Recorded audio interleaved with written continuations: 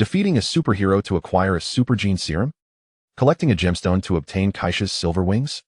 Vanquishing Thanos to ascend to the 4th generation of divine bodies? If so, I must apologize, for in this Marvel universe, I shall commence my journey from the very beginning. Chapter 1. The first day of transmigration, Doctor Strange blocks the door. Welcome to the Super God System. In a daze, Li Xiao heard a gentle voice echoing in his mind. This system will provide you with various super technological rewards. All you need to do is complete the corresponding tasks to receive these rewards. Though his mind was still foggy, he clearly comprehended the words spoken. Super God System, rewards for completing tasks. Have I transmigrated? Having read numerous web novels, this initial setup felt remarkably familiar. Moreover, he vividly recalled his demise. A massive concrete slab had fallen from the rooftop of a 5-story building and struck his head, shattering his safety helmet into pieces. Indeed, you are now in the Marvel Universe. Li Xiao shook his head vigorously, striving to hasten his awakening. Super God System? Super technology? Is it what I believe it to be? He recalled the animated series he had watched prior to his transmigration. In recent years, domestic animation had begun to thrive, and one of the earliest celebrated titles was Super God Academy. Although it had declined in quality due to various reasons, Li Xiao still held a fondness for it. Just as his affection for earlier Marvel films remained, despite their recent decline in quality. Yes, it is precisely what you think. What is my task? Li Xiao posed a crucial question. Defeat or subdue superheroes and supervillains within the Marvel Universe who possess superpowers, and you will receive specific rewards based on their characteristics. Additionally, collecting certain special materials will also yield system rewards, such as the Infinity Stones. Li Xiao's eyes sparkled. Does that mean I can acquire the formidable technologies from Super God Academy? Coupled with the resources of the Marvel Universe, this is an unparalleled beginning. He swiftly began to formulate his subsequent plans in his mind. First, he needed to ascertain the specific timeline he occupied within the Marvel Universe, as this was crucial for devising his action strategy.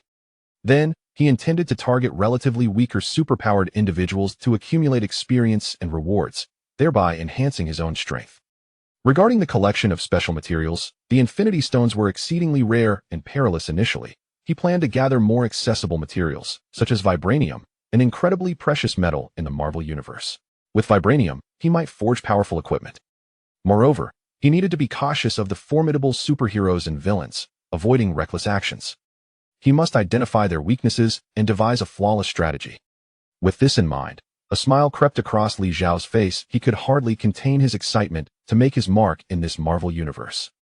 As a starting reward, the system will grant you a basic upgrade of your original genetic code, which is a simple enhancement of biological life.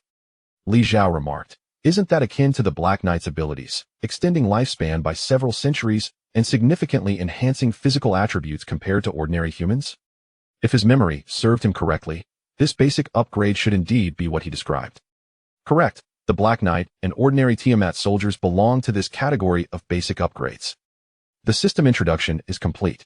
Final reminder, please collect the required materials or defeat the corresponding characters as soon as possible. Only by obtaining more rewards can your life be better secured. Once the system concluded its message, it fell silent. Li Xiao rose from the ground, beginning to take stock of his surroundings. As he surveyed the area, he realized he was in a dimly lit alley, surrounded by a damp odor. Standing up, Li Xiao walked toward the exit of the alley. However, just as he reached the entrance, a figure clad in a yellow robe blocked his path. You? Li Xiao was taken aback. He knew he would inevitably encounter this individual, yet he never anticipated meeting them here at this moment. Are you here to eliminate me? Li Xiao understood that since this person appeared, his affairs had likely been discovered. The Sorcerer Supreme never resorts to murder lightly. Indeed, the newcomer was none other than one of the most powerful characters in the early Marvel films, the Sorcerer Supreme, Doctor Strange. Not to kill? Then what brings you here? Li Xiao's demeanor relaxed considerably. As long as they were not here to confront him, there was no rush to be concerned about anything else. I wish to take you as my apprentice and impart the art of magic. Doctor Strange revealed her true purpose for being there. However, upon hearing her words, Li Xiao felt somewhat bewildered. As a transmigrator, he had just arrived and was already discovered, and this person wanted to take him as an apprentice. I do not know your past, but I have seen your boundless potential in the future. Hence, I wish to take you as my disciple. Doctor Strange spoke candidly, explaining her understanding of Li Xiao and her motivations for this decision. Listening to her words, Li Xiao felt a wave of relief wash over him. Clearly, with the system as his advantage, his background could not be easily uncovered by outsiders. Dr. Strange's appearance was prompted by her foresight of the future, where she had seen Li Xiao and recognized his immense potential. Perhaps there was also a significant threat involved. Regardless, it was the future that compelled Dr. Strange to appear, not merely Li Xiao's identity as a transmigrator. Dr. Strange has glimpsed into the future and wishes to take me as her disciple. Surely, she has perceived my talent for magic. Does this imply that, apart from super god technology, I can also harness the power of magic? Li Xiao pondered this, and a thought began to take shape in his mind. Very well, I can temporarily accept you as my master. Li Xiao agreed, as such an arrangement posed no detriment to him. Just temporarily? Dr. Strange detected the reservation in Li Xiao's tone. Given that this is our first meeting, although I know you due to certain circumstances and you are aware of me, we still lack familiarity. It is unreasonable to trust each other completely right away, is it not? Li Xiao provided a perfectly reasonable justification. That makes sense. Dr. Strange nodded in agreement. Then, follow me, we shall go to Camartage. As she spoke, Dr. Strange conjured a portal with ease. Observing her already stepping through, Li Xiao hesitated momentarily before following suit. On the other side of the portal, two individuals awaited, both of whom Li Xiao recognized. Baron Mordo and Kaiser both were disciples of Dr. Strange and would later betray her. With Dr. Strange's ability to perceive the future, she is aware these two will betray her, yet still keeps them close. It must be to provide experience for the future Dr. Strange. Li Xiao silently criticized in his heart, yet he refrained from voicing any of his thoughts.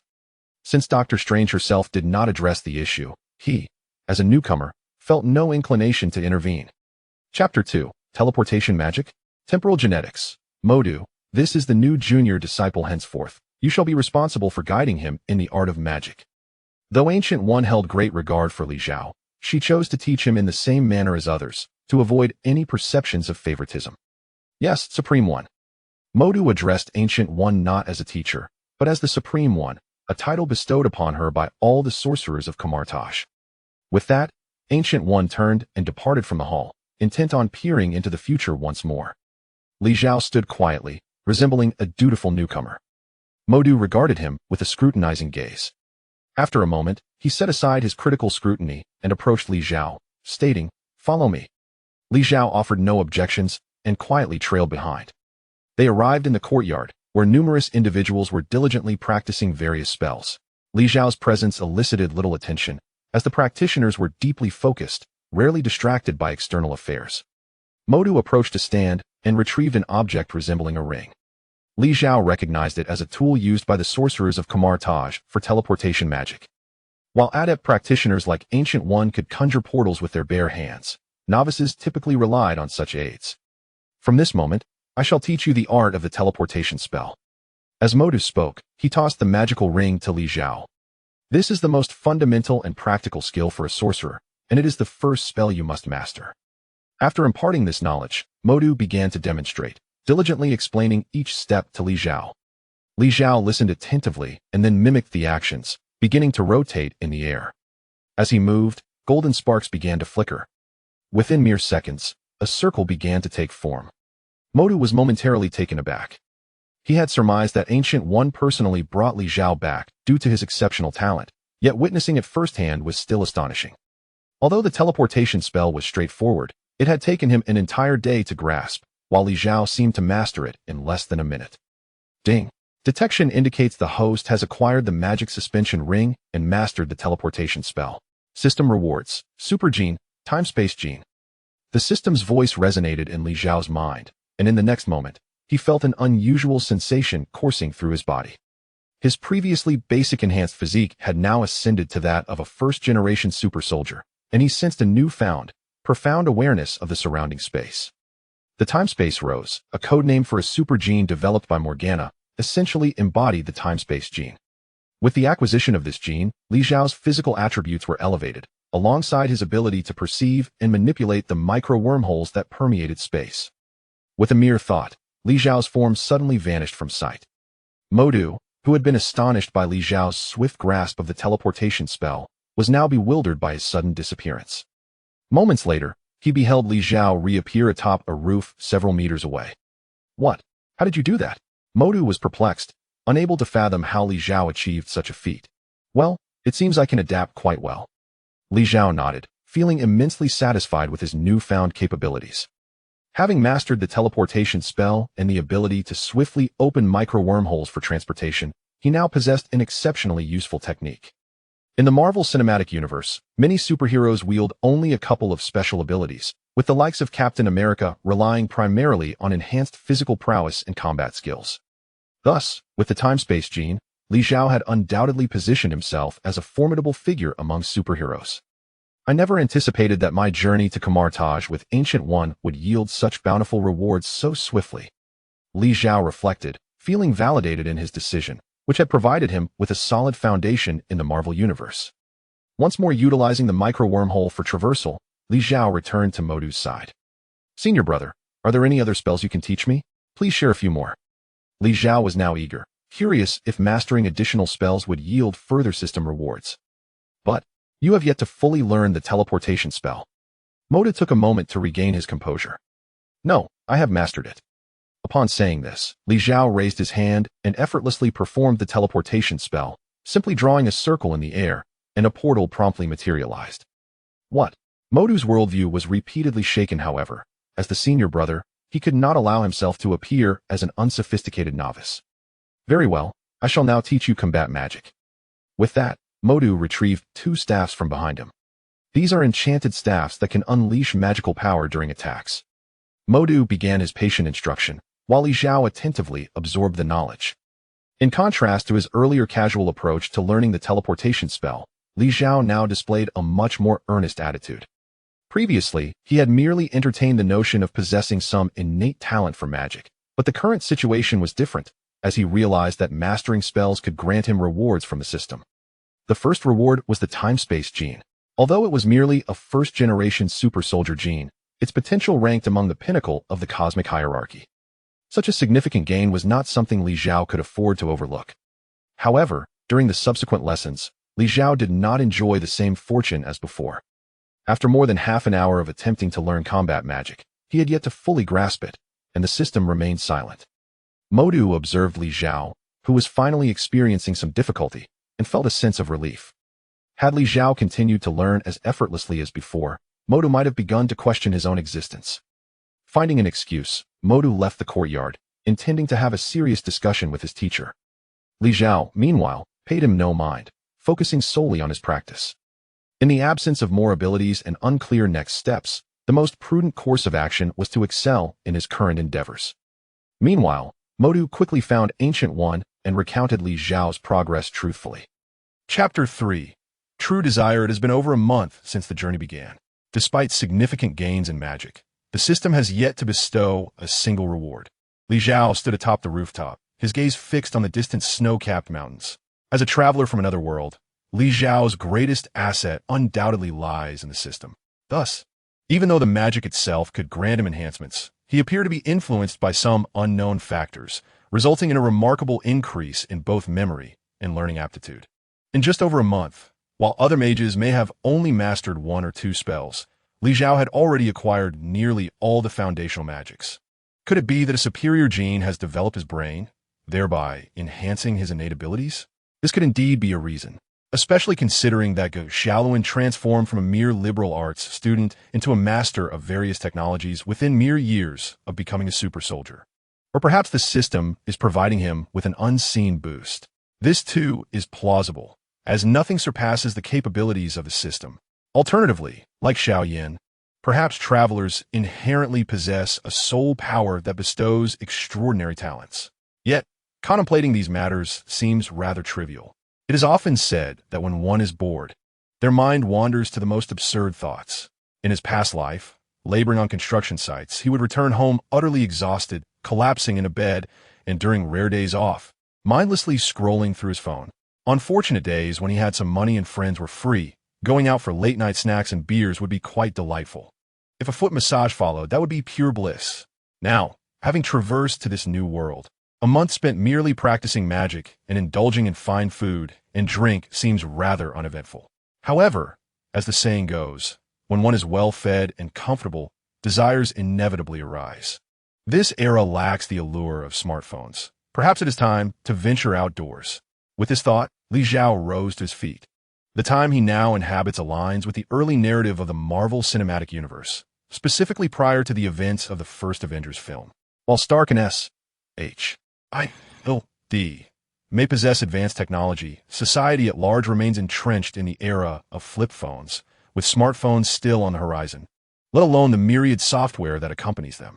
Having crossed dimensions, Li Xiao now finds himself in the bustling city of Magic City, a place he had never visited before and one he would never have dared to approach in his previous life.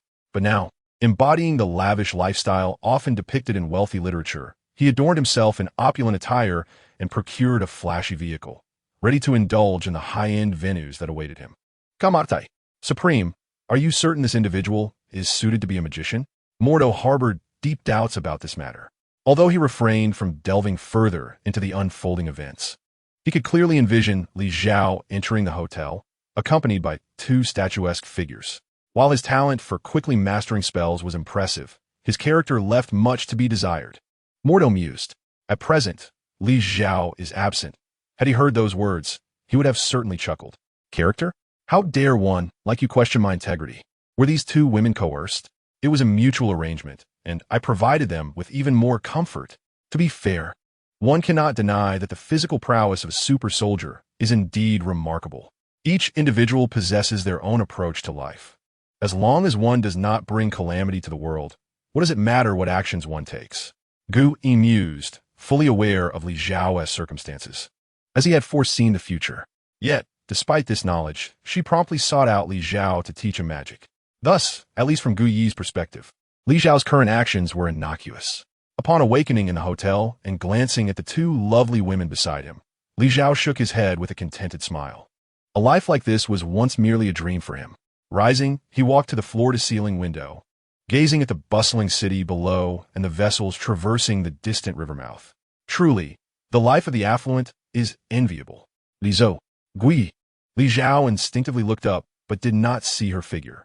He knew that Gu Yi was likely still a camartage, though she must have been aware of the events unfolding on his end. Surely you are not spying? Li Zhou Tiesa. I have no such proclivity. Gui Yi repeated, exasperated that her student dared to jest with her, his mentor. If you have such needs, you could always seek a proper girlfriend, Gu Yi remarked, unable to prevent Li Xiao from indulging in such pursuits. Yet as his teacher, she wished he would refrain. Must you really monitor my affairs? Li Xiao responded, somewhat speechless. This was the first amusing experience he encountered after his reincarnation, relishing a life he had never known before. I'm not monitoring. I'm merely offering advice. Gui clarified. Understood. I appreciate your counsel. Li Zhou Rubiya. Shortly after their conversation concluded, the two women awoke. Li Xiao, accompanied by his meticulously adorned companions, continued to explore the enchanting metropolis, even renting a small yacht for a voyage across the sea. For the following days, Li Xiao maintained this carefree and joyous demeanor. Gu Yi came to realize that while Li Xiao had acknowledged her advice, he had chosen not to heed it. Yet, as she had once expressed to Mordo, as long as Li Xiao did not engage in malevolent deeds that would harm others, she truly had no authority over his choices. Moreover, Li Xiao did not remain lost in such indulgence indefinitely. After a time, he ceased his hedonistic escapades and began to focus on understanding the world around him. The plot of the first Avengers film had yet to commence, but many characters from the Marvel Universe already existed. Li Xiao searched for relevant information online while simultaneously employing magic to investigate potential targets. The rewards from the system could only be attained through these extraordinary beings, superheroes, and unique artifacts. Women possess the ability to uplift men's spirits, yet it is the relentless pursuit of strength that resides at the core of a man's aspirations. The time for leisure has concluded. It is now imperative to contemplate the path to greater power. I now wield the prowess of magic, possessing the temporal genes and the physical attributes of a first-generation super soldier. Among the early superheroes of Marvel, aside from select few, the rest should be manageable. However, this particular individual seems most fitting to approach at this moment. As Li Xiao contemplated, the image of a young girl materialized before him, a teenager with striking red hair. Yet her attire appeared disheveled and worn. This was none other than the uninitiated Scarlet Witch, Wanda. Chapter 4. Wanda and Pietro in 2 or 3 years. Wanda would acquire her superpowers influenced by the Mind Stone, granting her a form of scarlet magical ability. However, in truth, Wanda's powers were innate. The missiles manufactured by Stark Industries possessed no dud variants. And the reason the one that fell near Wanda's home did not detonate was due to her subconscious alteration of its explosive probability. This represented an instinctive self-defense mechanism, perhaps explaining why Wanda and her brother Pietro managed to survive in the depths of society. With a target identified, Li Xiao wasted no time and set forth towards Sokovia. Upon entering the bustling streets of Sokovia, he swiftly made his way towards the areas where idle individuals congregated. According to the information he had gathered, Wanda should be here. In the midst of this chaotic throng, a man adorned in opulent attire entered, instantly capturing the attention of all present. Some gazed with simple admiration, while others began calculating how they might usurp Li Xiao's commanding presence. Yet, the majority felt trepidation, acutely aware that someone of such refined garb was no ordinary individual, and they dared not provoke him. Li Xiao remained indifferent to their gazes. With his formidable strength, he knew that even a collective effort from all present would yield no harm to him. Soon, amidst the crowd, Li Xiao discerned Wanda and Pietro. As he approached them directly, the siblings immediately grew vigilant. Those who had previously lingered near them instinctively retreated, fearing they might inadvertently attract the attention of this enigmatic figure. "What do you want?" Pietro stepped forward, positioning himself protectively in front of Wanda. "Are you looking to fight me?" Li Xiao regarded Pietro with genuine admiration for his boldness. As a man, it is his inherent responsibility to step forward in the face of danger. "As long as you refrain from inflicting harm upon us, I shall not resort to violence against you." Pietro, though still youthful, perceives that Li Xiao is not an ordinary individual. In such a situation, he naturally wishes to avoid provoking the other party unless absolutely necessary. "If I truly intended to harm you, what would you do?" Li Xiao inquired. "I would fight you with all my might," Pietro replied resolutely. "Excellent," Li Xiao chuckled. Initially, his sole objective was Wanda, for she was the only one who had clearly grasped the powers of chaos magic. However, at this moment, he found himself more inclined to recruit Pietro as an ally. The system's requirement was to either defeat or subjugate. Thus, Li Xiao need not vanquish every superhuman or superhero, but could instead enlist them as subordinates. "I currently lack 2 workers to assist me with minor tasks or run errands. Would you both care to join me?" Li Xiao proposed. "Workers?" Pietro gazed at Li Xiao in confusion. "You may more directly interpret it as becoming my subordinates." While the term workers was somewhat vague, the meaning of subordinates was clear to Pietro. "What if we refuse?" Wanda interjected. Despite being only 18, she exhibited remarkable maturity. She understood that agreeing to become Li Xiao's subordinate would entail significant consequences. Therefore, she felt it imperative to gain a deeper understanding of the situation before making a decision. "If you refuse, I will have no choice but to take action." Indeed, since Li Xiao had arrived, he was determined to seek rewards from the system. If subjugation proved impossible, he would resort to defeat. "Why do you set your sights on us?" Wanda pressed further. "Because you are extraordinarily beautiful." Li Xiao took a step closer, yet Wanda instinctively retreated several paces. Pietro remained steadfastly positioned, his gaze fixed upon Li Xiao, prepared to spring into action should Li Xiao exhibit any hostile intent. Wanda's beauty was indeed striking, a fact emphasized in both film and comic portrayals. However, in her current state, she presented an impression that was rather unremarkable. In chaotic urban environments, beautiful women often met unfortunate fates, and Wanda, fully aware of this reality, took care to conceal her allure. She deliberately dirted her face and donned loose clothing to obscure her figure, effectively disguising herself. Yet, to her astonishment, even with such careful concealment, Li Xiao discerned her true nature at a glance. As Li Xiao prepared to step forward once more, he simultaneously became aware of his surroundings. Those who once harbored intentions towards Li Xiao had unknowingly gathered at the forefront of the crowd. Simultaneously, others had set their sights on Wanda. Li Xiao was acutely aware that should he take action, these individuals would immediately follow suit. Moreover, once one person initiated the confrontation, it was likely that all others would join in. While Li Xiao harbored no fear of them, he was concerned that if he were to eliminate them, the Ancient One would undoubtedly emerge to lecture him once more. He retracted his raised foot and, with both hands, casually traced a circle in the air. In the next instant, a golden ring materialized, enveloping both Pietro and Wanda. As the ring enveloped them, they vanished simultaneously. The gathering crowd lost sight of their final target. For Li Xiao had also disappeared without a trace. Pietro and Wanda found themselves tumbling onto the ground, bewildered as they surveyed the surrounding lawn. In the next moment, they beheld Li Xiao materializing before them. The two were struck with immense astonishment, realizing that Li Xiao might very well belong to the realm of superheroes or supervillains. With the emergence of Iron Man, the concepts of superheroes and supervillains had begun to permeate public consciousness, particularly for these two, who bore a lingering resentment toward Stark, making their understanding of the situation all the more profound. "What do you want?" Pietro stammered, his bravery faltering in the face of superhuman. "I wish to recruit you both as my subordinates." Li Xiao reiterated his intention. "Why us?" Wanda questioned. "You are a superhuman. If you seek to recruit, surely you could find more capable individuals, even among the fairest of beauties." Wanda sensed that the reasons for Li Xiao's interest in them were far more complex than they appeared. "You are quite astute," Li Xiao replied with a smile. "Both of you possess immense potential, and in the future, you may acquire formidable superpowers. By taking you under my wing now, I can cultivate your abilities, ultimately reaping the rewards of two powerful superhumans. Does this rationale not suffice?"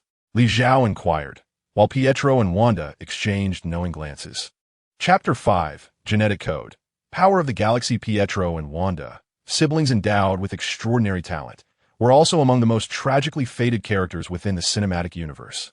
Pietro met his end shortly after his debut, sacrificing himself to save Hawkeye and a young girl. Wanda remained with the Avengers, falling in love with Vision, only to ultimately take his life in a bid to save the world. She bore witness to the harrowing moments when Thanos resurrected Vision only to kill him again, as well as the gruesome dismemberment of Vision by SWORD. In the end, Wanda succumbed to overwhelming grief, allowing the Darkhold to corrupt her, sacrificing her life for an ideal outcome that never existed. It can only be said that these two characters were not only striking, but also profoundly tragic within the narrative of the films. Now Li Xiao has arrived, and the outcome is undoubtedly different.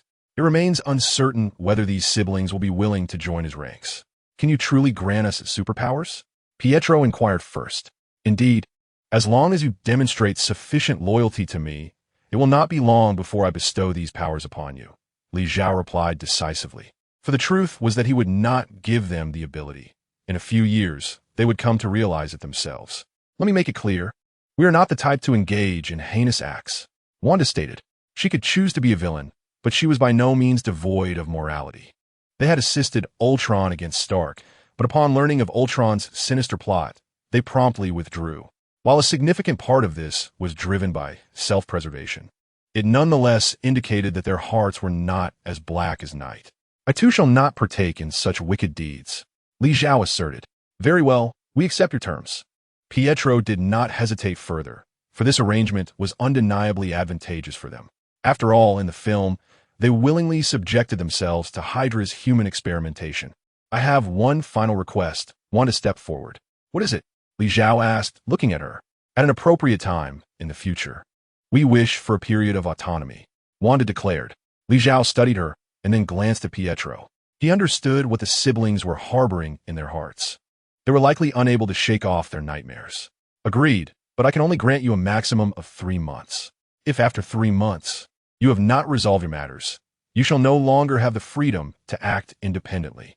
Li Xiao acquiesced, and the siblings harbored no further reservations. Thus, they both stood before Li Xiao and bowed deeply, signaling their determination. They had officially become his subordinates. Li Xiao was quite pleased with their display. Almost simultaneously, he received a reward from his system. Ding! Successfully recruited Scarlet Witch. System reward. Super Gene, codename, Galactic Power. Only one reward? Li Xiao pondered in his mind, but the system offered no response. He had somewhat anticipated this outcome. After all, Scarlet Witch's possession of chaos magic had been officially acknowledged since childhood in the movie, whereas Quicksilver's superpowers had not. Since no supplementary details had been introduced, it was reasonable to conclude that Quicksilver did not possess superpowers initially and would require external stimuli to acquire them.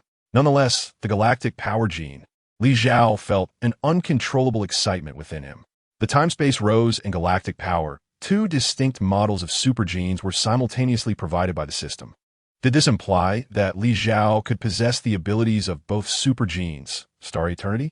The control over space bestowed by the time-space rose was unparalleled, and it even offered the potential to master time. The power of the galaxy is beyond discussion, and the ability to counter the void is unmatched in the entire universe. Complemented by the unique physique of the invincible body. Is it true that if I possess the invincible body, I can bypass the stages of the second and third generations, even the 3 generations of divine bodies? Li Xiao expressed his curiosity. However, he could not perceive the characteristics of his own body.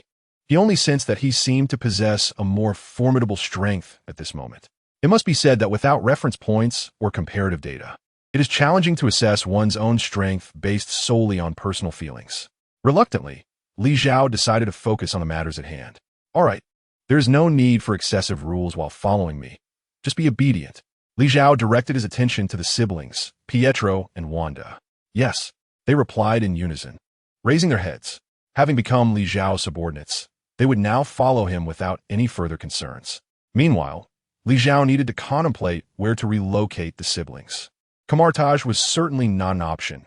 That place belonged to the Ancient One, and it would be inappropriate for Li Xiao to establish factions there. Returning to the Magic City? That place is indeed bustling, but settling there might lead to numerous troubles following him. Although this world is not his original one, the sentiment of homeland does not apply here. Nonetheless, being of the same ethnicity, Li Xiao preferred not to bring troubles back to that tranquil land. Ultimately, Li Xiao chose an island in the Pacific Ocean. The island was not vast, yet it was equipped with excellent facilities. It was a high-end tourist area, exclusively for the affluent. Li Xiao directly purchased a mansion on the island, designating it as his residence, where Pietro and Wanda could naturally live alongside him. Upon arriving at this luxurious estate, the siblings were taken aback by their new living environment. They who once struggled to survive at the bottom of society found themselves in such opulence, which felt almost dreamlike to anyone. You two will reside here from now on. The stewards and servants of the mansion will be under your oversight, Li Xiao remarked, not intending to stay long-term. At least for now, he preferred not to remain in one location. He still needed to return to Camartage and continue to indulge in various experiences he had not encountered before his travels. Thus, it was unrealistic for him to remain anchored in one place. Here are your identification cards, along with all the necessary documents, bank cards, and online accounts. Li Xiao tossed 2 bags toward them, filled with all the essentials Pietro and Wanda would need. I have some matters to attend to and will return in 3 days. You may proceed with your arrangements as you see fit. With that, Li Xiao turned and stepped through the portal. It had been several days since he had been out. It was time to return to Camartage and assess the situation there. Chapter 6. The Time Stone and the Sorcerer Supreme upon Li Xiao's return. Mordo's expression grew stern at the sight of him. Having just begun to grasp the fundamentals of magic, Li Xiao had ventured into the realm of ordinary mortals, wielding his newfound powers recklessly. Were it not for the Ancient One's prohibition, Mordo would have berated him soundly. Li Xiao, however, paid little heed to Mordo's demeanor, harboring no fondness for such an insubordinate apprentice. His sole intention for returning was to seek out the Ancient One. He proceeded directly to her chamber. The Ancient One, foreseeing Li Xiao's arrival, welcomed him without hesitation. Upon entering the room, Li Xiao was momentarily taken aback by the sight of the Ancient One seated cross-legged, a green gem hovering before her. To his astonishment, she was engaged in some endeavor with the Time Stone. The fates of the 2 children you recruited have been entirely rewritten, the Ancient One remarked with a sense of wonder. She had just been examining the futures of Wanda and Pietro through the Time Stone. Is there anything wrong with that? Lizou kuntarat. Not at all, the Ancient One replied, taking the Time Stone into her hands. Rising, she approached Li Xiao. In truth, the moment I saw you appear at that pivotal point in time, I knew that all subsequent futures would be altered. As you said, a change in the future is hardly a negative thing, is it? A smile graced Li Xiao's face. Indeed, for the Earth and the entire universe, it is not a bad thing. The Ancient One nodded and placed the Time Stone before him. If I were to bestow the Time Stone upon you, would you be willing to become the next Sorcerer Supreme? Are you suggesting that I exchange it for my guardianship of Earth? Li Xiao asked, somewhat astonished. It had only been a little over a month since they had met, and the Ancient One knew nothing of his origins. Yet, in such circumstances, she would entrust him with the Time Stone. "Are you willing?" the Ancient One inquired. "I have no desire to be ensnared by anything, living a life devoid of freedom," Li Zhao replied. While he indeed sought the Infinity Stone, the most potent artifact to have appeared in the Marvel Cinematic Universe thus far, he was averse to the constraints it could impose. In the current arrangement, he could pursue his desires freely, seize opportunities to vanquish supervillains, recruit individuals with extraordinary abilities, and reap the rewards from the system. A life so uncomplicated. No one will confine you, and Camartage does not require your management. You need only intervene when the Earth faces grave peril. Ancient One truly comprehends Li Zhao, having likely observed him countless times across future timelines. Li Zhao hesitated, contemplating the benefits this might bring him. If a crisis arose that necessitated the intervention of the Supreme Sorcerer, it would undoubtedly be a cataclysmic event threatening the very fabric of the world he inhabits. Could he really turn a blind eye to such devastation? Ancient One gently reminded him. Li Zhao nodded in silent agreement. Indeed, he resided on Earth, and should a world-ending calamity emerge, he could not simply remain indifferent. After all, beneath a collapsed nest, no eggs remain unscathed. Moreover, having just begun to savor the wonders of this world, finding life so exquisite, the thought of its sudden obliteration troubled him deeply. "Very well, I accept your words," Li Zhao conceded, extending his hand to retrieve the Time Stone. The moment he grasped it, the system's voice resonated once more. "Ding! Successfully acquired one of the 6 Infinity Stones, unlocking a special series of rewards. Flame-grade weapons, god-slaying weapons, dark silver weapons, void-like weapons, void-grade weapons, and celestial computers. From this series, you may choose any weapon within the current tier as your reward according to your own desires. Currently, the number of Infinity Stones obtained is 1, unlocking flame-grade weapons. You may select any weapon within the flame category as your reward." As the system's voice faded, a unique interface materialized in Li Zhao's mind, showcasing an array of weapons. Some were familiar to him, while others remained unknown. With little time to deliberate, he set the interface aside for the moment. "May I peruse the tomes in your library?" Li Zhao inquired. His return was not merely for idle conversation with Ancient One. He had his sights set on the advanced magic of Camartage. "Since you are now the Supreme Sorcerer, you are free to access all the spellbooks here." Ancient One replied with a smile. "What about the Darkhold?" Li Zhao's question left Ancient One momentarily speechless, her brow furrowing in concern. "The Darkhold is perilously dangerous. I strongly advise against delving into it," she cautioned. "Yet it will inevitably surface. Its imprint has already been leaked, and that sorceress possessing the Darkhold may one day seek out Wanda." Li Zhao spoke candidly with Ancient One, for she was well versed in these matters. "Then we must delay as much as possible until your power is sufficient to confront the dimensional demon before you engage with it." Understanding the futility of outright prohibition, Ancient One could only implore him to exercise caution. "Very well." Li Zhao did not persist, for he was not particularly eager to see it happen immediately. Moreover, the 2 youths under your command harbor a profound resentment. Should you fail to guide them appropriately, it might precipitate a catastrophic conflict within the Earth. Exercise utmost caution while assisting them in mastering their powers.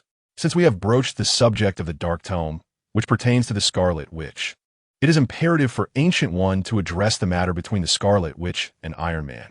I have promised him a span of 3 months for unrestrained activity in the future. If Stark cannot endure even 3 months in the presence of these siblings, then I am powerless to intervene. Li Zhao will not forcibly obstruct Wanda and Pietro from seeking vengeance. It is a matter of respecting the karmic consequences of others. With your assistance, their abilities and powers will undoubtedly be magnified. In such circumstances, should you remain inactive, Stark's chances of survival would be exceedingly grim. Ancient One is acutely aware of Li Zhao's capabilities. With his support, the rate of growth for the Scarlet Witch and Quicksilver will surely be remarkable. That is beyond my concern. This is Li Zhao's stance. Stark is of no consequence to him, yet Wanda and Pietro have now become his subordinates. To refrain from aiding his own subordinates in their quest for retribution would be an egregious dereliction of duty. Chapter 7. The thoughts of a young girl. Li Zhao departed from Camartage after a mere half-day, bearing the Time Stone and a fundamental spellbook procured from the archives. returning to his estate on the island. In his brief absence, the condition of the estate had undergone a significant transformation. The main building was impeccably tidy, and the largest, most opulent master bedroom had been meticulously arranged. In the garden, the flower beds were pruned to perfection, and the overall layout had even been altered. Had Li Zhao delayed his return by a day or two, it is likely that the flowers in the beds would have been entirely replaced. "Do you two really need to be so concerned?" Li Zhao remarked, observing the siblings before him, unable to suppress a chuckle. "Hee," Pietro responded with a hint of bashfulness. "We have not had a home since we were very young. Now that we reside here, we aspire to make it our home," Wanda explained, genuinely yearning for a sense of belonging. Though both were 18 and legally considered adults, they still bore a certain childlike innocence. Having grown up without a home, they harbored a deep longing for one, and Li Zhao had now provided them with such a sanctuary. Although they were but subordinates within this household, Li Zhao did not project an air of superiority when interacting with them. Upon their arrival, he had granted them considerable freedom. Thus they naturally began to regard this place as home, arranging their future lives within it. "This has always been your home," Li Zhao declared, instinctively extending his hands to gently caress Wanda's forehead as he spoke. "After a long day of toil, it seems you all have not had the chance to rest properly since your arrival," remarked Li Zhao as he observed Wanda, who, despite her unchanged attire, bore a thicker layer of dust upon her visage than before. It was evident they had spent the better part of the day tidying up the house. "Go take a shower, then join us for dinner. This evening, let us refrain from any further exertions and allow ourselves a day of respite," Li Zhao suggested. Wanda replied, keeping her gaze lowered. Had it not been for the excessive grime on her face, Li Zhao would surely have noticed the rosy hue that graced her cheeks. The two young men promptly retreated to their respective quarters. During their brief interlude of self-preparation, Li Zhao ordered the estate's chef to prepare a sumptuous dinner. When they eventually emerged, Li Zhao found himself momentarily captivated by Wanda's presence. He had always known her beauty was commendable, yet he had not anticipated the extent of her allure. Her fair complexion was tinged with a delicate pink, and her features were exquisitely defined. At merely 18, her figure was already strikingly alluring, perfectly proportioned and upright. It is often said that the bloom of European and American women is fleeting, yet during those prime years, they radiate an extraordinary brilliance. In this very moment, Wanda epitomized the zenith of her beauty, exuding the essence of youth while possessing a remarkable maturity in both appearance and stature. Perhaps entranced by her charm, Li Zhao found himself gazing a moment too long, causing Wanda's cheeks to flush an even deeper shade of pink. "Mr. Li." At that moment, Pietro's voice broke the spell. Li Zhao, momentarily lost in thought, promptly snapped back to reality upon hearing Pietro's call. Embarrassed, he scratched his head and turned his attention towards Pietro. "You look quite spirited," Li Zhao complimented, oblivious to the fact that, in terms of appearance, he was not markedly more mature than Pietro himself. Thanks to the super soldier serum, Li Zhao's physique had been arrested in the most vigorous and perfect phase of human development. In the grand tapestry of humanity, regardless of gender, the pinnacle of perfection is found in youth, typically in the teenage to early 20s. Thus, Li Zhao appeared to be in his 20s, and the influence of the serum rendered him exceedingly handsome. Consequently, Pietro felt a curious sensation upon hearing Li Zhao refer to him as young man. Wanda, perceptive as she was, had already discerned Li Zhao's subconscious attempt to mask his earlier fascination with her.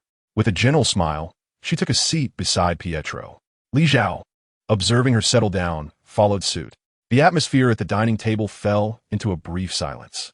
Fearing awkwardness, Li Zhao dared not look at Wanda, yet his gaze would invariably drift in her direction. Wanda, noticing his furtive glances, allowed a slight smile to grace her lips, the faint blush on her cheeks betraying her shyness. Pietro observed the subtle atmosphere between the two, a glint of mischief flickering in his eyes, and deliberately exclaimed, "This dish looks incredibly fragrant. Let us indulge." With that, he speared a piece of meat with his fork and placed it in his mouth. Li Zhao and Wanda were jolted back to reality and began to eat. During the meal, Li Zhao occasionally noticed Wanda's clumsy use of chopsticks, and he seized the opportunity to serve her some dishes. Each time, Wanda softly murmured her thanks, her voice gentle and shy. Pietro, watching from the side, gradually grasped the situation. He believed that if his sister were to be with Li Zhao, it it would indeed be a fortunate affair. The young man was handsome, possessed formidable powers, and was affluent, not to mention his kindness towards both siblings. Thus, Pietro found himself increasingly cheerful as he ate, occasionally teasing, which made Wanda blush even more. Observing this, Li Xiao feared that Wanda might end up unable to eat at all. So he initiated a conversation with Pietro about their forthcoming training and the importance of acquiring advanced technological knowledge. He emphasized that their true strength lay in technology, and if he were to grow stronger in the future, it would be through this very means. This realization meant not only Wanda and Pietro needed to learn, but Li Xiao himself was also in need of knowledge. The gravity of Li Xiao's words resonated with him, calming his thoughts as he reflected on his own circumstances. Consequently, he found himself less distracted by Wanda's beauty, and the initial awkwardness dissipated. However, Wanda's expression hinted at a tinge of disappointment. Though shy, she admired Li Xiao equally. If he could genuinely develop feelings for her, her joy would be immense. Yet now, with Li Xiao so swiftly diverting his attention, perhaps he did not harbor any true affection for her, merely a fleeting interest drawn by her appearance. Does he truly like me? Wanda pondered in turmoil. The dinner hour swiftly passed, and after bidding farewell to the siblings, Li Xiao retreated to his room. He needed to contemplate carefully how to harness the powers he possessed and how to manifest his strength. Additionally, the magical tomes he had brought back from the Comitage library required thorough study to master more spells. Chapter 8. The Sword of Flames. After a night of intense study, Li Xiao received the latest news the following day. Upon officially becoming a super soldier, he had delved into a technique, dark data intrusion into networks. Utilizing the Super Soldier's unique ability to manipulate dark data, he could infiltrate networks, thereby surveilling the targets of his choosing and accurately tracking their movements. The first entity Li Xiao intended to monitor was SHIELD. The reason is simple. For decades, SHIELD has been the organization responsible for managing global mysterious affairs, possessing an abundance of intelligence. Furthermore, the Space Stone is in SHIELD's possession, and Li Xiao now bears the monumental task of collecting all 6 Infinity Stones. Upon acquiring the final stone, he shall be rewarded with the Celestial Computer, an unparalleled technological marvel in the super god universe. Only with the assistance of a celestial computer can a deity truly claim the title of a supreme ruler.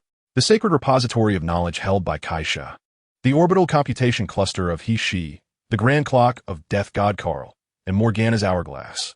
All these powers, including the might of galaxy powers Gu Xiaoluan, have ascended to the level of supreme deities thanks to the aid of the celestial computer known as Qian-Kun. Should Li Xiao attain mastery over this celestial computer, he shall undeniably ascend to the ranks of the foremost powers in super technology.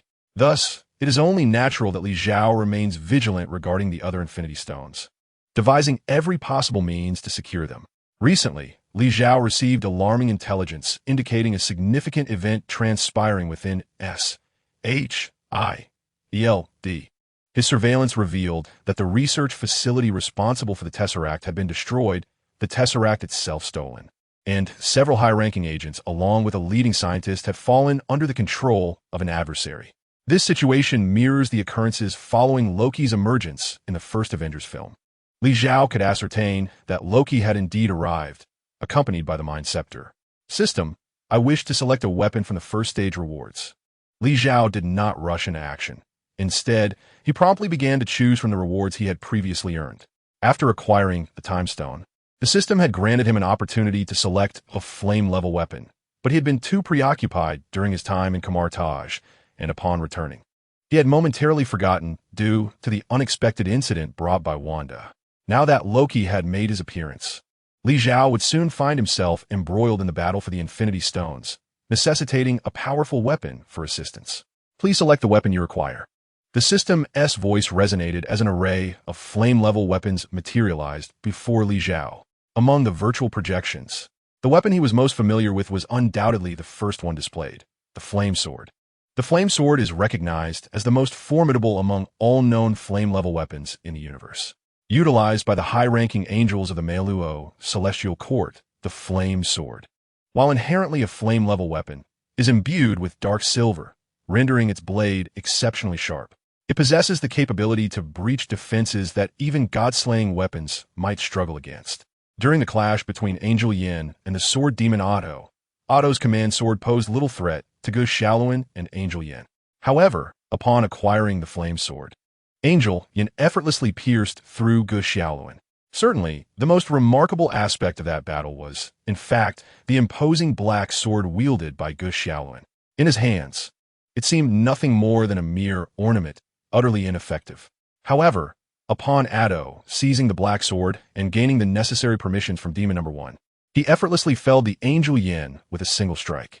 3 distinct weapons emerged in that confrontation: Addo's god-slaying command sword, Yan's blazing weapon, the flame sword, and Gu Xiaoluan's void weapon, the black sword. The command sword's performance was the least impressive. Nevertheless, Addo harnessed its inherent abilities to enhance himself through relentless slaughter, ultimately ascending to divinity, a testament to its worth as a weapon. The flame sword, though of the lowest grade, possessed a unique material that rendered its destructive power on par with the god-slaying weapons, particularly in breaching defenses where it truly stood apart. The black sword, as a void weapon, was unparalleled in its might, especially before the Reaper Carl unveiled any other void weapons, establishing its dominance. Regrettably, Gu Xiaoluan proved to be inept, unable to wield such a divine artifact, resulting in its potential being squandered, ultimately leading to his adversary employing his own weapon against his comrades. What a pitiable situation. Thus, the choice fell to the flame sword. Li Zhao hesitated not a moment, decisively selecting the flame sword. In the realm of flame-grade weapons, the choice of the flame sword was devoid of any doubt. Should it come to future god-slaying weapons, silver weapons, or void weapons, those would be the true considerations for Li Zhao. The weapon chosen by the host has been confirmed. The system rewards are about to be bestowed. The voice of the system echoed, and concurrently, the virtual images before Li Zhao began to dissipate. Yet, the image of the flame sword lingered, transforming into a tangible long sword that descended directly. Li Zhao was taken by surprise by this turn of events and instinctively reached out to grasp it. However, as his fingers approached the flame sword, an overwhelming sense of danger compelled him to retract his hand immediately. The blade grazed his fingertips as it fell, piercing through the floor with ease, penetrating the thick steel-reinforced concrete beneath. Had it not been for the 2 handguards situated between the blade and the hilt, which became lodged in the cement floor, the long sword would have continued its descent unabated. At that moment, in the room below, Pietro stood transfixed, gazing at the crimson long sword hovering above him, utterly dumbfounded. He dared not move, beads of sweat trickling down his forehead. Liga only wanted to grab a snack. Surely you wouldn't resort to using a sword against me? He stammered, his mouth full of chocolate, which now held no sweetness for him. Li Zhao's room was on the 2nd floor, directly above a room on the 1st floor that housed a large refrigerator filled with snacks, fruits, and daily necessities. Pietro found himself in quite a predicament, for his insatiable appetite led him to seek a morsel of food.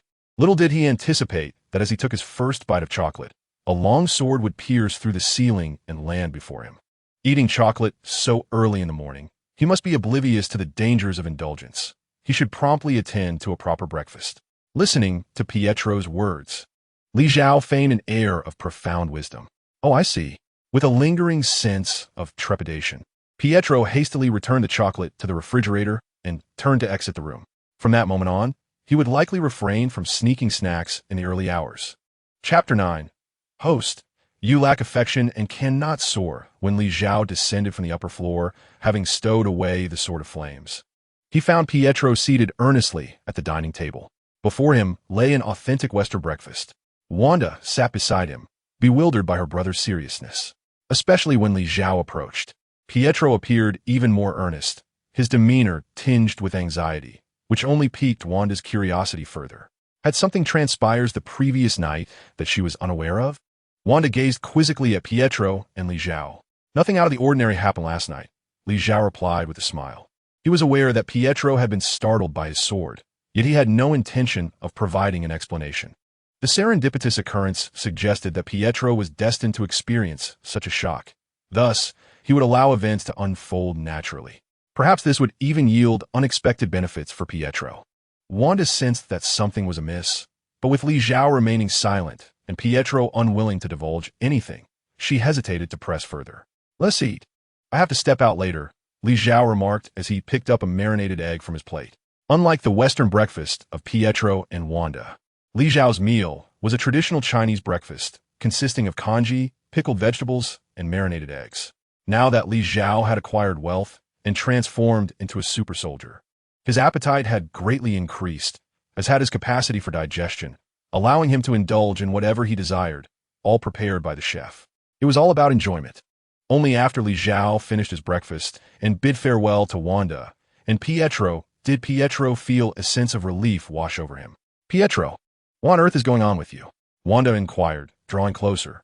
At a loss for words, Pietro struggled to formulate a response. Should he confess that he had been tempted by snacks in the morning and nearly met his end by Li Zhao's sword?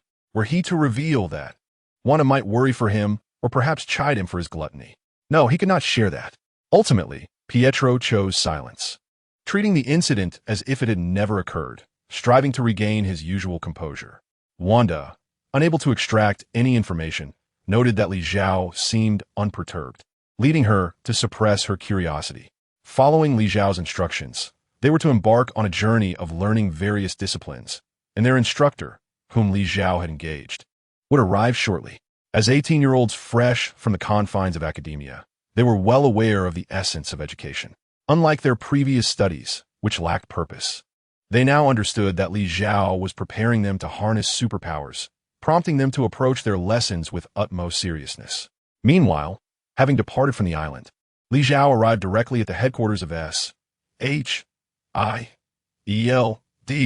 through a portal. Standing opposite the Triskelion, he observed a colossal platform emerging from the lake before the building, revealing a massive aerospace aircraft carrier. This was S.H.I.E.L.D.'s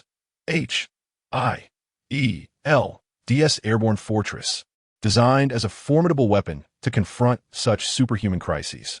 Currently, there existed only one of these carriers, the three seen in Captain America. The Winter Soldier had yet to be constructed, and the Insight program had not even commenced preparations. Regrettably, without the eye of Agamotto or the cosmic computer, he could not directly ascertain Loki's whereabouts and seize the Tesseract and the scepter from him. Li Zhao had already acquired 2 potent super genes and wielded magical powers, rendering him exceedingly formidable. Nevertheless, he acknowledged that his capabilities were still insufficient, particularly in terms of accessing comprehensive planetary information. Perhaps he could utilize the Time Stone to glimpse the future? He glanced down at the pendant adorning his chest. The Eye of Agamotto, the vessel for the Time Stone. Ancient One had entrusted him with the Eye, designating him as the new Sorcerer Supreme. Although Li Zhao would not immerse himself in Camartage to serve as a protector like Ancient One, he had mastered the manipulation of the Time Stone, including the ability to glimpse the future. Ultimately, he resolved against such actions, while peering into the future could serve as a precautionary measure. Knowing the eventual outcome might constrain his current thought processes. After all, one might instinctively believe that adhering to that future is the sole correct path, thereby preventing numerous potential changes and influences from occurring. Of course, if one were to scrutinize the future millions of times and ascertain that only one scenario leads to success, that would be a different matter altogether. However, Li Zhao was certain he lacked the inclination to peer into the future millions of times for a single endeavor. As Li Zhao gazed at the celestial mothership ascending into the heavens, its reflective panels activated, vanishing from his sight, a sense of melancholy enveloped him. Although he possessed methods to reach the skies, such as wormhole jumps or magical means, these methods felt rather crude, akin to forcibly levitating without the grace of true flight. System. I recall that the power of the galaxy is endowed with wings. Could you possibly grant me access? Li Zhao inquired. The system can provide you with a sacred code to activate the wings, but the issue is, even with wings, you would still be unable to fly. Came the system's response. Why is that? Lack of affection. The system replied, leaving Li Zhao speechless. What did lack of affection even mean? Was it not simply a matter of a kiss? He mused about finding a young model. Not only a kiss, but a whole suite of services would suffice. Li Zhao understood the system's implication, recalling how Gu Xiaoluan had learned to fly through a kiss from Rose. If it is purchased with money, can it truly be called love? Of course it can. I am certain that at that moment it was a fervent passion. Your feelings are merely momentary whims. And do not count. With a mother plagued by illness, a father addicted to gambling, and a brother burdened by the hardships of school, Li Zhao lamented his affection for her, though his heart was not truly at ease.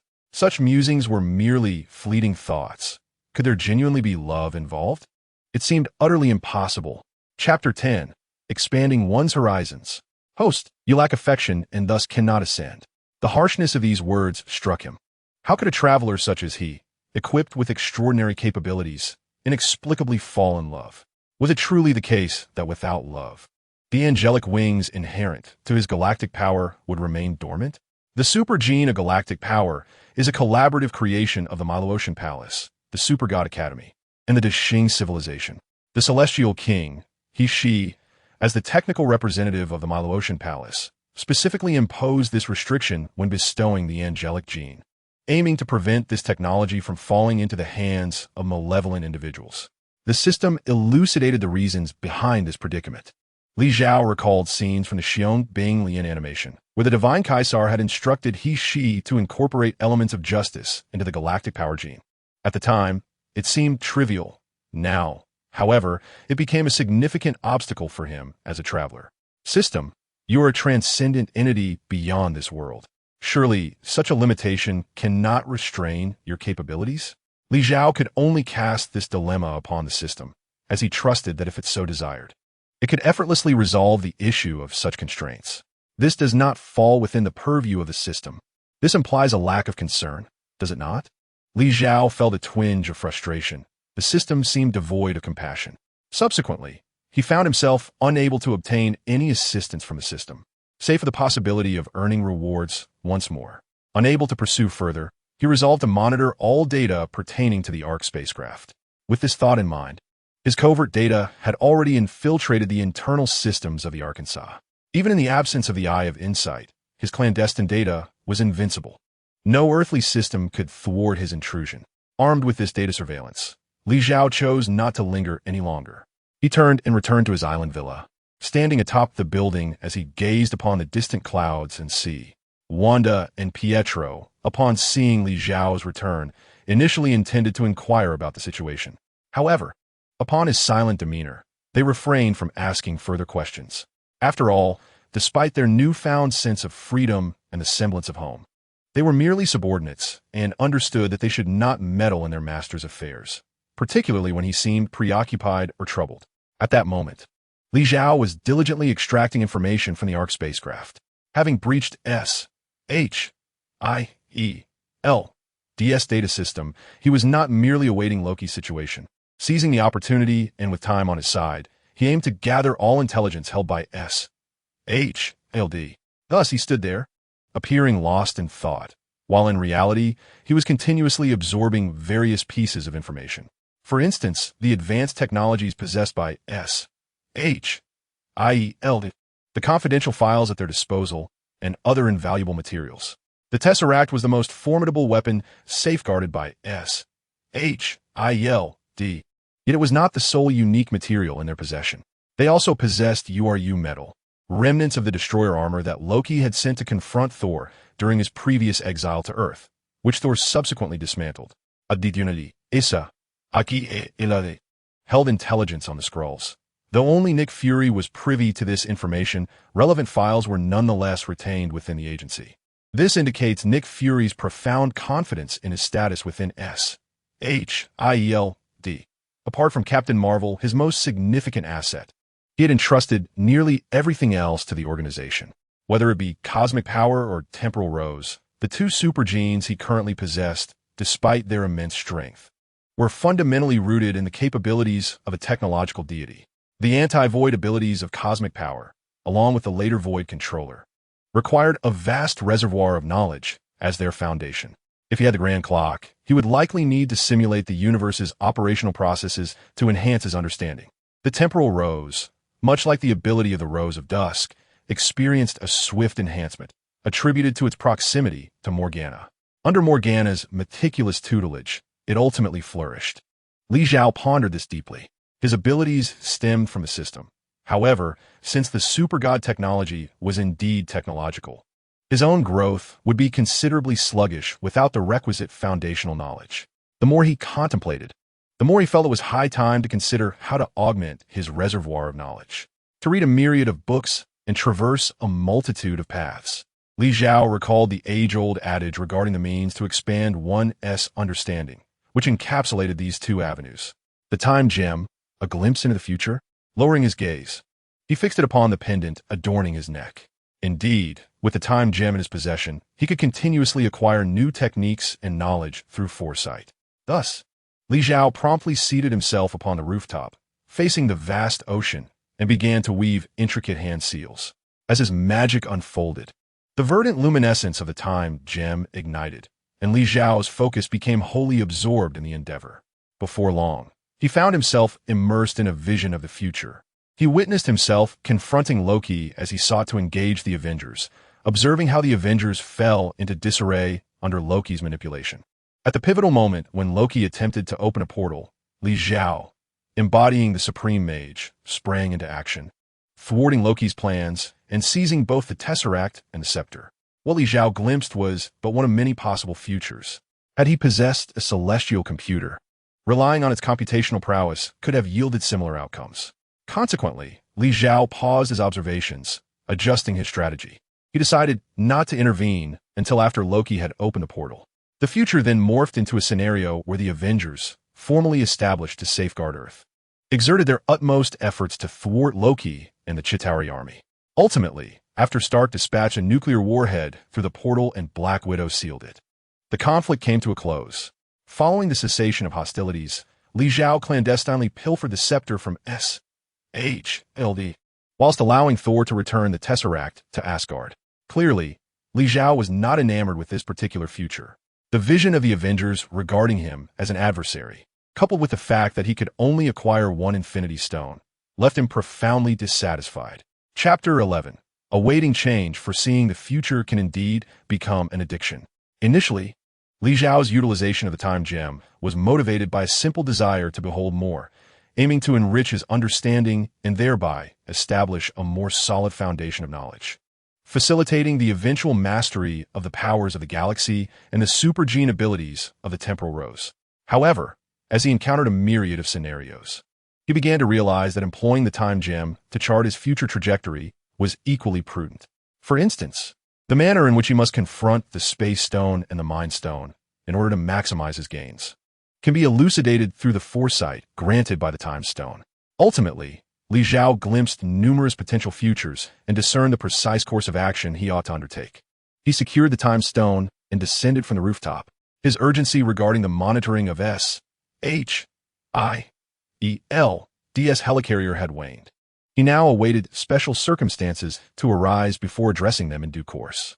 "Mr. Li, have you encountered any issues?" Upon seeing Li Zhao descend, Wanda finally articulated the question that lingered in her mind. "Nothing of consequence, merely some minor disturbances on Earth that require my attention," Li Zhao casually explained. "By the way, we still lack clarity on what precisely you're engaged in," Wanda inquired, her curiosity piqued. Li Zhao had recruited the brother-sister duo, yet upon their arrival, he had not tasked them with any responsibilities. Instead, he organized their daily studies, encouraging them to consider this place as their home.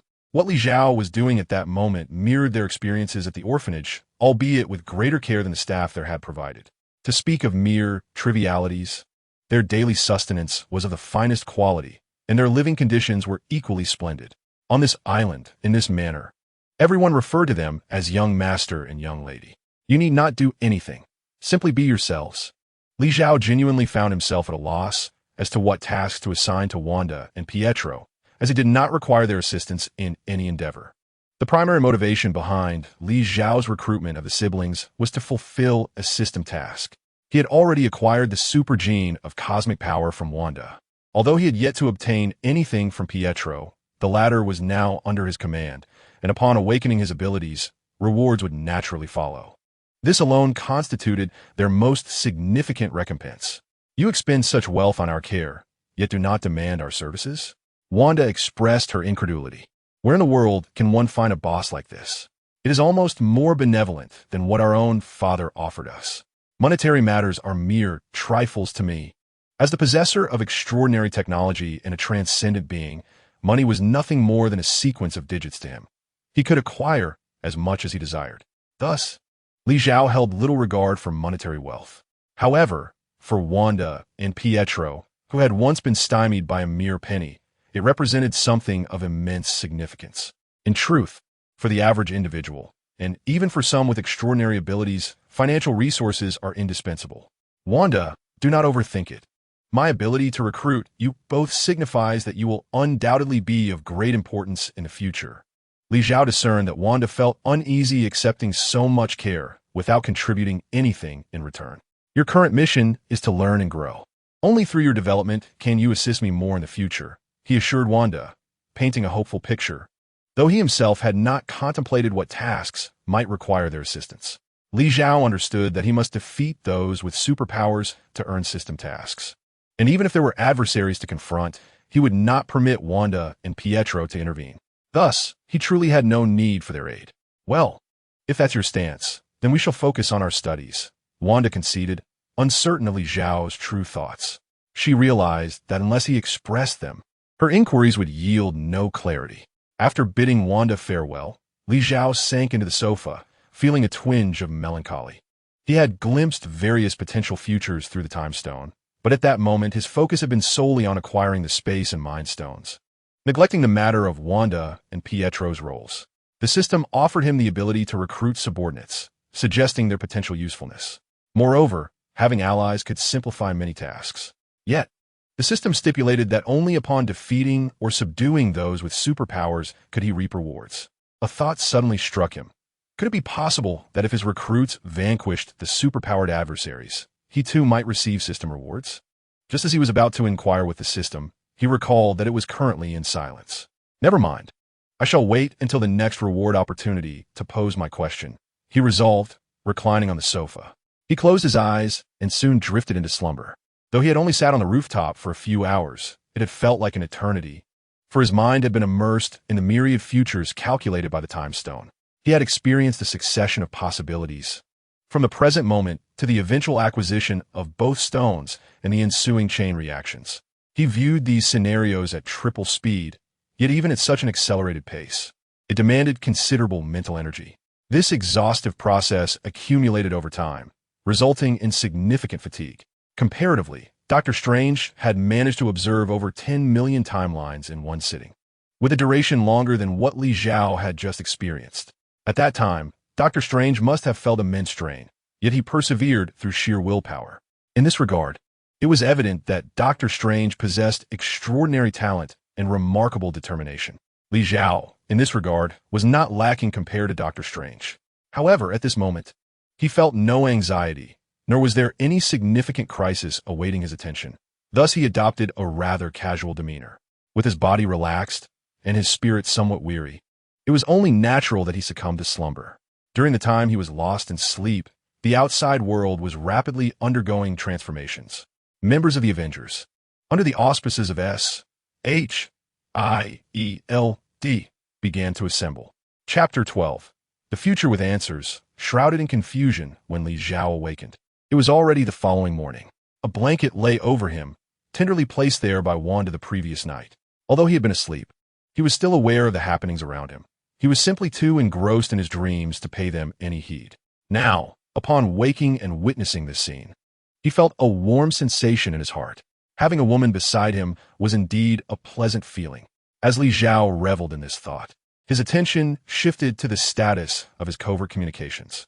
Presently, the most pressing matters required his focus on the Space Stone and the Mind Stone. After a brief examination, he found that S.H.I.E.L.D. had made little progress. The entire agency was operating methodically, and the Avengers had only just begun to gather aboard the helicarrier. Loki had yet to make an appearance. The whereabouts of the Tesseract remained unknown, and even Thor had not yet arrived. Thus, it was not yet time for Li Xiao to take action. "Breakfast is ready," Wanda called out as she entered the hall, noticing that Li Xiao had awakened. "Ah," Li Xiao responded, rising to make his way to the dining area. "Since you've just woken up, would you like to freshen up first?" Wanda suggested. Allericht. Li Xiao acquiesced, then retraced his steps back to his room. After Li Xiao departed the hall, Pietro entered. "Why is Brother Li so gentle when he is with you?" He pondered, recalling the long sword that had pierced through the rooftop the previous morning. Is he? Wanda retorted, though her cheeks had already begun to flush. Sighing, Pietro thought to himself that it was evident, considering Wanda's current demeanor and the events of the past few days, that he should have recognized this sooner.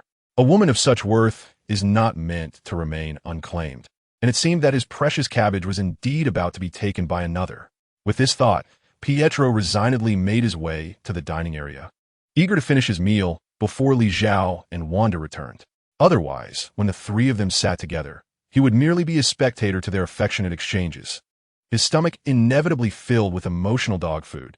Halfway through his meal, Li Xiao descended.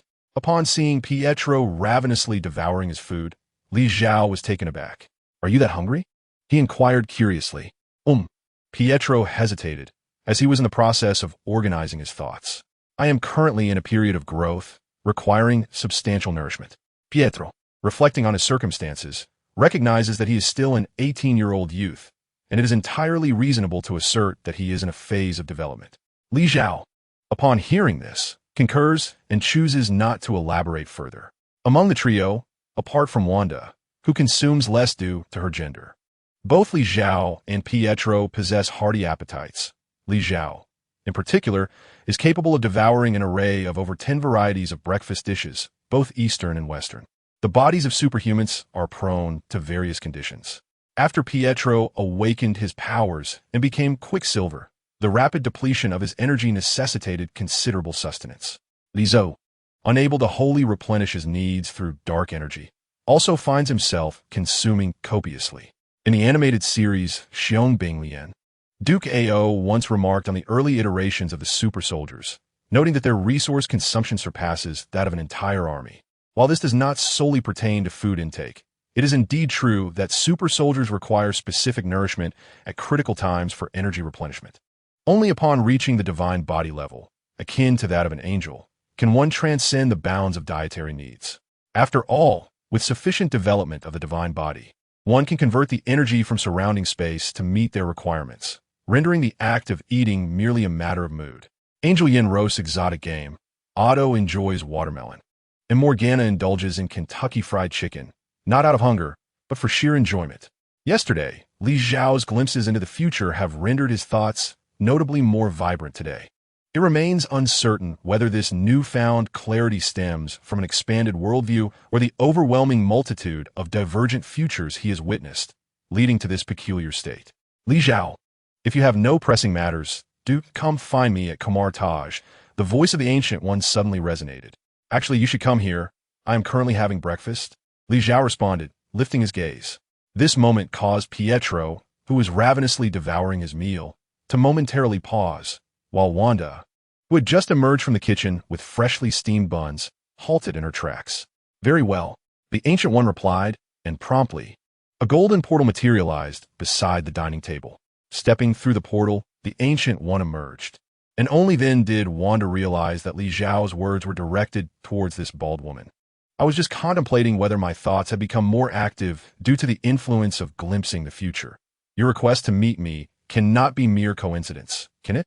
Li Xiao inquired, gazing at the Ancient One. "You have glimpsed the future?" the Ancient One asked. At that moment, Wanda placed the buns before her. The Ancient One turned to Wanda, who, destined to become the Scarlet which and nearly bring about the destruction of Kamar Taj, now appeared so innocent and endearing. Wanda felt an unusual sensation under the gaze of Ancient One, yet she could not fathom its nature. Thus, she turned and took a seat across the table beside Pietro. "This is freshly squeezed soy milk," Li Xiao announced as a warm cup of soy milk appeared before the Ancient One. "Soy milk paired with fried dough sticks. I also have marinated eggs and scallion pancakes." As Li Xiao spoke, a variety of breakfast items began to accumulate in front of the Ancient One. "Consuming all this, how much time will you waste on meals throughout the day?" the Ancient One inquired. "I have no choice. I lack specialized food and must rely on quantity for sustenance," Li Xiao replied. "Having lived for centuries and tasted an array of cuisines, I must admit that the delicacies from your Eastern nation are the most exquisite." As the Ancient One spoke, she picked up a marinated egg and began to peel it. However, she ultimately refrained from eating it, returning instead to her earlier musings. If you glimpse into the future, the myriad events that unfold will transform into thoughts within your mind, continuously disrupting you and leading to choices that differ entirely from your initial intentions. Indeed, peering into the future can help avoid numerous mistakes. Yet if one evades all errors devoid of impulse and emotion, they will gradually lose interest in life, rendering existence devoid of meaning. After expressing this, the Ancient One set the marinated egg back on the plate. She peeled the egg, but did not consume it. She had glimpsed the future, yet felt disenchanted with what lay ahead. This sentiment had accompanied her for centuries and was one of the reasons she would ultimately choose to relinquish everything in the film. Chapter 13. The future altered by the Ancient One is what you are expressing your personal insights on life. Li Zhao, having just concluded his glimpse into the future, possessed scant reflections on it. However, the Ancient One was different, having endured countless such experiences over her long existence. It cannot be termed life insights. It is merely the result of having seen much, she replied. Is there any distinction? My life has been excessively lengthy. Very well, Li Zhao chose not to press further. If possible, refrain from peering into the future unless absolutely necessary. It can easily influence you, for you are unlike other sorcerers. The Ancient One cautioned. In what way am I different? Although Li Zhao was aware of his unique nature compared to other sorcerers, he sought to understand how the Ancient One perceived his differences. You possess greater power and an infinite lifespan. The Ancient One primarily wished to emphasize the latter. When she had glimpsed the future and witnessed Li Zhao's emergence, her curiosity about him was piqued. However, tracing the past yielded no results, while the future promised endless extension. This indicated that Li Zhao possessed an everlasting life, not merely due to the absorption of dark dimension energy. A being with eternal life, influenced by the known future, would expand infinitely. I hope you'll be someone who follows your true self from the very beginning, rather than being firmly bound by the known future like I have been throughout the years. What the Ancient One speaks of at this moment refers to the segment in her original timeline where she chose to sacrifice herself for Doctor Strange. As a formidable sorcerer supreme, she abandoned her original beliefs for a specific future, drawing energy from the dark dimension to sustain her life. She lived for centuries, yet all was merely to perish for someone at a crucial moment. Such a life holds no inherent meaning. The arrival of Li Zhao dramatically altered the Ancient One's future, and it was only when this future was transformed that she suddenly realized she could lead a different life. I shall contemplate your advice carefully, Li Zhao remarca, and whether he would truly act upon the Ancient One's words depended on his own needs. If there were indeed insurmountable problems, utilizing the time stone to glimpse the future and acquire more solutions would not be an unwise course of action. Though you're nominally my apprentice, I am well aware that your abilities do not stem from me.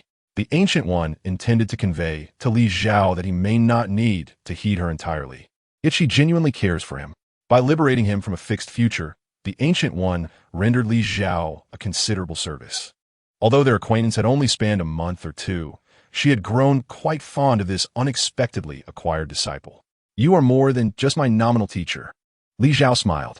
He held his own opinions, yet he acknowledged the Ancient One as his teacher. The ability to impart magic to him, to entrust him with the time stone, and to grant him unrestricted access to the archives of Camartage were all immensely beneficial to Li Zhao. Well, it's time for breakfast, master, Li Zhao said, presenting a peeled marinated egg to the Ancient One. As for the egg she had previously peeled, it had cooled, and Li Zhao took it back for himself. This small gesture made the Ancient One understand Li Zhao's sentiments, leaving the centuries-old sorcerer supreme somewhat dazed. Master, if you find soy milk unpalatable, I have milk, Wanda stated, offering a glass of milk to the Ancient One. In her view, since Li Zhao referred to the Ancient One as his teacher, she too ought to respect her as her teacher. Only Pietro, still bewildered by the situation, sat there foolishly watching. Very well, the Ancient One smiled, accepting the milk Wanda offered, her brow relaxing as she enjoyed breakfast with these three young individuals. Li Zhao, seated at the head of the table, savored his meal while contemplating the current chapter of his life. Before his time travel, he was a solitary bricklayer, a drifter in the bustling metropolis, confined to a cramped rental room each day. Scenes like these were merely figments of his dreams. Yet, it wasn't he always so bleak. In his childhood, there were moments of bliss shared with his parents. Alas, just as he began to mature, they both departed from this world. Now in his 20s, he finds himself without a girlfriend, let alone a wife and children. At noon, Li Zhao finally received the latest update from SHIELD. His monitoring system had detected the whereabouts of Loki. As depicted in the films, Loki had not made any effort to conceal himself. At this moment, the Ancient One had already returned, while Wanda and Pietro were diligently studying with the tutor Li Zhao had arranged. Without alarming anyone, he opened a portal and transported himself to a secluded corner of Earth under the veil of night. Loki was causing a ruckus in a banquet hall, while on the other side, the controlled Hawkeye was leading his subordinates in an invasion of a security laboratory. Their goal was to acquire a rare cosmic metal capable of stabilizing the teleportation device and activating the Tesseract to open a portal. Li Zhao merely observed, his intention not to intervene yet. After much contemplation, he decided to wait until Loki had thoroughly thrown the Avengers into disarray before making his move. After more than half an hour, Loki had successfully evacuated the crowd from the banquet hall, using his duplicates to control everyone present. Just then, a Quinjet arrived, and from it descended a figure clad in blue, Captain America. Though he struggled against Loki, the essence of a fierce contest was palpable. The arrival of Iron Man abruptly halted the skirmish. Watching the scene unfold from a rooftop, Li Zhao found the experience rather amusing. There stood the confident Captain America, the flamboyant Iron Man, the ever-diplomatic Black Widow, and Loki, feigning capture. The Quinjet soared high above, and amidst the stormy clouds, Thor suddenly emerged, landing atop the Quinjet. Li Zhao, lacking the ability to fly, could nonetheless appear the scene at any moment through the spatial wormhole. He viewed it all as a cinematic spectacle, one far surpassing any visual effects, more authentic and more intense. He intended to remain a spectator until Loki successfully defeated the Avengers and opened the spatial portal. Chapter 14. A freefall package for Loki chaos erupted aboard the aerial battleship. Li Zhao entered through the portal, seamlessly accessing the ship's network surveillance system to remain undetected. At that moment, one of the power engines aboard the battleship had been damaged, and the Hulk, amidst various provocations, had gone completely berserk. Li Zhao witnessed the downfall of the Avengers and observed Loki departing aboard the Quinjet, clutching the Mind Stone. It was time for my entrance. With a resolute step, Li Zhao made his way to Stark Tower. Upon his arrival within the tower, he found that Loki had already stationed his minions and set up the teleportation device. Loki's expression shifted to one of mild astonishment at the sudden appearance of Li Zhao. What truly piqued his interest, however, was the method by which Li Zhao had traversed dimensions. He had simply opened a portal and emerged from it. Shouldn't such an ability be exclusive to the Tesseract? Loki pondered, baffled that even someone as formidable as Thanos required the Tesseract for such feats. Yet here stood a mere human capable of the same, if not more convenient, teleportation magic. Surprised, are you? Li Zhao inquired, taking note of Loki's astonished demeanor. Is this the power of spatial teleportation that you wield? Loki steadied himself, attempting to feign composure as he queried. Indeed, Li Zhao comprehended the source of Loki's astonishment.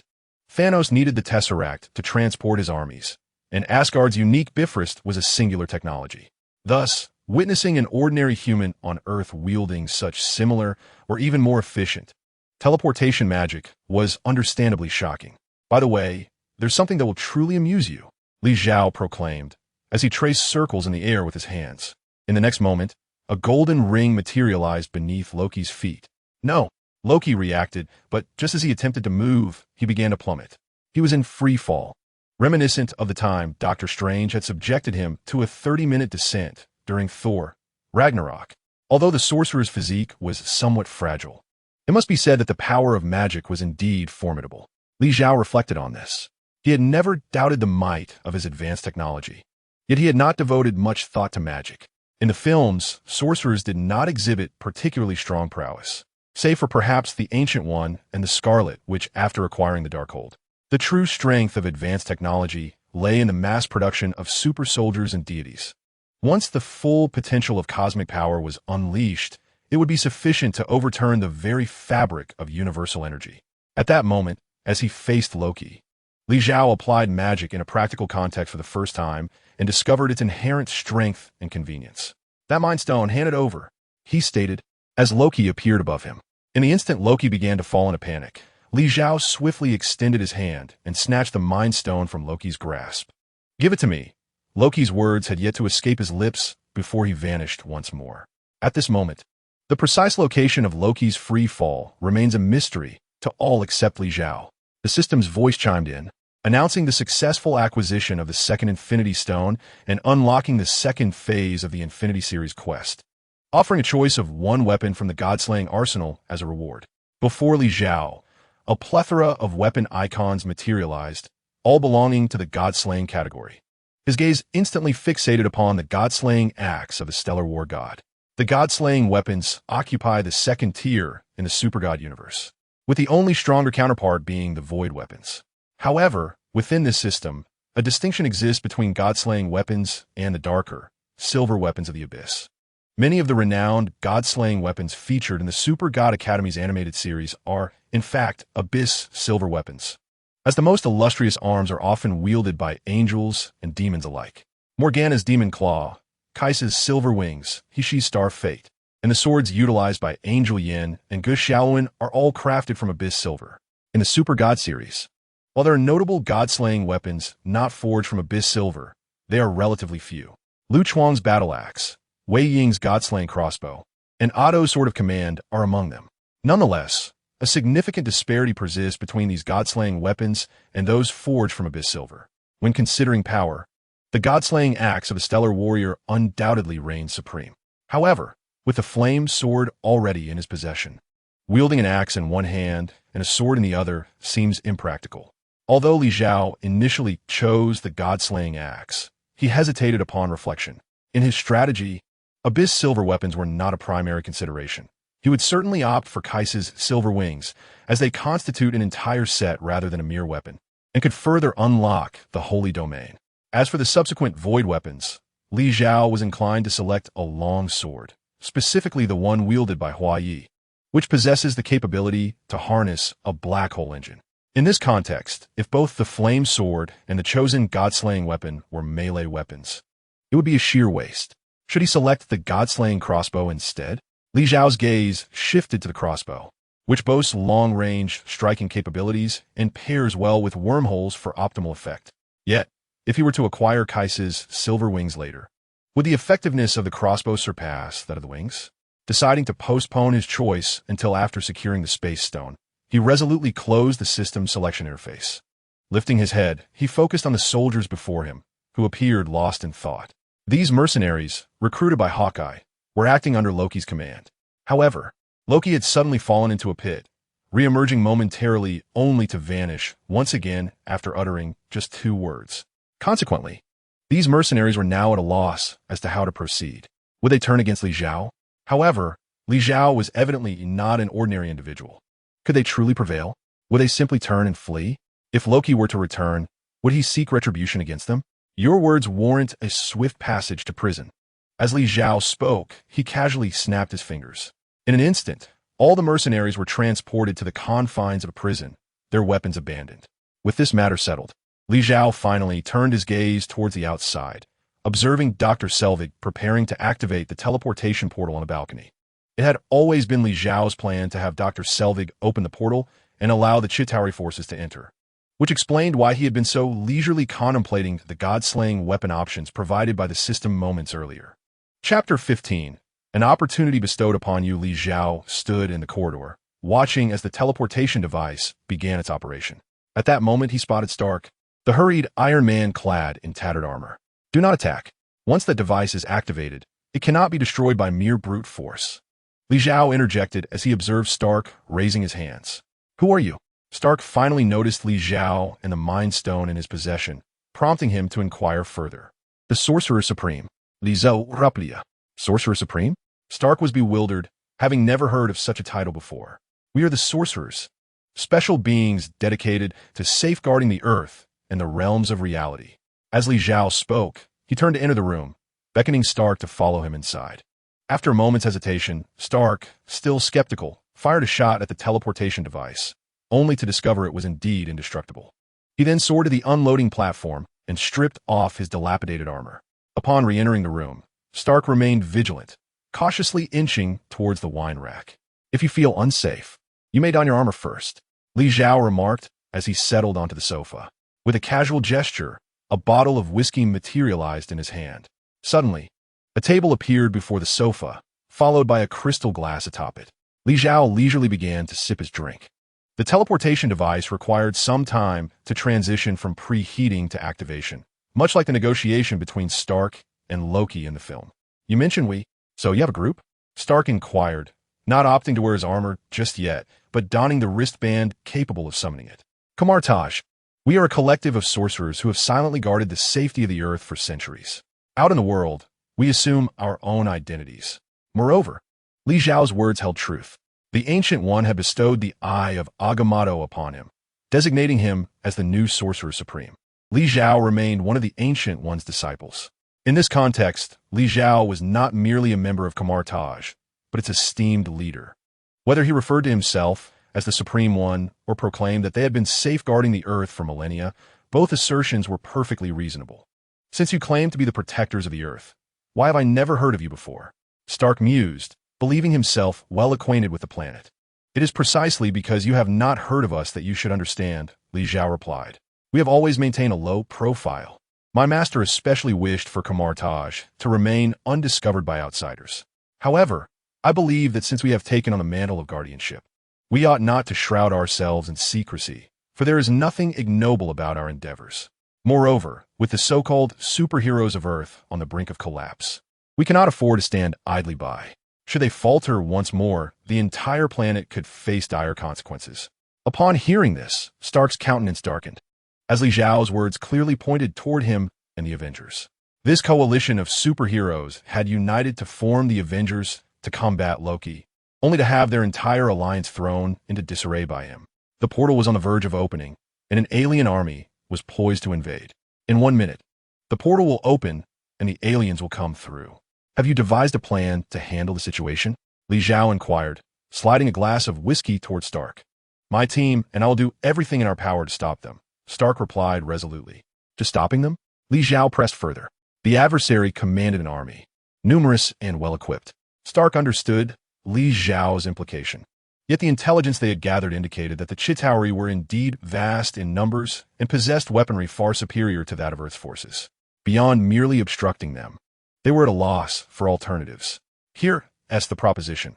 If you and your team can withstand the alien onslaught for 1 hour, I shall grant you the opportunity to join Kamartaj and become true guardians of the earth. What say you? Li Zhao sought to gain system rewards by either defeating or subjugating them, though subjugation appeared the more expedient path. After all, the Avengers included formidable allies like Thor and the Hulk. The Hulk, with his immense potential and astonishing strength, would likely require the use of a god-slaying weapon for defeat. It would be profoundly unethical to strike down someone who bore no animosity toward him. As for Thor, his personal strength was secondary to the formidable presence of Odin, a being whom even the Ancient One dared not provoke lightly. Given that this matter implicated the lives of countless individuals, how could they allow the invasion to unfold for even a single hour? Stark, though reluctant to be subservient to another, recognized that the pressing concern was the safety of the ordinary citizens in the vicinity. The location of the Stark Tower is indeed in the heart of the city, surrounded by thousands of ordinary citizens who have yet to evacuate. I will conjure a mirrored space, creating an absolutely secure area for you to engage in battle, Li Zhao declared. A mirrored space? Stark appeared somewhat bewildered. It is a reflection of our reality, a realm devoid of life, where only structures exist, allowing you to wreak havoc without consequence. Li Zhao alucidata. So what do you say? Are you willing to venture in and give it a try? Li Zhao inquirat. This is a decision I cannot make for them. Stark ultimately regained his composure. His pride led him to believe he could endure for an hour. Yet this time, they were a collective force acting in unison, and he could not let his own confidence jeopardize the safety of others. And what about you? Li Zhao gestured, summoning the other members of the Avengers. Simultaneously, a green light flickered, and time began to reverse, returning to a minute prior. As Li Zhao reiterated the conversation he had just had with Stark to the others. The others were only aware of their sudden transportation, but Stark witnessed it firsthand. He realized that Li Zhao had manipulated time in that fleeting moment. Could it be that there truly exist such formidable entities hidden within the earth, like Kamartaj, the Supreme One, and the Guardians? Stark, what are your thoughts? Captain America turned to Stark for his response. I want to give it a try. Stark retracted his thoughts, resolute in his determination to uncover Li Zhao's true nature. To achieve this, he must first join their so-called band of guardians. Thus, without a moment's hesitation, he ascended. Chapter 16. Kesh's Silver Wings. The sword of command. Li Zhao stood outside the building, adjacent to the teleportation device, and with a swift motion of his right hand, pressed down onto the ground. In an instant, the entire space began to transform rapidly, the surroundings completely inverted. The mirrored world, a realm strikingly similar to the real world, yet devoid of any living beings, is often summoned by sorcerers during combat. It is precisely because of the existence of this mirrored space that the sorcerers of Camartage have thrived for centuries, enduring countless battles while remaining concealed from the outside world. Otherwise, following a magical incursion, the aftermath of destruction would leave behind undeniable traces. As the portal opened, the Chitauri army, already poised in the cosmos, swiftly emerged through it. Observing the advancing Chitauri soldiers, Li Zhao merely smiled faintly and addressed Stark and the others. You have 1 hour. If you find yourselves overwhelmed, do not hesitate to inform me.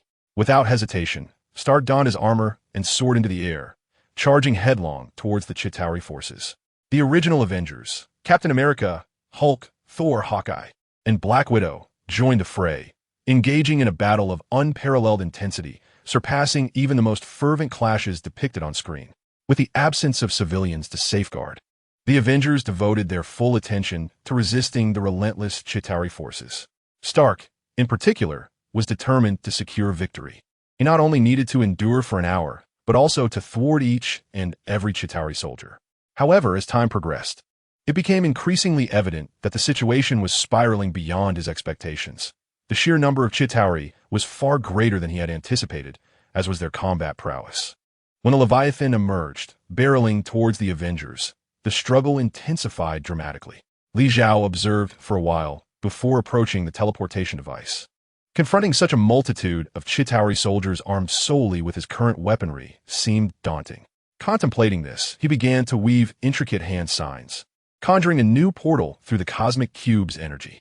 Indeed, he aimed to seize the cosmic cube, thereby acquiring the third Infinity Stone and unlocking the third-tier rewards from the system. Specifically, the opportunity to select a weapon forged from dark silver. With a Mind Scepter in hand, Li Zhao disabled the teleportation mechanism of the cosmic cube and effortlessly extracted it. The heat emanating from the cube was staggering. He couldn't help but exclaim in astonishment. Such intensity would surely scorch the hands of an ordinary person upon contact. Ding! Successfully acquired the third Infinity Stone. The third-tier reward of the Infinite series has been unlocked. You may select one item from the dark silver weapons as your reward. The system's notification arrived promptly. Without a moment's hesitation, Li Zhao chose Kaiser's Silver Wings. Although he had yet to finalize his choice regarding the god-slaying weapon, he had long ago resolved to select a dark silver weapon. While there were stronger options within Kaiser's arsenal, the Silver Wings were undoubtedly the most practical. By the way, esteem system. Do the enemies defeated by my subordinates count as my victories? Will I be eligible for system rewards?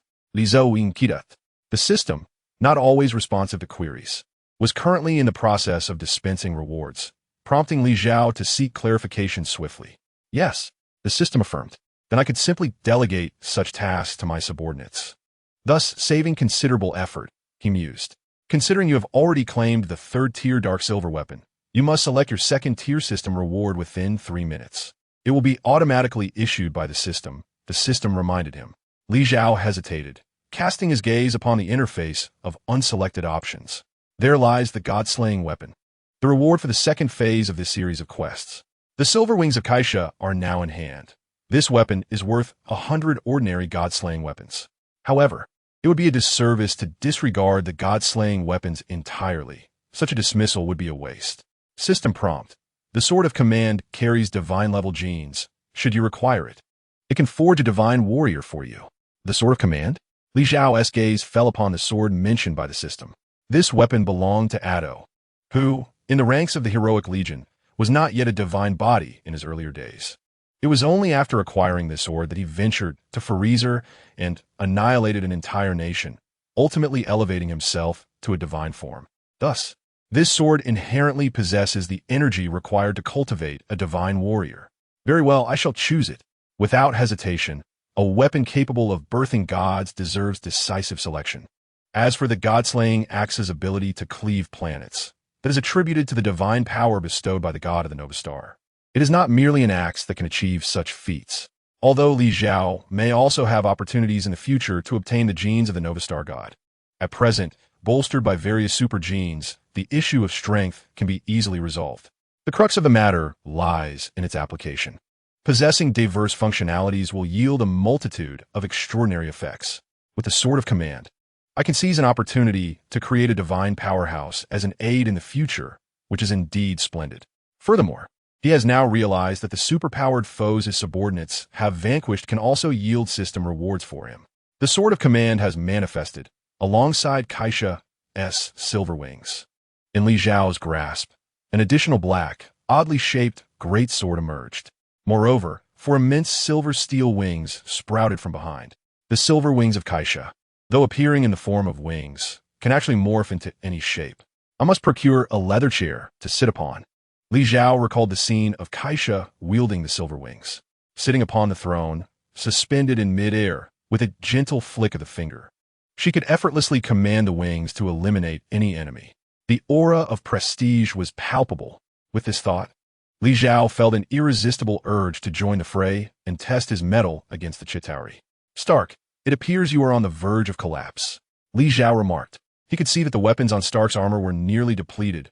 Hawkeye's arrows had long since run out, and the other superheroes appeared utterly fatigued. You clearly disabled the teleportation device. Why do they continue to pour in? Stark inquired. Was it not agreed that you would be granted an hour to test your prowess? Stark, the Avengers, Chapter 17, Sincerity and Pretense. In order to provide them the opportunity to gauge their strength, they were thus set against the inexhaustible Chitauri army. Thus, you have deactivated the teleportation device, yet you have intentionally created a spatial passage for the Chitauri using your magic, deliberately allowing them entry. The Avengers exclaimed, "Brother, these are extraterrestrials. Engaging them could lead to our demise." Stark pondered, should we not capitulate? Black Widow, being the sole female among them, and arguably the weakest, rationally voiced the suggestion to surrender first. After all, it merely meant exchanging one leader for another. They were originally protectors of Earth, were they not? Noticing Stark's Silence, Black Widow pressed on, would Fury hold it against you if you switch allegiances? Stark retorted, though he too felt the allure of retreating. His weapon systems were on the brink of failure, and yet, less than half an hour had elapsed. Supreme, once we become your subordinates, shall we resign from S-H-E-E-L-D? Black Widow deftly evaded her opponent and made her way towards Li Xiao, a faction steeped in corruption. And you wish to remain part of it? Li Xiao held little affection for S-H-I-E-L-D, nor did he harbor much sentiment for Black Widow. His true aim was to subdue Thor. Had there not been a powerful figure backing Thor, he could have effortlessly defeated the other five, reaping the system's rewards without needing them as subordinates. However, if he vanquished all but Thor, the latter would surely resist becoming his subordinate. Hence, he initially proposed to them the idea of serving under him. Steeped in corruption? Black Widow queried, sensing a look of disdain on Li Xiao's face. At present, there are no conditions to become my subordinate. Merely acknowledge me as your leader. Li Xiao's sole objective was the system's rewards. Everything else was of little consequence. Thus, as long as they recognized him as their leader, it sufficed. Black Widow appeared taken aback. The remaining Avengers shared her bewilderment. Essentially, his proposition implied that they only needed to accept him as their subordinate. All else could be postponed for now. Li Xiao elaborated, drawing from his previous experiences with Wanda and Pietro, whom he had also accepted without demanding any service in return, yet still received the system's rewards. The specifics of this subjugation were not explicitly defined by the system, so he deemed it unnecessary to overly concern himself with the details. Then, I am willing to be your subordinate. Black Widow promptly acquiesced. So am I. Hawkeye swiftly broke through the encirclement, racing towards Li Xiao. The remaining four hesitated, for they were genuine superheroes, each with their own standalone films. Thus, they possess a greater sense of pride than these two individuals, which has led them to hesitate in making a decisive commitment. Why is there no system reward? Observing the Black Widow and Hawkeye, who have approached him, Li Xiao felt a twinge of confusion upon realizing he had not received any system notifications. You too, this is merely pretense, isn't it? He queried, surveying the duo before him. Thus far, Li Xiao had only managed to successfully recruit one superpowered individual, Wanda, although Pietro had also become his subordinate. The system had yet to grant him the corresponding reward for Pietro. Li Xiao speculated that this was likely due to Pietro's lack of superpowers. As for the two before him, while they might not possess extraordinary abilities, they were nonetheless superheroes, having honed their skills through sheer determination. Even if their talents were somewhat lacking, the system should have registered their efforts. The absence of any notification indicated that these two were not genuinely submitting. They were merely complying out of immediate necessity, believing that a verbal agreement would suffice without requiring any real commitment. Agents, indeed, cannot be trusted. Li Xiao had already labeled the two in his mind, yet he had no intention of exposing them outright. His true objective was Thor. Even if these two were merely performing on the surface, their actions could still influence Thor. Moreover, given Thor's straightforward nature, if he were to speak up, it would undoubtedly signify a sincere acknowledgement of Li Xiao as his leader. Captain. Suddenly, Hawkeye glanced toward Captain America on the street ahead. With Hawkeye and Black Widow absent, the pressure on Captain America intensified. He was now completely surrounded, and the situation was dire. Li Xiao witnessed this scene, and with a subtle flick of his right hand, a silver wing transformed into countless silver blades, soaring toward Captain America's location. In an instant, the group of Chitauri soldiers encircling him was cleaved in half. Ding! You have slain a Chitauri soldier, receiving a system reward. 1 Godslayer bullet. Ding! You have slain a Chitauri soldier, receiving a system reward. 1 Godslayer bullet. Such notifications echoed continuously in Li Xiao's mind. Really? 1 bullet for each Chitauri soldier slain? He pondered, slightly exasperated. However, upon further reflection, this was quite reasonable. With the Chitauri numbering in the tens of thousands, if the system provided additional rewards, Li Xiao would be soaring to new heights. Moreover, the Godslayer bullet was already exceedingly valuable. Paired with a Godslayer sniper rifle, it would constitute a formidable weapon. But wait, I do not possess a Godslayer sniper rifle. Li Xiao suddenly regretted not choosing the Inferno-class sniper rifle during the first phase. The thought flitted through his mind and was gone in an instant. Li Xiao did not dwell on it for long. After all, the Godslayer bullets were merely supplementary for him, of little consequence. It seems I must simply accept this. Captain America sat on the ground, utterly exhausted. A notification echoed in his mind. Ding! You have successfully subdued Captain America. Receiving system reward. A set of first-generation super soldier genetic data. This announcement signified that Captain America had acknowledged himself as a subordinate of Li Xiao. Indeed, it became evident that the two individuals before him, Hawkeye and Black Widow, were not genuinely loyal. Li Xiao's favorability towards them diminished further. As for the system reward, acquiring Captain America was commendable, but receiving a set of super genetic data was a notable boon. Moreover, it illuminated a path for Li Xiao. When he would next confront Hulk, Stark, and Thor, he merely needed to intervene at their moment of desperation for them to recognize him as their leader. After all, had he not stepped in to save them, they would have perished. Chapter 18. This must be concealed. Everything unfolded precisely as Li Xiao had envisioned. With 3 of the 6 Avengers absent, the remaining trio faced an intensified burden.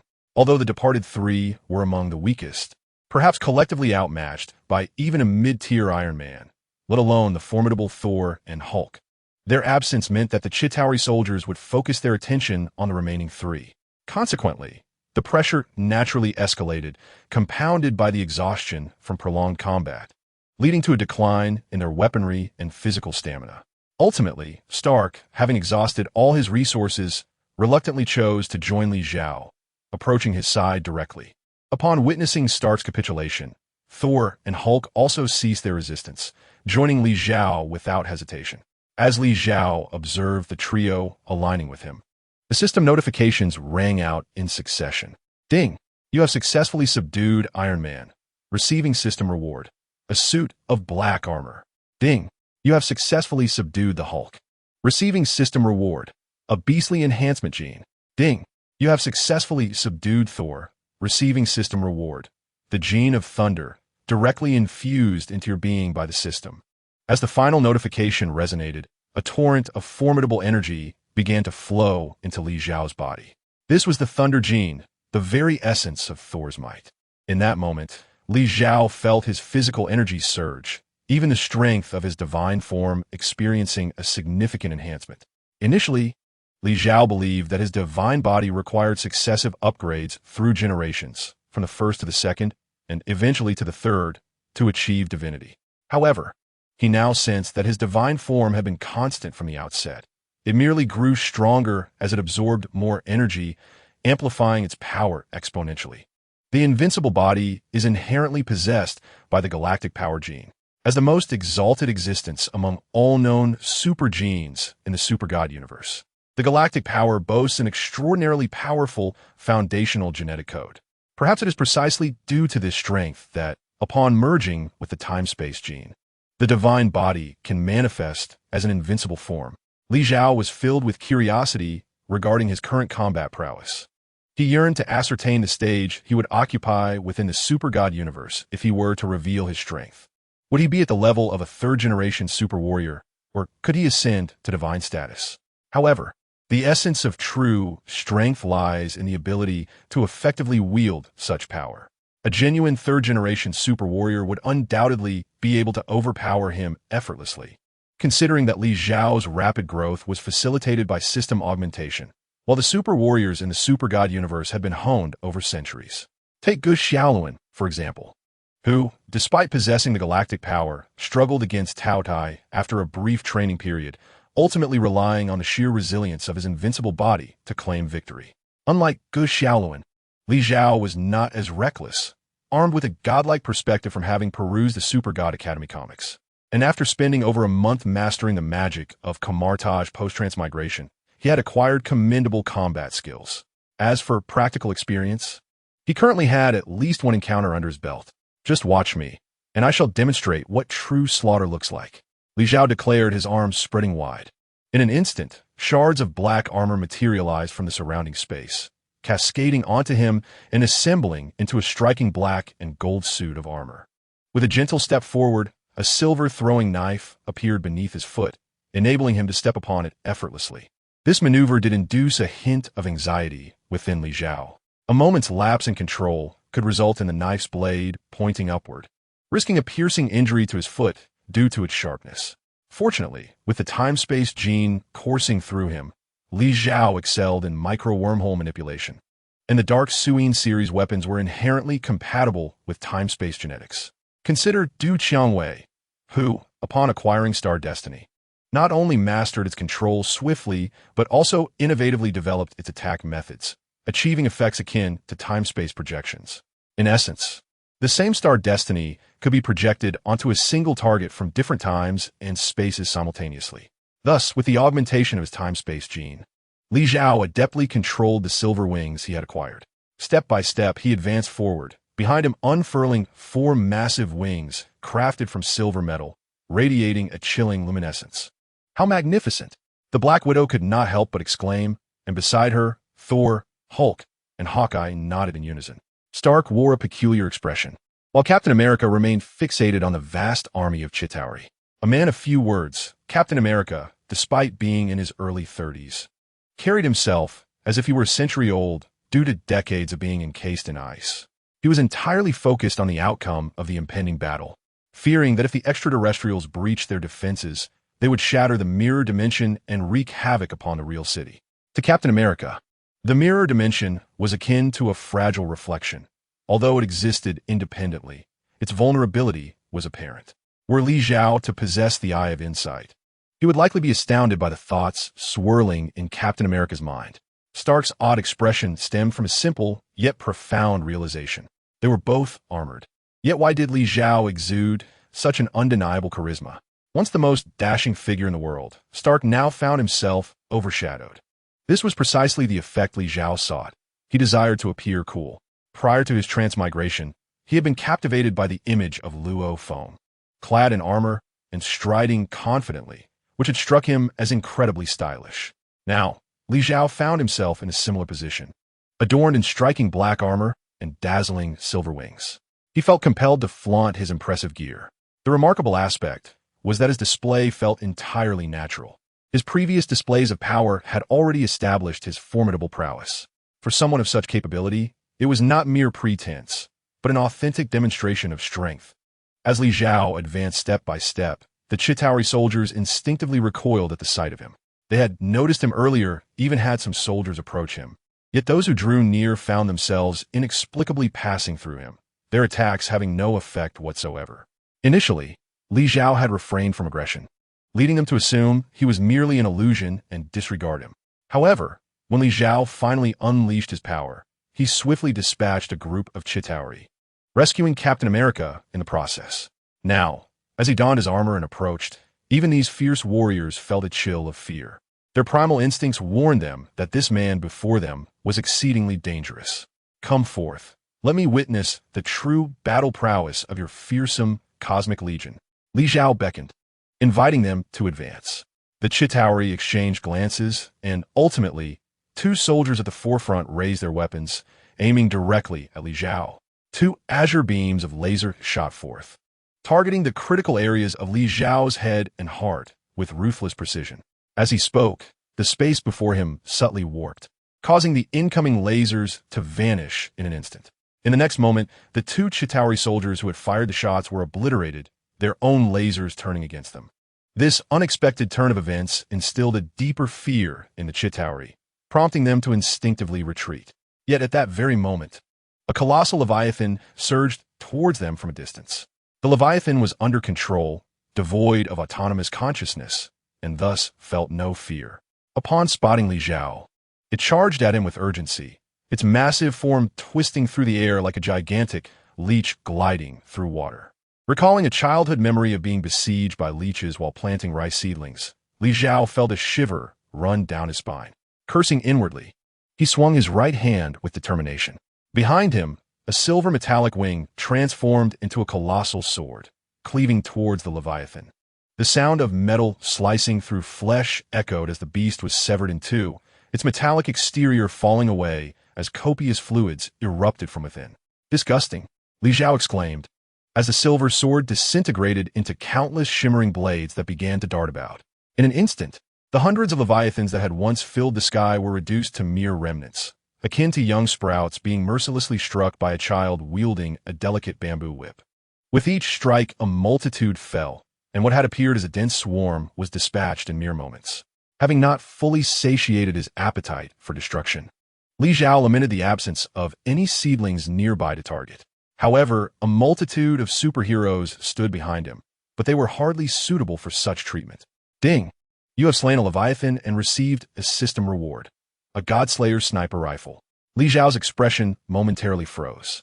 He had been so engrossed in dispatching the Chitauri soldiers that he had paid little heed to the system's voice echoing in his mind. After all, slaying a Chitauri soldier had only yielded a single bullet, which held little value for him. Yet at this moment, the acquisition of a Godslayer sniper rifle suggested that the Godslayer ammunition had finally found its purpose. Moreover, Li Zhao was convinced that the system's provision of such rewards must serve a greater purpose. After all, why would it inexplicably grant him an abundance of ammunition, if not for a reason? Was it merely to gather dust in the warehouse? The Godslayer ammunition was specifically designed to combat super soldiers. Currently in the Marvel Universe, this particular bullet retained its efficacy, especially against its guardians, whose formidable physical defenses could withstand ordinary bullets. However, such beings were scarce within the Marvel cosmos, and when it came to dealing with the more commonplace foes, such as the Chitauri, the vanguards, and the minor soldiers of the Kree Empire, standard bullets sufficed. There was no need to expend resources on the weak, nor was it sensible to waste powerful ammunition on those who could not be vanquished. While there were suitable options available, they were too few to consume the surplus. A system of such stature would never engage in futile endeavors. There surely existed a purpose behind this. At the very least, Li Zhao was willing to believe in that notion. Let us embark on a journey through the cosmos to unleash some chaos. Li Zhao did not hesitate. He had yet to satiate his thirst for conquest, and now, with the Godslayer ammunition and sniper rifle at his disposal, it was essential to demonstrate Earth's strength to the universe. He needed to indulge himself. Consequently, he traversed the wormhole, swiftly moving from the mirror dimension into the vastness of outer space, arriving in the vicinity of the Chitauri.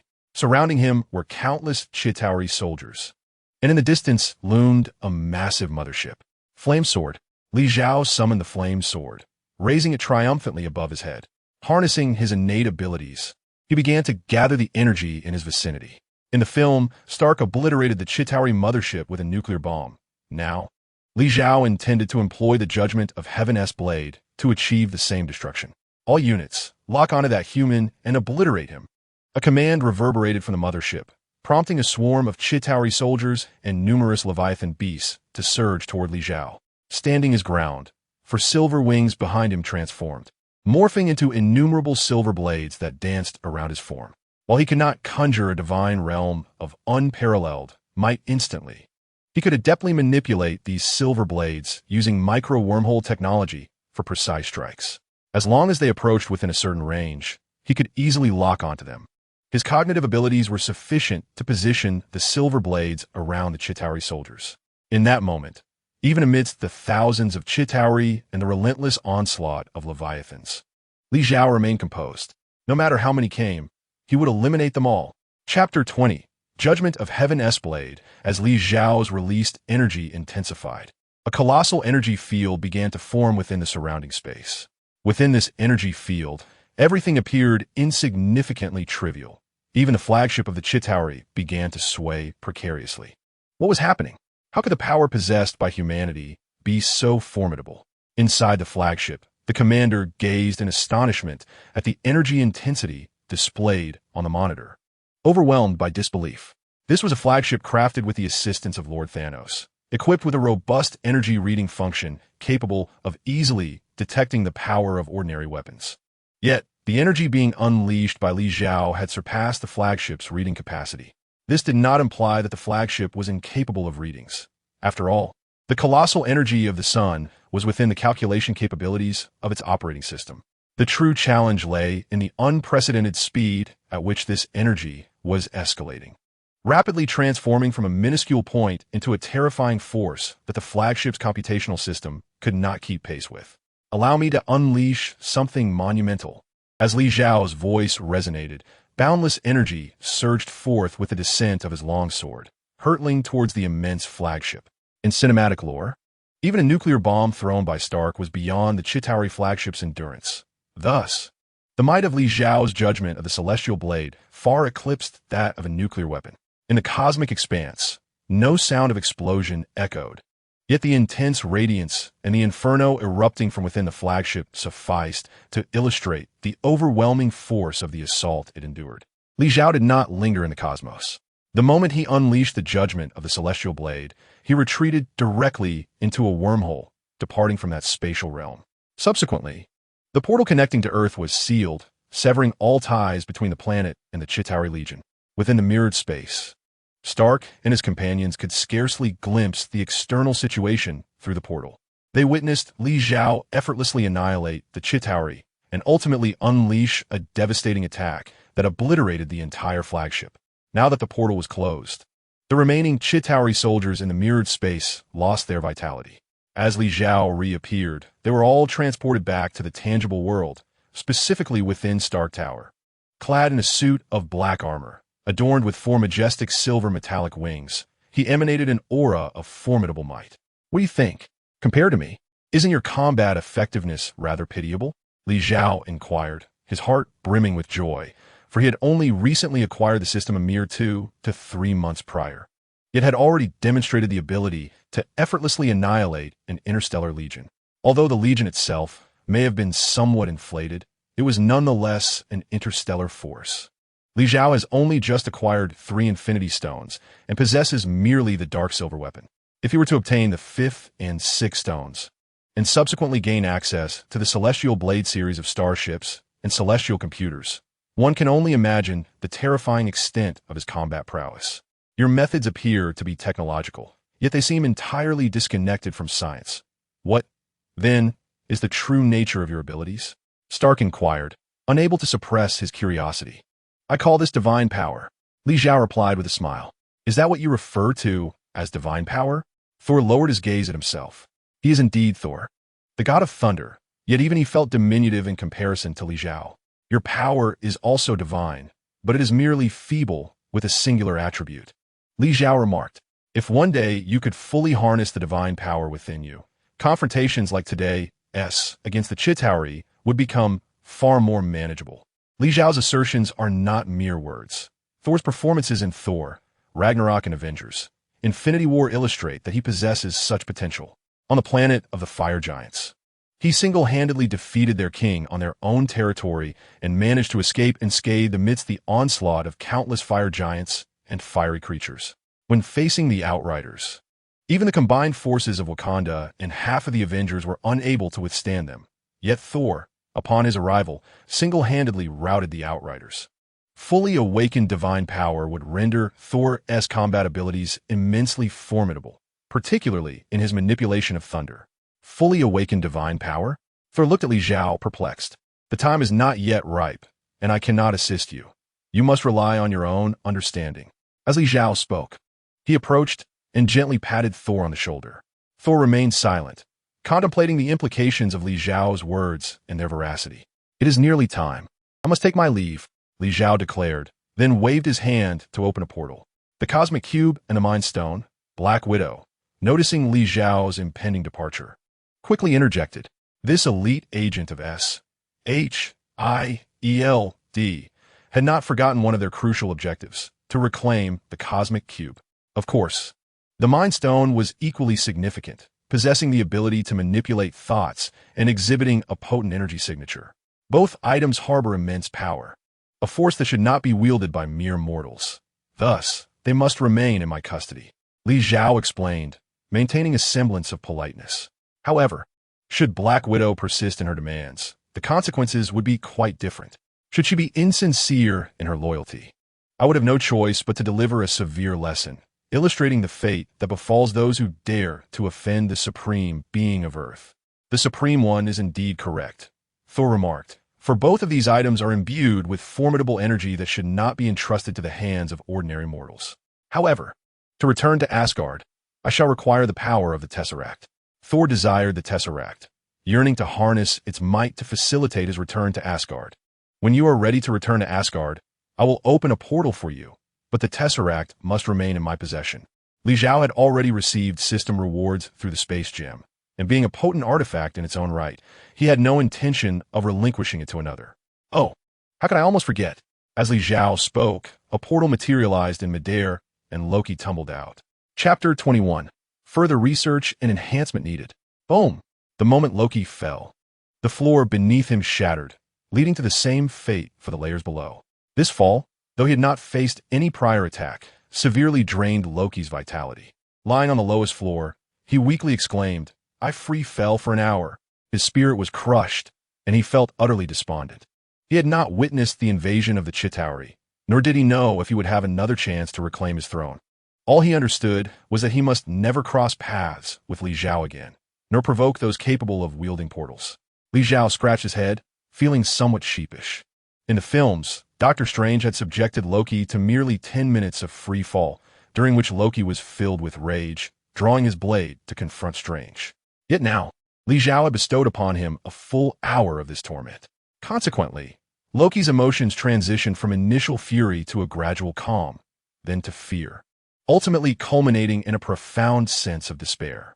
Originally, Li Xiao intended to administer proper punishment, but considering Loki's newfound status as a subordinate, he decided to leave the matter for him to handle. Thank you. Thor's expression was somewhat peculiar, yet he expressed his gratitude nonetheless. Here is the address. When you have resolved matters on Earth and are prepared to return, simply come find me here. Li Xiao left behind a note before vanishing entirely. He returned to his island, as the affairs on this end were concluded, and it was time to delve into the rewards he had acquired. In the course of the Battle of New York, he had obtained not only the Sword of Command and Kesh's Silver Wings, two powerful weapons, but also a set of beastly genes fused with thunderous essence, a suit of dark alloy armor, an abundance of god-killing sniper rifles along with numerous god-killing bullets. Li Xiao did not possess a dark matter dimensional space. His belongings materialized before him immediately upon receiving them from the system. However, following the emergence of rewards from the Sword of Flames, Li Xiao became acutely aware of the complications surrounding the direct drop of these rewards. Consequently, He cleared out several storage rooms beneath his residence to serve as a repository. Each time the system was poised to bestow rewards, Li Zhao would utilize micro-wormholes to directly transfer the rewards into the storeroom. This time, due to the vast quantities of god-slaying bullets and numerous god-slaying sniper rifles, the underground storage would undoubtedly be overflowing. Upon his return, he would need to devise a means to establish a larger warehouse to accommodate these items.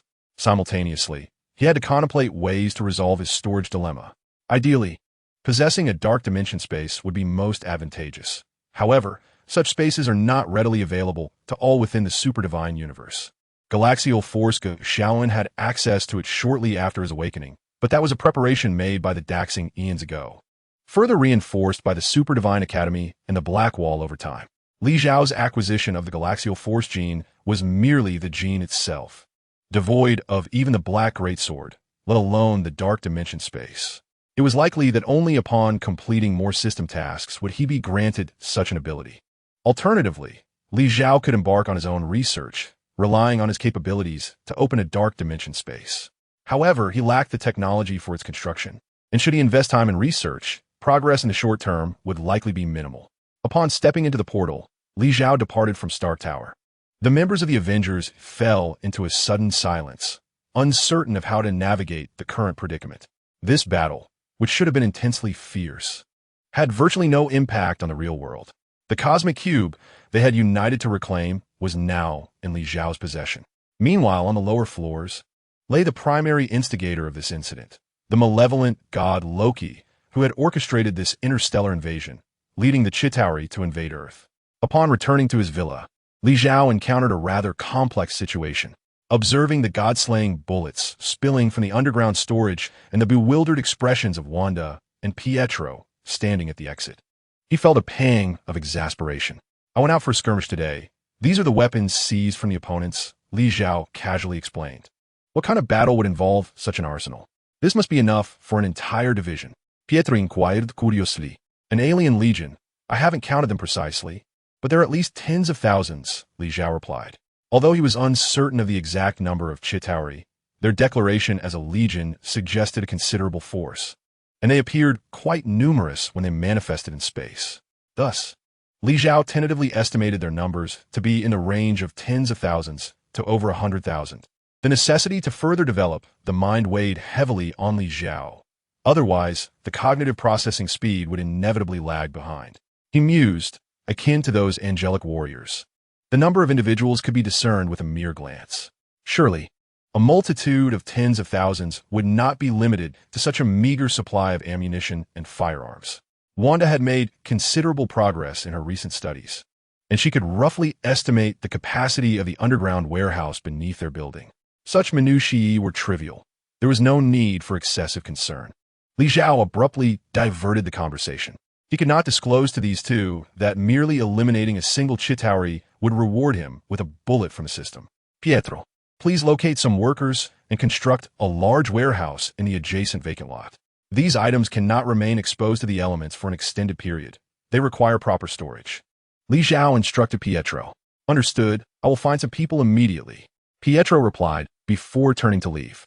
Wanda remained silent, observing quietly. An inkling stirred within her that Li Zhao's abilities might be even more extraordinary than she had previously surmised. Before the warehouse was completed, Li Zhao procured several shipping containers, placing the Godslayer bullets and Godslayer sniper rifles within. Concurrently, he began to meticulously explore how to unlock his own super gene abilities to enhance his cerebral processing capacity. Furthermore, he needed to thoroughly examine the Mind Stone, seeking a method to swiftly activate the superpowers of Wanda and Pietro. This way, he would have two utterly loyal and somewhat capable allies by his side. Chapter 22. The farthest reaches with a plan in place. Li Zhao swiftly commenced arrangements. He retrieved the Mind Scepter and delved into the internal files of SHIELD, particularly those concerning the military base in Sokovia. The Hydra faction, infiltrated within SHIELD, had undoubtedly been contemplating the enhancement of superhumans, harboring various related concepts. Li Zhao aimed to elicit the superpowers of Wanda and Pietro. Referencing their methodologies in the absence of direction seemed prudent. After all, The films ultimately demonstrated that their approach had yielded successful results with this brother-sister duo. As long as it was a viable method, Li Xiao could readily apply it. Often, there was no need to pursue perfection. Indeed, as Li Xiao had conjectured, he swiftly discovered plans related to human augmentation within SHIELDS documentation. Among these plans, he also encountered a project known as the Sentinel Program, which ostensibly aimed to utilize super soldier serum to create even more formidable warriors. This appears to be the embryonic form of the Sentinel imbued with the power of 1,000,000 stars. Yet at this stage, they have yet to fully comprehend the super soldier serum, let alone advance further in its development. A Sentinel possessing the might of 1,000,000 stars? Upon examining this plan, Li Xiao recalled the concept of the Sentinel. Merely amplifying the dosage of the super soldier serum 100-fold could theoretically elevate the effects of a serum designed for an enhanced ordinary human to the level of 1,000,000 stars. What kind of metaphysics is this? Li Xiao found himself genuinely perplexed by this notion, as such occurrences are not uncommon in the Marvel Universe, where various absurd concepts are often detached from foundational theories. Yet, considering this is inherently a divine realm, crafted from the will of a singular individual, all irrationalities suddenly appear rational. I wonder what manner of being you truly are. Will I ever have the opportunity to connect with you in some future moment? Li Xiao felt a flicker of anticipation. If one day he were to establish such contact, it would signify that he had reached the zenith of this world. Dismissing further thoughts on the Sentinel project, which presently existed only as a rudimentary schematic and was confined to theoretical constructs, Li Xiao harbored an unsettling intuition that the Sentinel was destined for a singular fate, only that one individual could genuinely harness such power at a specific moment, while others would be utterly incapable of controlling it. Much like Captain Marvel and Scarlet Witch. Wanda, Pietro, please come to the 5th floor, Li Xiao summoned. The siblings, who had been resting in their respective chambers, hesitated momentarily before making their way to the 5th floor. This villa comprises 5 stories. The first floor serves as the living room, dining area, and storage, while the second floor is their shared residence. Li Xiao had meticulously arranged the 3rd, 4th, and 5th floors for specialized purposes. The 5th floor, being the highest, was designated as a laboratory, where he intended to conduct his experiments. I should have anticipated that you would make special arrangements for the upper 3 floors, but I never imagined you would designate this as a research facility, Wanda remarked in surprise upon ascending the stairs. Typically, such highly classified laboratories would be situated underground. Why have you done the opposite? Pietro inquired. If it were underground, any minor incident could lead to a catastrophic explosion, potentially obliterating the entire building, Li Xiao replied with a smile. That seems quite valid. Pietro hesitated before conceding the point. Nevertheless, the entire situation felt somewhat peculiar. If the building could indeed be reduced to rubble, wouldn't any explosion, regardless of the floor, have sufficient force to annihilate the entire structure? Wanda mused. Upon hearing her words, Pietro suddenly experienced a moment of clarity. He remarked that Li Xiao's words seemed somewhat peculiar, though he couldn't quite grasp it at the moment. However, I prefer places that are more sunlit, Li Xiao stated. Oh, Wanda did not dwell on it further. After all, it mattered little where they were. There was no need to be overly concerned. The reason I summoned you both today is to awaken your superpowers. What do you say? Do you have the courage to give it a try? Li Xiao did not assert that they were guaranteed to acquire superpowers. After all, experiments can yield unexpected results. Even though Li Xiao had consulted the Time Stone to glimpse the future, anomalies could still arise. Thus, this undertaking inherently involved risk. To mitigate that risk, the best course of action would be for the siblings to mentally prepare themselves, mustering the courage to endure any ensuing changes. What if the experiment fails? Wanda inquired. Her brow furrowed. Transforming an ordinary individual into a superpowered being fundamentally defies the laws of nature. If it were to fail, death would be the only outcome. Li Xiao did not conceal this truth. Although he could use the Time Stone to resurrect them, the consequence would be that he would no longer conduct experiments on them. There was no need to attempt something with uncertain outcomes repeatedly, as each alteration of time could potentially give rise to new parallel universes. Li Xiao had begun to suspect that his previous actions of returning 2 years into the past to safeguard his growth had already resulted in the emergence of a parallel universe. Yet, he could only act according to his own will, unable to judge past subjective decisions with present reasoning. One must never critique their past selves from the perspective of hindsight, for the individual at that time could only make judgments based on their cognitive abilities then. To chastise oneself for past missteps is akin to bullying that earlier version of oneself. Nevertheless, one must learn from prior experiences to elevate further, ensuring that past events do not repeat in the present. This is the most beneficial aid that past experiences can offer to the present. Wanda, let me take the lead this time. Pietro turned to Wanda, his gaze resolute. He had resolved to test the waters with his own life. If he succeeded, he would then allow Wanda to attempt it. If not, at most, it would only claim his life. We are twin siblings, and our parents have long since passed. I cannot allow you to face this life and death trial alone. Wanda disagreed vehemently, unwilling to bear the pain of losing another loved one. However, you need not say more. If you proceed with the experiment, I must accompany you. Wanda interjected, cutting off Pietro's words. Chapter 23. The Scarlet Witch and Quicksilver. Wanda understood that Pietro wanted to convey that she was not alone. She had encountered someone exceptional who would undoubtedly protect her well. Although it remains uncertain whether this individual shares Wanda's sentiments, one thing is clear: he would never abandon her. Wanda is acutely aware that if Pietro were to conduct the experiment alone, regardless of its outcome, a lingering darkness would forever haunt her, for she had forsaken her only kin during a perilous moment. Thus, she refrains from allowing Pietro to voice such thoughts. She must adhere to her true desires and confront whatever lies ahead alongside her elder brother. Li Xiao observes quietly from aside, recognizing that any interruption at this juncture would only disrupt the siblings' autonomy, exacerbating their predicament in the experiment. Brotherly, we have made our decision, Wanda declares. Turning to face Li Xiao, my brother and I shall undergo the experiment together. Pietro adds, excellent. Li Xiao nods, thoroughly pleased with their united resolve. You may enter the two chambers. Once you harness the energy, your bodies may go into overdrive. These specially crafted chambers will safeguard you from external harm. Li Xiao gestures towards the two glass enclosures, constructed from the strongest glass available on Earth, meticulously designed to emulate the configuration seen in cinematic portrayals of Hydra. Understood. Both Wanda and Pietro respond in unison before stepping into their respective glass chambers. Subsequently, Li Xiao reaches for the Mind Scepter, effortlessly shattering the crystal atop it to reveal the true Mind Stone within. Now a super soldier, Li Xiao's cognitive abilities are significantly enhanced, and his mastery of dark energy is unparalleled. Thus, he forgoes any external tools, relying solely on himself as a conduit to extract the energy from the Mind Stone, directing it into the chambers housing the siblings.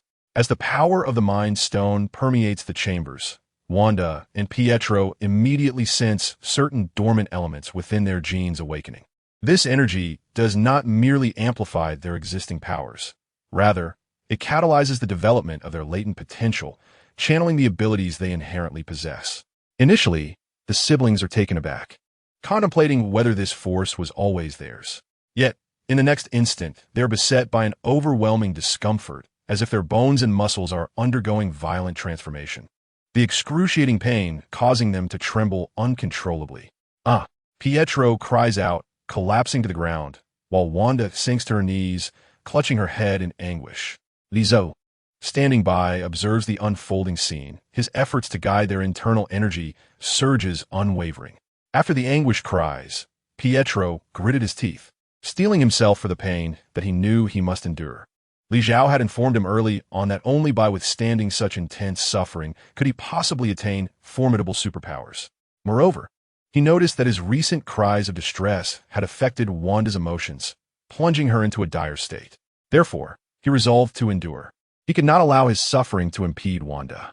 Even if it meant enduring excruciating pain, he would not let her experiment fail. Wanda knelt, cradling her head, yet her heart echoed the same sentiment. She did not want her plight to adversely affect Pietro. Li Xiao, observing this poignant scene, felt a stirring in his heart. Such profound sibling bonds.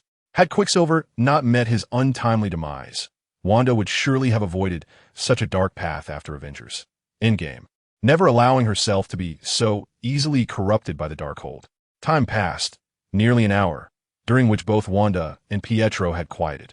Li Xiao withdrew the energy from the Mind Stone, In the ensuing hours, he refrained from disturbing the siblings, instead choosing to exit the laboratory, allowing them the necessary time to rest. After half a day, sensing movement, Li Xiao returned to the laboratory bearing food.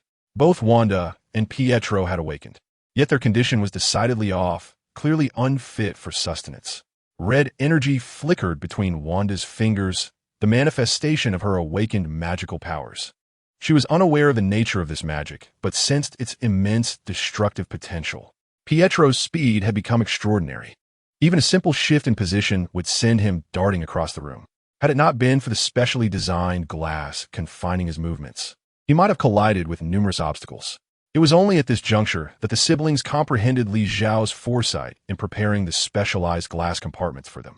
When you two stabilize, I shall bring you food, Li Xiao stated before retreating with the provisions. Subsequently, he checked on them every hour or so.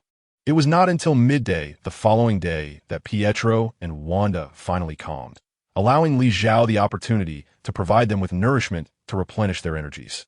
Afterward, Pietro's compartment remained devoid of any items, while Wanda's space was filled with an array of provisions. Pietro's super speed rendered anything within his reach a potential hazard. Even a mere puddle could lead to a catastrophic fall. In contrast, Wanda's awakened magical abilities allowed her to maintain a steady presence, though the power she wielded was undeniably perilous. Wanda has always exhibited a composed demeanor, and she would never engage in actions that could harm herself. Thus, her compartment is adorned with a variety of items in a rather casual manner. Consequently, Li Xiao not only prepared materials for her to experiment with her magical abilities, but also ensured that her space was arranged in utmost comfort. Wanda, upon witnessing such thoughtful arrangements, felt a wave of gratitude. However, she understood that what she truly needed was to master her powers with proficiency. For only then could she venture beyond her compartment without endangering the other inhabitants of this household. Well, excluding Li Xiao, Wanda possessed enough self-awareness to recognize that, despite her formidable magical prowess, she could never rival Li Xiao nor pose a threat to him. Yet beyond Li Xiao, there were many servants within this home whom she wished to protect, and she certainly did not want to disrupt the harmony of her family. Chapter 24. The limitations of Quicksilver's abilities over the course of more than a month. The Scarlet, which achieved impeccable control over her magic first. As for Quicksilver, his speed remained somewhat erratic. His training location had shifted from isolation to the open wilderness. For only in a sufficiently vast space could he truly control his body with freedom while running. Your magical energy should be more challenging to master than Pietro's speed. Yet you have managed to attain self-control before him, indicating that your emotional regulation surpasses that of your brother, Li Xiao remarked to the Scarlet, which beside him. Boys tend to be a bit more impulsive than girls. The Scarlet, which responded with a natural demeanor, not perceiving herself as exceptionally gifted. She merely possessed a more mature mindset compared to Pietro. Perhaps, Li Xiao chose not to dwell excessively on this matter. It had already been established in the film that Wanda's thoughts were more mature than Pietro's. Yet mental maturity does not encompass all aspects. After all, the Scarlet, which ultimately lost control in the movie, and her emotional regulation was not as stable as one might hope. Thoughts and emotions cannot be equated. The essence of controlling chaos magic lies in emotions, not merely in thought. There must have been certain experiences that rendered Wanda's emotions more stable now than in the film, allowing her to master chaos magic more swiftly. Regardless, Wanda, endowed with chaos magic, had become the Scarlet Witch, and Pietro had transformed into Quicksilver, two genuine superheroes. Naturally, Li Xiao also received the rewards bestowed by the system, granted when Quicksilver acquired his superpowers. The reward was the super gene of the Dexing Spear, which was directly integrated into Li Xiao's being. In comparison to the cosmic power, time-space rose, and thunder genes that Li Xiao already possessed, the Dexing Spear gene was somewhat inferior. However, it offered the advantage of enhanced speed, akin to Quicksilver's abilities. The Infinity Gems bestow weaponry, while superheroes offer superhuman genetics. The system's rewards are contingent upon the characteristics of what Li Xiao acquires. Woo! A joyful exclamation escaped as Quicksilver came to a halt before Li Xiao and Scarlet Witch. The exhilarating sensation of unrestrained running was utterly liberating, filling him with an unprecedented sense of joy. Do you feel any difficulty in breathing while running? Li Xiao inquired. Quicksilver faces a significant dilemma within the Marvel Cinematic Universe, as excessive speed or prolonged running often leads to physical exhaustion, a primary reason for his frequent incapacitation in the films. In contrast, the Quicksilver from the X-Men series possesses far greater strength. Given the divergent world settings, Li Zhao cannot fundamentally alter these aspects, yet he can leverage his own abilities to help mitigate these deficiencies. Presently, Quicksilver and Scarlet, which stand as Li Zhao's most loyal companions, having lived together for so long that they have become akin to family. In comparison, while Stark and his allies may acknowledge their allegiance to Li Zhao, they certainly would not unwaveringly stand by him, particularly if he were to pursue nefarious deeds. For instance, when Thor recently sought him out, he hoped that Li Zhao could return the Tesseract to Asgard. Naturally, Li Zhao was reluctant. Ultimately, he merely opened a portal to send Thor and Loki back to Asgard. "Well, that is acceptable," Quicksilver replied. He did indeed sense some fatigue while running, but it was manageable. "Run at full speed continuously. I wish to ascertain your limits," Li Zhao stated, eager to understand Quicksilver's maximum condition. "All right," Quicksilver acquiesced, turning to dash into the distance once more. This time, his speed surpassed that of before, and he showed no inclination to halt. "Brotherly, what are you doing?" Scarlet, which inquired, puzzled. "I observed that Pietro experiences a brief period of irregular heart rate after running. Perhaps there are underlying issues with his physiology. I need to gather more detailed information before I can guide him further," Li Zhao candidly conveyed to Scarlet Witch. "Is it akin to how my magic can spiral out of control during moments of emotional tension?" Scarlet Witch asked. "While superpowers are formidable, they also present challenges. Understanding these conditions allows for better application of such abilities," Li Zhao elucidated. In his perspective, every superpower in existence harbors flaws. Even divine technology, which appears to be comprehensively advanced, possesses its own advantages and disadvantages. The divine embodiment is immensely powerful, immortal, and can be regarded as exceedingly formidable.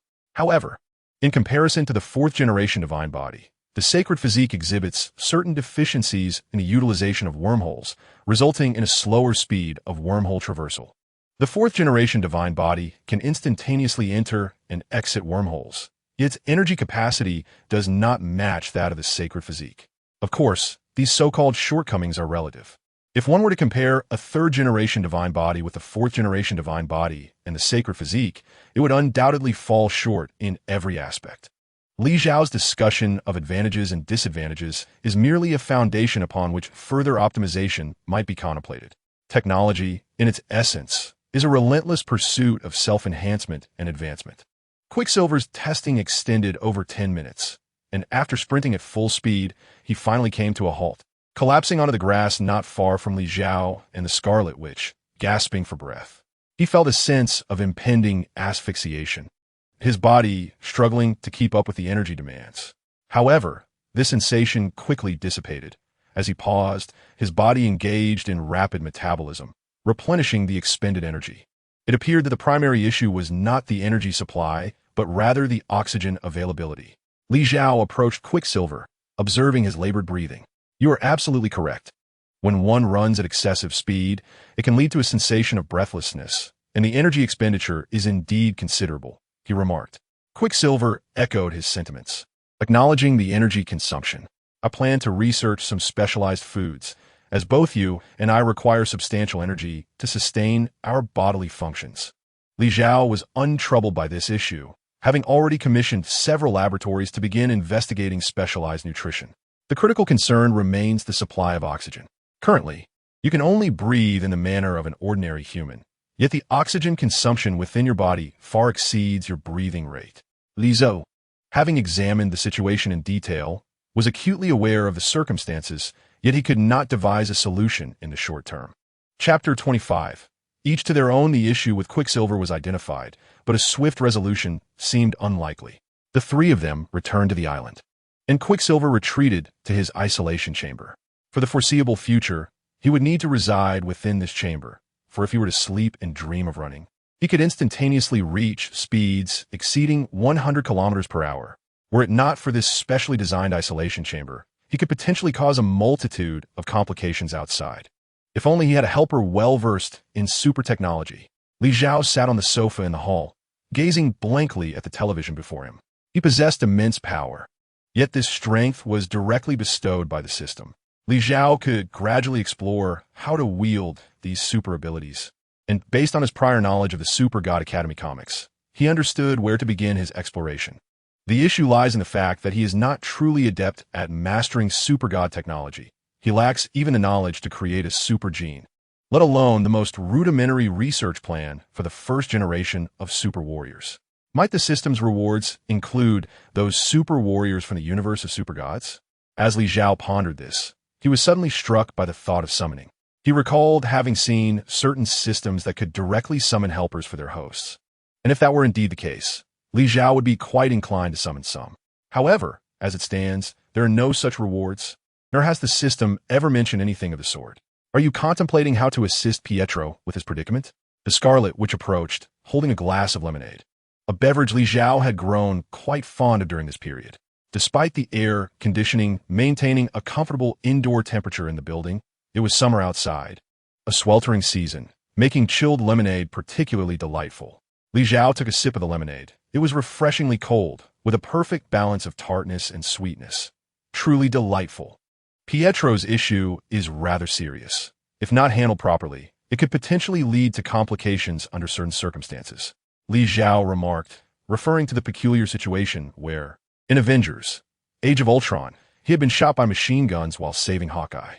The current situation diverged from the film.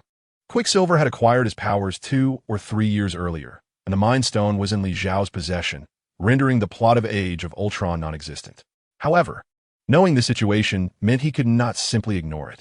The mere possession of superpowers was already a significant advantage, and whether or not perfection could be achieved was inconsequential.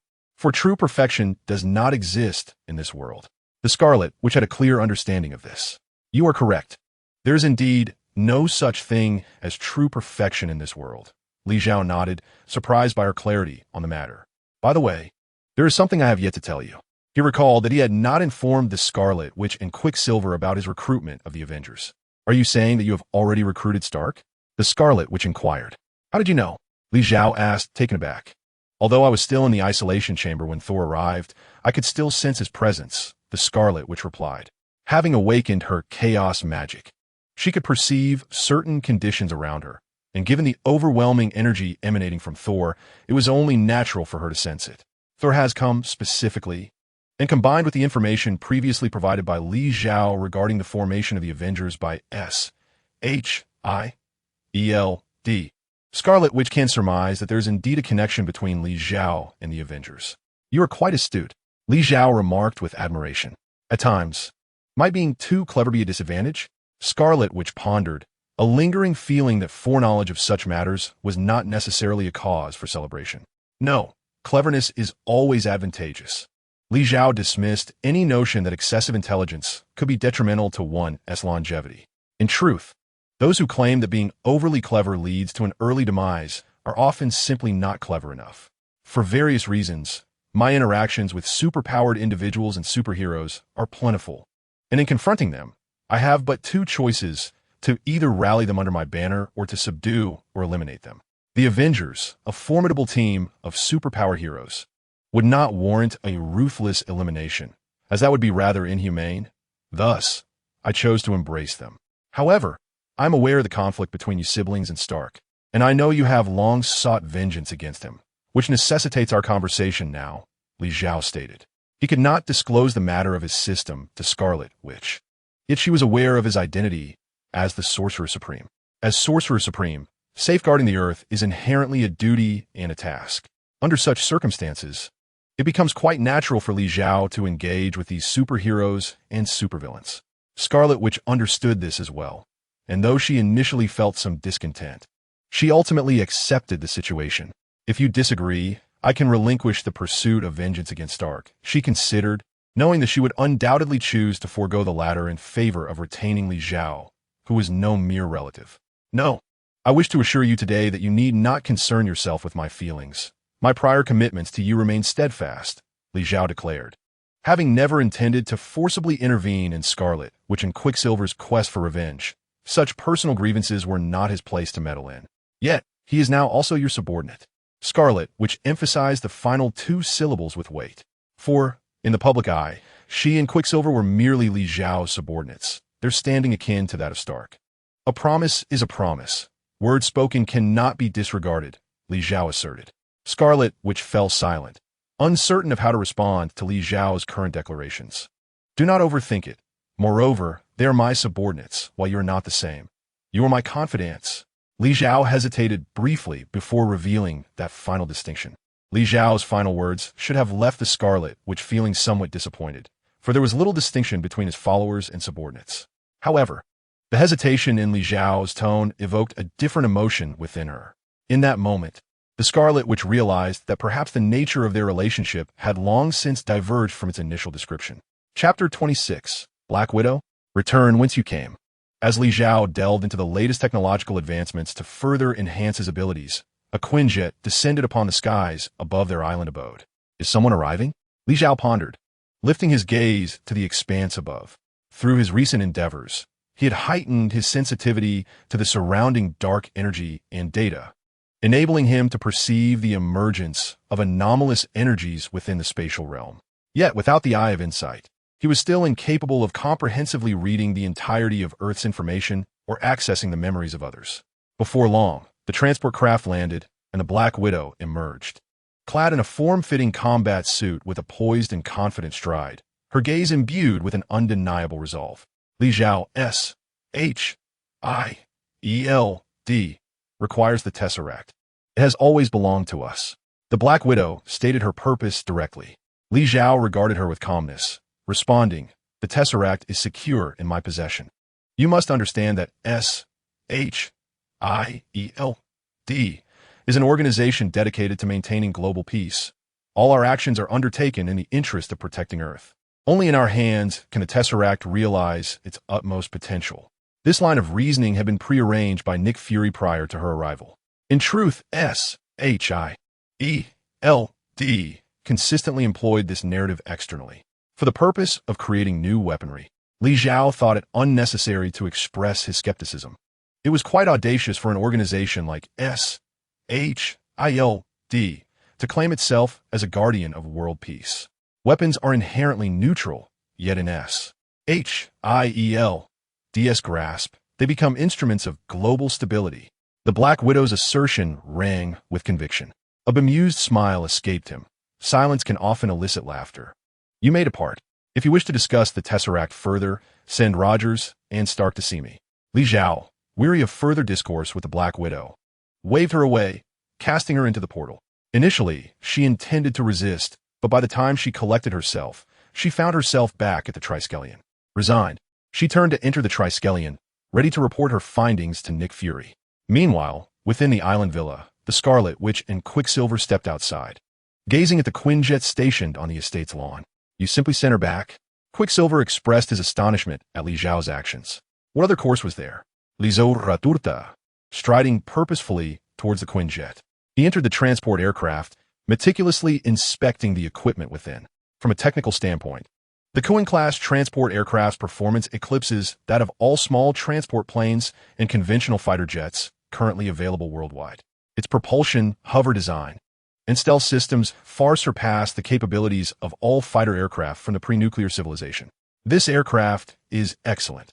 It will serve as your means of transportation in the future, Li Zhao remarked, turning to Scarlet Witch and Quicksilver. Is it for us? Quicksilver exclaimed with excitement. You've given it to me, but what will you use? Scarlet Witch maintained her composure, unwilling to let Li Zhao be at a disadvantage. I require no tools for my travels, Li Zhao replied. On this Earth, he utilized spatial portals or wormholes to reach any destination directly. He had no need for conventional transportation. Upon hearing this, Scarlet Witch ceased her inquiries, acknowledging that this was indeed the case. She simply needed to remember Li Zhao's kindness towards their sibling duo. Come, I shall teach you how to operate this aircraft. Li Zhao promptly accessed the operation manual for the Cohen-class transport aircraft and began instructing Scarlet Witch and Quicksilver. Meanwhile, another Cohen-class transport aircraft had already taken off from the Triskelion. Invited by Nick Fury, Captain America and Iron Man were en route to Li Zhao, accompanied by Black Widow. Half an hour later, they touched down at Li Zhao's estate. Observing another Cohen-class transport aircraft parked nearby, Black Widow's expression soured. Originally, it belonged to S. H-I-E-L-D. But all the information systems have been altered. It was clear that Li Zhao intended to claim it for himself. However, she knew better than to offend him lightly. After all, it was merely a transport aircraft, trivial in the grand scheme of things. Why did you come here? Just as Black Widow intended to disregard the transport aircraft, Li Zhao's voice rang out. Ah, Black Widow sensed impending trouble. Weren't you the one who asked me to bring them? She said, glancing at Captain America and Iron Man beside her. I only instructed you to notify them. Who said you should bring them along? Li Zhao kuntarat. You. Black Widow realized that Li Zhao was determined to send her away. I'll just... With a wave of his hand, before she could finish her sentence, he had already dispatched her back to the front of the Triskelion. Li Zhao, I am also your subordinate. Why do you treat me so disdainfully? Black Widow lamented. She was the Black Widow, a top-tier agent whose allure and physique could easily enchant many, compelling them to divulge secrets.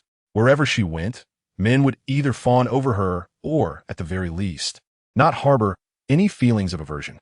At present, it seems that Li Zhao has cast her aside not once, but twice.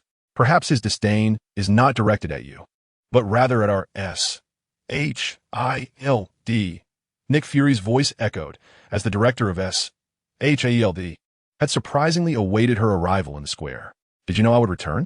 The Black Widow gazed at Nick Fury, realizing that everything had been orchestrated according to his design. The possibility of him bringing her back once again was not surprising. Yet as he spoke, his expression was far from favorable.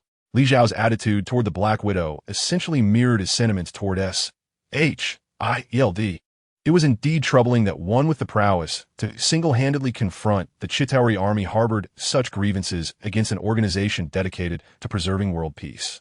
Brace yourselves. It seems we at S.H.I.E.L.D.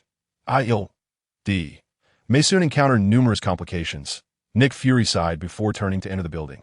Meanwhile, in an office atop the Trident Tower, a man clad in a gray-blue suit observed the scene from a distance. Although he could not discern the specifics of what transpired, he shared an ominous premonition akin to that of Nick Fury. Chapter 27.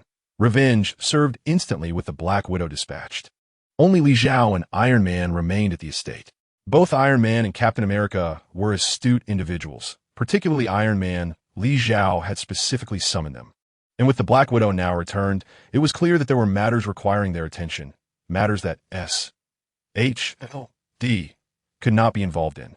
Natasha mentioned that only we could retrieve the Tesseract, but I sense there is more to your invitation, Iron Man remarked, with Captain America nodding in agreement.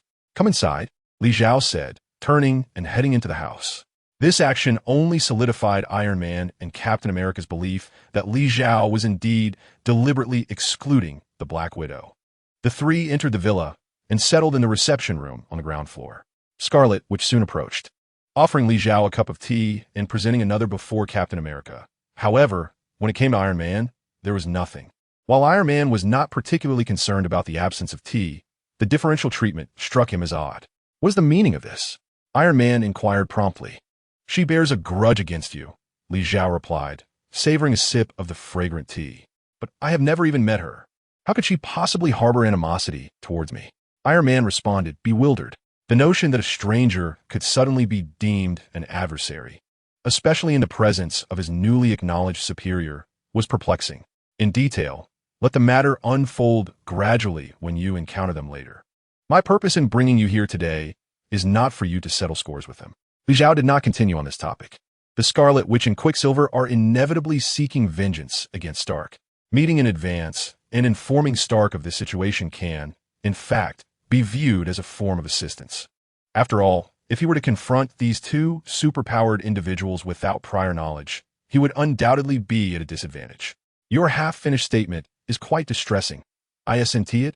Iron Man felt a rising anxiety within him.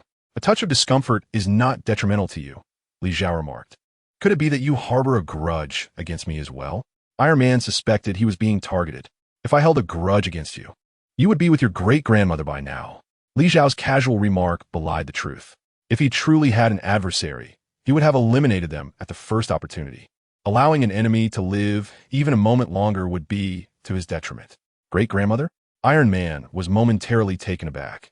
This expression was unfamiliar to him, yet he grasped its meaning immediately. Upon reflection, it was undoubtedly an accurate representation of reality. Given Li Xiao's capabilities, if someone were truly his foe, he could effortlessly eradicate them, and he would not permit an enemy to live in comfort. Let's discuss the reason for our summons, Captain America interjected. After all, we were specifically called here, and given the manner of the summons, Captain America felt there might be something of considerable importance at stake. Indeed, we should first address the purpose of our gathering. Iron Man refocused his attention. You may first examine these materials, Li Xiao stated, as a virtual projection appeared before them, displaying information pertaining to Hydra. Iron Man and Captain America scrutinized the contents, and their expressions darkened upon discovering that Hydra had infiltrated S.H.I.L.D., gradually seizing control of the organization and manipulating it for their own ends. S.H.I.E.L.D., which these superheroes believed to be a bastion of justice, had unexpectedly become one of the greatest threats in the world. Moreover, the Insight program, though still in its infancy, posed a tremendous danger that both Captain America and Iron Man could discern at a glance. Particularly for Iron Man, many of the technologies within S.H.I.E.L.D. were his contributions, and now those innovations were being repurposed into lethal instruments against ordinary citizens. Damn it!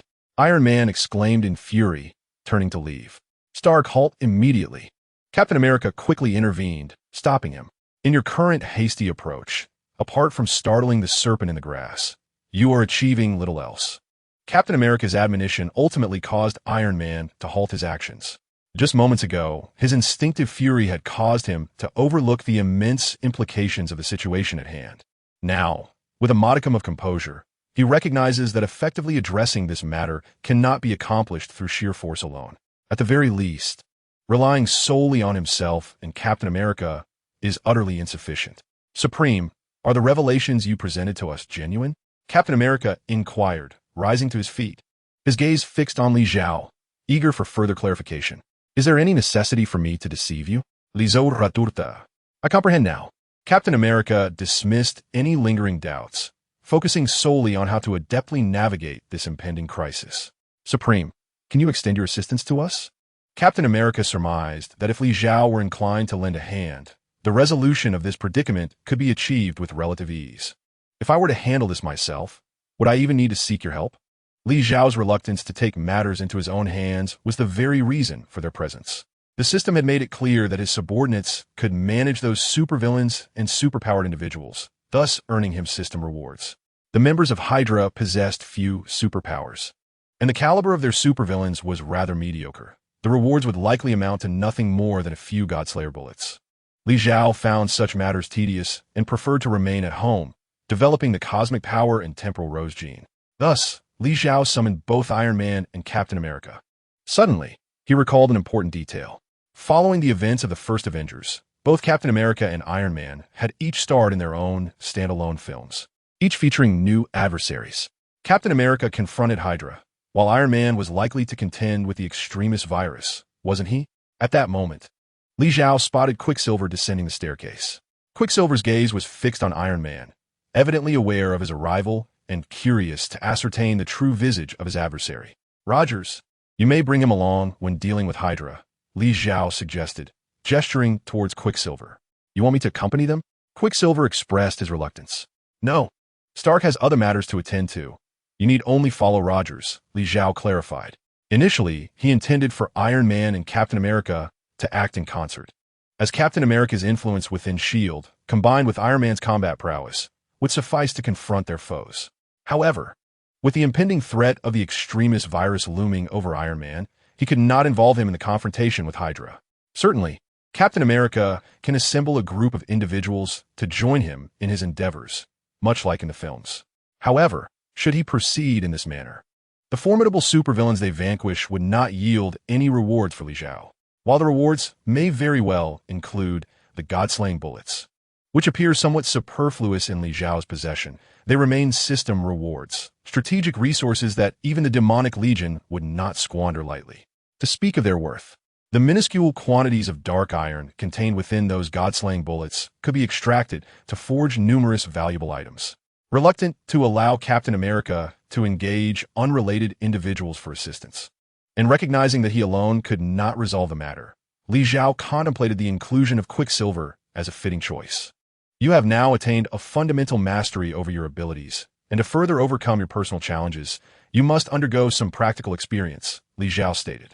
The Hydra forces are numerous, yet their overall strength is not formidable. With a bit of caution, you should handle them without issue. Moreover, I shall provide you with a specially crafted suit that will offer you a degree of protection.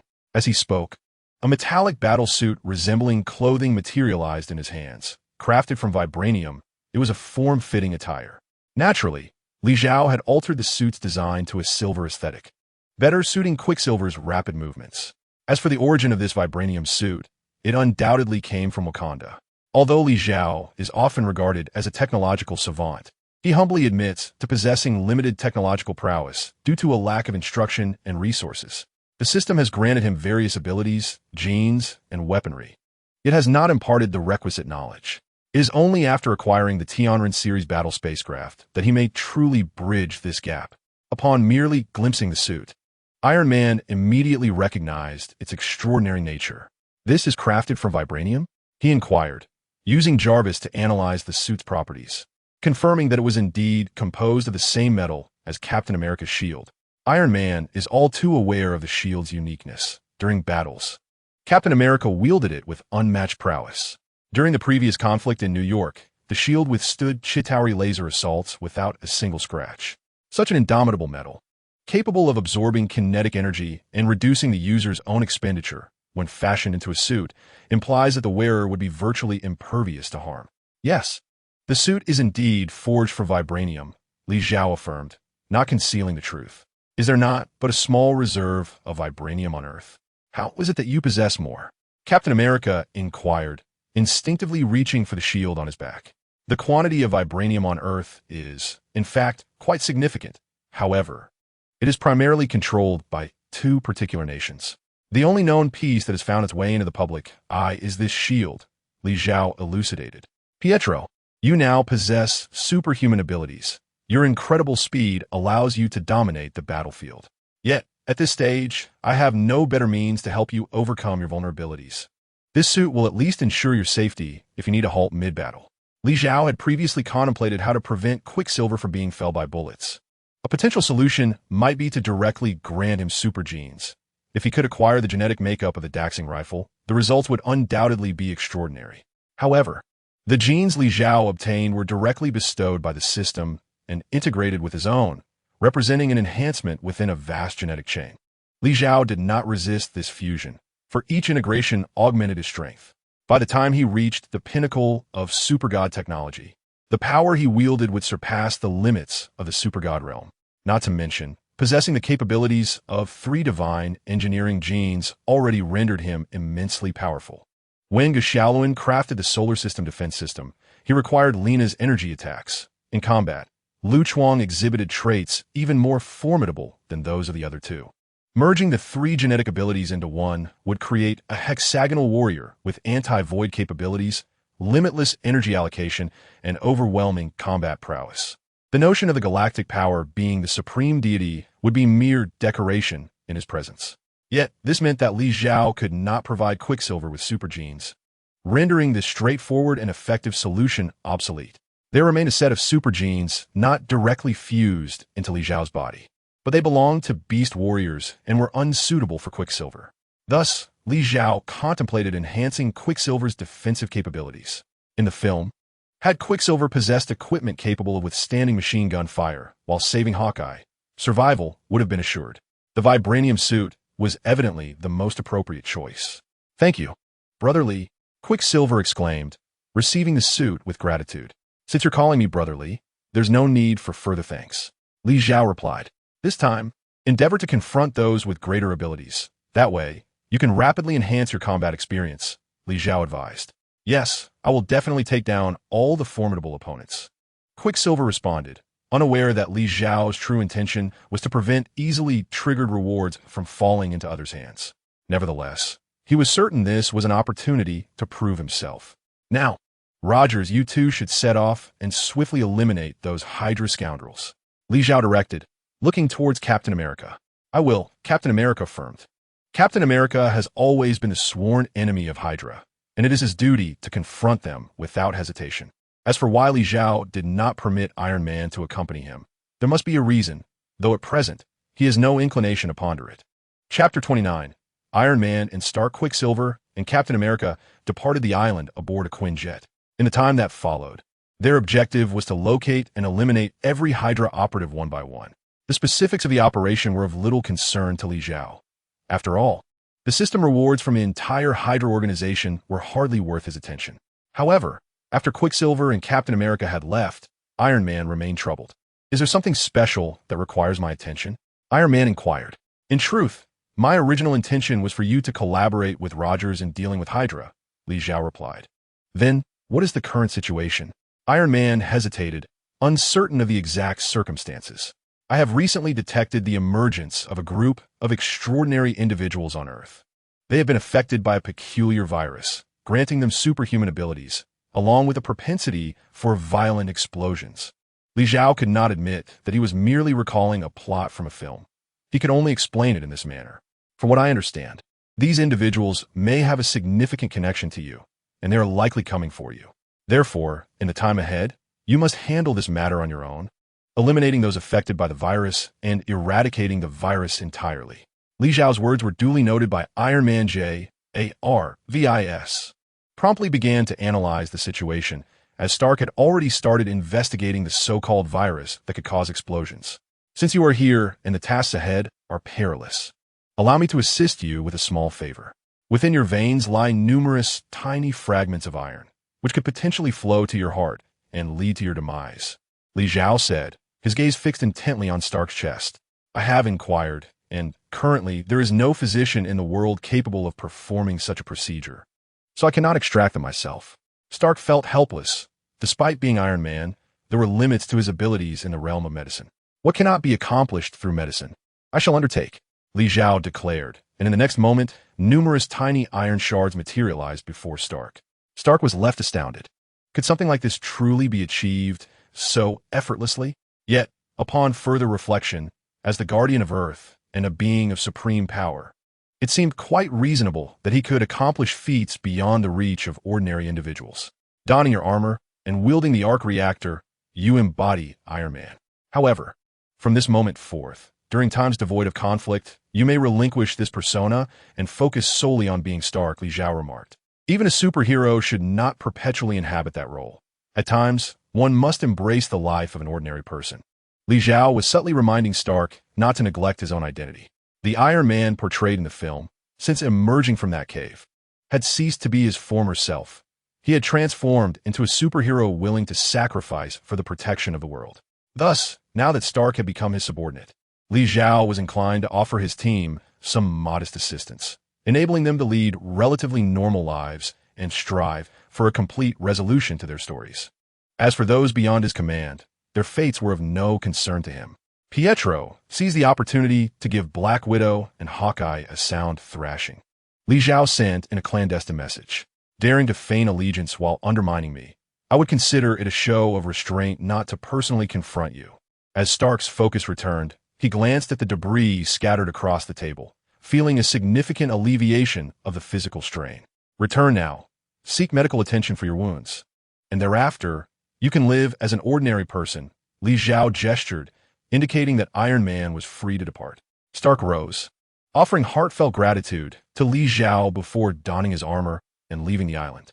Upon his return, he informed Pepper Potts of the events, who was naturally elated and developed a favorable impression of Stark's new superior. However, the imminent crisis virus incident soon unfolded, plunging Iron Man into dire straits as his investigations unearthed aspects of his past that brought turmoil to his present life. The crisis virus emerged as a consequence of his former licentiousness and arrogance. Pietro and Wanda, the sibling duo, were tragically victims of weapons he had once created, resulting in the loss of their parents and thus their enmity toward him. Over the years, many had forgotten the extent of his past transgressions due to his role as Iron Man, as a superhero. Yet, the repercussions of his former actions continued to cast shadows over his current existence, unleashing various troubles upon the world. He was grateful to Li Zhao, not only for extracting the metal shard from his body, but, more importantly, for allowing him to confront these matters on his own. The errors were his own, and should another intervene on his behalf, he would likely carry an unresolved burden. However, as he assumed responsibility for everything, he might discover a means to atone, perhaps even bid farewell to his former self entirely. On the island, within the villa, Quicksilver followed Captain America out, leaving only Li Xiao and Scarlet Witch behind. Observing her somewhat melancholic demeanor, Li Xiao inquired, "Are you feeling unwell because I have taken Stark as my subordinate?" Scarlet Witch, distracted while eating, shook her head in denial. "Then what troubles you?" Li Xiao genuinely wished he possessed the gift of insight.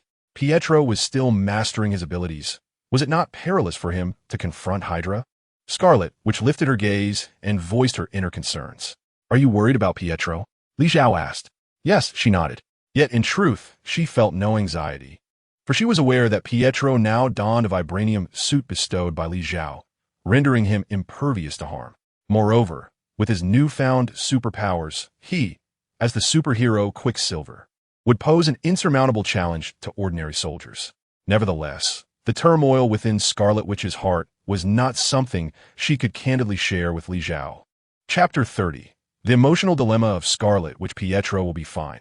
The adversaries he faces are merely agents and mercenaries, incapable of posing a threat to him. Li Xiao reassured her. If you remain apprehensive, why not accompany him? Noticing her lingering unease, he promptly suggested, "Can I really go?" Scarlet Witch was taken aback. "You possess superpowers as well. Why shouldn't you?" Li Xiao countered. Upon hearing this, she instinctively nodded. From that perspective, her joining the fray seemed entirely logical. She had not previously contemplated her own participation. It was merely that Li Xiao had designated Quicksilver, leading her to refrain from further inquiry. "I think I shall abstain," Scarlet Witch replied, shaking her head. Her internal conflict was not about whether she could join the battle. She was far more concerned with Li Xiao's perceptions of her. Why? Li Xiao felt perplexed. Had she not just expressed her distress regarding this matter? He had already acquiesced to her participation, so why did she still appear discontented? It was a mystery. Scarlet Witch offered no response.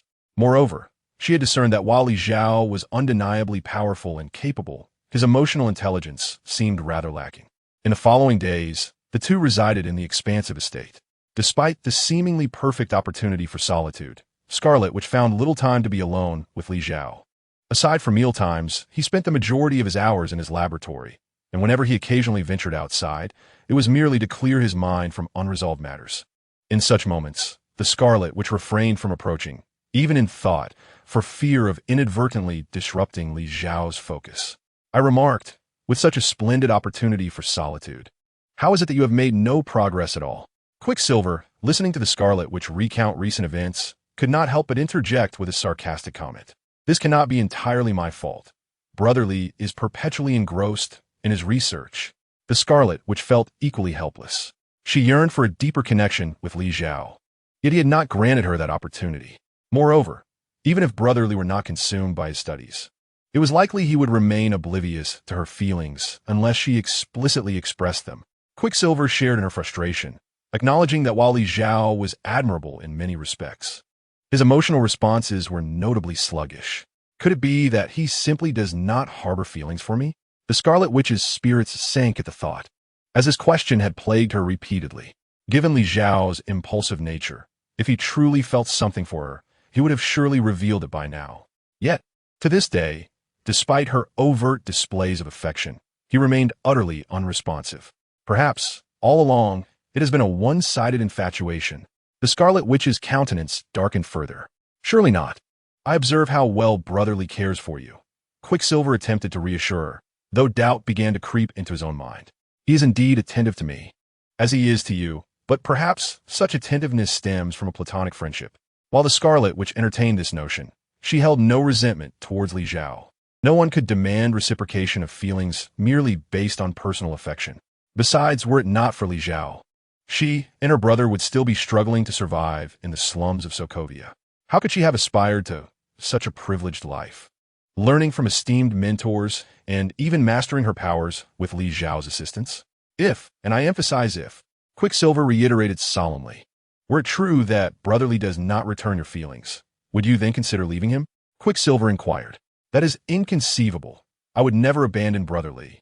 The Scarlet Witch resolutely shook her head. "If you love him, yet he does not feel the same, what if he were to find another woman in the future? Quicksilver hesitated to finish his thought, yet his implication was unmistakably clear. Everything we possess now is due to brotherly. If he does not reciprocate my feelings, it is merely a stroke of misfortune on my part, unrelated to him. The Scarlet Witch remained steadfast in her conviction regarding this matter. No circumstances would compel her to leave Li Xiao, even if he were to forge a relationship with another. She felt no justification for grievance. Very well, I understand. Quicksilver concluded, opting for silence thereafter. The Scarlet Witch's disposition has become clear to him. He recognizes that he cannot interfere excessively, and thus chooses to let things unfold naturally. Should the day arrive when the Scarlet Witch finds herself truly discontented, he would take the initiative to inform Li Xiao, knowing that, given Li Xiao's character, he would not obstruct the Scarlet Witch's departure. Pietro, our target is set. We must take action. Captain America's voice resonates. Understood. Quicksilver replies, then turns to the Scarlet Witch, saying, I must attend to my duties. I shall call you when I have the time. Very well, go ahead. The Scarlet Witch responds before abruptly ending the call. Quicksilver is currently engaged in a mission, and the Scarlet Witch cannot allow her own emotional turmoil to distract him. On the 5th floor within the laboratory, Li Xiao observes the 3 Infinity Stones levitating before him, their energies intertwining and exerting mutual influence. Time, space, and mind, often regarded as the fundamental laws governing the universe, should, in theory, allow one to master the entirety of existence when combined. Yet, despite the union of these 3 Infinity Stones, the desired effect remains elusive. Li Xiao is developing the capabilities of the Infinity Stones while enhancing his own super genes. Upon reaching a certain threshold, he has resolved to explore the powers within the Marvel Universe. In his hands, the most formidable force within this universe is undeniably the Infinity Stones. The Infinity Stones possess boundless energy, infinite time, and limitless space. When combined, they could theoretically create an infinite cosmos. However, the challenge lies in merging these powers, which he finds utterly unattainable. The inclusion of the Mind Stone should allow the 3 forces to unify, yet the essence of infinity seems to dissipate. Li Xiao contemplates this conundrum, meticulously documenting all his inquiries within his database. In the absence of a celestial-level computer, he is left to rely solely on his intellect to analyze the situation. Chapter 31. The system's special reward, however, the powers of the Infinity Stones are not truly limitless. How can this be reconciled? Li Xiao feels a sense of frustration. He understands that with all 6 Infinity Stones, one could achieve omnipotence, capable of annihilating or creating universes. Each stone, upon introduction, is deemed to possess infinite energy, and thus, one would assume that a single Infinity Stone should be capable of reshaping the entire universe. Take Malekith, the Dark Elf. Did he not aspire to harness the power of the Reality Stone to open portals throughout the universe during the alignment of the 9 realms, with the aim of transforming all of existence? According to Li Xiao's current research and analysis, such an endeavor is fundamentally impossible. He simply cannot enact a transformation of the entire universe. The notion that a mere reality stone and randomly appearing spatial wormholes could achieve what even the time and space stones cannot is, quite frankly, a flight of fancy. Or perhaps the universe that Malekith speaks of is merely the limited expanse of the 9 realms that he inhabits. Li Xiao has analyzed the situation and concluded that if the aim were merely to influence a handful of planets, a single Infinity Stone would suffice. Yet, is it not true that the Time Stone has the capability to alter the very timeline of the universe, trapping Dormammu in its grasp? This reminded Li Xiao of a scene from the film where Doctor Strange confronts Dormammu. Could it be that the influence Doctor Strange wielded was limited solely to Earth, targeting merely the point of Dormammu's intended invasion? As this thought crossed his mind, Li Xiao instinctively shook his head. This line of reasoning appeared flawed. After all, if the influence were confined to Earth alone, it would be impossible to contain Dormammu, who hails from an entirely different dimension, belonging to a separate realm of existence. Thus, what precisely are the capabilities of the Infinity Stones? The more he pondered, the more chaotic their nature seemed. Do these Infinity Stones genuinely possess infinite power and abilities? Why is it that what one Infinity Stone cannot achieve, 6 combined can?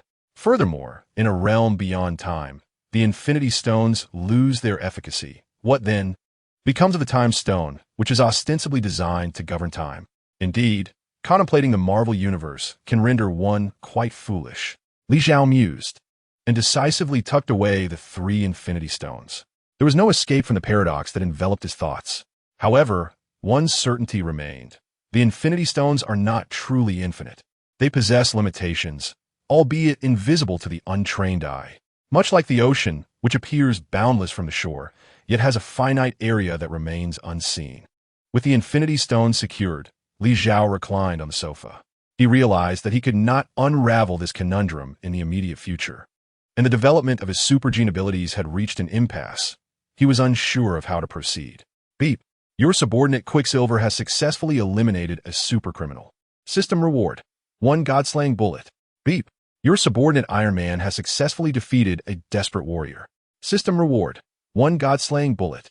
Such notifications began to flood Li Xiao's mind, with an increasing number of God-slaying bullets accumulating in his repository.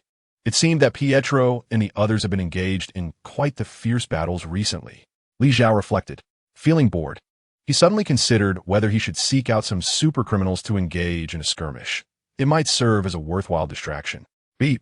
The system detected that the host possesses an excess of 100,000 pieces of equipment. Would you like to return them to the system in exchange for a special reward? The voice of the system resonated, and this time the message was markedly different from the previous ones. A special reward? Li Xiao sat up abruptly. A special reward. Even the system referred to it as such. What could the nature of this extraordinary reward be? Filled with excitement, Li Xiao quickly adjusted his demeanor and inquired further of the system. This special reward is an additional benefit generated only under exceptional circumstances. The reward options include summoning a character from the Super God Academy, obtaining a designated piece of advanced technology, or upgrading a specific target, the system elucidated. So, if I activate the system's special reward, I can choose any one of these 3 options? Li Xiao questioned. Indeed, each time a special reward is triggered, you may select one option to receive, the system affirmed. Without hesitation, Li Xiao thought, why even deliberate? Summoning a character from the Super God Academy is undoubtedly the best choice. At this moment, he required someone to elucidate the intricacies of advanced technology and assist him in developing supergenes. If he could summon a formidable super warrior, it would perfectly compensate for his deficiencies in knowledge of the super realm. Please confirm the content of your special reward. Confirmed. Li Xiao did not hesitate. Please select the character you wish to summon. Upon successful summoning, this individual will be utterly loyal to you, the system announced, and a multitude of figures from the Super God Academy materialized before Li Xiao. Gu Xiaolin, Du Qiangwei, Reina, Morgana, the Grim Reaper Carl, and Kaiser. Every character from the Super God Academy animated series was now present before him. I choose. Li Xiao began to click, but his raised hand hesitated. No, I must think carefully about which choice would offer me the greatest assistance at this stage. He withdrew his hand, needing to deliberate thoughtfully on what sort of character would provide him with the utmost benefit. In the past, under the influence of impulsive desires, he might have selected a beautiful heroine, perhaps an angel or a goddess. However, at this moment, he needed to consider what would be most advantageous for him. Galactic power, temporal rose, thunder power, and the Distar spear. Within him resided 4 potent super genes, the strongest being galactic power. To expedite the development of galactic power, he would undoubtedly need to summon someone involved in this genetic research, narrowing down the options to these few. As he pondered, several character avatars appeared before him. Among them were the Space Principal, the Celestial King He-She, and the bald-headed Riais. Clearly, the most cost-effective candidates had emerged. Chapter 32. The Celestial King He-She, the Space Principal, a figure of immense power and enigma within the entire saga of the Super God Academy and the Heroic Legion, stands as the most formidable and mysterious character. In terms of super gene development and technological advancement, he is undeniably the strongest entity. After all, he was responsible for the establishment of the Super God Academy, and he is the true first deity of the Super God universe. While others maintained a conservative stance towards super gene development, he alone emerged with bolder and more constructive visions, ultimately succeeding in transcending technological limitations to create a being whose theoretical lifespan could be eternal. Perhaps it is precisely his audacity that sets him apart. When confronted with the void, others sought to evade it, while he boldly challenged it. The three divine creation projects were conceived by him to confront the void, integrating nearly all cutting-edge technologies of the super god universe to combat the ultimate fear. In the process of challenging the void, he ascended to a higher dimension, entrapping his consciousness and thoughts, rendering him unable to return. In terms of capability, the space principle appears to be the unequivocal choice. However, at this moment, Li Zhao's gaze fell upon the second individual he had selected, the celestial king He Shi. As one of the three angelic kings at the inception of the Mellow Celestial Court, she is a unique entity who laid the technological foundation of the entire angelic civilization. The sacred form is a product of her innovation, and she also contributed to the gene design of the galactic power. For the angelic civilization, He Shi can be regarded as a foundational figure. The most powerful royal weaponry of Kaiser was constructed by her, alongside the Sacred Knowledge Repository and the Celestial Computational Group that she established. Moreover, He Shi possesses a characteristic that other technological deities lack: comprehensiveness. While other technological gods often focus their attention on specific domains, striving for peak excellence in their respective fields, He Shi has endeavored to ensure that the angelic civilization remains at the forefront of the universe by studying virtually all existing technologies within the super god universe. From the stellar energy application technology of the Taoist star to the duplication skills of the Fighting Buddha and the void development researched by Carl, it can be said that He Shi embodies a versatile and well-rounded talent. Li Zhao had already closed all other images, leaving only these final two candidates before him. In terms of status, the space principle undoubtedly holds a higher position, and he is more authoritative in his research on the void. Yet, within the genetic capabilities of the galactic power, a portion was established by He Shi. For instance, the wings that could open behind him remain unusable. This is a stipulation of He Shi. Only by sensing the presence of the angelic heart can one truly possess the ability to soar. Most significantly, the powers that Li Zhao possesses also belong to a diverse amalgamation. The power of the galaxy, the time-space rose, the thunder gene, and the gun of the star. These are but four distinct super gene abilities that Li Zhao possesses at this moment.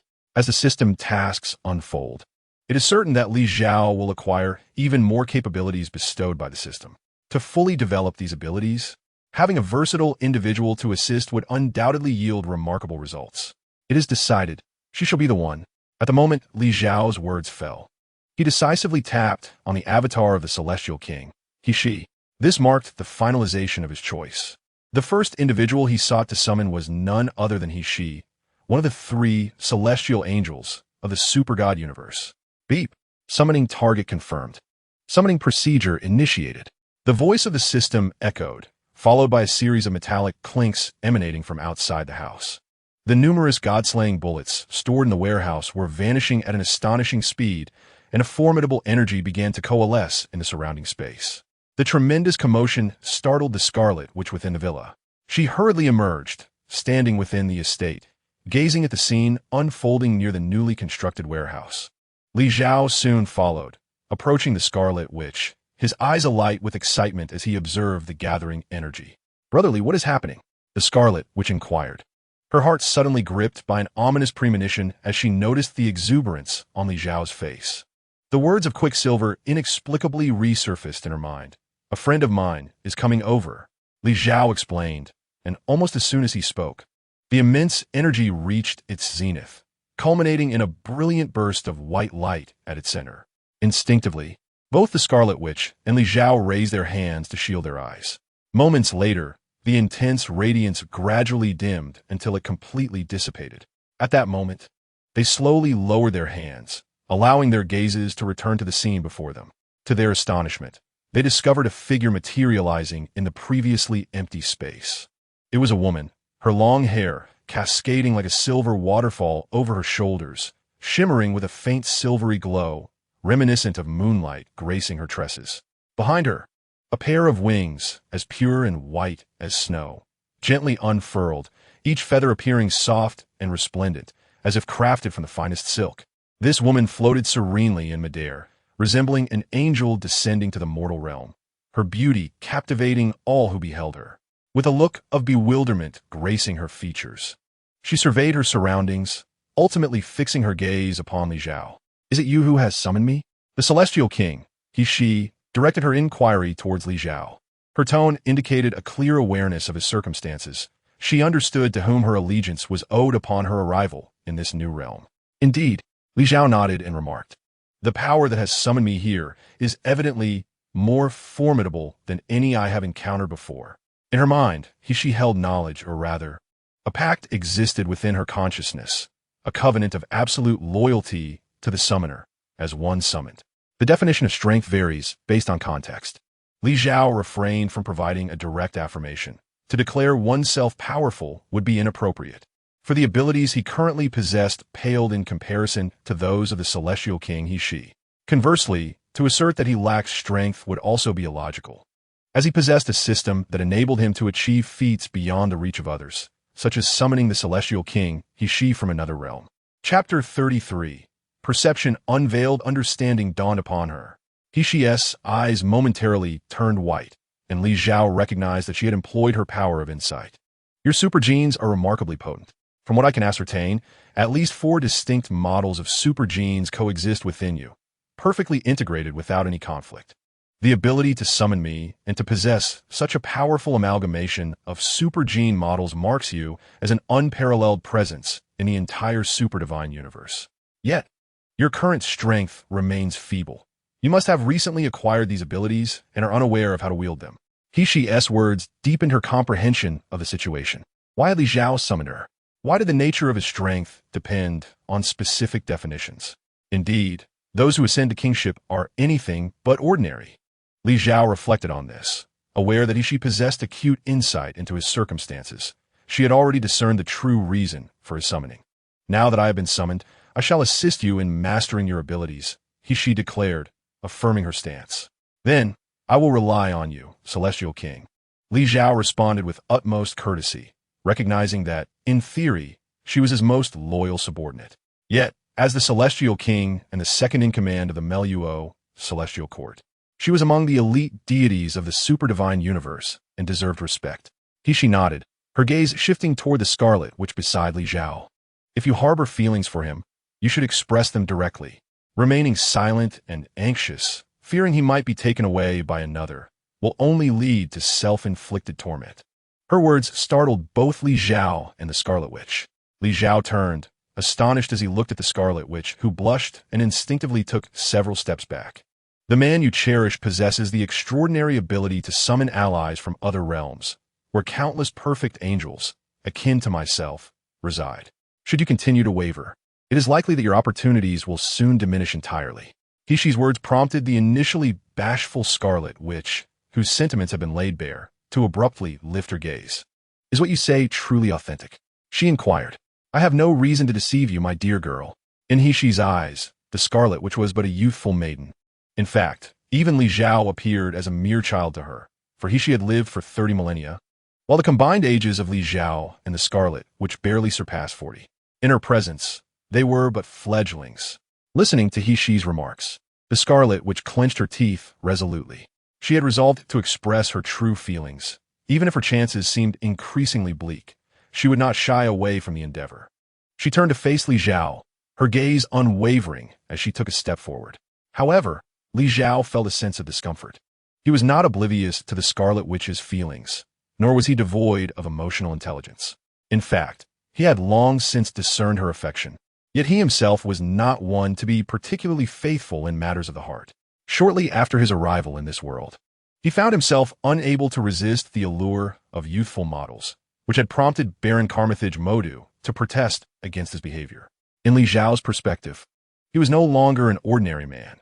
In his previous life, he had lived like a beast, devoid of enjoyment. Thus, in this lifetime, he resolved to savor experiences he had never had before. He did not aspire to be monogamous, and therefore, he felt it inappropriate to entangle others in his pursuits. The Scarlet Witch, being so young and pure of heart, will be harmed should she dedicate her life to a man as hedonistic as himself. Thus, he chose to disregard her affections, viewing her and Quicksilver merely as cherished friends or younger siblings. However, it seemed he had underestimated the situation. The Scarlet Witch approached Li Zhao, inhaling deeply, ready to articulate her feelings. "Li Dage, I, Wanda, am not worthy of your devotion." Before Wanda could finish her thought, Li Zha interrupted her. "Huh?" The Scarlet, which was momentarily taken aback. Do not let my handsome exterior deceive you. I am, in truth, a capricious scoundrel. A person as unfaithful as I cannot truly deserve someone as adoring as you. Li Xiao explained. I do not believe it. The Scarlet, which resolutely shook her head.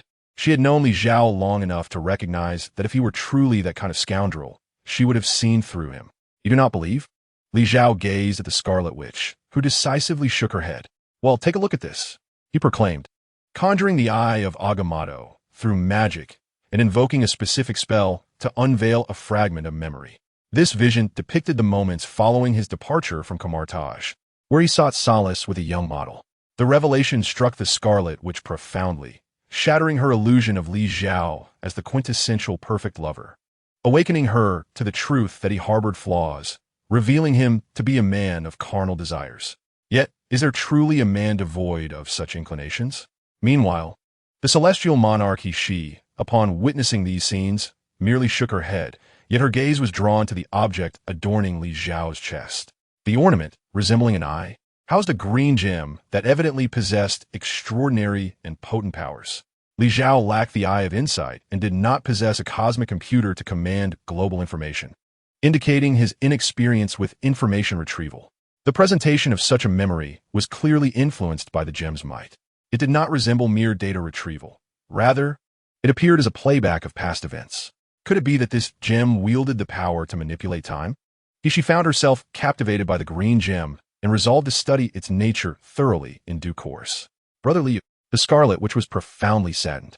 She wished to chastise Li Xiao, but found herself at a loss for words. In a fit of rage, she turned away, retreating to the villa, locking herself in her room and burying herself under the covers, where she wept softly. How could she not be heartbroken over the conclusion of her first love? Filled with youthful innocence? Chapter 34. Why not try abstinence yourself? She approached Li Xiao. Though separated by a wall, she could clearly perceive the Scarlet Witch's actions within. Li Xiao remained silent, unsure how to confront the situation with her. I shall not comment on the course of your life, but you need not be so callous toward the girl who has developed genuine feelings for you. She, utilizing her eye of insight, could discern many of Li Xiao's past memories. However, the parts pertaining to the system were concealed, rendering even a deity of her caliber incapable of accessing that information. Since I cannot provide her with the love she desires, it is better to bring this to a close early. Indecision will only subject Wanda to more anguish in the days to come. Li Xiao did not possess the extensive life experience of several millennia like He. He only understood that in matters of affection, one should not engage in excessive deliberation or entanglement.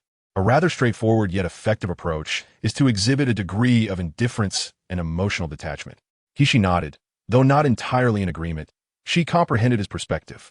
I had assumed that the indifferent one would be you. Yet, you claim that I am the one devoid of warmth? Li Xiao found himself at a loss for words. This is not merely a matter of perception. It must hold some truth.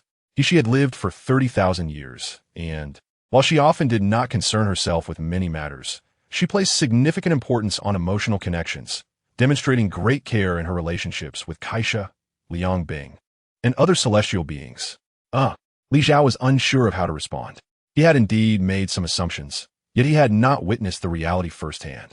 How could he judge a person's character based solely on intuition? What you choose to do is your prerogative, but I can enhance your inside eye for you. In He's view, with the inside eye, Li Xiao would be able to comprehend the thoughts of the Scarlet Witch, which might prove beneficial for him. Really? Li Xiao suddenly felt a surge of excitement. The inside eye, angel wings, void power, and wormhole traversal. These are the most memorable aspects from his time watching the Super God Academy. Presently, he had already acquired 3 of these abilities. Although he had yet to master the art of flight with his angel wings, they were nonetheless his. However, he still lacked the inside eye. You summoned me here, hoping I could assist in unlocking your latent super gene abilities, enabling you to truly harness this formidable power, didn't you? She spoke in a rather neutral tone, as if all of this were a matter of course. Yet, for some reason, Li Xiao felt that something was amiss. She did not seem like a mindless puppet completely under the system's control. She was indeed fulfilling her responsibilities earnestly. So, how did the system manage to summon her? Li Xiao harbored doubts in his heart, but at that moment, he had no answers. Questions posed to the system would surely go unanswered. Then it seems I must rely on the Celestial King. Unable to resolve his confusion, Li Zhao refused to let himself be ensnared in further contemplation. Your laboratory is on the 5th floor, correct? After she spoke, her wings unfurled behind her, and she began to glide gracefully towards the 5th floor. Upon her arrival, as she passed through the wall, Li Zhao had already traversed a micro-wormhole to reach the same location. Your wings remain unactivated? She inquired, observing that Li Zhao had not ascended alongside her. They are activated, but I cannot fly. Li Zhao replied with a hint of exasperation. Shortly after the awakening of his galaxy power gene, the system had bestowed upon him the pair of black wings, yet the ability to fly required certain prerequisites. Li Zhao did not harbor the same admiration and affection for a single individual as Gu Xiaolun did. He hailed from the year 2025, a time when most individuals had long since lost such pure emotions. The prevailing mindset revolved around pursuits beyond the trifles of life, outside the realm of the 5 insurances. Indeed, when I first conceptualized the power of the galaxy, I embedded the values of an angel within the genes, and your thoughts and actions do not align with the core values of an angel. Hishi's assessment was remarkably straightforward, showing no concern for whether Li Zhao might feel discomfort from it. Perhaps I could make slight adjustments to your parameters. After uttering this, Hishi moved closer to Li Zhao. The proximity allowed him to distinctly perceive her gentle breath.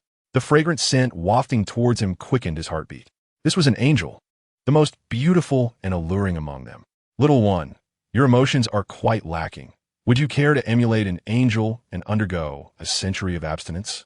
Hishi, with her perceptive gaze ever vigilant, immediately discerned Li Zhao's evident emotional fluctuation. However, given their already close distance, her sweet voice elicited an even stronger reaction from him, causing his heartbeat to race further. Sensing this, Hishi ceased her teasing, focusing her attention on the genetic parameters of his galactic power. Moments later, the adjustments were complete. The restrictions on the use of angelic wings were lifted. Now, whenever Li Zhao willed it, the wings could take flight on their own. All right, the adjustments are finished. Give it a try. Hishi stepped back a few paces, maintaining a respectful distance. Nonetheless, you truly ought to engage in some form of abstinence. Otherwise, you might risk becoming a wretched being like Hua Yi. Hishi cautioned. If I were to become a wretched being like Hua Yi, would you not strive to confront me, even under the constraints of our contract? Li Zhao inquired, gazing at the celestial monarch Hishi before him, certain that she retained her complete personality and memories. Thus, while the celestial monarch could tolerate much, she would not abide the existence of a wretch. Under the influence of the contract, I cannot act against you. However, I can choose self-termination. Hishi's tone remained calm. Yet Li Zhao was entirely convinced that she could indeed follow through if the situation arose. Best not to provoke her. I shall simply summon my lovely models and perhaps pursue a campus beauty instead. Li Zhao had painstakingly summoned Hishi, the celestial monarch, to gain an ally, and he could not afford to jeopardize that opportunity due to fleeting desires. After all, this summoning was a chance earned at the cost of 200,000 Divine Slayer bullets. As for those lovely models and campus beauties, it would be best to refrain from seeking them in the future. Why? Li Zhao questioned, looking at Hishi with confusion, as he did not believe she would interfere in his personal affairs. They cannot endure it. Chapter 35. Knowledge, the foundation of technological deities. Hishi's words left Li Zhao perplexed. After all, it was merely a study on human biological reproduction. How could it possibly relate to the concept of death? The genes of super soldiers harbor immense energy that ordinary bodies cannot withstand, unless one intends to undergo enhancements. Hishi elucidated. If that is the case, then what about the 2 earlier subjects? They are unharmed. Hishi, aware of Li Zhao's concerns, had previously employed her insight eye to examine this world, and she had specifically observed that the conditions of those 2 women showed no anomalies. What then is the reason? Li Zhao suddenly recalled a narrative mentioned in the Super God Academy animation. Zhao Xian, by being with Ji Xian, could directly assist her in replenishing energy and restoring her original physical state. This sufficiently corroborated Hishi's assertion that the genes of super soldiers possess formidable energy, enabling mutual transfer during such encounters. However, Li Zhao had already engaged in similar actions with 2 ordinary individuals, and not just once or twice. At that time, you possessed merely the time-space rose super gene, and its level was still at the first generation, resulting in relatively weak energy. Furthermore, you had taken protective measures, ensuring your genes did not remain within them. She provided a reasonable explanation. This left Li Xiao somewhat embarrassed. Nonetheless, it was a relief that he had not inadvertently harmed those two ordinary women. Now, however, you are different. The moment you acquired the galaxy power gene, your super gene surpassed the third generation, embodying a unique, invincible constitution. Moreover, the energy generated from the fusion of the galaxy power gene, time-space rose gene, the Xing gun gene, and thunder gene is more potent than any known super soldier gene in the super god universe, even surpassing those of the fourth generation divine bodies. She was astounded by Li Xiao's capabilities, which explained her initial assessment of his formidable strength upon her arrival. In that case, will I no longer be able to enjoy a beautiful life? Li Xiao felt a tinge of regret. After all, he had traversed realms, acquired such extraordinary power and abilities, only to be relegated to the life of a disciplined monk. What man could endure such a fate? You could seek those who also possess super genes, or you could directly adapt others to super genes, allowing them to become super soldiers and join you. She concluded, turning towards the various operational equipment in the laboratory. She needed to further analyze the state of Li Xiao's laboratory while assessing his understanding of his current abilities. In this world, where could one find other super soldiers?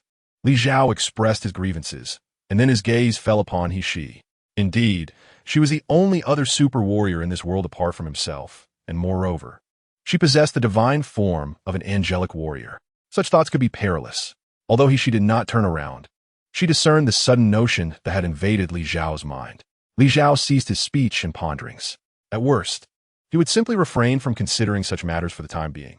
After all, in his recent endeavors to develop his own abilities, these thoughts had not occupied his mind. If he was unable to partake in the joys of companionship, he could withdraw his sentiments and seek solace in the company of someone he cherished, allowing She to assist in bestowing a super gene upon them, transforming them into a super warrior as well. Why not adapt it for other women? He mused. How absurd. This is a super gene. Would you truly bestow it upon a woman who might casually barter her body for monetary gain merely due to fleeting desires? She inquired, to what extent do you comprehend and apply the super gene? This marked the beginning of her formal inquiry into Li Xiao's circumstances, aiming to enhance his prowess. I cannot precisely articulate it, but surely you're insightful. I can perceive it. Li Xiao retorted, I can glean some of your past actions and thoughts, yet regarding your strength, I find myself unable to discern. She elucidated. Li Xiao responded, understanding that this was likely a unique provision of the system. Utilize all the abilities you currently possess, and then I shall grasp your present condition, She instructed, foregoing further questions and urging Li Xiao to demonstrate his capabilities. Very well, Li Xiao acquiesced, commencing his tests. To optimize his display, he harnessed the power of the space gem, transporting them from the laboratory to a vast expanse of desert. The first ability he showcased was the micro-wormhole transportation, the first super gene ability he had acquired. Next came the acceleration of the Xing spear and the manipulation of thunder through the thunder gene. Each super gene ability was vividly manifested with distinct characteristics, yet only the power of the galaxy remained elusive. At this stage, Li Xiao could merely silence others with it. Although he had seen films and was aware that the power of the galaxy's anti-void capability could defy the conservation of energy, he had attempted numerous times without success in truly subverting the laws of the universe. The final ability he employed was the manipulation of Kaiser's silver wings for an assault. You possess Kaiser's silver wings? She questioned, astonishment evident as the wings materialized. I have access to certain unique channels, and this should not truly belong to Kaiser. It is merely a replica of her silver wings, Li Xiao clarified. Indeed, it is quite plausible that you possess the ability to summon me and simultaneously fuse numerous super genes, along with wielding weapons from my realm.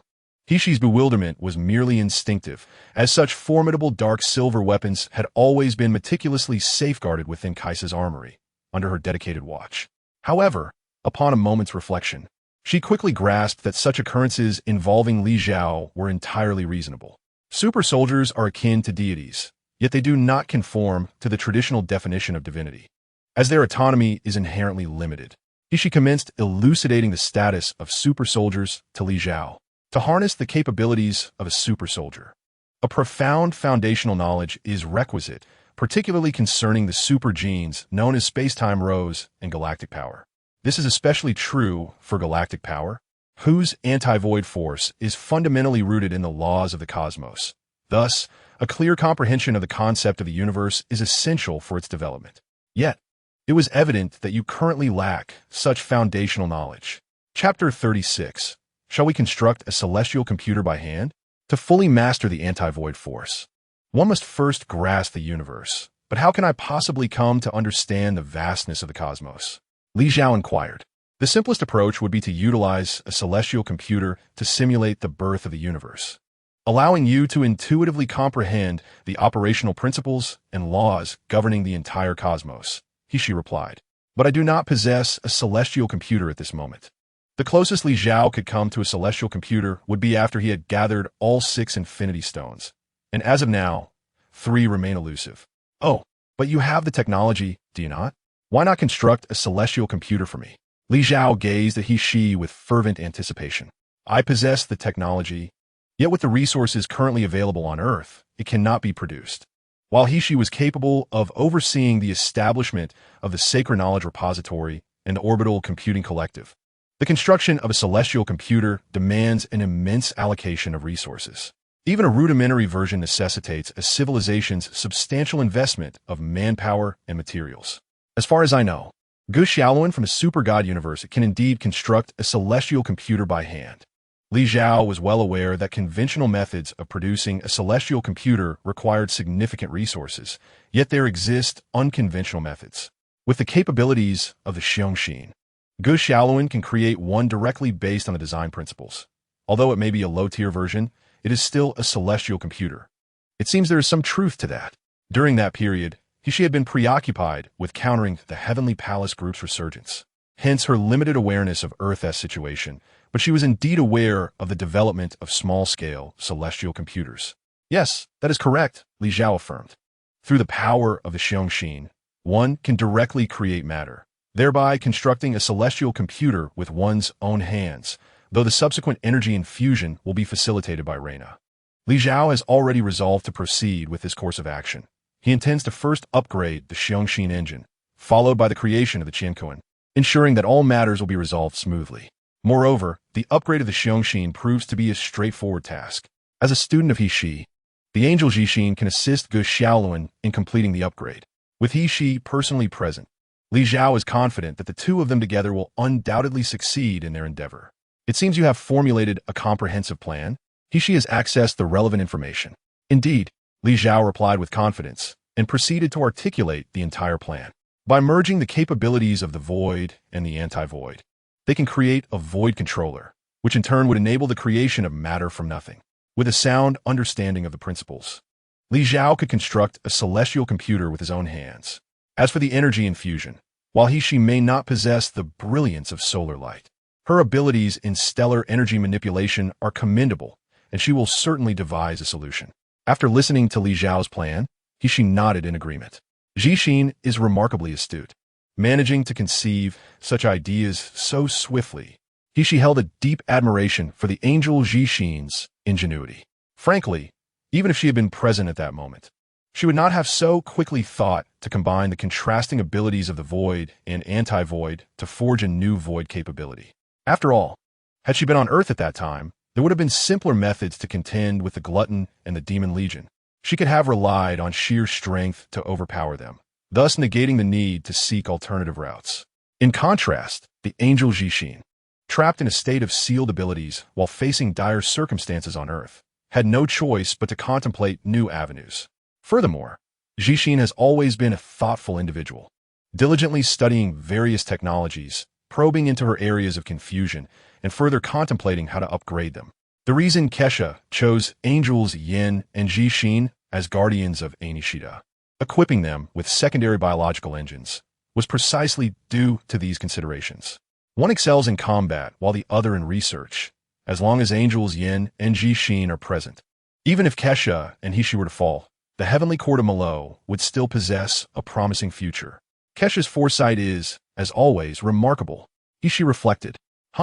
Li Zhao, who had been awaiting Hishi's approval of his plan, was taken aback by her sudden remark, leaving him somewhat perplexed. The notion of merging the void and anti-void to create a void controller is excellent, but the specifics of the integration will require careful design. Hishi disregarded Li Zhao's confusion and promptly redirected the conversation back to the plan. Very well, I shall await your insights. Li Zhao quickly nodded. Since Hishi was to embark on the design, it was certain she would strive to refine the algorithm for the void controller to perfection, and naturally, Li Zhao was more than willing to wait for her. First, please arrange a place for me to stay. You should also go and comfort Wanda. Her emotions seem somewhat unstable, leading to fluctuations in her abilities, Hishi advised. Wanda. Li Zhao suddenly recalled that Wanda was still in her room, crying. There is an empty room on the second floor. You can stay there, he suggested, then turned to exit the laboratory. He needed to check on the Scarlet Witch. Although he had declined her confession, she was, after all, one of his subordinates, and their relationship had been amicable for quite some time. He could not allow her to encounter any distress at this moment. Hishi paid no mind to Li Zhao's departure. She merely cast a casual glance around the laboratory before traversing the wormhole to her own chamber. Everything in her room was prepared, allowing her to settle in immediately. Meanwhile, after leaving the laboratory, Li Zhao quickly arrived at the Scarlet Witch's room.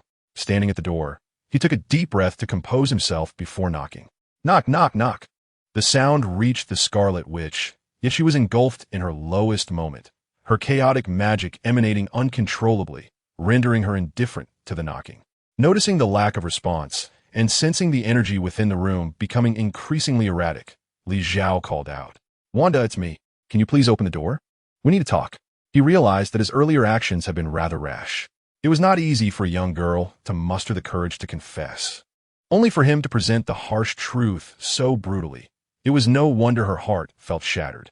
Wanda? He called again. The nearly uncontrollable Wanda began to regain her composure upon hearing Li Zhao's voice. After a long moment, a voice emerged from within, tinged with tears. Come in. Li Zhao pushed the door open and entered. Inside the room, the Scarlet Witch lay beneath the covers, with only her hair visible. Seeing her in such a state, Li Zhao couldn't help but sigh. Alas! He approached her bedside, hesitated for a moment, and then sat at the edge of the bed. I should have clarified everything to you sooner, he spoke softly. From the moment he had brought the Scarlet Witch and Quicksilver back, he had sensed a fondness for her. After all, such a pure and adorable young girl stood before him. How could a carnivorous soul like his feel no attraction? However, he later discovered that the Scarlet Witch harbored feelings for him as well. What began as a mere admiration for beauty has unexpectedly transformed into genuine feelings, prompting him to contemplate whether this relationship should continue to evolve. The more time he spends together, the more he realizes that his affections are purely carnal, while the Scarlet Witch has truly developed feelings for him. To prevent such a situation from unfolding, he refrained from engaging closely with her, even avoiding contact whenever possible, especially after Quicksilver's departure. Yet, he never anticipated that things would culminate in this manner. Were you deliberately avoiding me? The Scarlet Witch emerged from beneath the covers, revealing her tear-streaked face, her eyes still glistening with unshed tears. He has long understood the adage that those who hesitate often suffer the consequences. Yet he has been at a loss on how to navigate this situation, resulting in prolonged indecision. Regrettably, this has led to her being hurt. Li Zhao felt a twinge of guilt. Initially, he did harbor some teasing intentions, but upon realizing his desire to distance himself, he found no appropriate moment to communicate that. But this has nothing to do with you. My affection for you is my own choice. Despite her sorrow, the Scarlet Witch remained rational. To her, it was merely a matter of Li Zhao rejecting someone he did not care for. Had she been in his position, she would have done the same. Moreover, knowing he was inherently a lustful person, his decision to distance himself from her in an attempt to protect her could, in a way, be viewed as a form of safeguarding. Your superpower is, in fact, chaotic magic, which inherently bears significant drawbacks, particularly when emotions spiral out of control and adversely affect oneself. Li Zhao urged, if you find yourself unhappy, you should find a way to cope. If you need me to leave, that is acceptable too. He refrained from suggesting that the Scarlet Witch could depart, as such a statement might lead her to believe he wished to expel her, potentially causing her further emotional distress. You need not accommodate me so excessively. The Scarlet Witch fully uncovered herself from the blankets and sat up, realizing that Li Zhao had been protecting her all along. However, She now comprehended that his form of protection was not as she had once perceived it. You and Pietro are both individuals I have brought back. While you may be my subordinates, you feel more like even if you do not reciprocate my feelings, I shall continue to care for you. The Scarlet Witch interrupted Li Zhao, fully aware of the implications of his impending words. Once spoken, those sentiments would obliterate any remaining chances she might have. Huh? Li Zhao was momentarily taken aback. How could it be that, at this juncture, she felt compelled to voice such sentiments? Did she truly not care about his reputation as a fickle-hearted individual? Love is a matter between two, but affection is not, the Scarlet Witch declared. What is this explanation? Li Zhao was utterly bewildered. He could not fathom the logic of the Scarlet Witch. For to love is simply to love, even in the absence of reciprocation. My affection remains unchanged. The Scarlet Witch's response was truly incomprehensible to Li Zhao. Yet, in the adjacent room, she smiled faintly. There is a saying that persistent thoughts will eventually resonate. If one remains steadfast, the future may not be devoid of response. She murmured softly.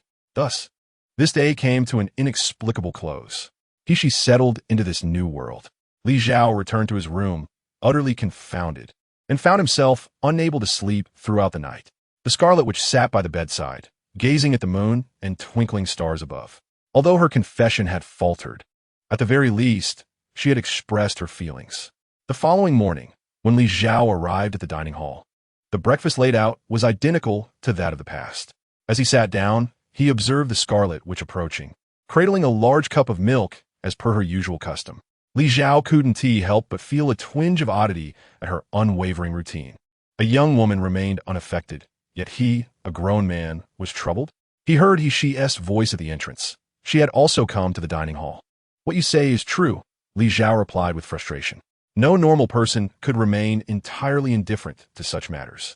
You need not dwell on the past. The Scarlet Witch interjected. She had pondered throughout the night and concluded that her current life was already quite satisfactory. Although she had not attained her ideal love, she could at least share a roof with the one she cherished. From now on, you may call me he-she. He-she took a seat opposite the Scarlet Witch. Very well, Miss he-she. The Scarlet Witch nodded in agreement, placing the milk before Li Zhao before turning back toward the kitchen. Soon, a large platter of breakfast was brought forth. This was prepared by the kitchen for you. As I was unsure of your specific preferences, I arranged for the usual fare we commonly enjoy. The Scarlet Witch placed the breakfast in front of he-she. I actually have no preference for breakfast, he-she responded, yet she politely drew the meal closer and nodded her gratitude toward the Scarlet Witch. Do you not eat breakfast at all? The Scarlet Witch, unaware of he-she's true identity, thought that anyone whom Li Zhao regarded as a friend, especially a woman with wings, could not be an ordinary person. In fact, the Scarlet Witch surmised that he-she must be an angel, one of those truly existing in myth.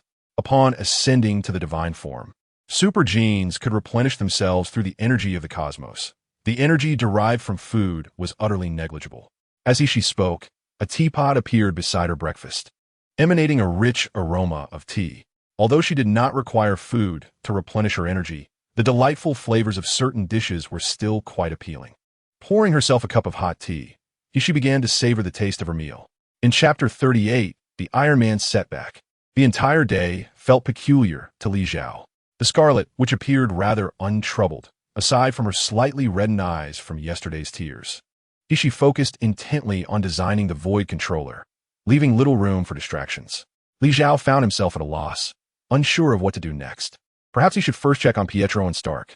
With that thought, he activated the communication screen. Initially, she had mentioned upgrading his insight yesterday, but her focus shifted to lifting the restrictions on the angel wings and pondering the Void Controller and Celestial Computer, causing her to forget about the insight altogether. However, at this moment, Li Zhao didn't particularly need the inside eye. His dark communication abilities allowed him to grasp the majority of Earth's circumstances through the existing network. Stark, have you been attacked? Li Zhao inquired as he observed the disheveled Iron Man on the video feed. A minor mishap, Stark replied, his expression tinged with embarrassment. Although Li Zhao had forewarned him about the nature of the adversaries he would encounter, he still found himself in this predicament. It was quite humiliating. By the way, my network is currently under surveillance. Will they discover our communication?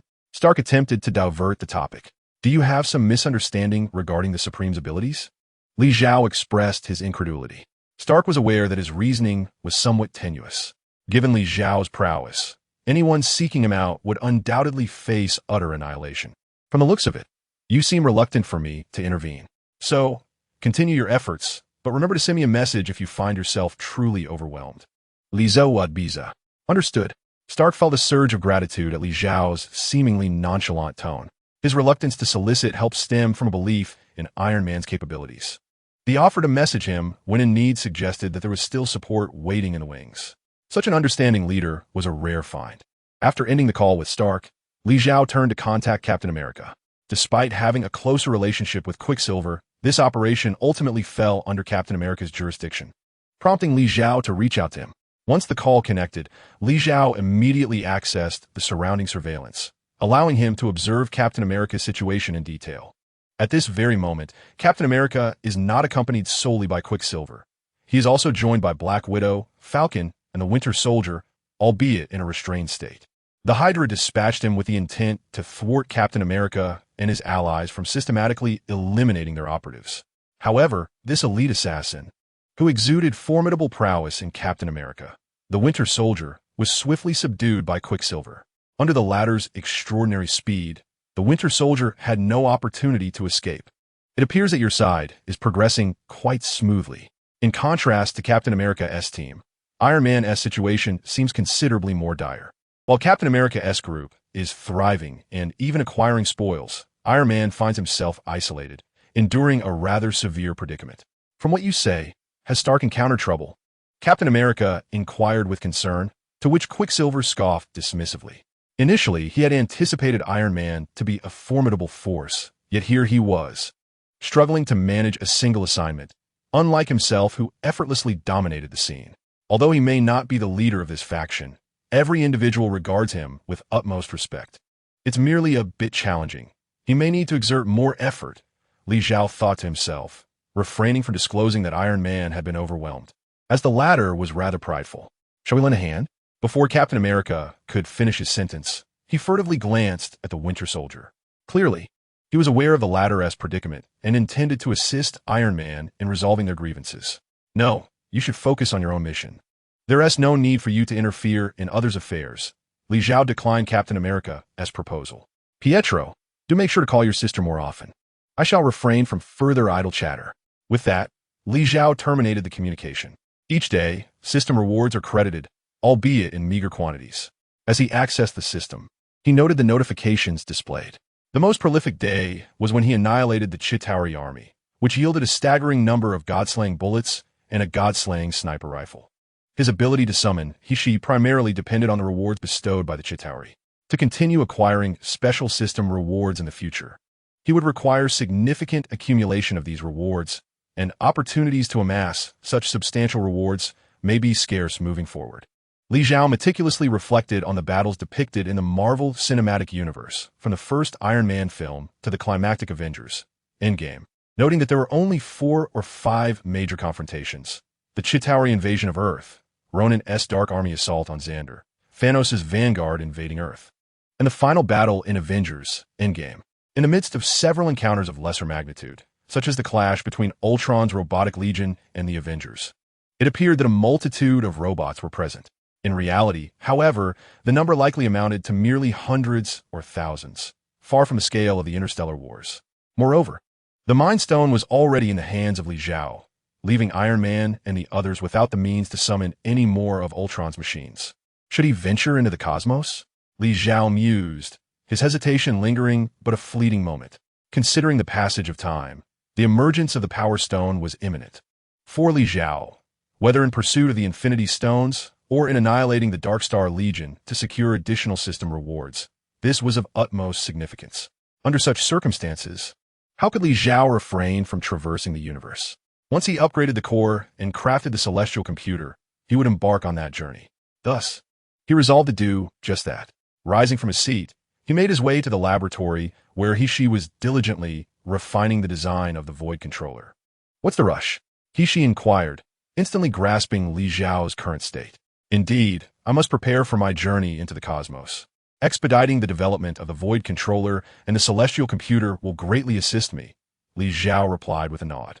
Then let us conduct a test today to ascertain whether the fusion of the void and anti-void is truly feasible. He turned to face Li Xiao, having already gathered the relevant data. Her current task was merely to enhance the data for Li Xiao, ensuring that the power of the void controller would be maximized upon its acquisition. Excellent. Li Xiao nodded eagerly, anticipation coursing through him. Chapter 39. The perfectionist Li Xiao and He ascended to the rooftop, standing beneath the setting sun with the ocean before them. A gentle sea breeze caressed them, bringing a refreshing and invigorating sensation that was utterly delightful. Both closed their eyes simultaneously, activating their inner super gene engines. He, activate the void, represented as 1. Li Xiao, deny the void, represented as 0. Their test commenced at last, and in the sky above, a transparent energy entity began to materialize, reminiscent of clouds, yet distinctly different. Gradually, a magnificent angelic projection emerged, depicting the sacred Kesha. Hold on, Sister He. That feels a bit like cheating, Li Xiao exclaimed, somewhat speechless at her display. He had anticipated some form of commotion in the sky, following He's activation of the test, but he initially believed it would merely consist of a few words. Perhaps something akin to Hello, World. Instead, He had conjured a character image, and not just any character, but that of the sacred Kesha. Do you not realize this is the world governed by Li Xiao? He is, after all, the supreme ruler of Earth. You have conjured such a projection that those outside might mistake angels for the deities of this world.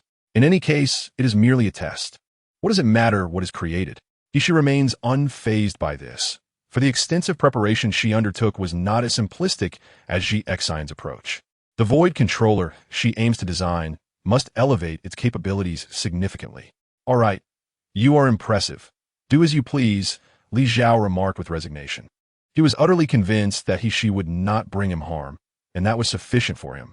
As for her preoccupation with the divine Kaiser, it was of little concern to him. One cannot impose restrictions on another's thoughts. I am not impressive, he internally grumbled, recalling her nickname, Pai Shi, which he had almost forgotten. Yet he could not voice such sentiments aloud. He offered a slight smile, choosing not to expose Li Xiao's inner thoughts, and instead continued discussing the void controller specifics. Next came the formal integration of the void controller, a process expected to last an entire week. Are you prepared? She inquired. A week? I recall that Xian and Guxiao Luan completed the program pills in just 2 days, Li Xiao questioned. Xian's creation was rather rudimentary, merely crafting a simple void controller. I have refined it and incorporated additional elements to better suit your multifaceted genetic traits, He elucidated. If my aim were merely to replicate Xi's basic design, why would I expend an entire day on its conception? Indeed, had He not aspired to perfection, she would not have needed to devote such time to a design that Xian could easily have produced. The perfectionist within her desired to endow this design with greater power and functionality. What exactly have you inscribed here? Lizo inquirat curiosity pica. Once it is complete, you shall know upon consumption, He replied, not intending to divulge details at present. Oh, Li Xiao responded. Very well, let us commence, He declared, proceeding with the subsequent actions. Observing her start, Li Xiao promptly set aside all extraneous thoughts and focused intently on cooperating with her. A multitude of sacred codes began to materialize in the air, meticulously crafted by He. The entire docking process required utmost caution and precision. While He operated with grace and ease, Li Xiao approached these tasks with trepidation, being a novice. Fortunately, He led the proceedings, allowing Li Xiao merely to assist. Otherwise, he would have struggled to manage these complexities. Time flowed seamlessly in the sacred convergence of divine coding. On the first day, the Scarlet Witch had called them to dine, but after her initial visit, she quickly grasped the gravity of the situation and chose to remain vigilantly by their side, carefully safeguarding their well-being. Concurrently, the Ancient One from Camartage was also observing the scene, recognizing that Li Xiao was on the brink of a significant leap in power, heralding a true transformation in the trajectory of this world. She was torn between anticipation and concern, acutely aware that she could not intervene in Li Xiao's journey. Instead, she had to assist in watching over him to prevent any unforeseen complications. 7 days swiftly passed. As Li Xiao and He came to a halt, the surrounding space erupted with intense energy fluctuations, causing the very earth to tremble. Li Zhao felt his legs weaken and sank to the ground. Despite the prolonged journey, he had never felt so fatigued. He reflected on his condition.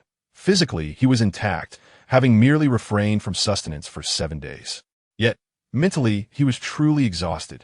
During this week, he had interfaced with over 100 million strands of divine coding, requiring impeccable precision and unwavering focus. A golden pill materialized in He-Shi's hand. The upgraded program capsule she had crafted. Given his substantial energy depletion, she suggested, why not swallow it now as a supplement? She presented the golden pill to Li Zhao, reasoning that he would eventually need to consume it anyway. Li Zhao recalled how Gu Xiaoluan had spent a restless night clutching his stomach after taking the pill. Thus, with the resolve of a warrior, he firmly accepted the golden capsule and swiftly placed it into his mouth. He intended to swallow it whole, but upon tasting it, a delightful fragrance emerged, compelling him to chew. To his surprise, the program capsule was indeed delectable, surpassing even chocolate in flavor. He-Shi, why does this pill differ so greatly from my expectations? Li Zhao inquired as he savored the treat.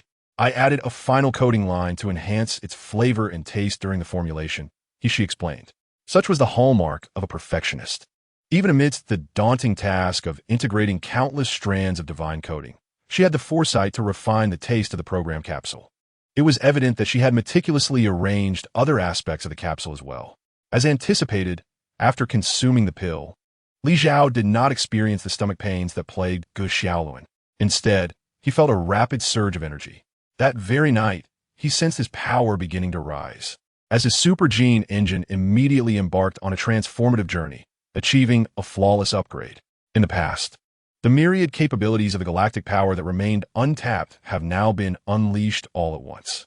The abilities of the time-space rose, the spear of the Star, and the thunder power have seamlessly intertwined with the galactic power gene.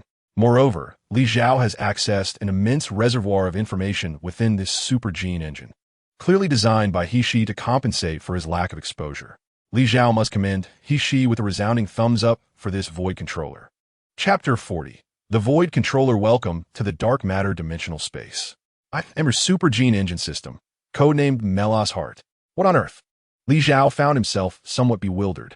While he was not surprised to activate the Void Controller and harness a brand new super gene engine, the codename puzzled him. This is a designation implanted by the Celestial Sovereign within the super gene engine of the Void Controller. The super gene system responded. He-Shi once again has slipped in personal preferences. Li Zhao was at a loss for words.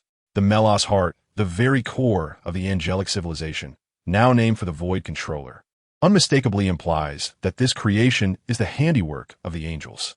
I must rename this codename, Li Zhao asserted, for he was the true master of the Void Controller. Although He-Shi could infuse personal bias, the ultimate authority rested in his hands, and he could revert it at any moment. Gu Xiaoluan had christened his Void Controller as the Xiongxin, yet Li Zhao's creation warranted a name of greater sophistication. However, as he pondered, uncertainty crept in. He truly wished to bestow his own name upon the Void Controller. Yet what should it be? Since it resided within him, merging with every gene, it could be deemed the core of his being. Given its significance, a name evoking the essence of a heart would be fitting, akin to how Gu Xiaoluan named his Xiongxin. But what other names, related to the heart, might convey authority? Li Zhao contemplated for an extended period, but could not conjure a suitable title. Naming was truly not his forte. Very well, I shall temporarily accept the name bestowed by He-Shi, Li Zhou resignali anoloja. Although he recognized He-Shi's bias in naming it Melos Heart, he could not presently devise a suitable alternative and had to acquiesce. After all, it was merely a codename, and as long as it did not impede the performance of this new super gene engine, it sufficed. Is this dark matter dimensional space also a product of the Void Controller engine? Li Zhao inquired. Now that the super gene engine within him was successfully operational, it exhibited effects akin to Gu Xiaoluan's galactic power super gene system, and with the vast data stored by He-Shi, Melos Heart could provide astute responses to these inquiries. Indeed, this celestial mechanism was crafted directly by the Sovereign of the Void, inscribed upon the Void Controller.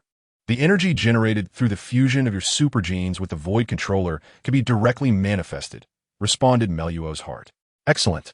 This means I can subsequently store the system's rewards within the realm of dark matter. Li Zhao expressed his satisfaction with this outcome.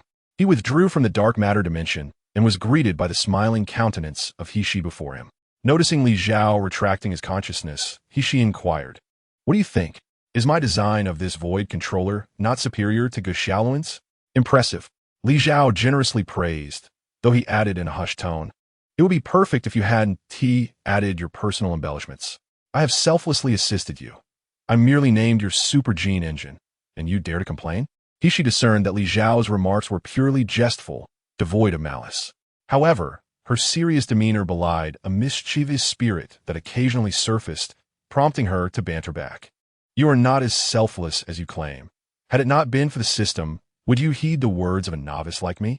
Li Zhao silently scoffed at this thought, knowing that she could not perceive his inner musings, for any information pertaining to the system was beyond her reach. "The Void Controller has been successfully constructed and equipped. When do you plan to commence the manual calculations for celestial bodies?" He-She inquired. "There's no rush. I shall rest for a couple of days first." Li Zhao had initially been eager to expedite the creation of the celestial computer to simulate the universe's operations, thereby accelerating his understanding of the cosmos and mastering the anti-void powers he possessed. However, after a week of intensive engagement with the sacred coding, he found himself utterly exhausted and in dire need of respite. "Very well, since you insist, I shall grant you 2 days of rest." He-She did not press Li Zhao to hasten his efforts, but instead acquiesced to his request for a brief pause. "Yes, 2 days of rest," Li Zhao affirmed, then turned to the Scarlet Witch. "Wanda, I'm going to take a shower. Please instruct the kitchen to prepare a lavish feast for me." "Certainly," the Scarlet Witch agreed and promptly descended to summon the chefs. In Li Zhao's villa, 2 chefs were typically present, 1 head chef and 1 assistant. Though the assistant was labeled as such, the generous wages Li Zhao offered attracted capable individuals. Yet today, both chefs joined forces. And even with the assistance of the other workers who usually maintained the estate, they struggled to prepare enough food for Li Zhao alone. He-She has reached a state where he no longer requires sustenance to replenish the energy needed by his divine body. However, Li Zhao, still a novice in his transformation into a super soldier, remains in the developmental phase of his divine physique, which is yet to be fully realized.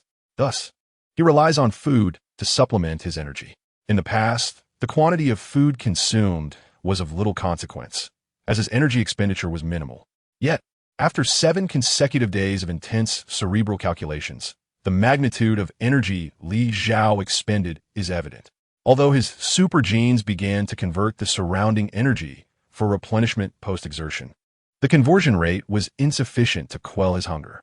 Consequently, he devoured his food voraciously, consuming whatever was available. Will he overindulge? The Scarlet Witch inquired with concern, glancing at He-She as she observed Li Zhao's ravenous appetite. Rest assured, the stomach of a super soldier is truly resilient, especially one who is not an ordinary super soldier. He-She replied leisurely, savoring his tea. "Are you not eating?" The Scarlet Witch turned to He-She, recalling that she had witnessed him standing alongside Li Zhao for an entire week, his energy fluctuations even more pronounced than Li Zhao's. "I am a divine being. While I lack the support of a celestial computing group, I am indifferent to such minor energy expenditures," He-She explained. However, the Scarlet Witch remained perplexed, unable to grasp the nuances of super soldiers and divine entities. All she needed to know was that Li Zhao would be fine. Everything else was inconsequential. Chapter 41. The Energy Dilemma of the Celestial Computer. The 2 days of rest swiftly passed, and Li Zhao finally regained his composure. Initiating discussions with He-She regarding the construction of the celestial computer. To construct a celestial computer, the first step is to identify a star to serve as the energy source. The most elite celestial computers, such as the Sacred Repository of Knowledge and the Grand Clock, typically require thousands of stars as a foundation. Even a basic model of celestial computer necessitates at least 1 star as its energy source. He-She elucidated this information to Li Zhao, emphasizing its significance. "I have always been curious as to why a small celestial computer like Qiankuan can sustain itself on merely 1 star for over a century, while a colossal one like the Grand Clock demands 100,000 stars as its foundation. Even accounting for the immense disparity between Qiankuan and the Grand Clock, is there truly a 10,000-fold difference?" Li Zhao pondered, having contemplated this while watching the animated series from the Super God Academy. However, He found it challenging to arrive at a satisfactory answer on his own. The key lies not in the strength of the celestial computer itself, but in the method of its utilization. He replied, the method of utilization? Regardless of the nature of celestial computers, they do not require excessive energy expenditure when high-speed operation is unnecessary. She paused momentarily before embarking on a detailed explanation. As the pinnacle of technological achievement in the ultra-divine universe, the capabilities of a celestial computer are immensely powerful. Essentially, a celestial computer embodies the very essence of a civilization. It enables this civilization to traverse the cosmos, extract energy from the universe, assist its denizens in ascending to divinity, and even calculate the future of the entire civilization. It can be posited that whether a civilization can be deemed a supreme divine civilization is not solely contingent upon the presence of a formidable supreme deity, but also heavily reliant on the possession of a celestial computer as a critical metric.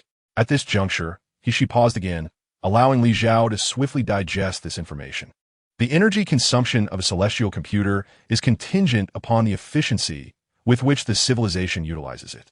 The Qinquan, as you mentioned, operates solely on the energy supplied by a single star because the computational support it provides is merely utilized by Gu Xiaolun for the most rudimentary calculations.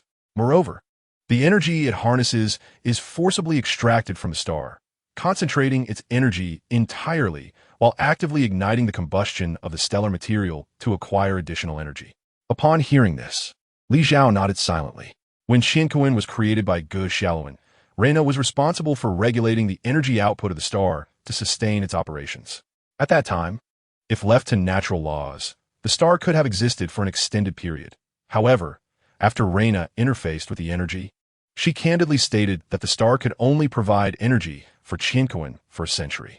Reina's actions were motivated by the fact that the small star resided in a unique zone where it would not affect its surroundings, thus allowing them to disregard the star's consumption status. Furthermore, Qinquan's minimal energy requirements align with Hexi's assertions. The original purpose of creating Qinquan was to elucidate the growth environment and biological structure of the triangular entities, specifically designed to combat them. Once the triangular entities were expelled, the sole remaining function of Qinquan was to be employed by Gu Xiaolun for various research analyses. Subsequently, the establishment of the heliocentric defense system was predicated on the energy structure of the celestial blade number 7, rather than Qinquan, thus elucidating its low energy demand.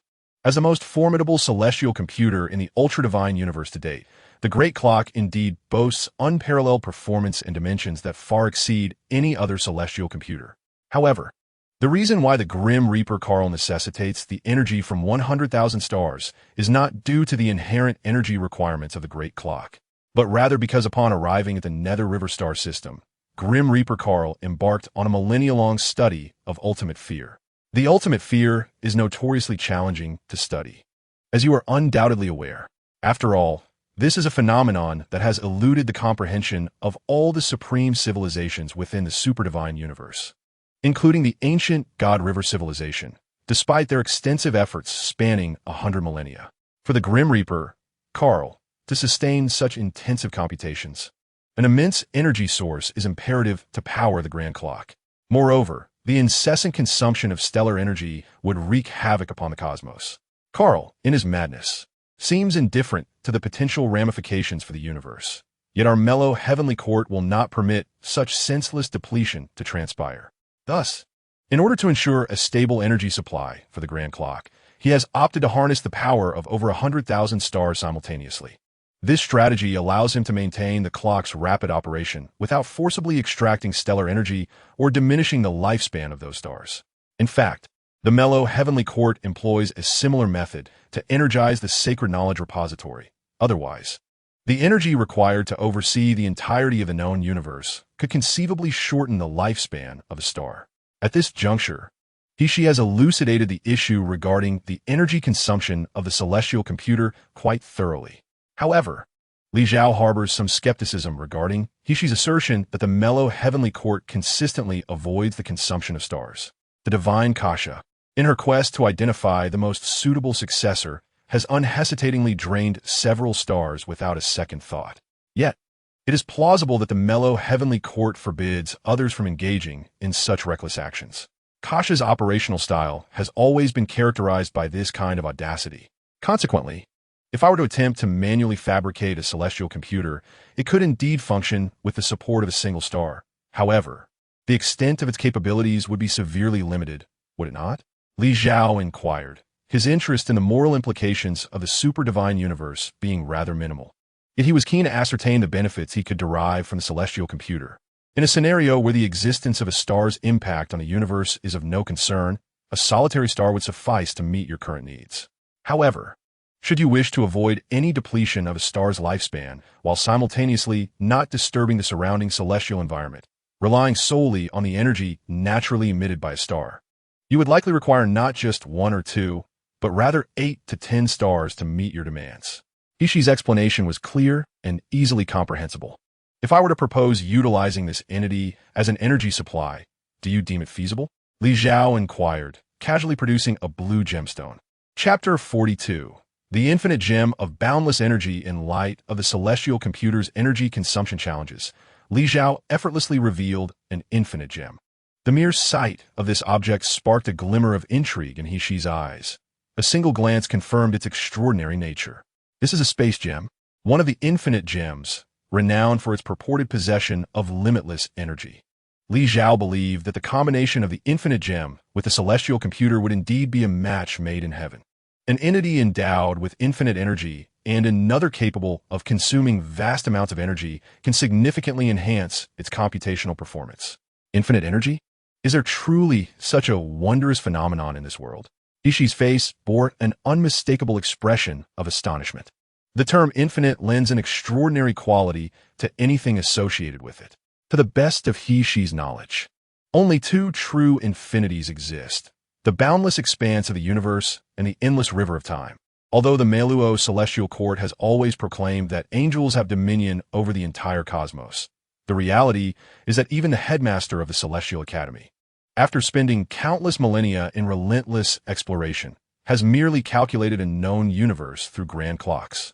Beyond the known universe lies the unknown, affirming that space is indeed infinite. Time, too, is simpler to comprehend, for no one can ascertain where the end of time truly lies. Now, aside from these 2 uniquely defined concepts of time and space, Li Zhao has produced a gem that possesses infinite energy. How could this not evoke astonishment? This world is inherently peculiar.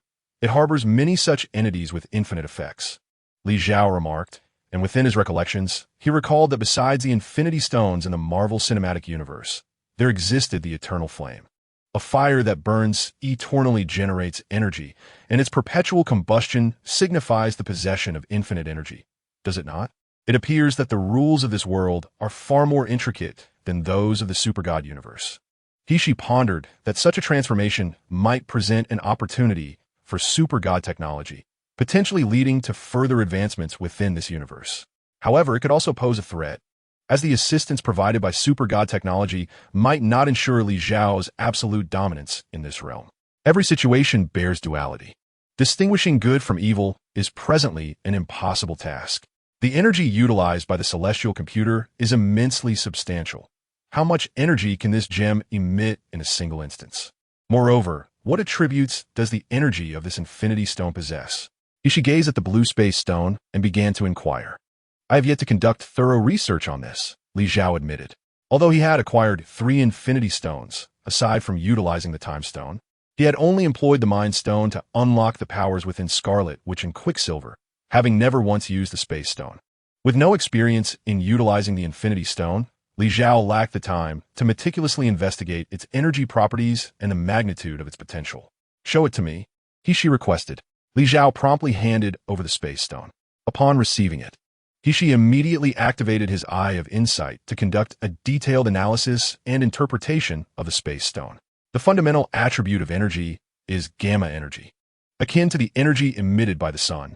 However, beneath this formidable gamma energy lies a peculiar program, resembling a specific cosmic law, Ishi observed while speaking, her spatial gem radiating a blue luminescence, indicating its attempt at activation. This gem, possessing infinite energy, is one of 6, each endowed with a unique attribute. The one in your possession grants the ability to manipulate space, Li Zhao elucidated. The ability to command space? So, this is a stone that wields the power over the fundamental laws of the universe. As she spoke, the energy emanating from the spatial gem intensified, affecting the surrounding space. Do you intend to activate its spatial transmission capability? Li Zhao inquired, surveying their environment. One must experience it firsthand to achieve a more precise understanding. She responded. That makes sense. Li Zhao nodded, having no intention of dissuading her. Now equipped with a void controller, he had already adapted to the cosmic environment. Even if directly transported by the spatial gem, he felt no fear. Moreover, the celestial king, was present, a formidable being with a divine physique. Indeed, there was no one in the Marvel Cinematic Universe capable of completely subduing her. Soon, the energy of the spatial gem was fully activated, and a brilliant blue light flickered, transporting both Li Zhao and He instantaneously. In an instant, their surroundings transformed entirely. They were no longer in the laboratory, but had been transported to a desolate planet. The environment around them was somewhat dreary, with insufficient stellar energy resulting in dim lighting. The atmosphere contained oxygen and water molecules, indicating that this was a planet where humans could survive temporarily. What is this place? Li Zhao instinctively asked, observing his surroundings. Let me take a look. He immediately employed her eye of insight to read the hidden data of the planet. Through this data, she quickly grasped the planet's history and the events that had transpired. A ravaged planet, where all life forms that once inhabited it have perished. Though there is water and oxygen, there are no true organisms here, she explained. Wait, it seems there is a powerful energy source nearby. And something akin to a specter is approaching, she added, turning to look behind her. Following her gaze, Li Zhao soon discerned what she referred to as the specter, and at that moment, he realized the identity of their location. Vormer, this is the realm where the Soul Stone resides, and that so-called specter is, in fact, the Red Skull, controlled by the Soul Stone. The Red Skull still lives, yet he is ensnared by the Soul Stone, bound in a peculiar state akin to that of a spectral entity. Draped in a black cloak, he is enveloped entirely, floating in midair. It appears you are more acquainted with this place than I am. She ceased her clandestine data analysis, realizing that Li Zhao was well aware of the circumstances here. This location serves as the repository for another Infinity Stone, and what you refer to as a ghost is, in truth, a puppet controlled by that very gem. Li Zhao elucidated, as the Red Skull loomed no more than 100 meters away. Chapter 43. The seal of the Soul Stone in this dimly lit environment. A figure flickered in and out of visibility. Clad in a black cloak, his movements were eerie, reminiscent of a specter, exuding an air of mystery. This enigmatic being slowly drifted towards Li Zhao, and he, seemingly intent on cultivating an atmosphere of dread. When he ultimately halted a mere 10 meters from them, the surrounding air appeared to crystallize. However, in stark contrast to his chilling appearance, he exhibited profound reverence towards Li Zhao and he. He inclined slightly, nodding in greeting, his gestures graceful and humble, as if they were the most esteemed individuals in his eyes. Such actions were not unfamiliar, as the Red Skull had previously displayed similar demeanor in films, emanating an aura of a ghostly envoy upon his initial appearance. Regrettably, Li Zhao was acutely aware of the Red Skull's true nature, and even the Soul Stone behind him held no particular intrigue for Li Zhao. This being, who remained unfazed in the presence of Thanos, and enigmatic before Black Widow and Hawkeye, now appeared remarkably humble before Li Zhao and he. It seemed he recognized that the two before him were not to be trifled with, or perhaps the Soul Stone itself harbored greater apprehensions regarding them. Supreme beings, angels, I represent the power of the soul, and I welcome your arrival, the Red Skull proclaimed, possessing some knowledge of Li Zhao and he's circumstances. Nevertheless, his address of he, as angel rather than the King of Heaven indicated the limitations of the information accessible to the Soul Stone. It appears the Soul Stone was aware of our arrival, hence your designated role as our greeter. Li Zhao stepped forward, adopting a condescending tone in his discourse with the Red Skull. Indeed, Supreme, the Red Skull, faced with Li Zhao's overtly dominating demeanor, displayed no semblance of discontent. Then lead the way, Li Zhao gestured dismissively. Yes, the Red Skull replied, turning to float back in the direction from whence he came, with Li Xiao and He-Shi following closely behind. Your demeanor towards him is so assertive. Does his identity pose an issue? He-Shi inquired, her perceptive gaze uncovering certain truths. Yet, the Red Skull's past seemed deliberately obscured by the Soul Stone, leaving He-Shi unable to fully decipher it. He was originally a human from Earth, a madman with aspirations to dominate the planet, Li Xiao elucidated. So that's the case. He-Shi nodded in understanding. Li Xiao now held the title of the supreme being on Earth. Although this identity was not publicly acknowledged, Gamora had confirmed him as the supreme sorcerer, and the superheroes of the Avengers recognized him as the Earth's ultimate guardian. Thus, in a certain sense, he was akin to a deity on this planet. Within the cosmology of the super-god universe, an individual endowed with absolute power, who shelters a civilization, is regarded as its supreme god. Consequently, every inhabitant of that civilization is considered his subordinate and subject. It is not unusual for a supreme god to exhibit a dismissive demeanor toward a former wayward subject. Before long, under the guidance of Red Skull, He-Shi and Li Xiao found themselves atop a mountain peak. This summit had been artificially altered to appear magnificent and awe-inspiring, particularly the sheer cliff that descended dramatically, clearly a deliberate creation. This is the altar where the Soul Stone is kept. Red Skull gestured toward the precipice before them. To exchange a soul for a soul, one must leap from this cliff to sacrifice a beloved friend or family member. Li Xiao regarded the chasm with a sardonic expression. What kind of cliff could possibly kill anyone? Only ordinary individuals like Gamora and Black Widow would perish from such a fall. As for me, even if I were to jump from space, I would emerge unscathed. With an indomitable body and the power of the galaxy augmenting his defenses, he found the notion absurd. This is what the Soul Stone indicates. The specifics are beyond my knowledge, Red Skull lamented.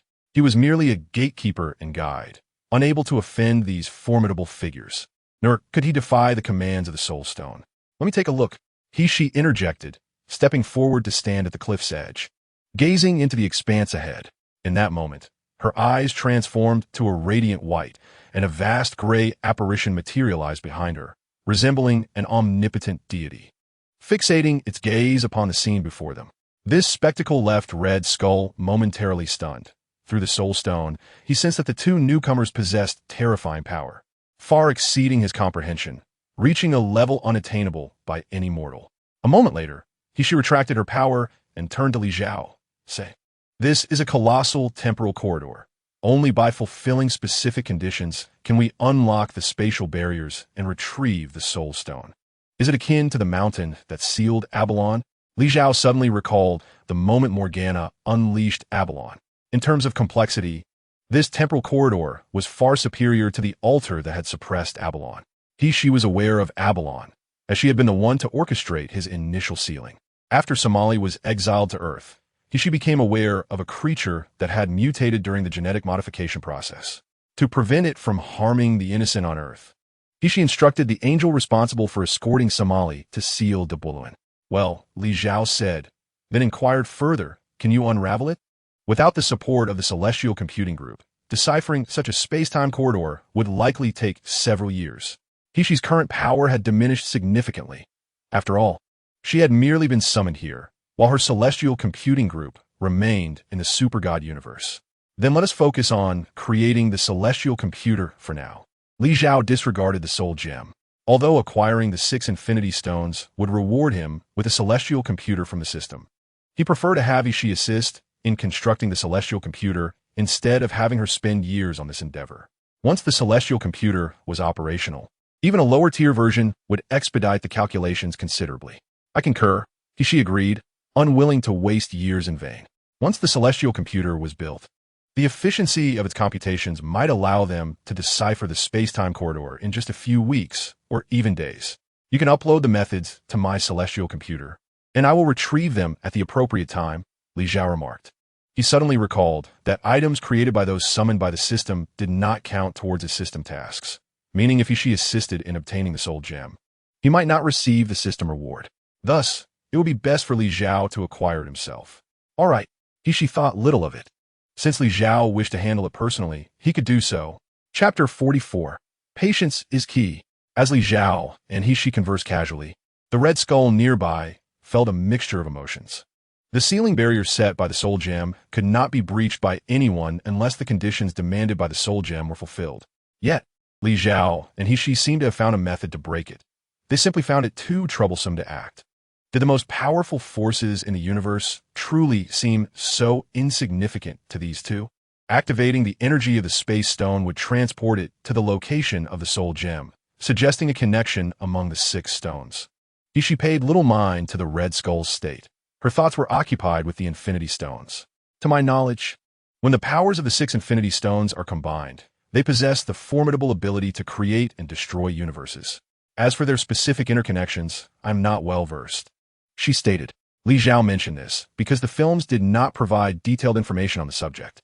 In the realm of comic books, there exist certain concepts, such as the notion that the 6 Infinity Stones are, in fact, remnants of energy left behind by a deceased deity.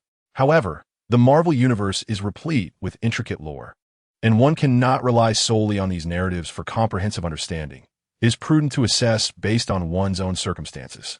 For instance, an individual like He, endowed with the capacity to meticulously analyze the Infinity Stones, can calculate and interpret their information, thus arriving at more precise conclusions. It is advisable to refrain from blind dependence on phenomena whose origins remain elusive. The energy for the cosmic computer should primarily stem from stellar power. Alternatively, one might devise a specialized apparatus to harness the energy of the Infinity Stones without activating their unique properties, yet such a feat is currently unattainable. This is the judgment He arrived at after thorough observation, a perspective that Li Zhao acknowledged with a nod. He concurred with He's assertion that an incompletely understood force should not serve as one's foundation. The cosmic computer is, after all, a pinnacle of advanced technology. Should it fall into the hands of others through any means, it would pose not only a loss but a significant threat to Li Zhao. Let us return to Earth, He declared, activating the energy of the space stone, and once again, the two were enveloped in azure light, traversing back to their home planet. Throughout this exchange, the Red Skull stood silently nearby, his emotions in turmoil as he observed the departing duo. Having finally encountered 2 individuals, he had harbored hopes of liberation, only to discover that they had no intention of claiming the Soul Stone and seemed indifferent to him as their guide. When he pondered, would this solitary existence come to an end? Meanwhile, back on Earth, Li Zhao and He continued their deliberations regarding the cosmic computer. Their experience on Vormir was but a minor episode in their broader study of the cosmic computer, one that would not impede their current endeavors. The energy of the Infinity Stones is immensely potent, and should they master it in the future, it would undoubtedly enhance their powers exponentially. However, at this stage, conventional methods remain more suitable, He proposed. By seeking a star in the universe that has not formed strong connections with the outside world, we can utilize it as a source of energy. Is that not correct? Li Zhao understood that direct interaction with the cosmic computer was not yet appropriate, given the Infinity Stone's current status. Nevertheless, locating a star in the cosmos and constructing the cosmic computer there raises subsequent considerations, such as whether the energy consumption of this star would impact surrounding life-bearing stars, or if this star was already claimed by formidable beings from other universes. After all, within the Marvel Cinematic Universe, there exists a pantheon known as the Celestial Group, composed of celestial beings who often forge star systems in the cosmos to nurture new members of their kind. Should they select the very star system they have created, it is likely that Li Zhao will encounter conflicts with these deities prematurely. Indeed, He nodded in agreement. This implies that I must embark on a journey through the universe shortly. Li Zhao lacked precise data regarding the Marvel Cinematic Universe. No one had computed the known universe here, and he had no assistance from the Celestial Blade number 7 to locate other stars near the solar system. Thus, to find a suitable star, he must personally venture into the cosmos. Yes, you must traverse the universe in search of an appropriate star. For only then can you construct the celestial computer, He remarked, nodding. Coincidentally, I too wish to explore the universe. I shall combine my tasks during this journey. Li Zhao aimed to acquire the Power Stone and to obliterate Ronin's Dark Aster Fleet. The Power Stone could bestow upon Li Zhao rewards from the 4th phase of the Infinity Saga, including a weapon of void-level might, which would be immensely beneficial to him. Vanquishing Ronin's Dark Aster Fleet would likely present Li Zhao with another opportunity to summon formidable beings from the universe, and he was eagerly anticipating further assistance. "Very well. Go forth," He said. "What? Do you not intend to accompany me?" Li Zhao inquired, puzzled by He-Shi's demeanor. "You are in search of Star. Although there are no records of the known universe or celestial-level computational capabilities to aid you, you shall find one in a matter of days. Why should I accompany you on such a fruitless excursion?" He replied, moving toward the sofa in the laboratory designated for rest while holding the space stone. "The power of this gem is quite extraordinary. I prefer to remain here and continue my research rather than aimlessly wandering the cosmos with you." Indeed, He found the study of the Infinity Stones far more intriguing than a journey through the universe with Li Zhao. After all, for someone like He, who had lived for 30,000 years, the universe held no novelty, even if it were a cosmos from another realm. Li Zhao understood that He-Shi's choice was indeed advantageous for him. The sooner she unveiled the secrets of the Infinity Stones, the quicker he could harness their energy within the celestial computer, significantly enhancing its computational efficiency. Yet, he felt an unexpected sense of melancholy. For the past few days, he had been inseparable from He-Shi, save for the hours spent sleeping. His heart raced at the sight of her. She was a perfect angel, incomparable to any mundane beauty he had encountered before. However, he felt a conflicting turmoil within, for He despised the concept of celestial filth. If he were to command her using the absolute loyalty imposed by the system during her summoning, he would indeed be the very filth she loathed, and He would never consent to such a notion. Yet, if it were not for this, how could he possibly win the heart of an angel with a history spanning 30 millennia? Moreover, having just rejected Wanda as confession out of a desire to avoid causing her pain, how could he suddenly develop feelings for another woman? Li Zhao pondered that his current affections might merely be primal desires. To act upon such desires, compelling oneself, is akin to the behavior of Hua Yi. Although Li Zhao yearned to conquer those beautiful angelic beings as Hua Yi did, he could not stoop to such shamelessness. Alas, it seems he has suffered the consequences of holding steadfast to his moral compass. Chapter 45. Overthinking. Li Zhao departed, venturing into the cosmos in search of a suitable star. He stood atop the rooftop, gazing at the distant starry sky, her mind swirling with thoughts. "You summoned me, and I must unconditionally obey your every request. Yet you have never even considered this matter."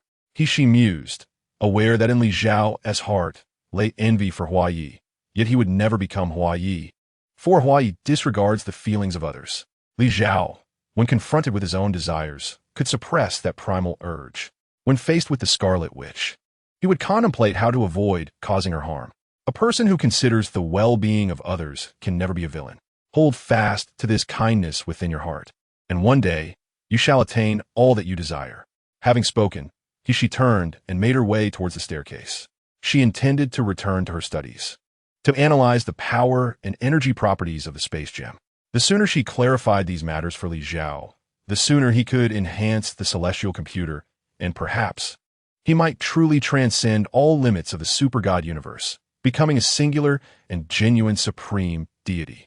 Meanwhile, having left Earth, Li Zhao was traversing through space. He sought a suitable star, yet could not traverse the vast cosmos in one leap using his wormhole abilities. Instead, he journeyed 10 light years at a time, observing his surroundings and sensing the presence of stellar energies. Upon confirming the existence of nearby stars, he would examine their conditions to determine their suitability as energy sources for his handcrafted celestial computer. This search persisted for nearly a month. In typical circumstances, any star devoid of life-bearing planets would suffice as an energy source. Yet Li Zhao contemplated far more. He considered how far the light emitted by these stars would reach, and how many planets would bask in their warmth. Furthermore, he pondered whether the surrounding stellar systems might harbor the potential for new life-bearing planets. Even the slimmest possibility would deter him from interference, for he did not wish to hinder the birth of a new world due to his actions. Finally, let us consider the status of civilizations surrounding the stellar system. For instance, within a certain vicinity of this stellar system, one must ponder whether interstellar beings frequently make their appearances. If such entities exist, then this star would be ill-suited as a power source, as any celestial computer placed here would easily become exposed. Although even if discovered, those beings would be unable to seize or destroy the celestial computer under Li Zhao's vigilant guardianship. The mere knowledge of its existence could ignite their curiosity, compelling them to investigate relentlessly. Thus, what should have been a straightforward task of locating a star consumed an entire month of Li Zhao's time. This star appears to be devoid of issues. Li Zhao gazed at the solitary star suspended in the celestial expanse before him. Surrounding it were no other developed planets. Even the largest meteoroids barely reached a radius of several kilometers, rendering the formation of a so-called stellar system impossible. Moreover, there were no neighboring stellar systems in proximity, and the light and heat emitted by this star had virtually no impact on the cosmos. Ultimately, the star's location lay within a relatively desolate region of the Milky Way, devoid of any wormholes, which meant no spacecraft would traverse this area. All three conditions that Li Zhao sought were met here.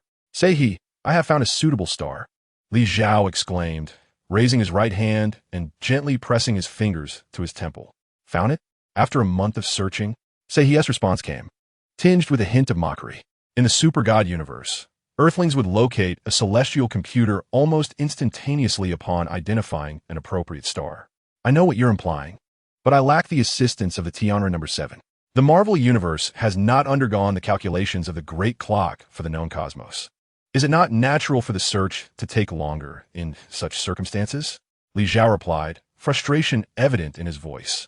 Had he not been burdened with excessive considerations, he could have identified the energy source on the very first day of his journey.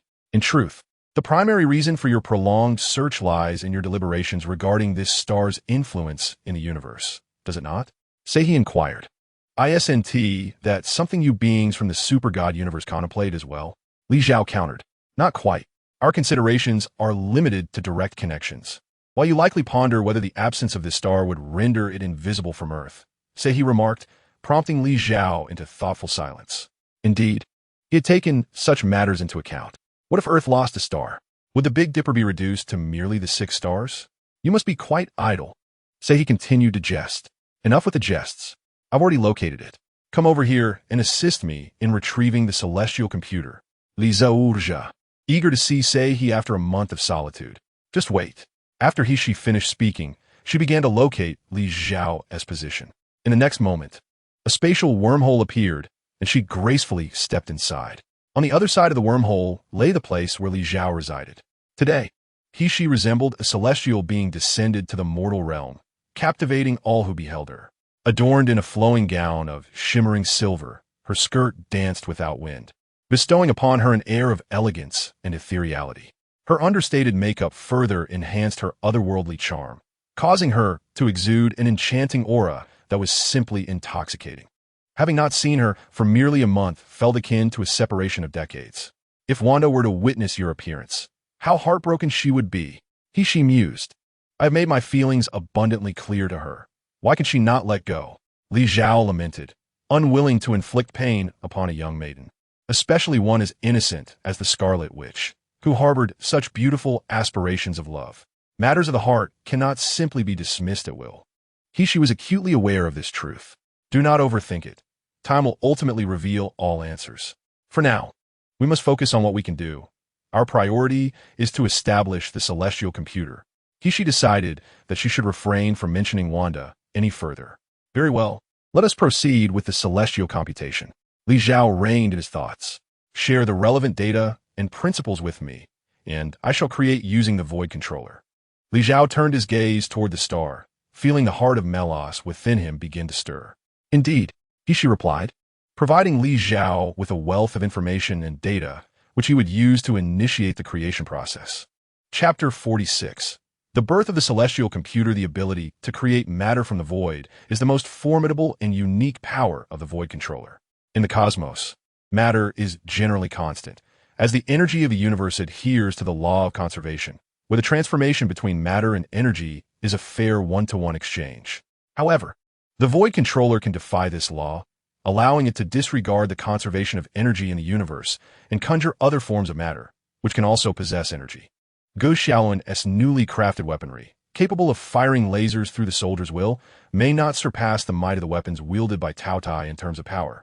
Yet the distinction lies in the fact that their weaponry consumes no energy whatsoever. As long as the soldiers will endure, the attacks will be ceaseless, never exhausting their resources. Furthermore, there is the celestial computer.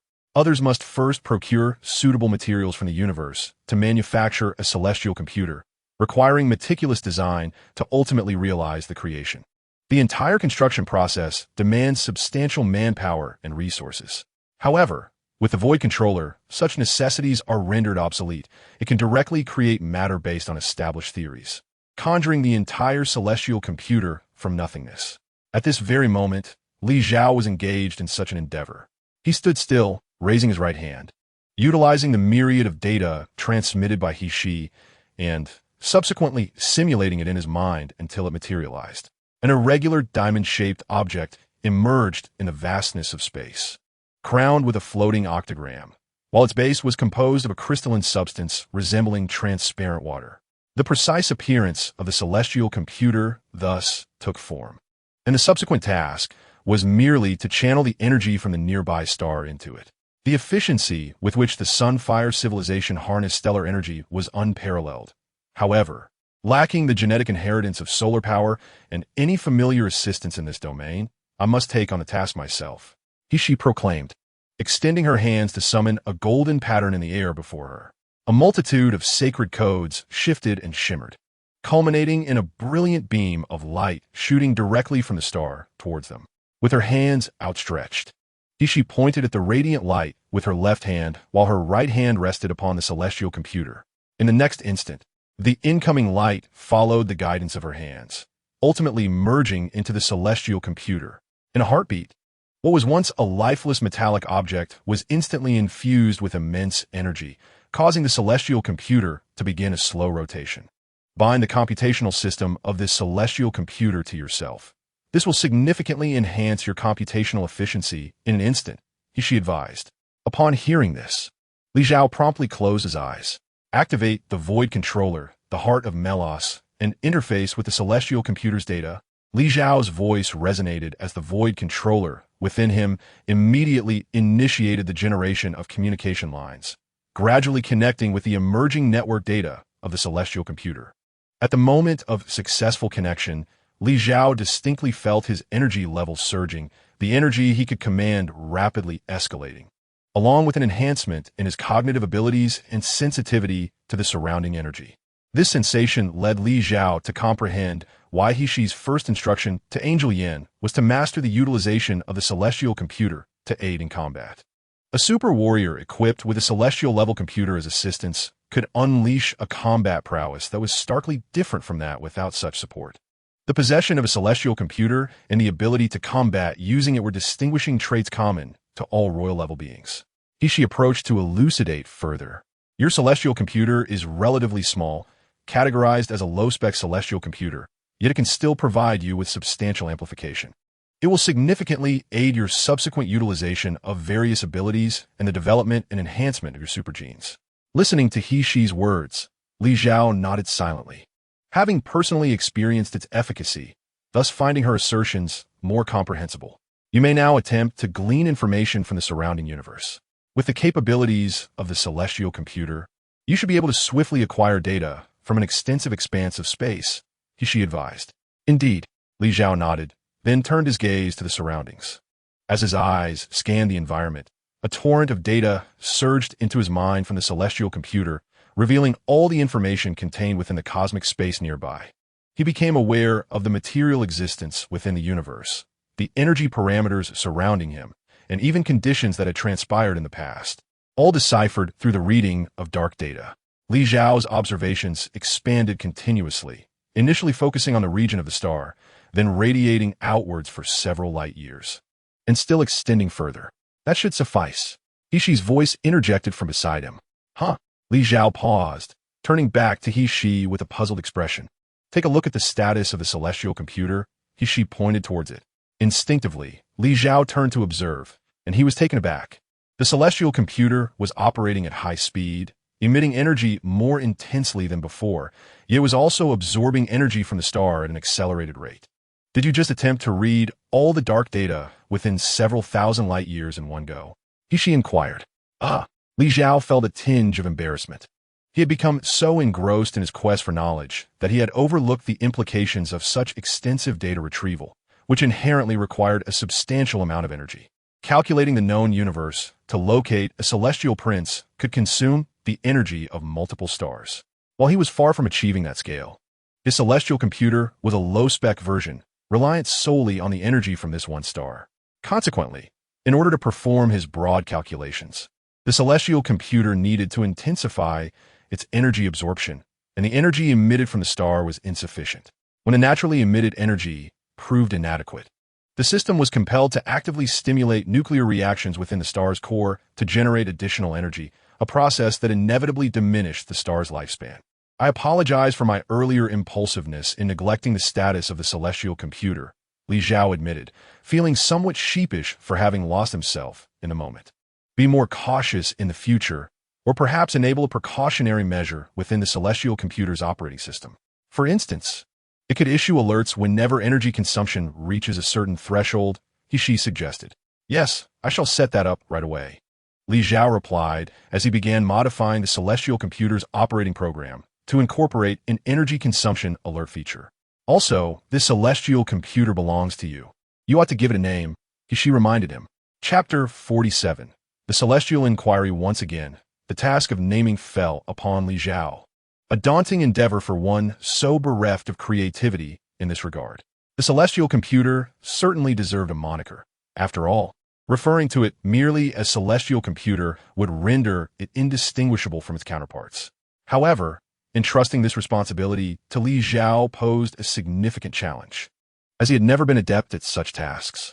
Even the name of his void controller had been bestowed upon it by He, who had intertwined her own preferences into the title.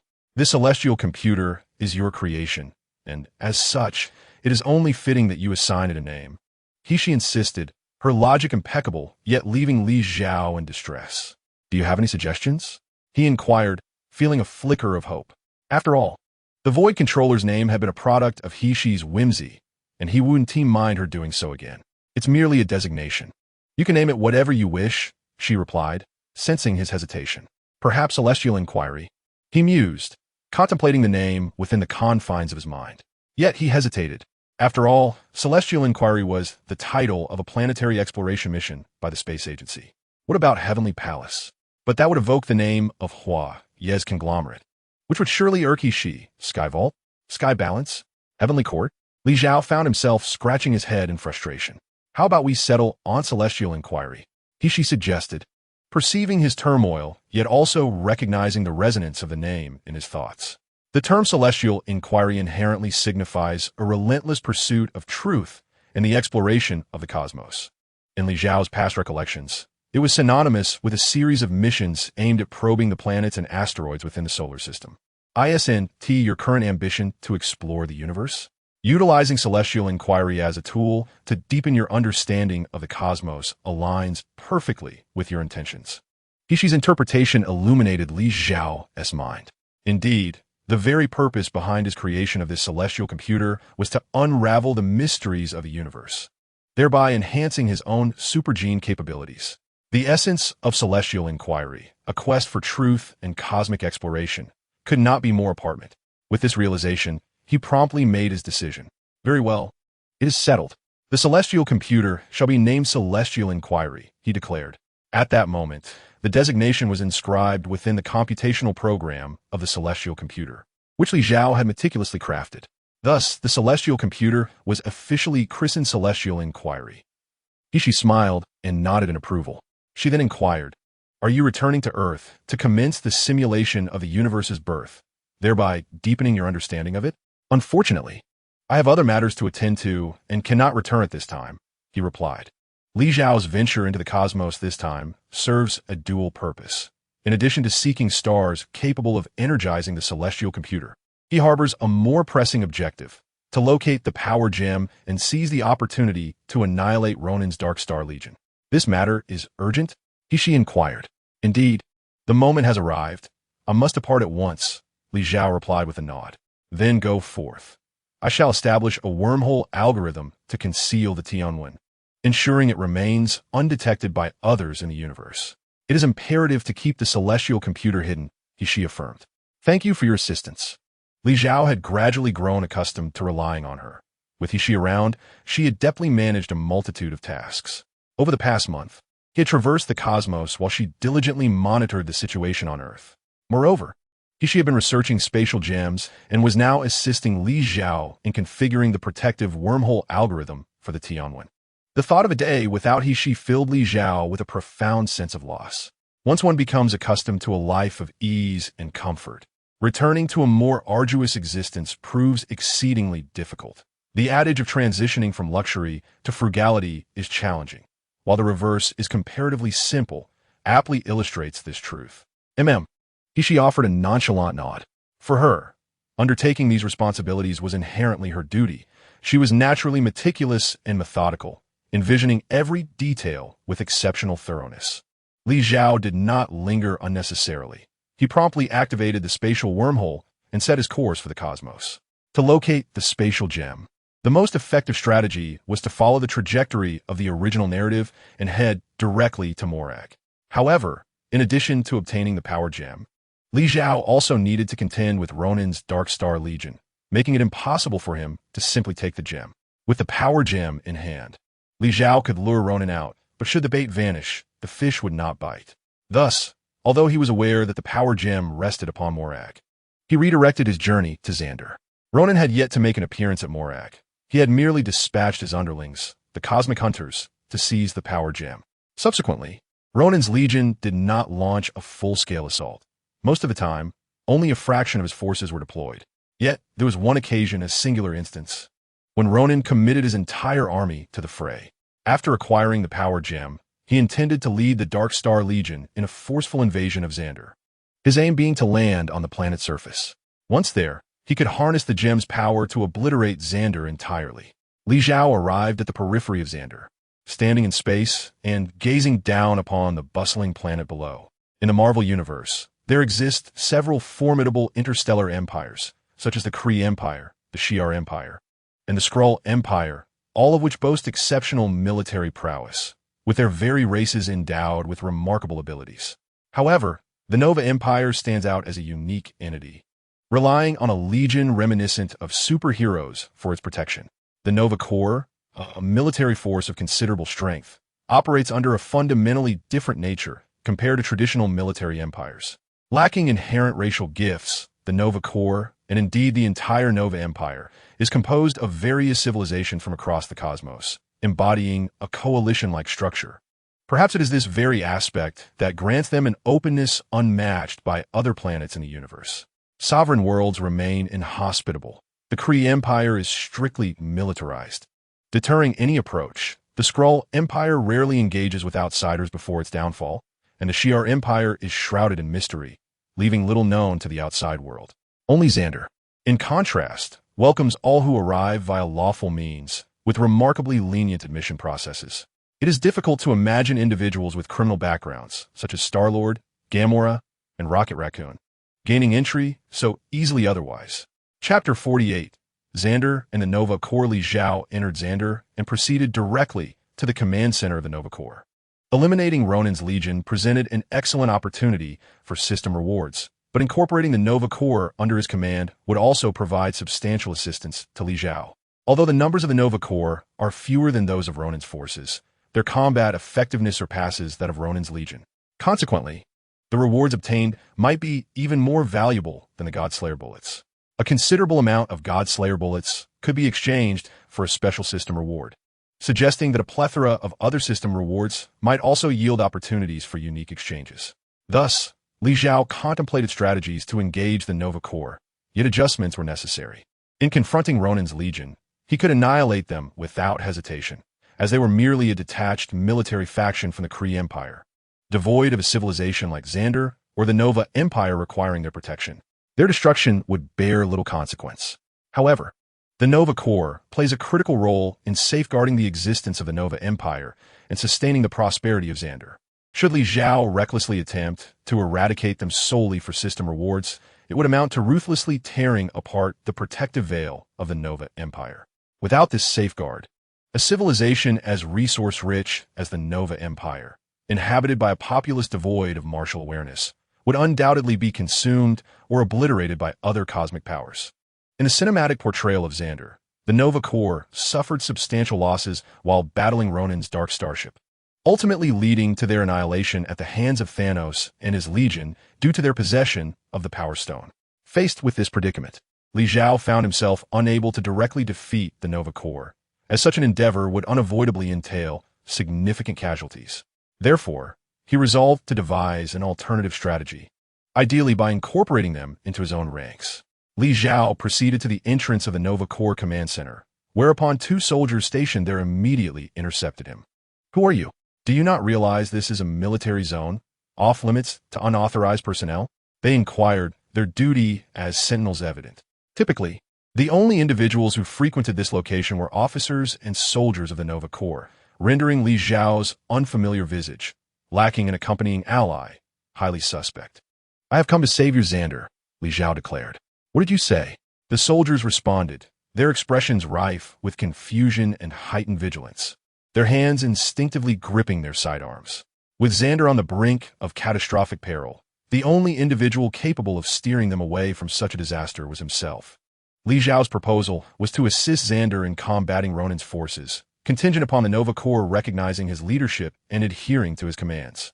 This indirect method of salvaging their fate, albeit positioning himself as their superior for this singular endeavor, could be viewed as a means of subduing the Nova Corps. Perhaps the system would even bestow a reward for such an accomplishment. "Do not speak such nonsense here. Our Nova Empire is exceedingly formidable. Who could possibly obliterate Xander?" One soldier retorted, though his tone belied an undercurrent of concern. Each inhabitant of Xander enjoyed a prosperous life, and the thought of their cherished homeland being decimated was a nightmare none wished to confront. "You cannot decide this matter. It is best to inform your Supreme," Li Xiao replied, recalling that the ruler of Xander was indeed referred to as the Supreme.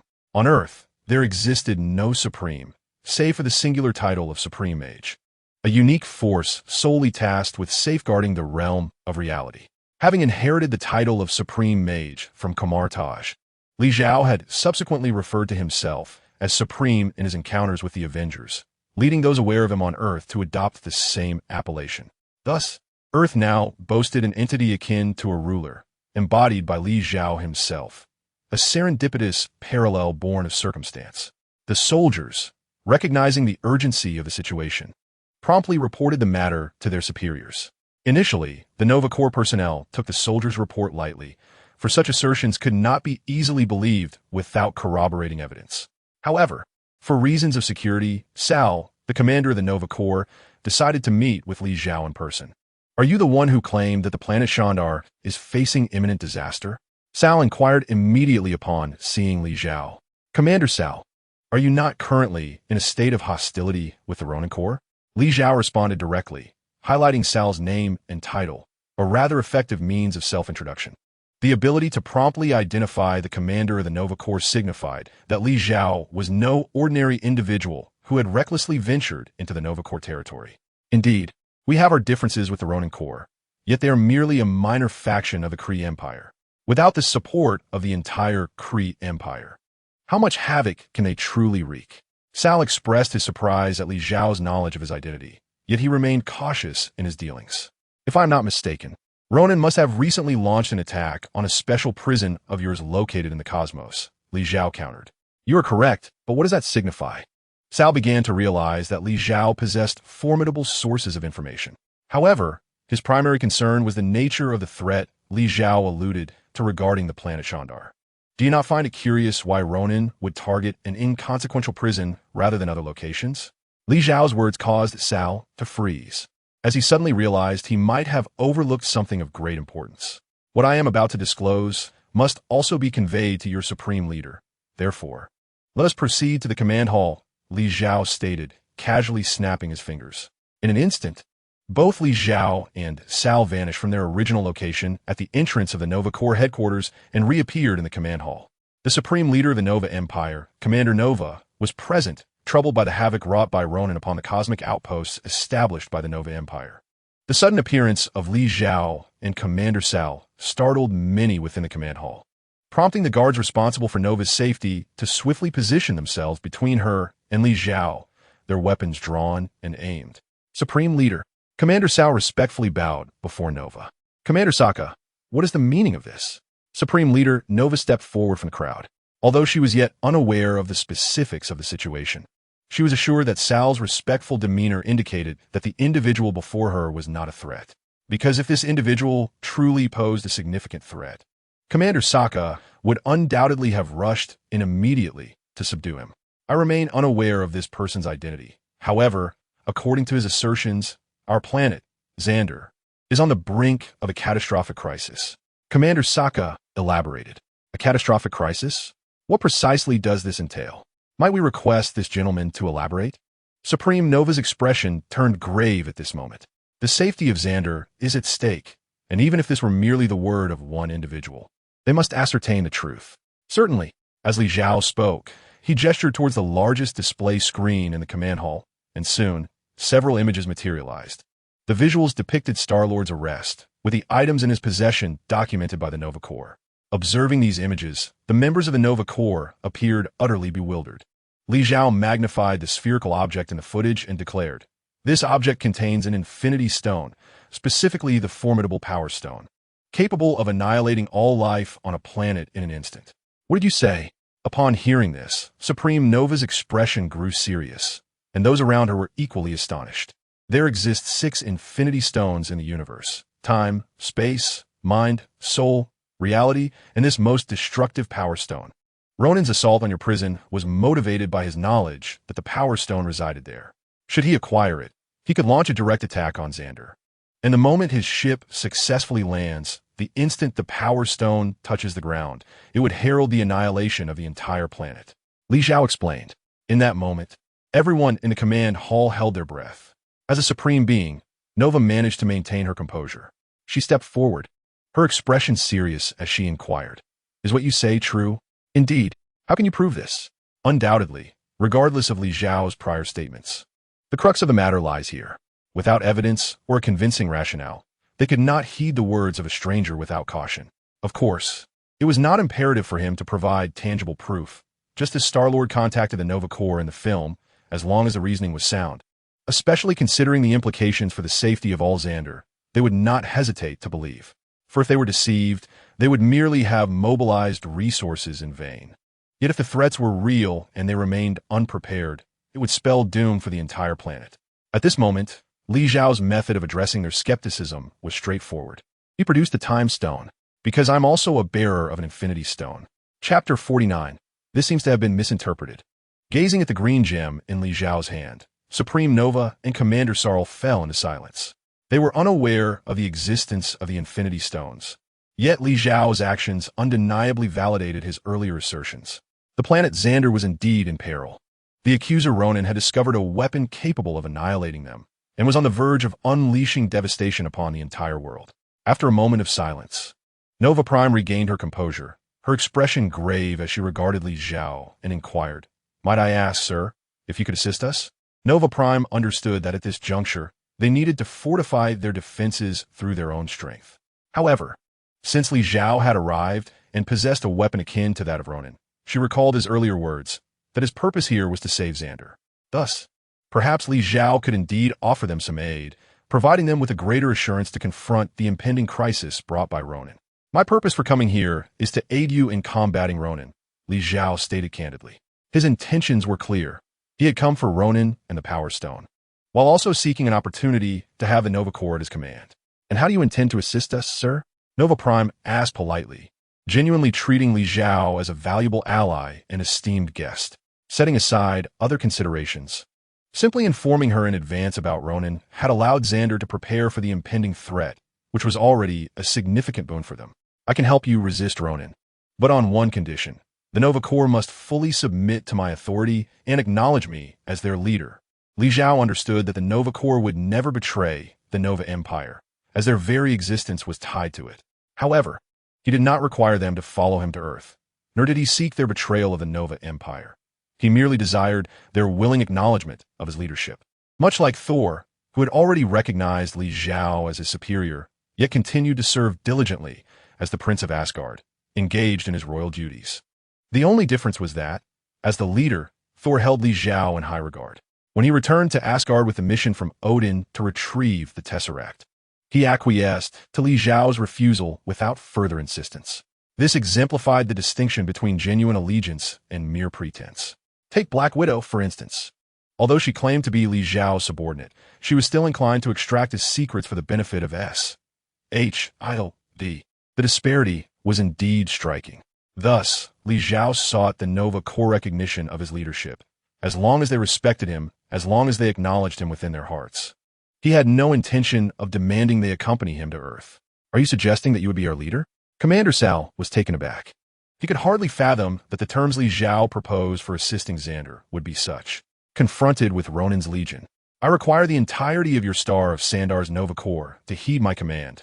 Thus you must acknowledge me as your leader, Li Xiao elucidated. Ah, I see.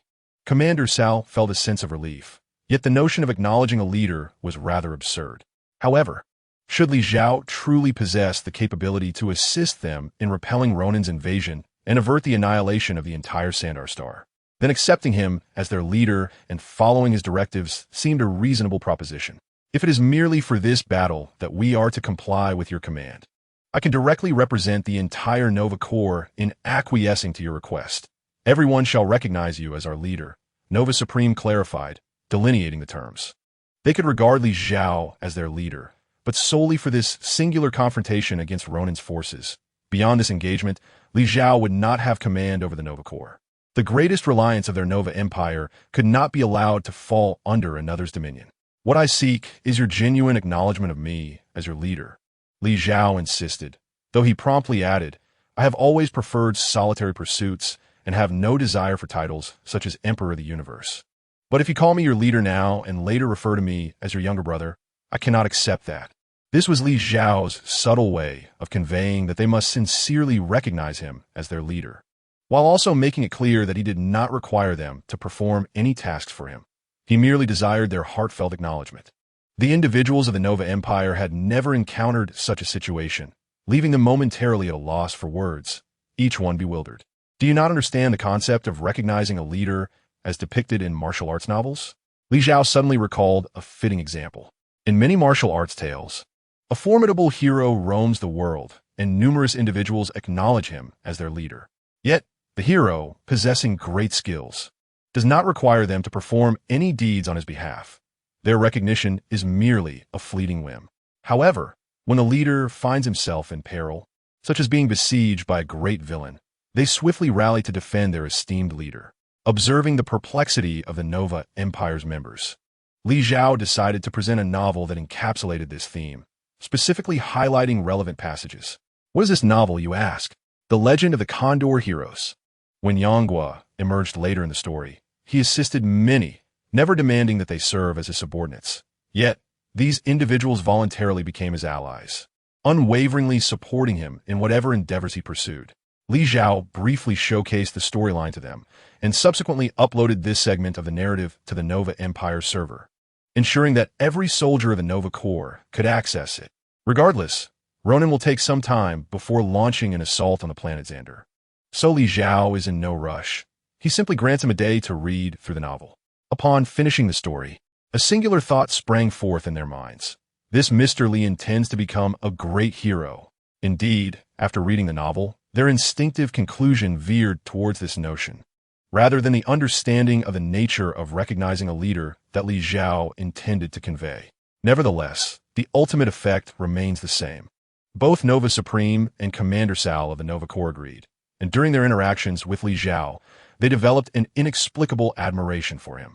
Who would be fond of a gallant hero who champions justice? Moreover, he was now poised to assist them in their battle against Ronin and his forces. Chapter 50. Li the Hero? Have you truly misinterpreted? Li the Hero, we have made our decision. We are willing to acknowledge you as the leader of the Nova Corps.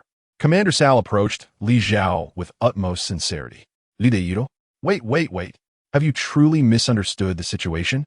Li Xiao felt a twinge of frustration. He never intended to be a hero. His purpose in presenting the novel to the people of the Nova Empire was solely to help them comprehend that recognizing him as their leader would yield only benefits. Yet they had somehow taken him for a hero. However, it seemed the plan was a resounding success, as these individuals were genuinely willing to acknowledge him as their leader. Li Xiao mused. Regardless of the process, the plan has succeeded. even if by serendipity it has achieved its aim. Since you all are willing to regard me as your leader, you may call me as such from now on. Li Zhao decided not to dwell on it too much. The most critical aspect was whether he could successfully bring them under his command. Yes, leader. Commander Sal was the first to alter his address, and the senior members accompanying him from the Nova Corps followed suit. However, Li Zhao did not receive any system notifications, indicating that while they had changed how they referred to him, they had not genuinely recognized him as their leader. Was all his effort in vain? A waste of his words? Li Zhao felt disheartened, yet he could not express this directly, nor did he know how to further persuade the Nova Corps to wholeheartedly accept him.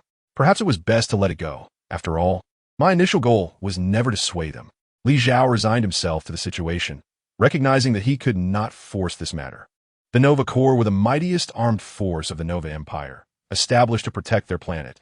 They would not easily abandon their original convictions for an outsider. As for acknowledging him as their leader, it was merely lip service, as they surely held reservations in their hearts. After all, apart from presenting a glowing green stone, Li Zhao had not demonstrated any extraordinary abilities thus far. Ding, you have successfully recruited the Nova Corps communicator, Davis, and received a system reward. 1 bullet from the Godslayer series. Li Zhao found himself momentarily bewildered. Why is it that those who proclaim themselves as leaders have not elicited any systematic response, while a mere communicator has garnered systematic rewards?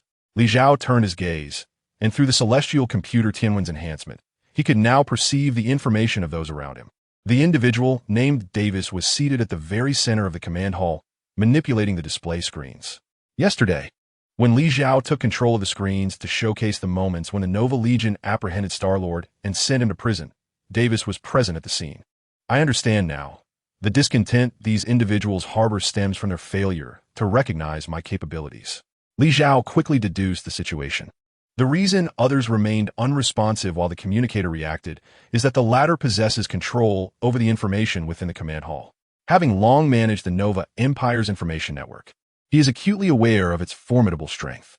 Li Zhao can commandeer their communication network at will, without requiring anyone's assistance, effortlessly accessing and manipulating any relevant information for display and processing. Most would underestimate the significance of such prowess. However, those versed in information technology would certainly grasp its magnitude. Thus, while the others have yet to genuinely acknowledge Li Zhao as their leader, this communicator has wholeheartedly recognized his authority. If this is the case, once the conflict with Ronin concludes and these individuals witness their own capabilities, they will likely come to accept Li Zhao's leadership wholeheartedly, and the system rewards should subsequently be credited. Li Zhao was convinced of this notion, hoping fervently that it would come to pass. If not, he would be at a loss. Given his reluctance to obliterate the entire Nova Legion, he felt he had no other choice. He remained too benevolent, unable to embrace a ruthless approach. At present, he was merely at a stage of defense against adversaries. The distinction between confrontation and defense is significant. With the Nova Legion having expressed their allegiance, Li Zhao began devising a strategy to confront Ronin's forces. Li Zhao's plan was quite straightforward. When Ronin's legion arrived, he would charge forth and decisively dismantle the Dark Star. However, since the Nova Legion was now under his command, it would be inappropriate for him to remain inactive. Thus, he instructed the members of the Nova Legion to assemble, and their ships underwent minor upgrades. The original capability of their vessels to form a defensive network when in proximity was expanded tenfold. The enhanced function was singular. When the war commenced, they would ascertain the anticipated landing position of Ronin's Dark Star and, collectively, deploy this network. At the moment Li Zhao initiated the modifications to their ships, numerous system prompts echoed in his mind. The ability to further transform the spacecraft technology of the Nova Legion is indeed remarkable. Although Li Zhao perceives it merely as an enhancement of existing functionalities for the denizens of the Nova Empire, its significance is monumental. The expansion of the protective network necessitates not only an improvement in the connectivity of their vessels, but also a reinforcement of the energy apparatus, for without sufficient energy, such an extensive shield cannot be sustained. They all admired Li Zhao, initially believing him to be merely a rogue endowed with extraordinary powers, one who sought to display heroism through his mutations. However, to their astonishment, Li Zhao revealed himself to be a scientist of the highest caliber. Consequently, at least a quarter of the Nova Legion came to acknowledge him as their leader, and Li Zhao garnered a considerable amount of the coveted Godslayer ammunition. Yet, Commander Sal remained somewhat perplexed. While enhancing the protective capabilities of their starships was commendable, relying solely on a protective shield would be insufficient to confront Ronin's Dark Star. Merely obstructing with a shield would leave them vulnerable. Should the enemy seize an opportunity to strike, damaging even one vessel could create a critical gap. And if multiple ships were incapacitated in quick succession, the entire protective network would collapse. Ronin's Dark Star could still land on Shandar. Li Zhao, however, offered no explanation, instructing them merely to follow his directives once the war commenced. Commander Sal found it hard to fathom, and with the situation yet to unfold, he could devise no concrete countermeasures, but had no choice but to wait.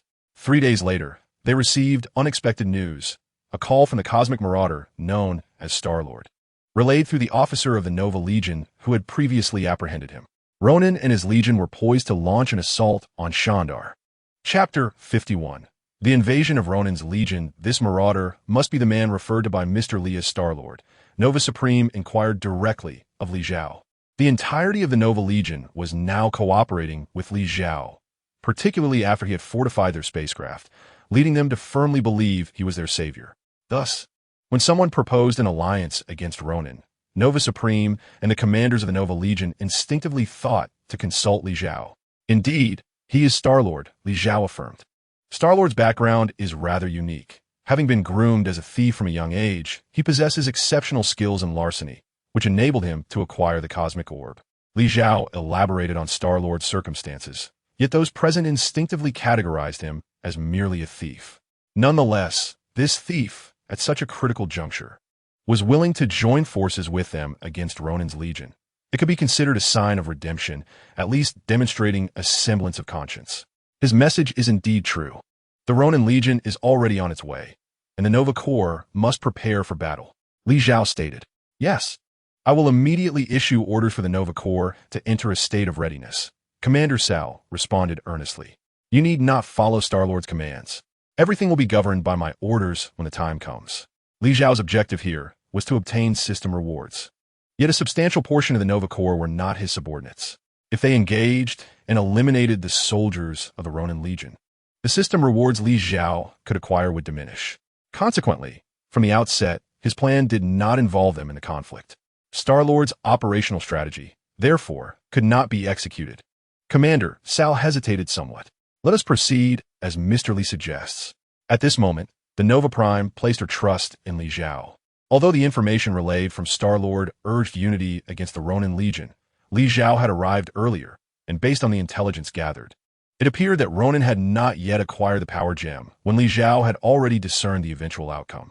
A person capable of foreseeing the future would undoubtedly make arrangements that are most accurate for the entire Legion. Understood, Nova Prime. Commander Sal nodded in agreement. The Nova Corps was bound to obey the commands of the Supreme of the Nova Empire, as stipulated by their laws. And with Sal's initial indecision now resolved by clear guidance, he found his resolve solidified. Subsequently, the entire Nova Empire entered a state of preparedness, and civilians swiftly evacuated to nearby shelters to avoid the potential repercussions of war. The Nova Corps activated their energy reserves, ready to launch into battle at a moment's notice. Li Zhao stood in the square, gazing into the vastness of space. He could sense that the Ronin Legion was not far off, as the energy fluctuations of the spatial wormhole subtly reverberated. Suddenly, in the cosmos, a spatial wormhole opened, and a colossal spaceship swiftly emerged from it, followed by a relentless stream of smaller vessels, like swarming insects, pouring out from the massive ship and heading en masse toward Xander. Simultaneously, in another region of space, another spacecraft appeared, slightly larger than those of the Ronin Legion, yet still classified as small vessels. To put it plainly, the ships under the Ronin Legion typically accommodated only one person. Even when multiple individuals boarded, they could barely squeeze into the space behind the pilot's seat. In contrast, these vessels were designed to accommodate several passengers during space travel. The depiction in films is quite illustrative. A group from the Guardians of the Galaxy traverses space aboard such a spacecraft, complete with designated leisure and sleeping areas within. Two factions stood opposed. with the ships of the Ronin Legion evidently lagging behind those of the Ravagers. Yet, the greatest advantage of the Ronin Legion lay in their sheer numbers. At this moment, the black vessels that emerged filled the skies, appearing as countless as the stars, while the Ravagers could muster only around 20 ships in total. Initiate all Star Corps operations. Commander Sal's command echoed, and every spacecraft of the Star Corps activated, hovering in readiness. Listen to me. All of you must remain at low altitude and refrain from initiating any attack. Li Zhao's voice resonated clearly, understood by every member of the Star Corps. Wait, what? Some expressed confusion. Mr. Li, if we don't take the initiative, they will descend upon us. Commander Sal inquired, a note of concern creeping into his tone. We agreed upon this. The operational plan must adhere to my directives. Li Zhao's voice bore a weight that had never been present before. Understood. Commander Sal, though perplexed, felt compelled to honor their prior agreement. Moreover, Nova Supreme, who had been observing the battlefield intently, remained silent, indicating that, thus far, Li Zhao's commands were to be obeyed. Sal, why have you not taken action? A stranger's voice crackled through a communication channel. It was Star-Lord. Quill, the commander of the Star Corps, is no longer me. Commander Sal replied, prompting a moment of bewilderment from Star-Lord. The commander of the Star Corps has changed? When did this happen? Rocket Raccoon's voice chimed in, filled with curiosity. Ravagers, clear your vessels and withdraw from this battle. Li Zhao's voice cut through the air, reaching every Ravager's ears. What did you say? Star-Lord, Rocket, and Groot stood dumbfounded. The forthcoming battlefield will be under my command. As Li Zhao spoke, a suit of black armor materialized around him, with wings unfurling from his back.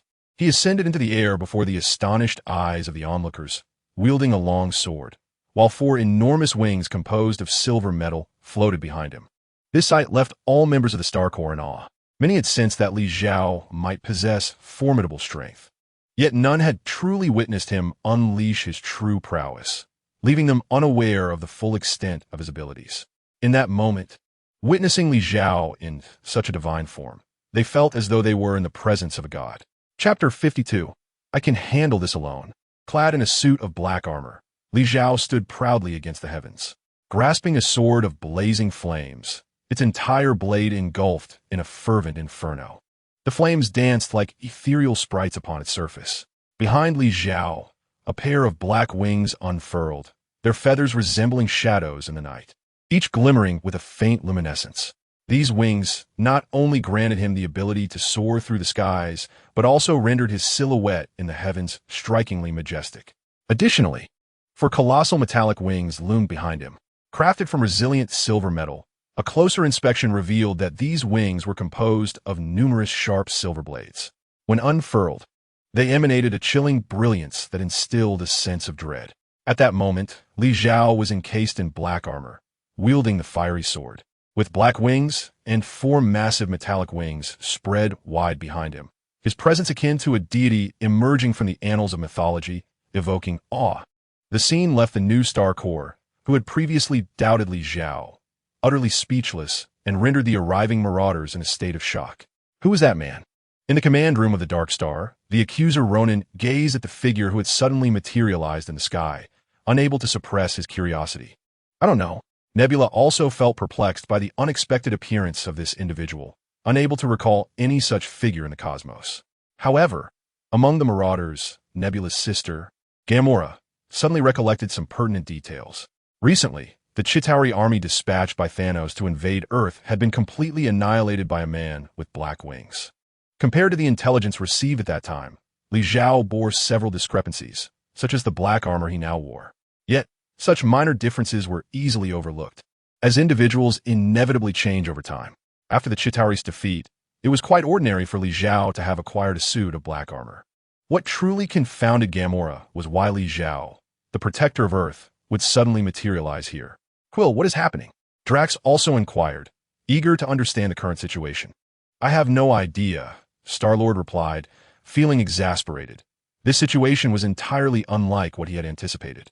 The new Star Corps remained dormant, their ships hovering low in standby. Yet an enigmatic figure had inexplicably appeared on the battlefield. What should we do now? Should we proceed with the original plan? Drax asked. Star-Lord hesitated. No. Let us wait and observe what this individual intends to do before making a decision. Gamora suggested. Aware of Li Zhao's identity and his capability to single-handedly obliterate the Chitauri army, she reasoned that if he genuinely wished to confront Ronan, then Ronan's forces would likely be of little consequence before him. Gamora, do you know that fellow? Star-Lord inquired, glancing back at Gamora with a hint of curiosity. If all went as anticipated, she should indeed be familiar with him. Gamora nodded. Though she couldn't ascertain with absolute certainty, she felt quite confident that her instincts were correct. Very well, let us wait for a moment, Star-Lord decided, uncertain of what to do next.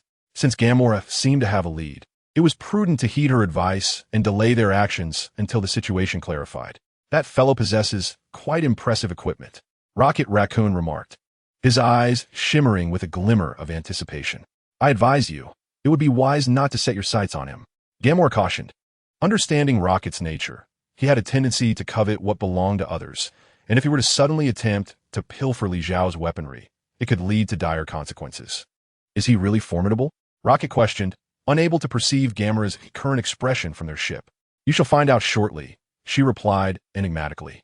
Rocket merely shrugged, unimpressed. To him, Li Zhao appeared to be just another imposing figure, perhaps nothing more than a flashy fa-ade devoid of substance. Meanwhile, in the vastness of space, Li Zhao was steadily approaching Ronan's Dark Aster. Faced with an unidentified individual, Ronan would never permit him to approach the ship unhindered. Moreover, with neither the Ravagers nor the Nova Corps making any moves, Ronan commanded all small vessels of his fleet to converge upon Li Zhao. In an instant, thousands of spacecraft targeted him, unleashing a relentless barrage of lasers. Li Zhao hovered in the air, and an invisible energy barrier materialized around him, absorbing every incoming laser. The Void Controller, developed by He-Shi for Li Zhao, had long been programmed with the temporal barrier's mechanics. Given Li Zhao's inherent temporal genes, even with only recently acquiring the Heavenly Inquiry, he could effortlessly wield its power. At that moment, the barrier surrounding him absorbed the lasers, coalescing into a singular force. Dark Aster.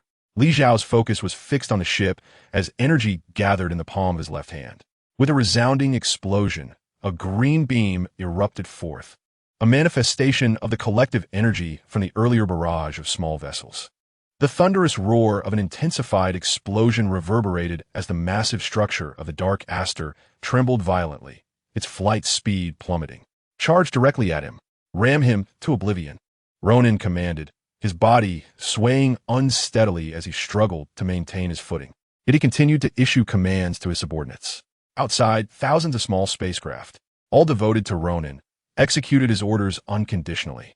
At this moment, receiving Ronan's command, they charged recklessly, undeterred by the fact that lasers could not harm Li Zhao. Come forth, my vast system rewards. Faced with the onslaught of these small vessels, Li Zhao felt no fear. Rather, a flicker of excitement surged within him. With a flourish of his sword, the four silver metallic wings behind him transformed into countless sharp blades, launching forth in all directions. In an instant, numerous small spacecraft were obliterated, falling from the sky like flies. Chapter 53. The Judgment of the Heavenly Blade. Li Zhao stood alone in the heavens, blocking the entire Ronin Legion. At that moment, witnessing the small spacecraft plummeting from the sky like insects, every member of the Nova Corps was astounded. They now understood why Li Zhao had instructed them to remain on standby below. There was no need for them to intervene.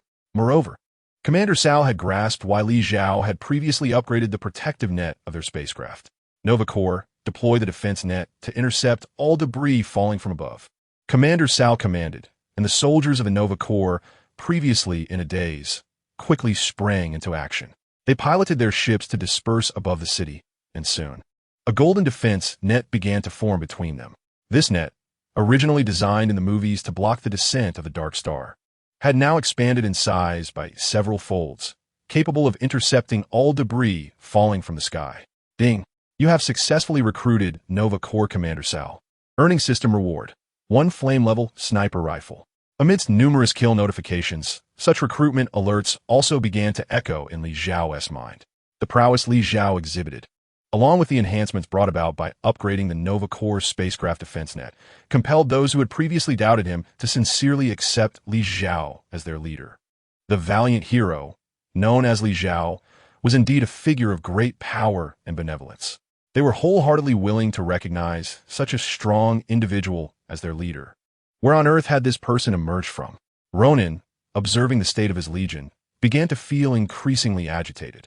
This was supposed to be the optimal moment to invade Xander, the time for him to enter Xander and annihilate the entire planet with the power gem. How could a single individual suddenly appear and disrupt his plans? My lord, their strength is overwhelming. We fear we may not be his match, Nebula warned. Now, Amir Li Zhao has rendered their legion's advance arduous. If the Nova Corps below and the nearby Ravagers also join the fray, their situation would undoubtedly deteriorate further. Nebula's intention was to subtly caution Ronan that it was time to retreat, to seize the fleeting opportunity to escape.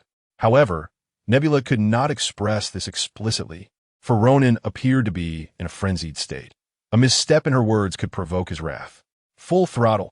Charge straight in, Ronan commanded. Once we land on the surface of Xander, I can wield the Power Stone to obliterate the entire planet. With the Power Stone in my possession, I shall fear no one. Ronan brimmed with confidence, firmly placing his trust in the Power Stone. This artifact was capable of effortlessly annihilating a planet. It represented the prime opportunity for Ronan to fulfill his long-held ambition of vanquishing his nemesis, the Nova Empire. Understood, Nebula replied, though reluctantly, and she complied with Ronan's orders. The Dark Aster's engines roared to life as the ship hurtled toward the ground at an accelerated pace. Meanwhile, the smaller ships assigned to provide cover began a frenzied assault. Swarming toward Li Zhao like locusts, they cared not for their losses. Their singular objective was to delay Li Zhao, ensuring the Dark Aster's safe descent. Is this recklessness? Li Zhao observed the unfolding chaos with a cold smile. His gaze fixed ahead, and before him, a multitude of silver blades rapidly materialized, decimating the encroaching small vessels and carving a path for him. Raising the flamed sword in his hand, he activated the judgment of the blade. As stellar energy from the surrounding space began to coalesce swiftly. On Xander, the concentration of stellar energy was far denser than elsewhere, for the planet was illuminated by two suns, creating a unique environment of perpetual daylight. This seemingly improbable phenomenon existed, giving rise to Xander, a vibrant world inhabited by numerous races. Now, as Li Zhao harnessed the stellar energy here to initiate the judgment of the blade, the gathering of energy occurred at an unprecedented pace. In barely a matter of seconds, the requisite energy had coalesced. My lord, he seems poised to unleash a formidable attack. Nebula pointed at Li Zhao, certain that he was about to employ an immensely powerful technique. Let us see whose might prevails, Ronan declared, gripping his war hammer tightly, aiming directly at Li Zhao's position. In the next moment, a surge of purple energy erupted from the hammer's tip. This energy, ignited by the Power Stone, represented Ronan's most potent offensive capability. Boom! The judgment of the celestial blade was unleashed, casting a colossal crimson radiance towards the immense hull of the Dark Star. Ronan, harnessing the explosive purple energy of the power gem, clashed mid-air with the formidable assault of the judgment. At the point where these two energies intertwined, a powerful current surged chaotically, obliterating numerous smaller vessels caught within its tumult. No, this cannot be. Ronan gazed in astonishment at the unfolding scene. He watched as the energy from the judgment gradually overpowered the energy of the power gem, relentlessly advancing towards a ship. He exerted himself further, striving to amplify the power gem's potential to generate an even more potent force. As the energy of the power gem intensified, the might of the judgment also surged significantly. The power of the judgment was astonishing, and it was indeed the energy of the power gem that was proving formidable. Li Zhao was acutely aware that it was not Ronan who was able to withstand his attack, but rather the power gem in his possession. In an instant, he sheathed his sword, vanishing from his previous location. With the subsequent energy of the judgment dissipating, Ronan too relaxed his defenses. Sustaining such a high intensity of energy output was a considerable burden on him. Yet, before he could catch his breath, a silver blade pierced through his body, emerging from his chest. No, Ronan, enhanced through genetic modification, could endure the energy impact of the power gem. However, at this moment, he could not withstand the assault of the silver blade, even with the reinforcement of his sturdy armor. Chapter 54. The Slaying of Ronan. Li Zhao now stood behind Ronan, having swiftly relocated to the command room of the Dark Star as the judgment's attack ceased. launching his own strike with the silver blade. "Get away from me," Ronan bellowed, swinging his war hammer violently behind him. Li Zhao took a couple of steps back as the hammer flew past him. The silver blade vanished, leaving a gaping wound in Ronan's chest, enhanced by genetic modifications. Is that why he still has the strength to move after enduring the piercing attack of the silver blade? Li Zhao regarded Ronan, who was clinging to his war hammer for support, with a modicum of admiration for his vitality. "Who are you? Why do you interfere with me?" Ronan demanded, weakened and feeling his life force waning rapidly. "Let us just say, I have taken a keen interest in your legion and that power gem you possess," Li Zhao replied, his gaze fixed on the purple gem embedded in the warhammer. "You shall not succeed," Ronan exclaimed, abruptly turning and leaping through the shattered window. Even in the face of death, he was resolute in his intent to obliterate the planet Xander. All he needed was to land on the surface, for that one strike to be delivered, and he would fulfill his purpose. A formidable individual indeed. After uttering these words, Li Zhao vanished from sight, appearing directly beneath Ronan, his sword of flames ablaze with crimson fire. "Clear the way," Ronan bellowed, his war hammer surging with violet energy. Despite his injuries, which caused a torrent of blood to flow from his body, he showed no signs of retreat. "An impossible endeavor," Li Zhao declared, his left hand forming a sword-like gesture that summoned a multitude of silver blades, which surged forth to assault Ronan relentlessly. Although Li Zhao had yet to attain the prowess of Kasha, capable of creating a sacred domain, he wielded his most potent weapon with deft precision, directing the onslaught with unerring accuracy. As Ronan's hammer descended, the violet energy erupted, deflecting the incoming dark blades. However, the silver blades seemed inexhaustible, continuing to rain down upon him. Simultaneously, more silver blades emerged from behind, and lacking the ability to evade in midair, Ronan was once again pierced by these lethal projectiles. Already gravely wounded, he grew weaker still, his body riddled with new, gaping wounds. The violet energy spiraled out of control, as his fragile form could no longer harness the power of the gem. With a flick of his finger, Li Zhao conjured a silver blade to Ronan's left side, and, in an instant, severed both of Ronan's arms, which had clutched the war hammer tightly. In a swift motion, Li Zhao appeared beside him, seizing the hammer for himself. "No, my power gem!" Ronan attempted to resist, but with his arms severed and his body suspended in midair, he was rendered powerless to do anything but roar in fury. Soon after, the relentless silver blades struck again, decapitating him. This accuser, who had sought vengeance against the New Star Empire after severing ties with the Kree Empire, ultimately met his demise in the skies above Xander, his body fragmenting and plummeting to the ground. Li Zhao pried the power gem from the warhammer. "Alert! You have successfully slain the accuser Ronan and received a system reward. Heart of the Earth gene. Fusion available. Alert! You have successfully acquired the 4th Infinity Gem, unlocking the 4th phase of the Infinity Series rewards. You may select one weapon from the Void Arsenal as your reward." The system's notifications stood apart from previous task alerts. While Li Zhao was not surprised to gain a super gene from Ronan's demise, the mention of fusion indicated something entirely different from before. Could it be that this extraordinary gene does not simply integrate within me, as previously thought, but rather, akin to the beast's genetic essence, I can bestow it upon others at my discretion? As Li Zhao pondered this, he suddenly beheld the swiftly descending dark star and the multitude of small spacecraft attempting to flee. "Nova Legion, bring down every last one of those retreating members of the Ronin Legion," Li Zhao commanded, raising his sword. The sky around him began to gather ominously with thick clouds. Thunder rumbled, marking Li Zhao's inaugural use of the thunderous genetic power.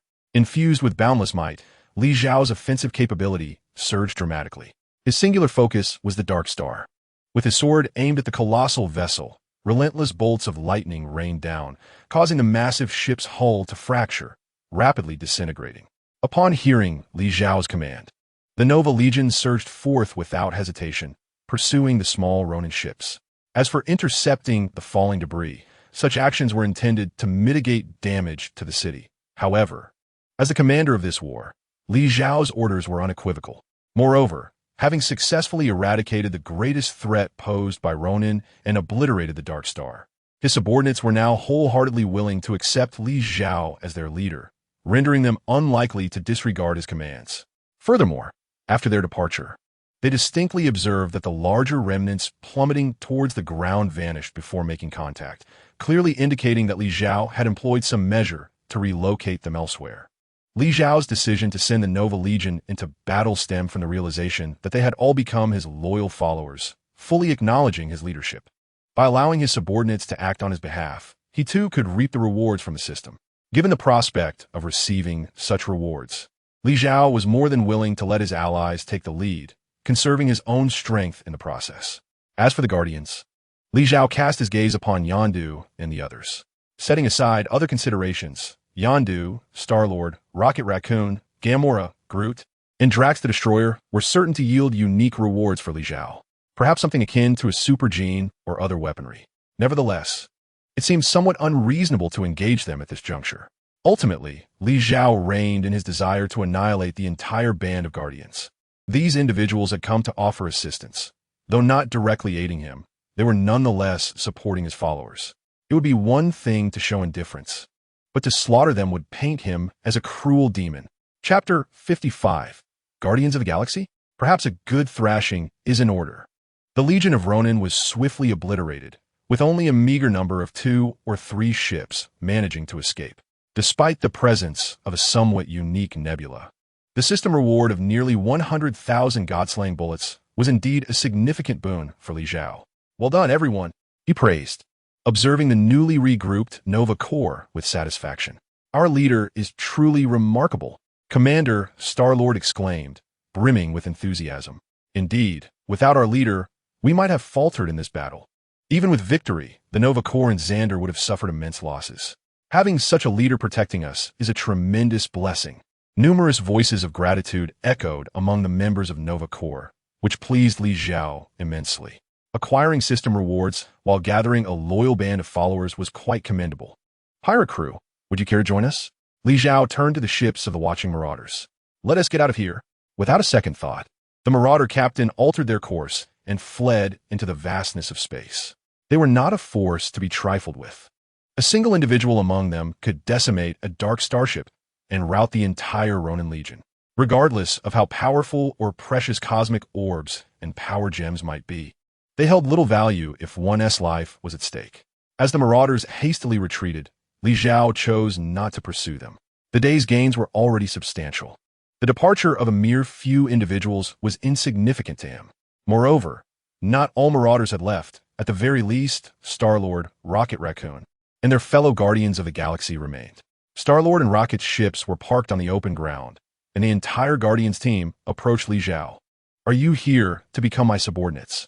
Or shall I have to teach you a lesson? Li Zhao inquired directly, eyeing the Guardians. Why must we be beaten if we choose not to serve as your subordinates? Gamora asked, puzzled. Each of you has a past, a record of misdeeds. You can either accept punishment or face the consequences. What's the issue with that? Surely, you cannot expect to absolve your past transgressions merely by invoking cliché about redemption. Li Zhao felt that his rationale was sound and undeniably justifiable. Let us forego the formalities. Let us engage in combat. If you manage to defeat me, I shall overlook your past misdeeds. He understood that subduing these notorious troublemakers might prove challenging, given their infamous reputations for chaos in the cinematic realm.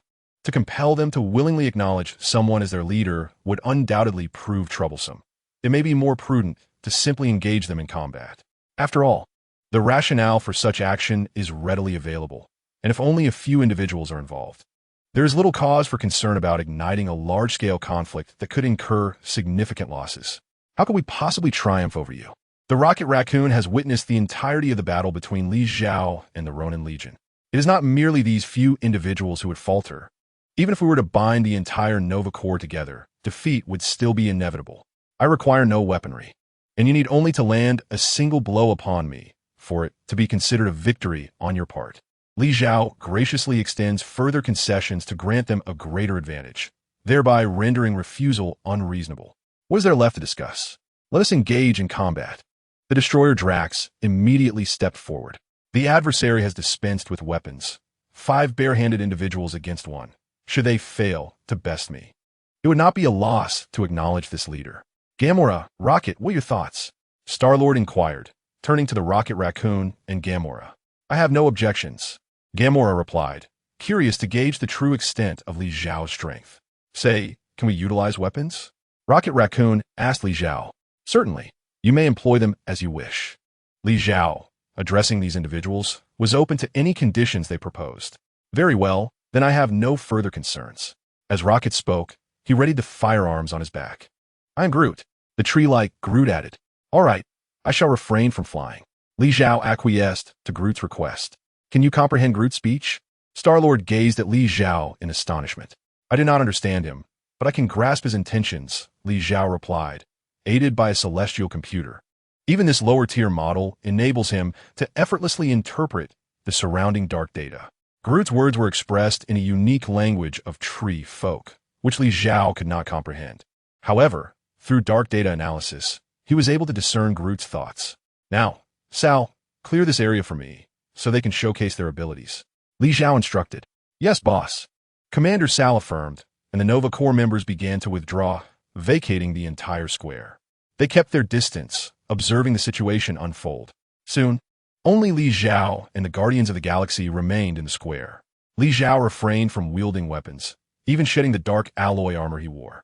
Presently, Li Zhao stood unarmed, encircled by these members of the Guardians of the Galaxy. It is time to showcase your true abilities without any reservations. After all, the adversary is capable of single-handedly annihilating the Ronin Legion, Gamora reminded. Indeed, there is no need for restraint. Your assaults, regardless of their nature, shall not harm me. With an indomitable physique, Li Zhao's defensive prowess is unquestionable. The members of the Guardians of the Galaxy, even if Li Zhao were to remain motionless, would be incapable of inflicting any injury upon him. Given this circumstance, we shall not hold back, Rocket Raccoon declared, and with that, he pulled the trigger of his weapon, unleashing a beam of crimson laser directed towards Li Zhao. Simultaneously, Groot extended a hand, transforming his arm into a lengthy vine that ensnared towards Li Zhao.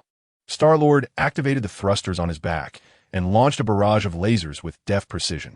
Drax the Destroyer bellowed as he charged forward, while Gamora wielded her swords, maneuvering around the periphery in search of the opportune moment to strike. An opportunity for a stealthy attack against Li Zhao. Although the Guardians of the Galaxy had only recently formed, they had developed a nascent sense of teamwork. Chapter 56. If we are to fight, let us do so.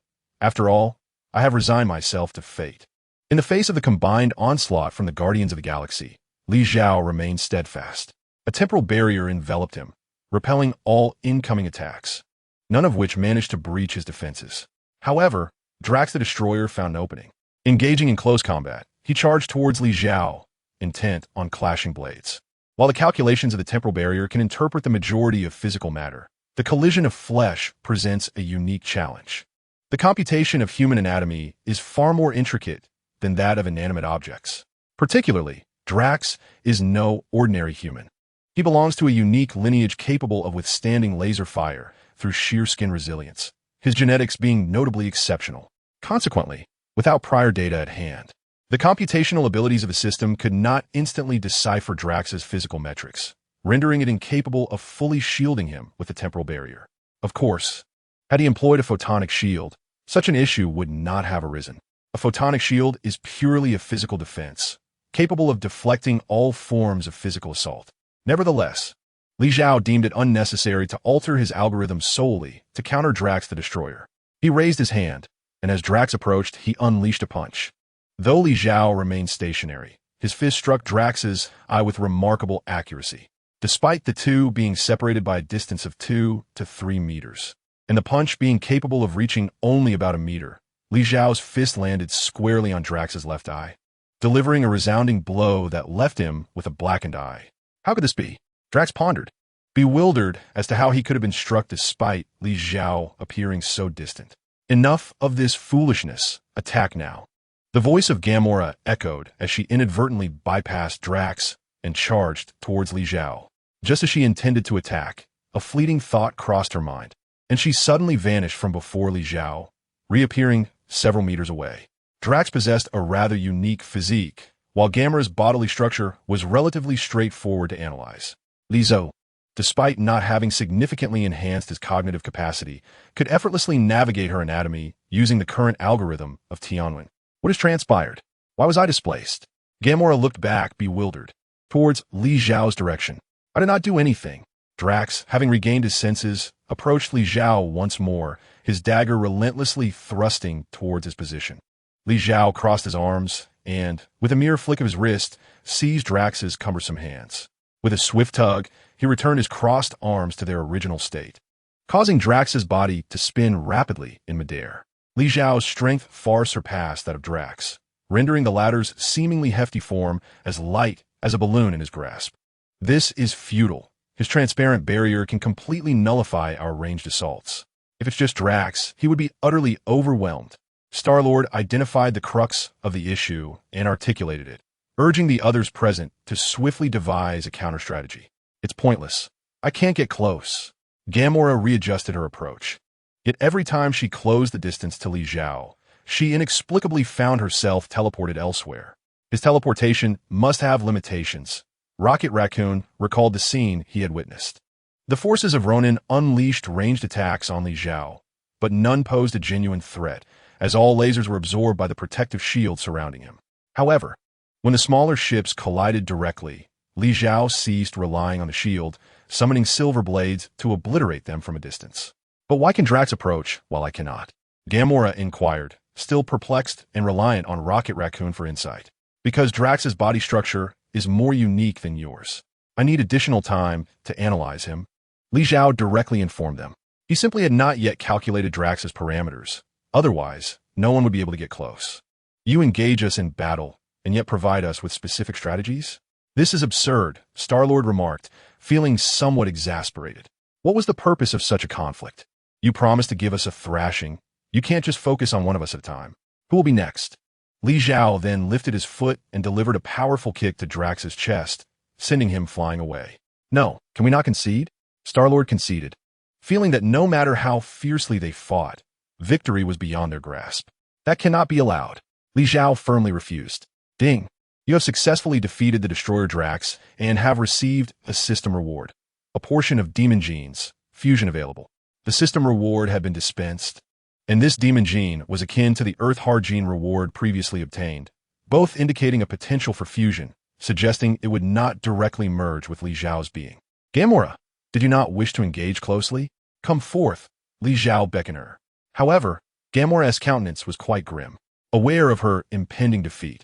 She saw no point in throwing herself into the fray. I concede. If you wish to strike me, feel free. With that, she discarded her twin blades and sat down on the ground in resignation. Li Zhao, taken aback by this display, felt a twinge of helplessness. Ding. Gamora, recognizing her defeat, has surrendered and you have received a system reward. A low-tier demon gene material. Low-tier demon gene material? This implies I can synthesize the demon gene myself. Li Zhao mused, refraining from further aggression toward Gamora. He sought only to fulfill his system mission, not to engage in unnecessary combat. Is this permissible? Rocket Raccoon, observing Gamora's strategic retreat from battle, mimicked her actions, casting aside his weapon and plopping down beside her. As Li Zhao pondered his next steps, the system notification chimed once more. Subsequently, Star-Lord and Groot also received their system rewards. The initial plan to deliver a sound thrashing to every member of the Guardians had devolved into Drax absorbing all the punishment alone. Drax, battered and bruised, gazed at his teammates in exasperation. Chapter 57. An unexpected turn of events with the system reward secured. 3 of the remaining 4 Guardians chose to feign defeat, leaving Li Zhao with no choice but to relent. He could not possibly attack those lying prostrate before him. Very well, I shall let this pass. Li Zhao sheathed all his offensive and defensive measures and waved toward the Nova Corps. Commander Sal, upon seeing Li Zhao's gesture, promptly led his team forward. The Guardians, relieved at their reprieve from further punishment, exhaled collectively. Yet, Drax, still disgruntled as Star-Lord and the others approached, could not help but voice his frustrations. You lot are utterly shameless. Drax scorned them, deriding their lack of earnestness in confronting Li Zhao. In truth, his ire stemmed from being the sole recipient of such a beating. It was evident he was unbeatable. Why should we sacrifice ourselves in vain? Star-Lord explained, dismissing Drax's grievances with a scoff. Drax let out a cold grunt. All right, no need to be angry. Rocket Raccoon attempted to placate him, but Drax was genuinely furious. The kind of anger that could not be soothed. Li Xiao paid no heed to what the Guardians of the Galaxy were engaged in. He was currently discussing subsequent matters with Commander Sal. I have dealt with the Ronin Legion, but if your Nova Corps wishes to safeguard the Nova Empire, you must take decisive action regarding such issues. You're responsible for pursuing those who fled. Should you wish to confront the Kree Empire, you may seek my assistance. I can help upgrade your ship's attack systems. Li Xiao was feeling quite magnanimous, as the Nova Corps had already acknowledged him as their leader, meaning that any enemies they defeated in the cosmos would be credited to him. Thus, the greater their combat prowess, the more beneficial it was for Li Xiao. However, his current technological capabilities were limited, and he could not directly upgrade their ship's attack systems. Yet, if the Nova Corps were to come to Earth, he could enlist He-Shi's help, for He-Shi possessed ample technology. Boss, are you leaving? Commander Sal inquired. Yes, I must return to Earth. Li Xiao nodded in response. Earth? You hail from Earth? Star-Lord interjected, unable to suppress his curiosity. Having traversed the cosmos for so long, he had never encountered anyone from Earth, let alone someone like Li Xiao who could single-handedly contend with the Ronin Legion. Indeed, Li Xiao affirmat. I have heard tales of a remarkably powerful individual from Earth who shattered the Kree Empire single-handedly. Could it be that you are the legendary Captain Marvel? Star-Lord had heard whispers of Captain Marvel, a figure surrounded by exaggerated legend, with few having ever encountered her. Yet now, envisioning the persona applied to Li Xiao seemed to fit. No, I'm not Captain Marvel. I am the Supreme of Earth. Captain Marvel could only be regarded as my subordinate, albeit an unacquainted one. Of course, she could also be an adversary. If she refuses to acknowledge me as her leader, I may have to confront her, defeat her, or even eliminate her, at which point she would undoubtedly become an enemy. Li Xiao stated, I came out here to obtain the Power Stone.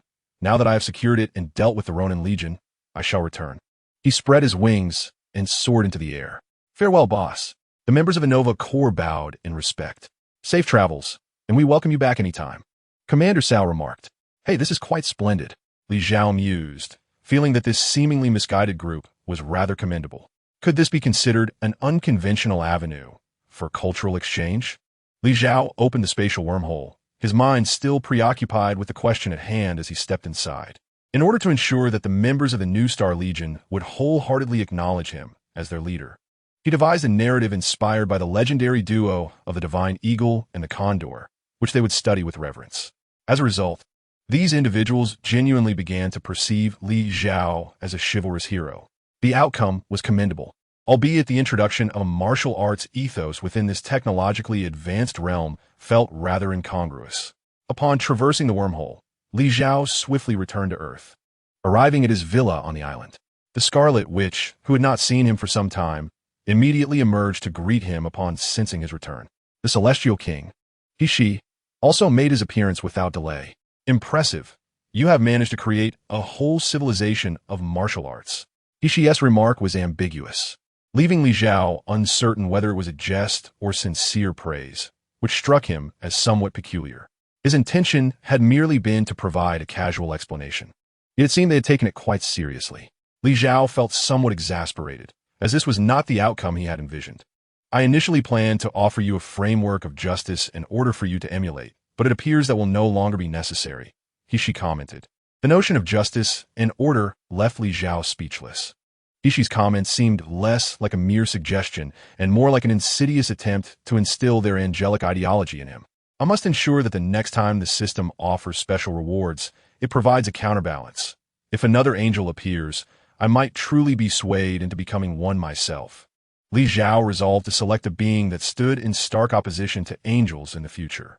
If all else failed, he would opt for Morgana. Nonetheless, he pondered the reliability of the system. It had promised absolute loyalty, yet the summoned entities persistently infused their own biases, attempting to lead him astray. Regardless, he still had system rewards to redeem, and he intended to inquire about this peculiar situation at that time. As these thoughts swirled in his mind, Li Xiao momentarily set them aside.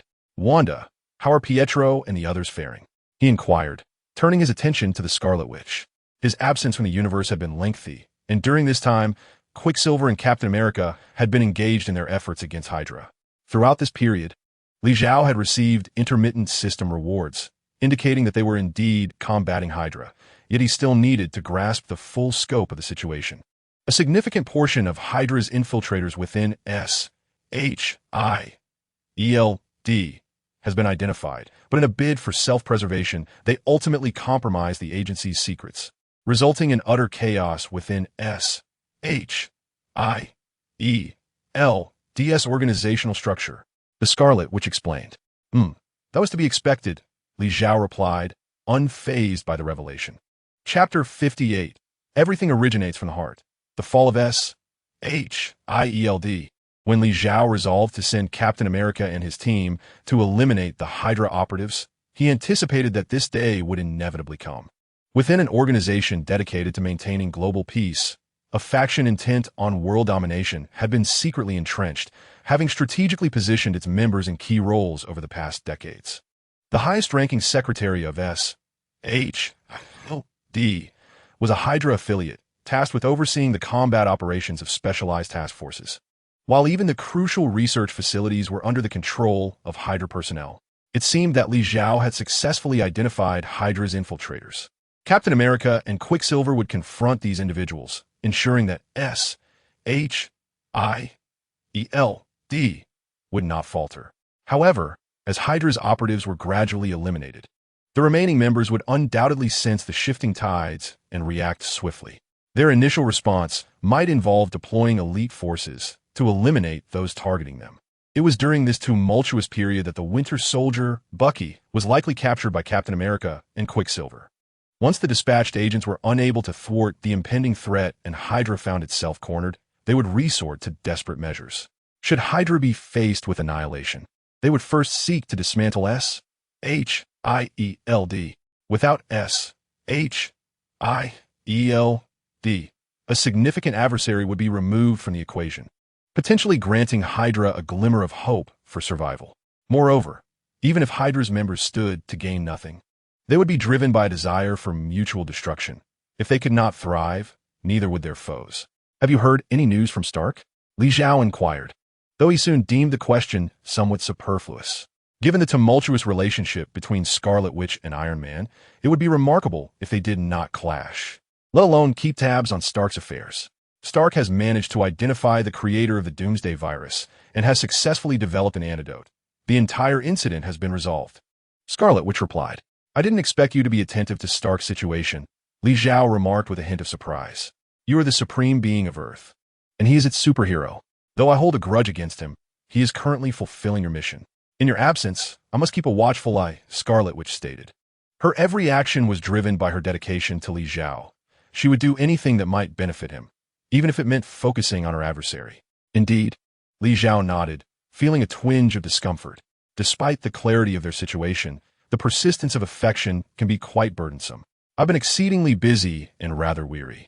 I shall retire to my chamber for some rest, Li Zhao announced, making his way upstairs. Scarlet, which observed him ascend without further thought, recognizing that he had indeed been occupied for an extended period. She felt a sense of perplexity, for she had just failed to discern the thoughts within Li Zhao's mind. How could it be that in such a short span of time, he had already learned to evade the scrutiny of my perceptive gaze? She pondered this, yet found herself without answers, and her position did not permit her the luxury of contemplation. Upon returning to his chamber, Li Zhao awakened the system. The first order of business was naturally to select the rewards from the fourth stage of the Infinite Gem series. He could choose one item from the Void weapons as a reward, and thus far, the number of Void-level weapons that had emerged in the entire Supergod universe was rather limited. To the left lay the Great Sword, the very blade once wielded by the mighty Galaxia, Xiaoluan, capable of unleashing the ultimate judgment when combined with the power of the galaxy. To the right rested the Heavenly Woe Sword, the weapon of the Celestial Monarch, Wang Huaye, which had been upgraded by the Grim Reaper, Carl, into a Void-level weapon. This sword, in conjunction with the Black Hole engine, significantly amplified Huaye's combat prowess, allowing even those whose strength paled in comparison to the angelic pursuer, running, to achieve a stunning counterattack solely through its capabilities.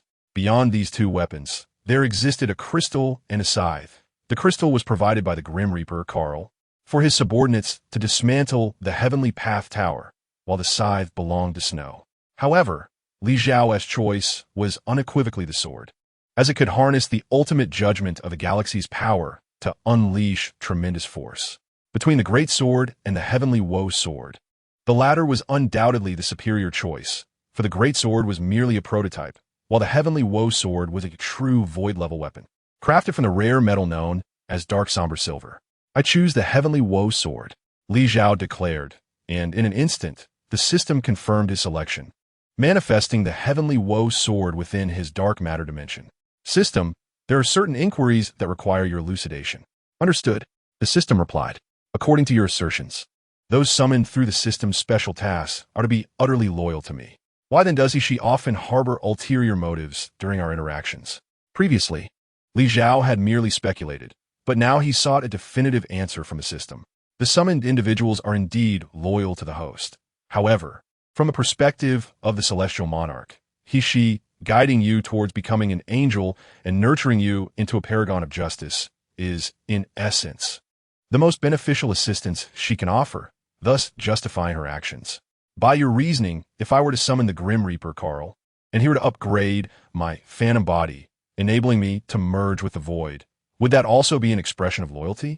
Indeed, for in the eyes of the Grim Reaper, Carl, the pinnacle of technological advancement lies in forsaking all human emotions and attachments. The phantom body and merging with the void are deemed the optimal choices. Li Xiao was left speechless. The peculiarities of this system's design were utterly baffling. Although the blade of summoning possesses self-awareness and thoughts, all of its actions require your consent and must not contravene any command you issue. The celestial being, she, is capable of such actions solely because you have tacitly permitted them. If you truly disapprove, you may command her to cease at any moment, disregarding her desires altogether, and instruct her to remain by your side. The system's explanation is sufficiently clear. The prior interactions between Li Xiao and she were fundamentally Li Xiao's own issues rather than a flaw within the system. It was Li Xiao's concern for she's sentiments that prevented him from making excessive demands of her. It was Li Xiao's indifference to she's ulterior motives that allowed her to persist in such behavior. Had Li Xiao been replaced by Hua Yi, the current circumstances would undoubtedly align with Hua Ye's expectations, summoning his favored angel and then daily subjecting them to torment, with the angels obeying him unconditionally. Ultimately, it is Li Xiao's own mindset that governs the present situation. Chapter 59. Wanda's sudden cessation of communication with the system. Li Xiao reclined on his bed, acknowledging the system's assertion. Although it appeared that she was acting on her own accord, all of this was indeed permitted by him. Li Xiao mused internally. Could it be that I possess a savior complex? He felt a twinge of frustration, having traversed into this world. He found himself embodying the very characteristics he sought to avoid.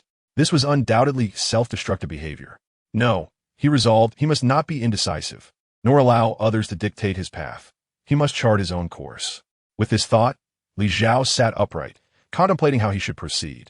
Yet, his deep contemplation yielded no clear answers. "Brotherly, are you asleep?" Suddenly, the voice of the Scarlet Witch reached him from the doorway.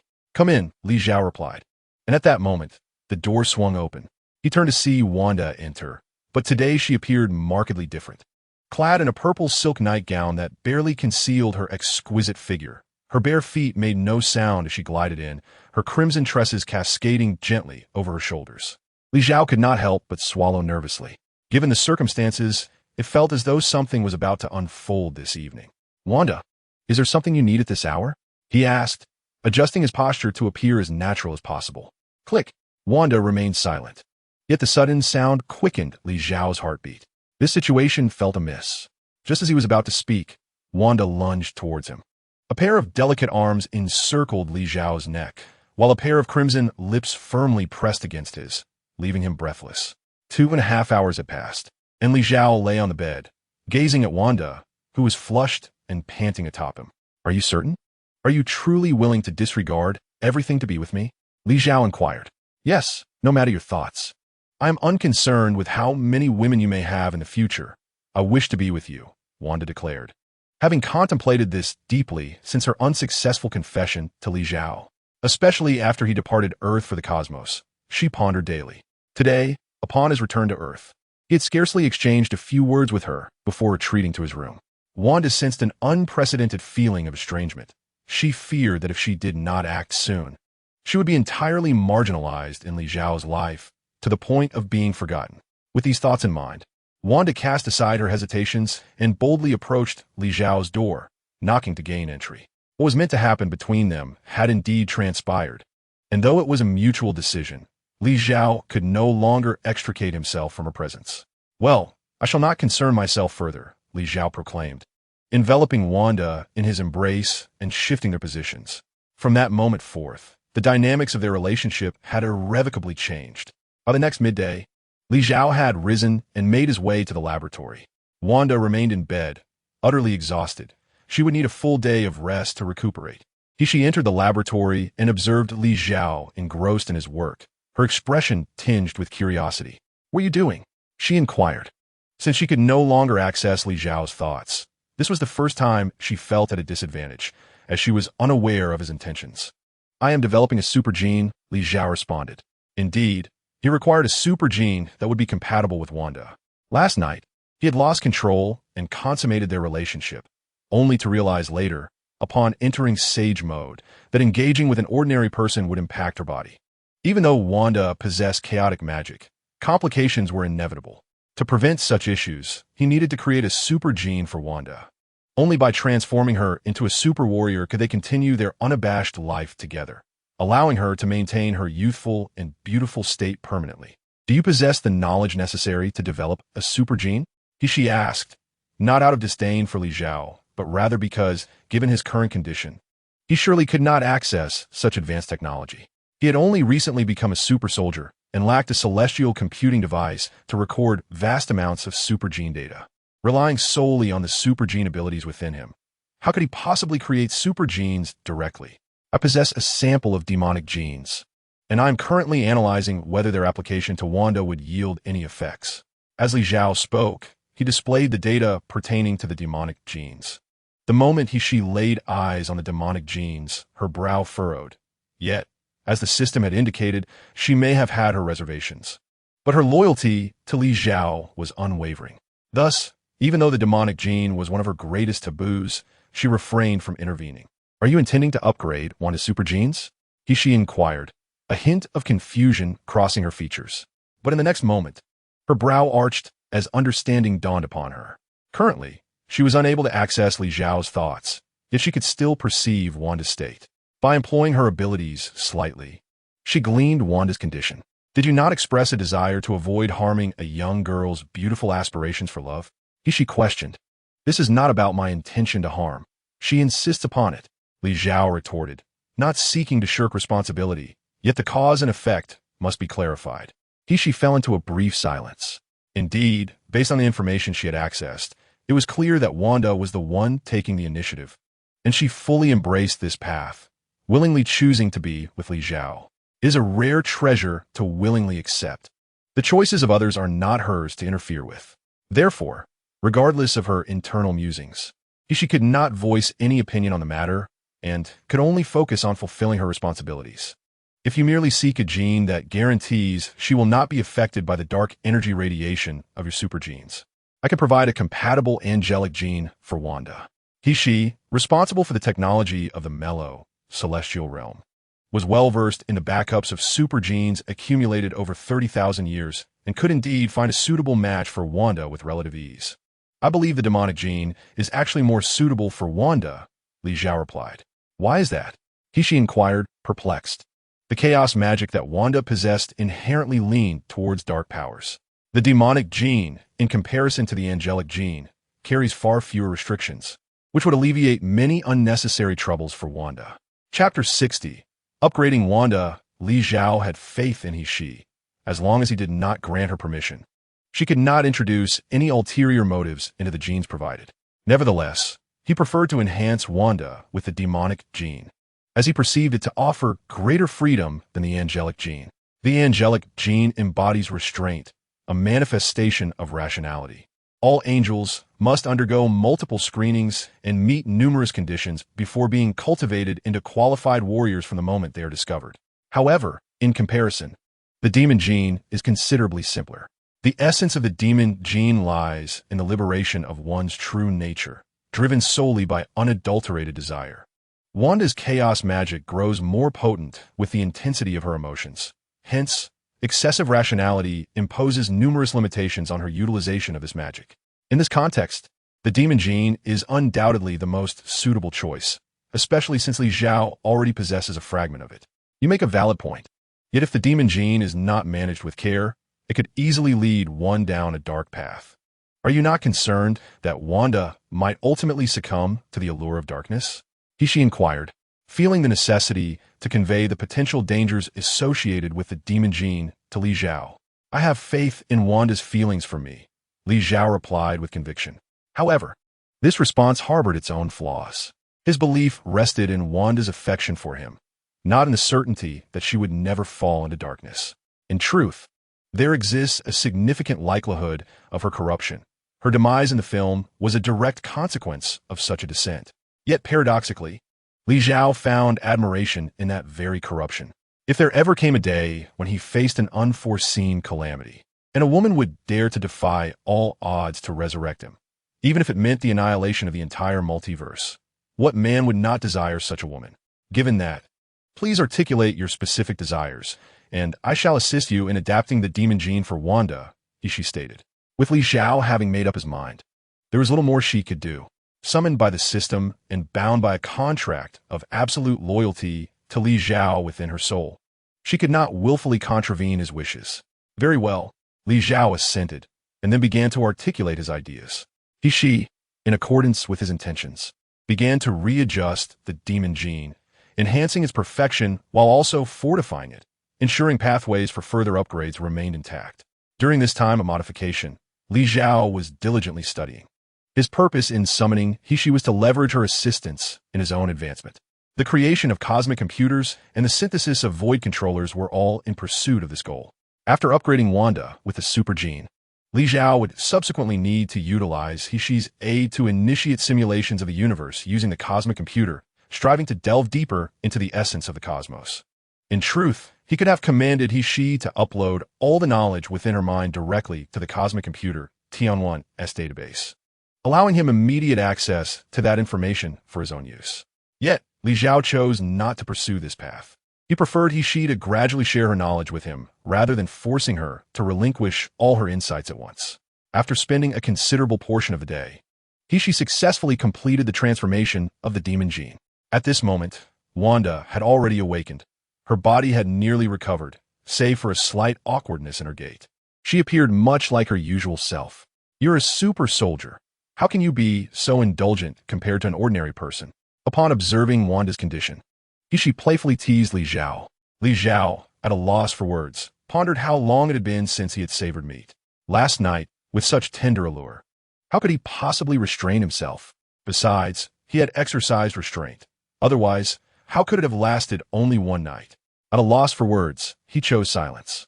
However, did you not feel any embarrassment discussing such matters so openly in public? Wanda, I have prepared a super gene for you. Would you be willing to allow me to upgrade you? Li Xiao inquired, gazing at Wanda. Super gene? Wanda looked at Li Xiao with confusion. It grants you abilities akin to mine, incredible strength, a formidable physique, and theoretically, eternal life. Li Xiao briefly elucidated. I am willing. Wanda responded without hesitation. The prospect of eternal life, which might have once caused her to hesitate, no longer troubled her, having attained the love she desired. With a perfect man like Li Xiao by her side, she felt undeterred. This super gene, akin to Li Xiao's, implied that he inherently possessed eternal life, and her acquisition of it meant they could remain together forever. Very well, I shall proceed with your upgrade, Li Xiao declared, fixing his gaze upon Wanda. The void controller activated, the celestial computer commenced its calculations, and the energy of the super gene began to merge within Wanda's being. As the energy flowed into her, Wanda's body experienced transformation. Her skin grew taut, her beauty seemingly enhanced, and even her bosom expanded. Her vitality surged, as she metamorphosed from an ordinary human into a super soldier. If previously Wanda's attack power had been a mere 100 with a defense of only 1, now her defense had been fortified to at least a 10. Do not underestimate this 10. It signifies that ordinary attacks could no longer vanquish her, allowing her to wield chaotic magic with reckless abandon during battle. Imagine if Phoenix from X-Men 3 were to possess such a super soldier's physique. Even Wolverine would be unable to slay her with a single claw strike. Enraged in a wounded state, Phoenix would undoubtedly retaliate with ferocity, and despite Wolverine's formidable healing abilities, he would be swiftly overwhelmed, rendering the conclusion of X-Men 3 utterly insurmountable. In the Marvel Universe, there exists a plethora of characters endowed with formidable offensive capabilities. However, those who possess both cataclysmic power and robust defensive strength are indeed rare. Presently, Wanda has emerged as one of the few. It is a peculiar sensation, she mused, feeling as though she has returned to her previous state before last night. Li Zhao's eyes sparkled with a glimmer of light. Wanda, blushing, lowered her gaze. She, shaking her head in exasperation, concluded that a spatial barrier must be erected to isolate the room from the outside world tonight. Chapter 61. Merely an honorary leader, Li Zhao and Wanda have indulged in nearly a month of blissful yet unabashed intimacy, leaving He to reside next door. Compelled to rely on a spatial barrier to segregate her own quarters. Having lived for 30,000 years, she never anticipated that such primitive desires could evoke such frustration. It turns out that living with a man can be so delightfully enriching. He observed Wanda, who now radiated beauty more than ever, transforming day by day into a more captivating version of herself, and couldn't help but reflect on this evolution. Deep down, she understood that the balance of yin and yang implies that most entities in the universe manifest in pairs. Though they, as angels, might pride themselves on their divinity, they are ultimately evolved from humanity, and the harmony of yin and yang is an intrinsic aspect of their genetic makeup. Even with their efforts to suppress these baser desires through asceticism and idealistic thinking, they cannot fully disregard such instincts. Occasionally, angels forsake everything for love, choosing to relinquish their wings and embrace the life of an ordinary human. The later generations of angels, particularly Yin, fervently advocate for a return to an era of gender equality within angelic civilization, all stemming from this so-called emotion. She, along with the divine Kaiser, harbored similar aspirations, yearning for a beautiful love. Yet, individuals like them, having emerged from the primal era and survived the once magnificent celestial civilization, find it increasingly difficult to immerse themselves in the notion of love. Such sentiments, affection, romance, are pursuits reserved for the younger generations, bearing no relevance to their ancient selves. Ding dong! The doorbell rang, prompting the trio in the dining area to instinctively turn their heads. Is that Stark? A mere glance was sufficient for Li Zhao to ascertain the visitor's identity. Given the passage of time and Stark's resolution of the dire virus situation, his presence here was hardly surprising. As the door to the yard swung open, Wanda hurried to greet Stark at the entrance. Upon seeing Wanda, who answered the door, Stark immediately felt a wave of shyness wash over him. In recent months, he has come to understand the underlying issues between himself and Wanda and Quicksilver. He realizes that it was his past actions, specifically the missiles he created, that led to the demise of their parents, which explains the animosity they harbor towards him. Stark, since you're here, you might as well partake in a meal. Li Zhao and the others were already having breakfast, and given Stark's arrival at this hour, he would certainly adhere to the customs of the Chinese people and utter a few words of courtesy. Stark, being forthright, promptly pulled out a chair and seated himself beside she. Sitting next to Wanda was rather uncomfortable for him, considering the deep-seated enmity that existed between them. Noticing Stark had settled down, Wanda wasted no time and hurried to the kitchen to serve him a portion of breakfast. In this household, there were 3 super soldiers, and like Li Zhao, Wanda had only recently ascended to this status. They engaged in physically demanding activities each night, necessitating a hearty breakfast.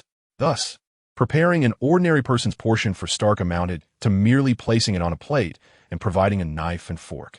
However, upon entering the kitchen and observing the chef's breathless demeanor, Wanda realized she ought to allocate additional assistance in the kitchen. Stark graciously accepted the breakfast Wanda offered, although his mind seemed somewhat elsewhere. Stark, did you come see me for a specific reason? Li Zhao inquired. I actually came to discuss matters concerning the Avengers. Stark replied, setting down his cutlery. He wasn't particularly hungry. His earlier greeting to Li Zhao was merely a response rooted in Western etiquette. The Avengers? You all can handle your own affairs. Why seek my involvement? Li Zhao responded, although he held the title of Supreme on Earth. He was not inclined to interfere excessively in external matters. Of course, should there be a chance for system rewards, he would feel compelled to assist. With S.H.I.E.L.D. now disbanded, the Avengers had been formed with its support, and without this foundation, they would likely need to seek a new path forward. Stark continued. But to Li Zhao, his words seemed somewhat redundant. Even in the cinematic universe, with S.H.I.L.D. dissolved, the Avengers continued to operate without interruption. It merely required a change of location and a new source of backing. With Stark's wealth and resources at his disposal, he could easily establish a new base for the Avengers and ensure the organization's continued operation. Speak plainly, what exactly are you thinking? Li Zhao asked, showing no intent to unearth Stark's underlying motives, and instead, he simply inquired further. You are the supreme being of Earth, the guardian deity of our planet. The Avengers were initially assembled for the very purpose of protecting this world, and thus I propose to transfer the entire Avengers Alliance under your command, so that we may heed your directives henceforth. Stark revealed the true intention behind his visit. Perhaps that is best left unconsidered. I have no space here to accommodate you all. Li Zhao decisively declined. To relocate the Avengers and have them operate under his orders would effectively make him a member, or even the leader, of the Avengers. He relished his current freedom and had no desire to chain himself with additional burdens. Rest assured, I intend to purchase this island outright. I have selected a grand building at the heart of the island for renovation. This will henceforth serve as the headquarters for the Avengers. Stark had meticulously planned every detail, coming here solely to inform Li Zhao and, in passing, to acquire a legitimate title. At that moment, Li Zhao activated his inside eye, utilizing the dark data from Tianwen to grasp the entire situation. How audacious! To execute decisions without prior consultation. Li Zhao felt a pang of frustration, but upon reflection, he realized that had he not been preoccupied with his affection for Wanda, he might have noticed these developments sooner. Your decision to relocate is your affair, but I shall not be burdened with your endeavors. Li Zhao was resolute in his refusal to exert himself for others. Even when the title of Supreme Sorcerer was conferred upon him by the Ancient One, he remained a hands-off leader. How could he possibly take on a role of the Avengers captain? His leadership was merely titular, nothing more. Chapter 62. Strength brings miracles ultimately. The Avengers did relocate to the island, settling in a building originally intended as a tourist hotel, which Stark transformed into their headquarters. Captain America, along with Black Widow and the other agents, soon arrived as well. Initially, Wanda was discontent with this turn of events, for the Avengers' presence meant frequent encounters with her adversary, Iron Man. However, with the Avengers' return, Quicksilver also came back. As twins, Wanda and Quicksilver had rarely been apart since birth, but in recent months, Quicksilver had been executing missions assigned by Li Zhao alongside Captain America, returning home only infrequently. Thus, in comparison, Wanda found herself less perturbed.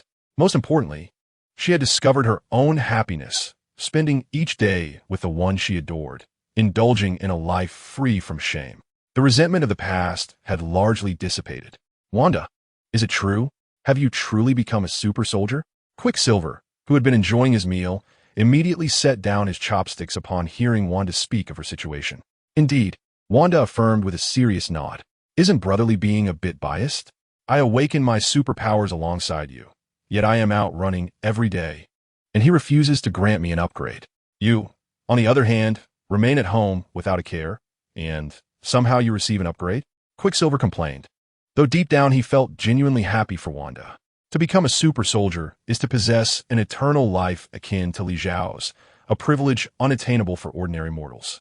Brotherly is merely concerned about my safety, which is why he is yet to upgrade me, not out of favoritism. Wanda, however, could not bear to hear even the slightest criticism of Li Zhao, not even from her own brother. Concerned for your safety? Have you encountered any danger? Quicksilver inquired anxiously. At that moment, Wanda realized that explaining her notion of being hurt would be rather complicated. The implication that her intimate encounters with Li Zhao could lead to injury, prompting him to upgrade her to a super soldier for enhanced stamina, was something she found difficult to articulate, even as a woman raised in Western ideals. Have you faced any peril? Has someone laid hands on you? Quicksilver's tone turned serious, his expression clearly indicating a readiness to seek vengeance. It's not about danger, Wanda began, her face flushing suddenly. Quicksilver, initially perplexed, paused upon noticing Wanda's blush, a thought suddenly dawning upon him.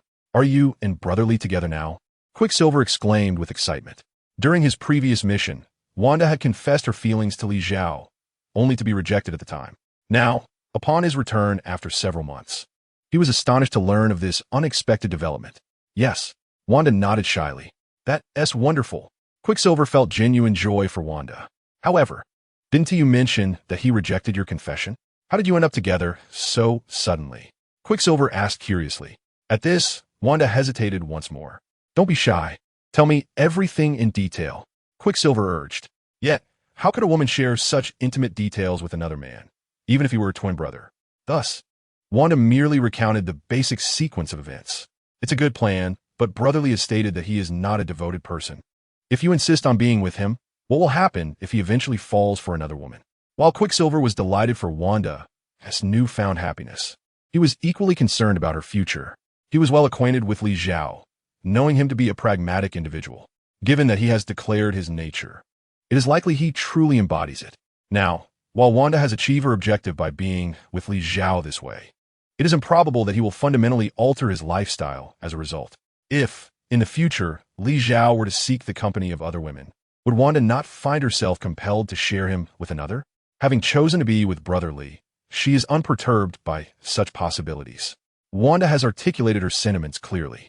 Everything she experiences now is a result of her own choices. Even if unforeseen circumstances arise in the future, she harbors no resentment.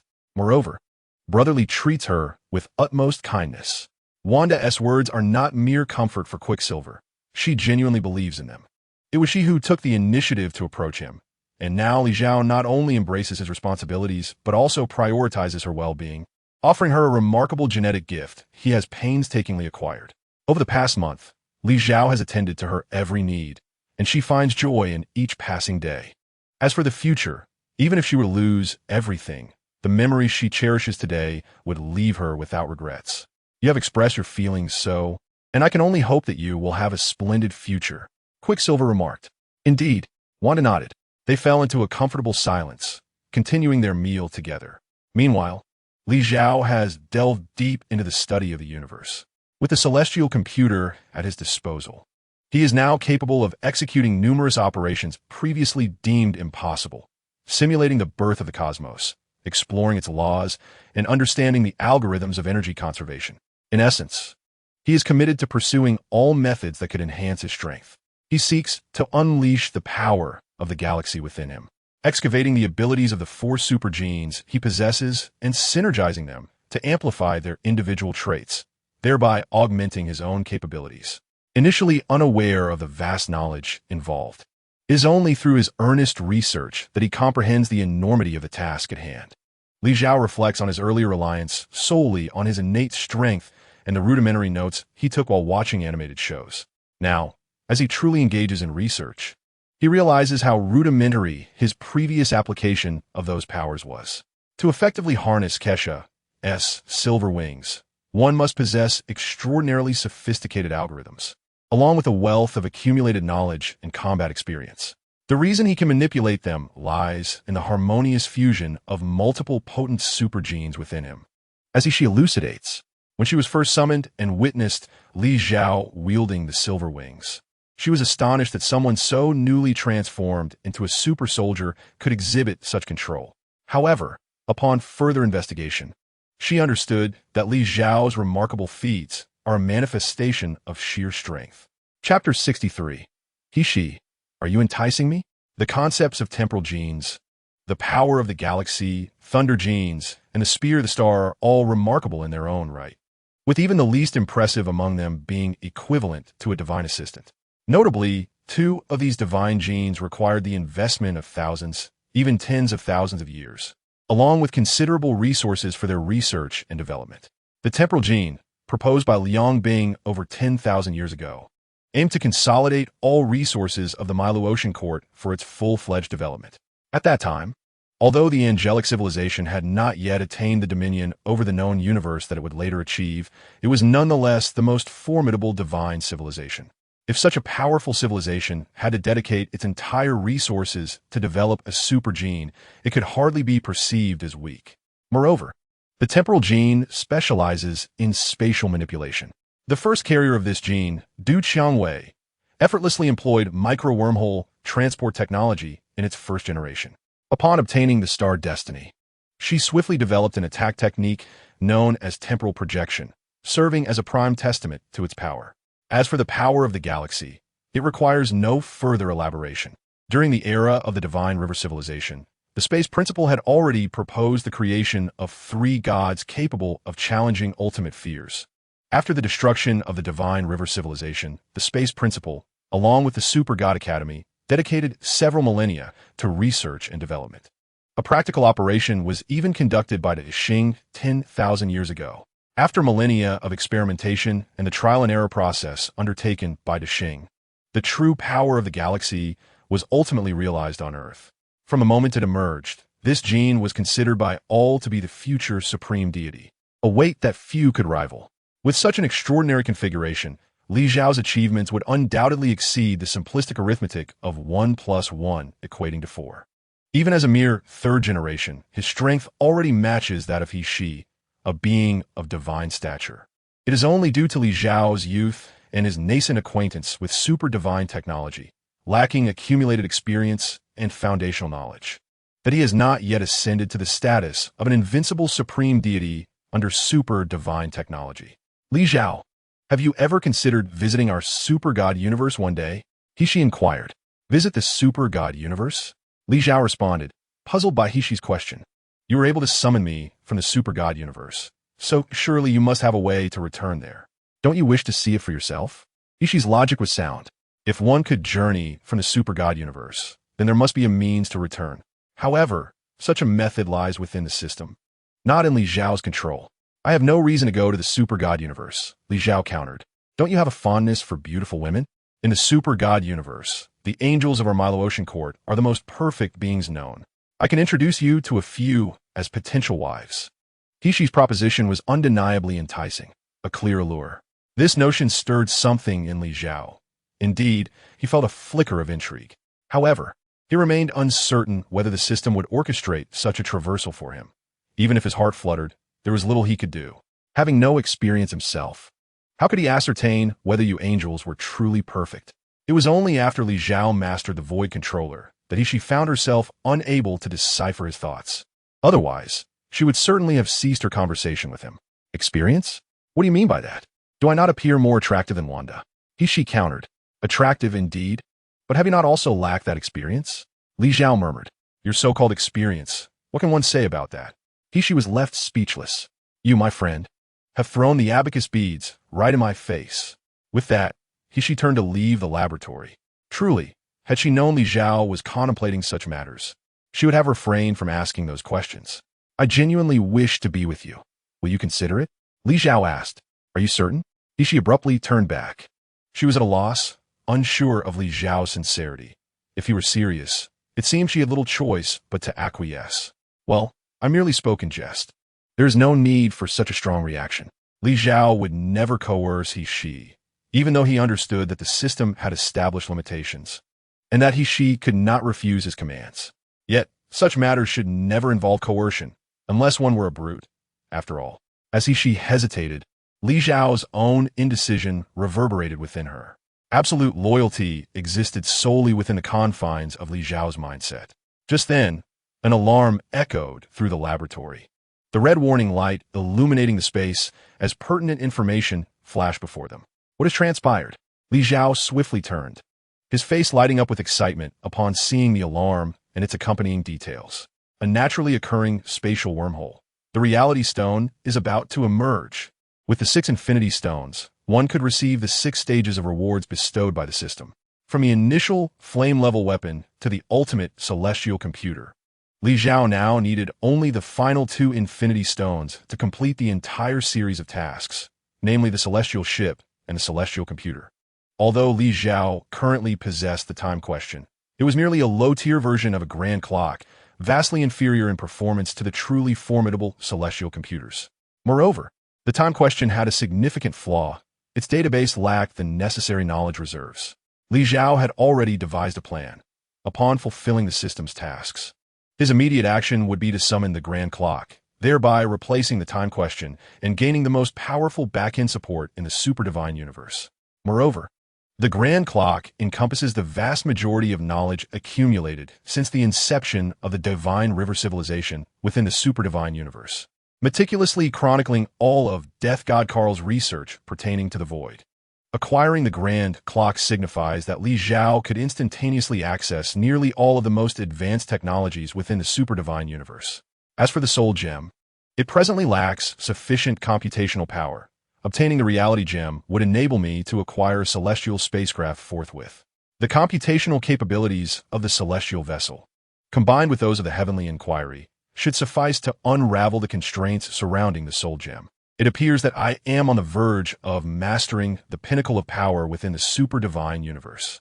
After speaking, Li Xiao, without a trace of hesitation, activated a spatial wormhole and hastened towards the natural wormhole detected by the heavenly inquiry. His actions rendered He, who had been feeling apprehensive, momentarily dazed. Was she relieved or filled with a sense of loss? Uncertain, she could not decipher her current state of mind. Chapter 64. Reality Gem acquired a naturally occurring spatial wormhole suddenly manifested on Earth, a phenomenon preceding the emergence of the Reality Gem. Upon detecting the appearance of this naturally existing wormhole, Li Xiao rushed to the scene. However, the position before him did not lead to the location of the Reality Gem as he had anticipated. Wormholes were sporadically appearing on Earth, yet discerning which one would transport him to the Reality Gem remained an insurmountable challenge. Li Xiao felt a headache coming on. Without identifying the correct wormhole that would convey him to the Reality Gem, he could not promptly locate it. His fervent rush here would ultimately be in vain. Wanda, are you there? Li Xiao gently pressed his fingers against the area near his ear.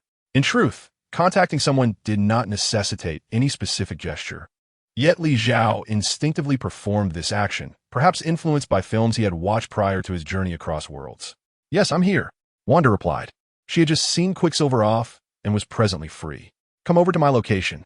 As he spoke, Li Xiao opened a spatial wormhole before him. Before long, Wanda emerged from the wormhole. Is something amiss? She surveyed her surroundings and inquired. I am searching for the Reality Gem, but I cannot ascertain its exact location at present. Lizou alucidata. Did you summon me here to assist you in the search? Wanda gazed at the faintly visible wormhole ahead. In the past, she would have been entirely oblivious to its presence, but now, as a first-generation super soldier, she could perceive the existence of the wormhole through her awareness of the surrounding dark energy. No, I wish for you to employ your chaos magic to assist me in altering the probabilities. If the task were merely to enlist others' assistance in the search, he could have summoned the Avengers, as their numbers would undoubtedly facilitate the endeavor. However, he understood that relying solely on numbers would not guarantee success, for the conditions on the other side of the space wormhole remained uncertain. Should they cross over only to find themselves in a perilous environment, it would necessitate that Li Xiao venture forth one by one to rescue them. Thus, Li Xiao conceived a method that harnessed the characteristics of chaotic magic to alter probabilities in the pursuit. Chaotic magic possesses the ability to transform probabilities, enabling a missile with a high likelihood of exploding to instead become one with a significant chance of remaining intact.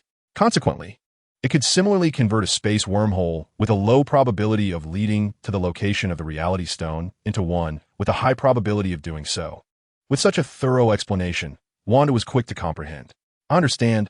I shall give it a try, she declared, striding confidently to stand before the space wormhole. Fixating on the portal, she recalled Li Xiao's words and began to weave her chaotic magic. As the crimson magical energy made contact with the wormhole, unseen forces rapidly underwent transformation. Moments later, Wanda withdrew her chaotic magic. All set, she called back to Li Xiao. All right, I shall proceed first, he replied, stepping towards the wormhole. I will accompany you, Wanda stated. Very well, Li Xiao acquiesced, deeming her presence unproblematic as the endeavor was not particularly perilous. Upon traversing the space wormhole, Li Xiao found himself in a dimly lit realm. Beneath his feet lay an unusual peak. He recognized this environment. It resembled the location where Jane Foster discovered the Reality Stone in Thor, the Dark World. Soon after, Wanda followed him through, standing behind him with an expression of astonishment. What is this place? She inquired. A hidden world, As for its precise location in the universe, I cannot say without specific coordinates, Li Zhao replied. Let us proceed to find the reality stone. With that, he turned and ventured deeper into the mountain. Activating the Eye of Agamotto, Li Zhao sensed the surrounding energy and quickly pinpointed the exact location of the reality stone. Amidst the natural chaos of the environment, a single, conspicuously carved massive stone pillar stood, beneath which the reality stone lay suppressed. Li Zhao approached the crevice between the stones, observing the swirling red particles within. Ether particles, the only infinity stone that exists in particle form. Is this the reality stone? Wanda asked, also gazing into the crevice and perceiving the presence of the ether particles. Indeed, as Li Zhao spoke, his right hand conjured a peculiar container seemingly out of thin air. He placed the vessel at the concealed seam, where dark energy surged forth, guiding the ethereal particles to converge towards it. The ethereal particles, drawn by this energy, offered no resistance. The self-protective reality gem evidently did not perceive dark energy as a threat. Ding! You have obtained the 5th Infinity Stone, successfully earning the system reward for the 5th stage of the Infinity Stone series, a celestial spacecraft. The moment Li Zhao grasped the reality gem, the system's voice echoed in his mind. The reward for the 5th stage of the Infinite series, the celestial spacecraft, was now in his possession. Let's return to Earth. Li Zhao exclaimed joyfully, taking Wanda's hand. Wanda nodded in agreement, and was led by Li Zhao back to the location of the previous spatial wormhole. This wormhole had been maintained by Li Zhao with dark energy since his arrival. Thus it did not vanish mysteriously as it did for Wanda in the movies. Hand in hand, they traversed the spatial wormhole until Li Zhao finally retracted the dark energy, causing the wormhole to disappear. At the very moment the wormhole vanished, deep within a sunless planet in the far reaches of the universe, the dark elves within a black spacecraft abruptly awoke. The ethereal particles, the very essence of power that could enable their kind to reshape the world, had emerged. Li Zhao remained oblivious to the circumstances of the Dark Elves.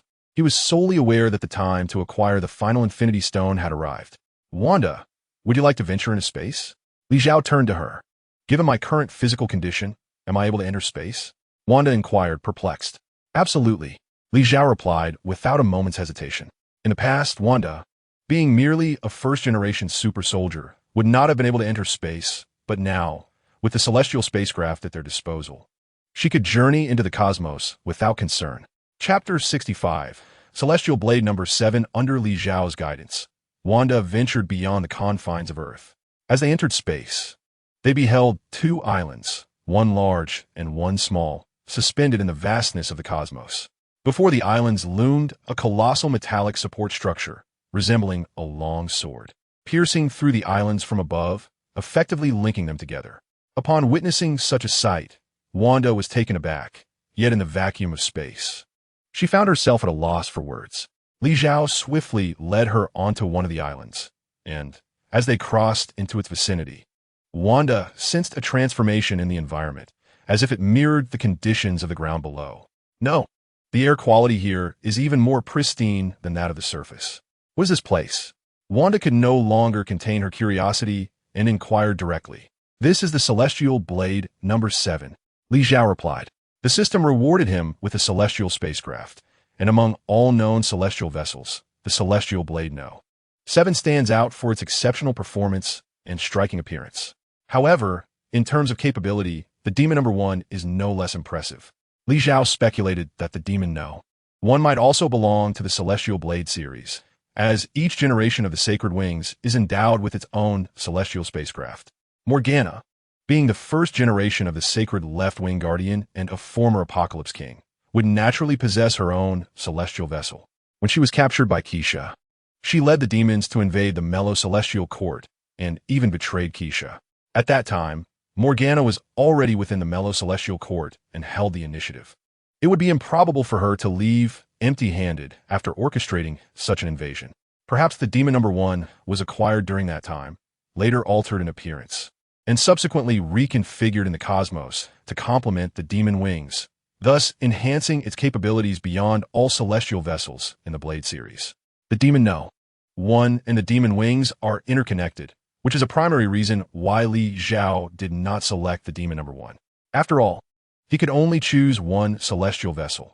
The combination of the demon number 1 and the demon wings would amount to 3 vessels, which could not be utilized as a cohesive unit. In this scenario, the celestial blade number 7 proved to be the more cost-effective choice. The celestial blade number 7? Wanda listened to Li Xiao's introduction, a hint of confusion evident on her face. It is, in fact, a spacecraft. Noticing Wanda's puzzled expression, Li Xiao proceeded to elaborate. The celestial blade number 7 is one of the celestial vessels crafted by the angelic civilization, designed for traversing the cosmos. It exists on a scale akin to celestial bodies. Within the framework of super-divine technology, only 4 civilizations in the known universe possess celestial vessels, and the Blade series has always been regarded as the pinnacle of such vessels in the cosmos. Li Xiao had previously discussed the concepts of super-divine technology in the super-divine universe with Wanda, allowing him to articulate these notions directly now, which Wanda could broadly comprehend. It is worth mentioning that after she was summoned and accessed global information, she also gleaned insights from Li Xiao's memories about the Marvel Universe and the super-divine universe. Hence, during their conversations, she frequently references both universes. You actually managed to summon the celestial blade number 7? A slight distortion in space heralded the emergence of she from the wormhole. Observing her surroundings, her insight, I scanned the data of the celestial blade number 7, and she felt a twinge of surprise.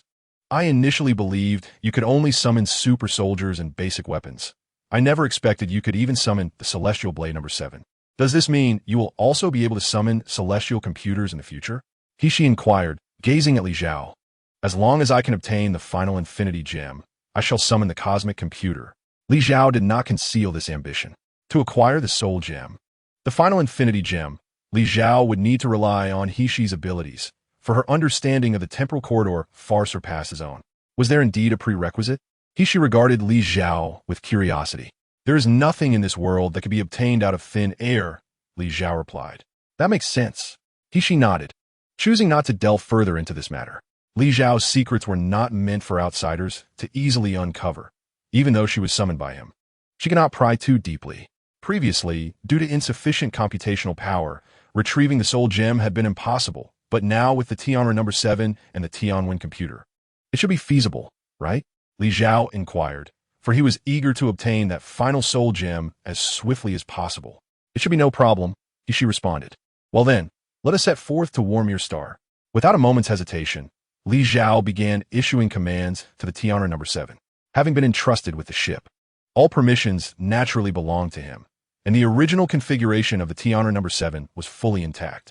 Angel Kira, as the auxiliary intelligence of the Tianra number 7, ensured the vessel operated smoothly at all times. He inputted the cosmic coordinates of Warmir Star and the Tianra No. 7 commenced calculations for the precise location and the energy required, subsequently adjusting the dark energy within the cosmic space through the energy crystals of the ship, enabling it to open a spatial passage and execute a space jump. This spatial jump differed from those in the Marvel Cinematic Universe, where spaceships needed to navigate through pre-existing wormhole nodes, often covering only fixed distances. Even in the fastest cinematic instance, when Rocket Raccoon and the Ravagers rushed to rescue Star-Lord, they engage in a series of continuous jumps through numerous spatial wormhole nodes, consuming considerable time before reaching their destination. The Tianra number 7, however, could teleport directly to any point in the universe with pinpoint accuracy, as long as the destination was known. A vast spatial wormhole materialized as the Tianra No. 7 glided slowly through its immense aperture. Concurrently, in the cosmos, a cross-shaped spaceship was also swiftly traversing, albeit its navigational direction was suddenly lost. What is happening? How do we just move from one side of the universe to the other in an instant? Malekith gazed at the alerts from the ship's sensing system, utterly bewildered. Could it be that the Asgardians discovered us and utilized the Bifrost to transfer the ether particles? The cursed warrior spoke, yet this direction was not Asgard. Malekith's face was filled with confusion. Chapter 66. Breaking the defense mechanism of the soul gem in the midst of the sky above the planet Vormir. A colossal celestial ship suddenly materialized, casting an inexplicable glow upon the previously silent world. At the cliff where the soul gem was secured, Red Skull beheld the arrival of the ship of the celestial blade number 7, and his ordinarily tranquil mind could not help but be stirred. Long time no see. Red Skull, Li Zhao, He-Shi, and Wanda appeared out of thin air behind him. Upon turning to face Li Zhao and He-Shi, Red Skull experienced an epiphany. It suddenly all made sense. While many in the universe eluded his understanding, the individuals who could manifest here were few. Mr. Li, Ms. He-Shi, welcome back. Red Skull greeted them with utmost courtesy, for his previous encounter had made him acutely aware of the extraordinary power they possessed. We have come to liberate you today, Li Zhao stated, disregarding Red Skull's potential response as he strode directly towards the edge of the cliff. He-Shi and Wanda followed closely behind, and the trio stood together at the precipice, gazing into the void ahead. The last time I visited, I lacked the eye of insight, but now that I possess it, I have discovered that the soul gem is concealed within the void, Li Zhao remarked, reflecting on the scene before him. Indeed, it does not exist within the realm of reality. Rather, it resides in the void beyond, separated from reality by a unique space-time corridor, rendering it invisible and unattainable to those outside, He-Shi elaborated. She had recognized this during her previous visit, though at that time, she lacked the capacity to discern it fully, knowing that deciphering it would require several years. This is quite a sophisticated technology. Without you, even with the ship of the Celestial Blade No. 7 and the Heavenly Inquiry at my disposal, I would not have been able to unravel it, Li Zhao asserted, acknowledging his limitations in extracting the soul gem. However, he was aware that if he could not decipher it, alternative methods could still be employed. Allocate all computational power from the ship of the Celestial Blade No. 7 and the Heavenly Inquiry to me. I shall assist you in breaking the seal. He-Shi stepped forward, her feet suspended in mid-air as she floated towards the soul gem, which hovered in the void. All right, Li Zhao consented, promptly providing the celestial caliber computational units of the ship of the Celestial Blade No. 7 and the Heavenly Inquiry to He-Shi. With the augmentation from these formidable entities, Kaiser's computational capacity could be restored to a royal level. Coupled with her advanced cognitive development and understanding of the void, the speed at which they could decode this space-time corridor would be significantly enhanced. As Li Zhao observed the process of hacking, he remained quietly awaiting the outcome, simultaneously learning from He-Shi. Ultimately, he would need to rely on his own abilities to accomplish all tasks. Depending solely on He-Shi was not a sustainable option. To surpass He-Shi, the most vital requirement was to acquire knowledge on a grand scale, akin to that possessed by He-Shi. Wanda and the Red Skull stood at the back, completely unaware of the surrounding circumstances. They only knew that He-Shi was currently attempting to forcibly seize the Soul Stone through various means. As the representative of the Soul Stone, it was the Red Skull's duty to guide those seeking it. Yet he was now helplessly witnessing these individuals cheat the system. As the day progressed, at a critical moment, a sudden and intense surge of energy rippled through the sky. Wanda instinctively looked up, though she could discern nothing specific. Malekith? I didn't expect you to appear at this moment, Li Zhao remarked, his keen insight having already grasped the situation. Wanda, guard He-Shi closely. Do not allow anyone to approach or interfere with him. With that, Li Zhao unfurled his wings and soared into the sky. Wanda understood that this was a pivotal moment for He-Shi, crucial to Li Zhao's success in acquiring the final Infinity Stone. Therefore, she dare not delay. She stepped forward, positioning herself protectively behind He-Shi. Her gaze first fell upon the Red Skull before sweeping the surroundings. After confirming there were no anomalies, her attention returned to the Red Skull. The Red Skull instinctively recoiled, unwilling to provoke either Li Zhao or He-Shi. Both were far too extraordinary, and the Soul Stone seemed powerless against them. As a puppet manipulated by the Soul Stone, what could he possibly achieve? In the high sky, Li Zhao halted his ascent. As he raised his left hand, a resounding clash of metal echoed through the air. Though nothing was visible, it was clear that Li Zhao was thwarting something. Reveal all your disguises, he commanded, gently pushing his palm forward. A massive cross-shaped spacecraft materialized in the sky, being forcefully pushed backward by an immense power.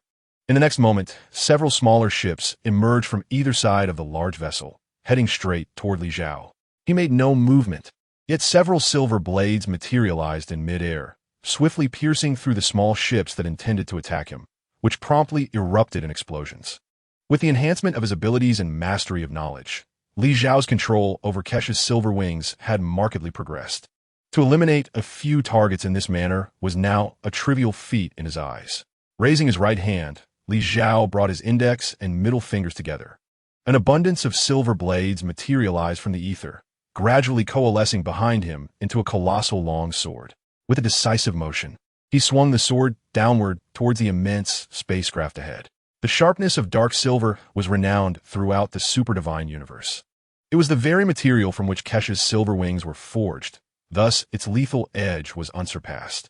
In an instant, the gargantuan spacecraft was cleaved in two, the metallic edges of the severed section impeccably smooth.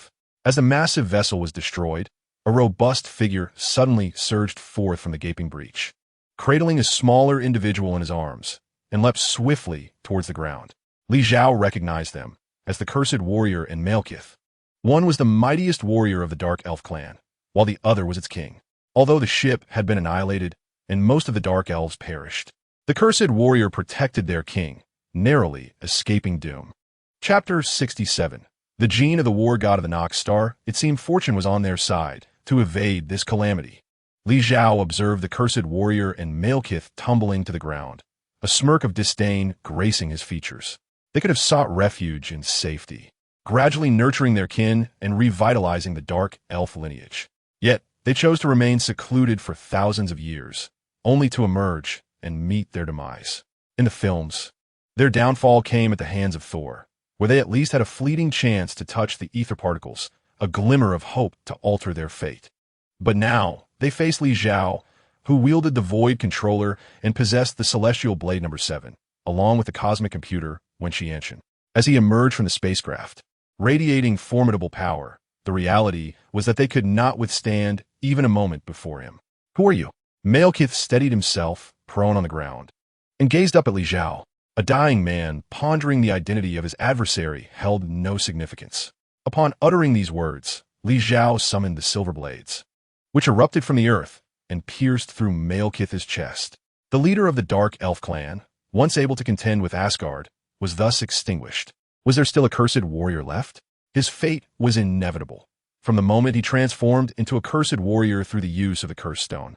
His demise was sealed. "I shall kill you," the Cursed Warrior bellowed, charging at Li Zhao. Li Zhao raised his right hand, summoning silver blades from all directions, subjecting the Cursed Warrior to 1,000 cuts. The Dark Elf clan was utterly annihilated. "Ding! You have successfully slain the Cursed Warrior," completely obliterating the Dark Elf clan and receiving a system reward. Gene of the war god of the Nox Star. The voice of the system echoed, and in an instant, Li Zhao felt his power elevate once more. Unlike the previous super genes, the Nox Star Warrior represented an unequivocal god-level gene. Its immense strength manifested in remarkably clear numerical values, formidable power, and exceptionally high defense. In the early animations of the Super God Academy, the Galactic Force appeared alongside the Nox Star Warrior. Yet in terms of expressiveness, the Nox Star Warrior comprehensively overshadowed the Galactic Force. However, the true strength of the Galactic Force lay not in its raw power, but in its ability to counter the void. It belonged to the realm of technological deities rather than combat gods. The gene of the Nox Star Warrior fused directly with my essence, indicating that certain special genes can only be granted to me during the system's rewards. Li Zhao gazed down at his hands, and as he clenched his fingers into a fist, he could distinctly sense the overwhelming strength coursing through him. This direct enhancement of his being was palpable. There was no need for any elaborate manifestation to witness it. The space-time gene, the Galactic Force, the Thunder Warrior, the Distar Spear, and now the Nox Star Warrior. These were all notably unique super genes within the Super God universe. Although the Distar Spear seemed to fall short of a certain level, it undeniably provided Li Zhao with a significant boost in speed. While the Thunder Warrior's super gene could also enhance speed, its core essence revolved around the mastery of lightning. At this moment, Li Zhao couldn't delve into the specifics, but it was certain that the rewards bestowed by the system were uniquely tailored for him. Others could never attain them. Should he acquire the gene of solar light next time, he could assert with absolute certainty that it would seamlessly integrate with him. He paid no heed to the fallen bodies of Malekith and the cursed warriors, nor did he concern himself with the colossal wreckage of the spaceship. The emergence of these adversaries was merely a minor interlude for Li Zhao. His primary focus remained on returning to await the extraction of the Soul Stone. He turned and soared back towards the cliff. At that moment on the cliff, she was still engaged in deciphering the space-time corridor. while the Red Skull watched from a distance, wary of provoking an attack from Li Xiao and Wanda. Wanda had remained on high alert, cognizant of the potential threat posed by the group. If even a few stragglers approached, she would need to intercept them. Now, seeing Li Xiao's return and the eradication of the sudden intruders, her vigilance subsided. All taken care of? Wanda inquired. Indeed, Li Xiao replied with a smile and a nod. Who were they? Wanda asked, glancing at the distant wreckage still ablaze. Dark elves, a race that barely survives in the universe, Li Xiao explained. Dark elves? What brought them here? Wanda queried, intrigued by the identity and intentions of these dark elves. They came in pursuit of the Reality Stone. Li Xiao spoke, subsequently elaborating to Wanda about the dark elves. He recounted the ancient grievances between the dark elves and Asgard from millennia ago, detailing how the dark elves attempted to alter the fabric of the universe using ether particles, only to incur a devastating retaliation from Asgard, leaving only this solitary spacecraft in existence. Now, after thousands of years, the ether particles had resurfaced, and the dark elves emerged once more, albeit this time with even greater misfortune, for they encountered Li Xiao. The cosmos operates under its own rules. Forcibly attempting to alter its course is inherently misguided, and thus their annihilation can be seen as poetic justice. Listening to Li Xiao's account, Wanda found it difficult to muster sympathy for the Dark Elves. Those who seek to reshape the universe in response to environmental shifts pose a threat to individuals like herself, who have diligently developed within the existing framework. From this perspective, they are adversaries, and sympathy is a luxury one cannot afford in the face of enmity. Their intentions may not be inherently wrong, yet their methods are undeniably foolish. Li Xiao, however, did not perceive any fault in striving to alter the world for the sake of survival. Were he in a world ill-suited for his existence, he would undoubtedly seek to transform it. But before undertaking such endeavors, one must first possess a clear understanding of their own capabilities. If one is sufficiently powerful, then they may forcibly reshape everything, indifferent to the lives that may be lost in the process. Conversely, if one lacks such strength, it is prudent to remain hidden, to nurture and amplify one's abilities in the shadows, waiting for an opportune moment to act with confidence. This principle was exemplified by Thanos in the Marvel Cinematic Universe. Unable to confront Odin and the Ancient One directly, he chose to bide his time until their demise, ultimately securing the Infinity Stones and snapping his fingers. Had the Avengers not resorted to the underhanded tactic of time travel, Thanos would have undoubtedly emerged victorious. Chapter 68. The Great Clock and the Sacred Repository of Knowledge. The emergence of the Dark Elves was merely a fleeting interlude, serving only to occupy the time of Li Xiao and Wanda momentarily. As time passed, a violent fluctuation of energy rippled through the surrounding space, revealing an orange crystal in what had previously been an empty void. This was the Soul Stone, the final gem of the Infinity Stones yet to be claimed by Li Xiao. With a resonant hum, the orange glow intensified. The Soul Stone fully materialized in the space, gradually descending into she's hand. Li Xiao recognized that the Soul Stone had finally manifested. Holding the Soul Stone, she examined it with curiosity before turning to face Li Xiao. Take it, she said, though I have procured this Infinity Stone. It seems to recognize you as its true bearer. She was indeed the one who had deciphered the seal of the Soul Stone. Yet the Soul Stone possessed the ability to sense the essence of a soul. Thus it had determined that Li Xiao was the rightful owner. Li Xiao extended his hand and took the Soul Stone from she. At last, I hold the final Infinity Stone. All 6 Infinity Stones are now in my possession. As he spoke, the other 5 Infinity Stones emerged before him. Red, orange, yellow, green, blue, and purple. 6 stones of vibrant hues, each representing reality, soul, spirit, time, space, and power. United, they formed one of the most formidable powers capable of annihilating the entire universe.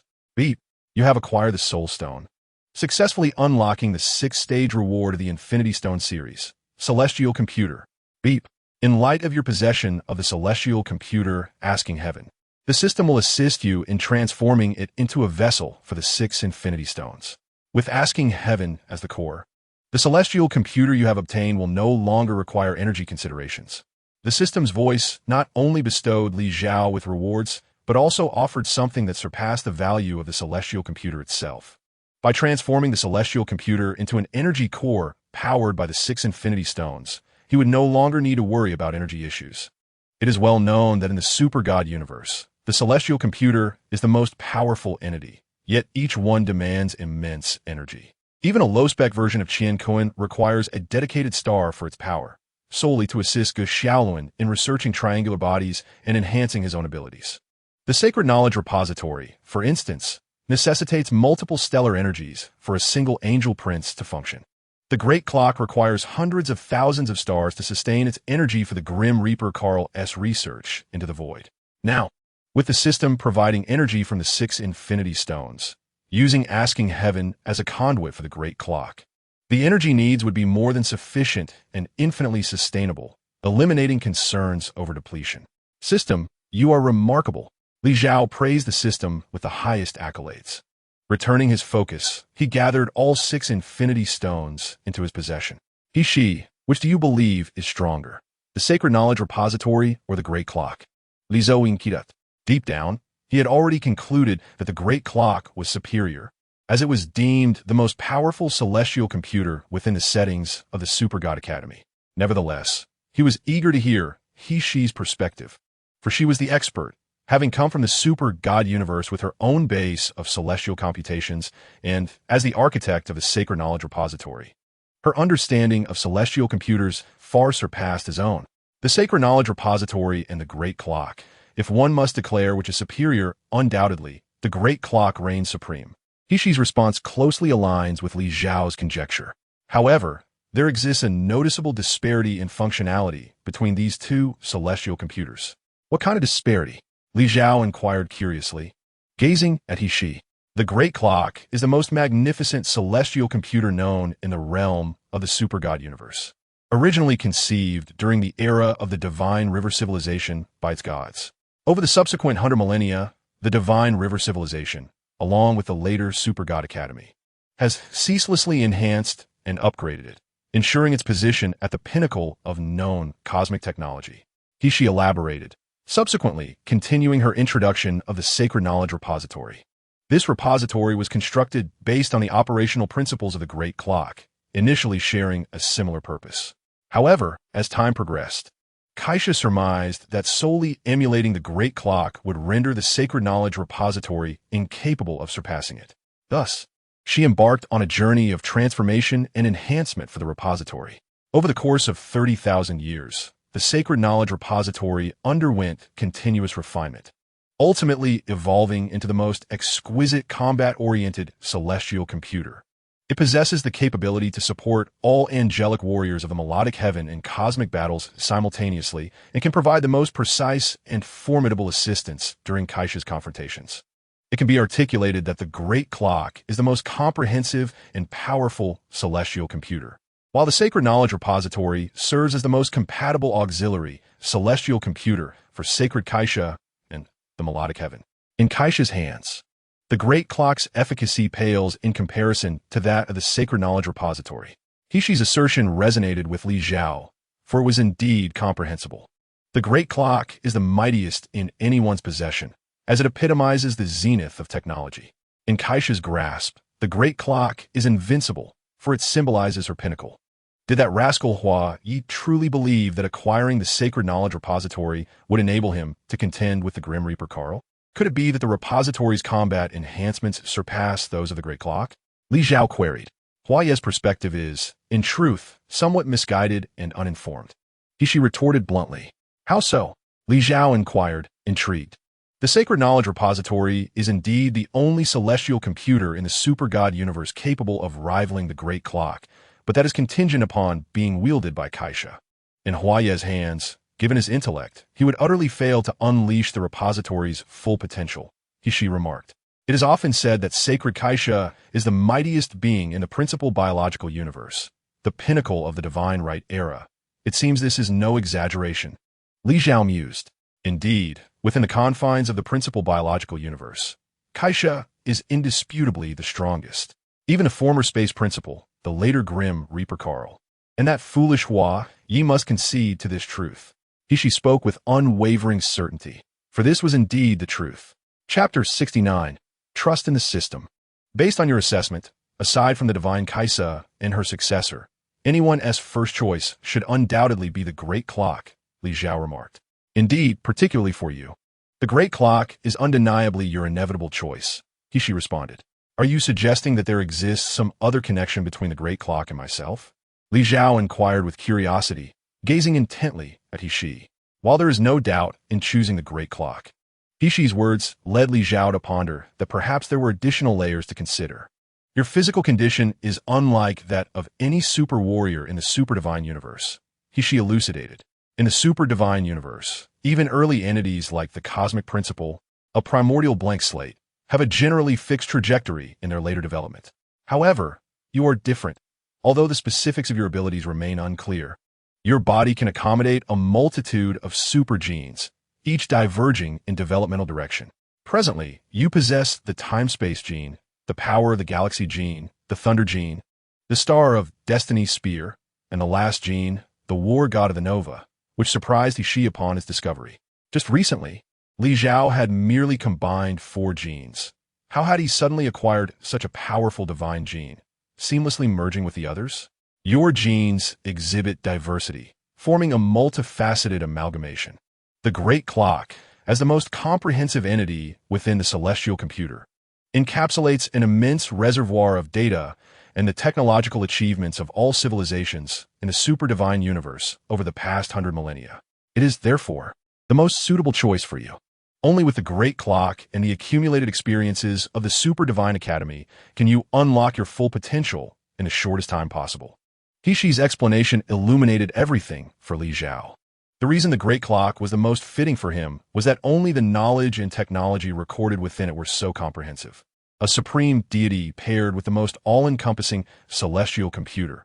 Was this not the epitome of synergy?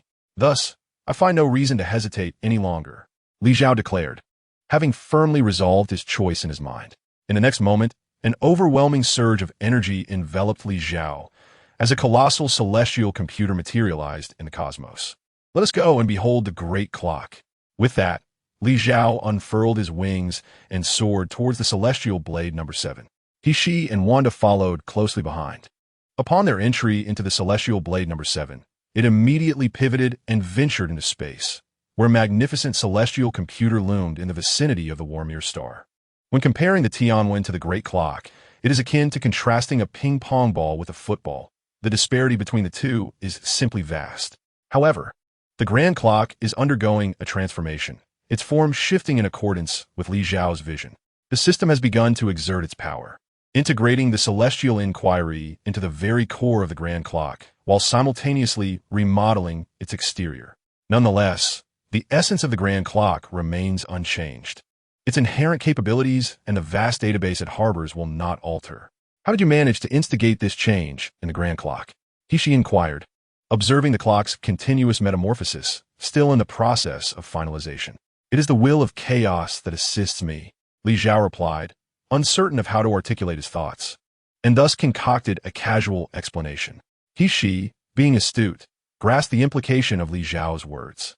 I currently possess 6 infinity stones, along with the celestial inquiry, which I am in the process of reconfiguring to serve as a unique energy supply device. I will integrate the 6 infinity stones into the celestial inquiry apparatus and subsequently place it within the Grand Clock to provide a ceaseless energy source. Li Xiao disclosed his impending actions, acknowledging that, although the endeavor was fundamentally the system's masterpiece, it was still prudent to inform He. Utilizing the infinity stones to power the Grand Clock, He gazed at Li Xiao in astonishment. In terms of energy structure, the infinity stones were indeed suitable, for each possessed boundless energy, and their amalgamation could yield an even more substantial energy supply, allowing the Grand Clock to fully realize its potential. This might even enhance both its computational and simulation capabilities. However, after extensive analysis, I have yet to fully comprehend the origin of the energy within these infinity stones, or the peculiar, almost sentient qualities they possess. What if the source of their power is unique and could taint the Grand Clock, leading to unforeseen anomalies? She, known for her cautious nature, always contemplated 10 steps ahead, meticulously calculating the myriad potential issues that could arise. Thus, While the prospect of the Infinity Stones providing formidable energy to the Grand Clock was one matter, entrusting them to actually power it made her uneasy. You need not worry about this. If I dare to use them, I can ensure they will pose no issues. Li Zhao, initially apprehensive about the Infinity Stones, found reassurance in the fact that this plan was devised by the system. He may not trust anyone, but he held unwavering faith in the system, as it was the foundation that enabled his foothold in the Marvel Universe and the source of his current powers. Such confidence? Ishi's curiosity deepened. Yes, Li Zhao affirmed with a nod. This was not mere confidence. It was profound trust in the system. Now, we can proceed as planned. As he spoke, he retrieved the 6 Infinity Stones and casually tossed them forward. At this moment, the celestial computer materialized out of thin air, transforming into the shape of a hexagram, with each corner adorned with an infinite gem. The radiant light emitted by the 6 gems began to converge towards the center, following the contours and lines of the hexagram. Perhaps we could do with one less corner, Li Zhao suggested. Upon hearing this, the system promptly altered the hexagram, reducing its protruding corners from 6 to 5. The sole gem among the 6 infinite gems shifted from the corners to the center of the pentagram, establishing a connection with the surrounding 5 gems, thus forming a new whole. Ah, this shape appears much more pleasing to the eye. Li Zhao nodded approvingly. The pentagram finally ceased its transformation, gradually entering the vast interior of the Grand Clock. A spectrum of colors burst forth, and the energy of the Great Clock further expanded, rapidly enhancing Li Zhao's powers. At this moment, he transcended the rank of a king, becoming an exalted deity of even greater strength. Chapter 70. The surge of power. The deity possessing the celestial computer exuded a completely different aura than usual. Ishi observed Li Zhao's current state with great satisfaction. Although he had yet to undergo a prolonged period of self-learning to adapt to his newfound power, the numerical surge made Li Zhao's previously remarkable feats of strength even more pronounced. In situations where abilities were comparable, combat skills and strategies could indeed provide an advantage. However, when one was overwhelmingly superior in numerical strength, skill became a trivial matter. Li Zhao now found himself in such a position of absolute numerical dominance. With the most formidable supergene structure, the unparalleled celestial computer, and boundless energy readily convertible to his needs, he felt an overwhelming sense of power. Indeed, this abundant energy makes me feel that with a mere gesture, I could obliterate the entire wormhole star before me, Li Zhao mused, his sentiment even more intense than Hishi's. After all, Hishi was merely interpreting data and sensing the shifts in Li Zhao's energy. Whereas Li Zhao had tangible control over it all, every ounce of this power resided within him. The greater the power one possesses, the more one must understand oneself. For only then can one wield such strength with true intention, rather than risk losing control. Ishi advised, "Yes, I shall take my time to thoroughly comprehend all that I have acquired," Li Zhao affirmed with a nod. Subsequently, he placed the Grand Clock into the dimension of dark matter.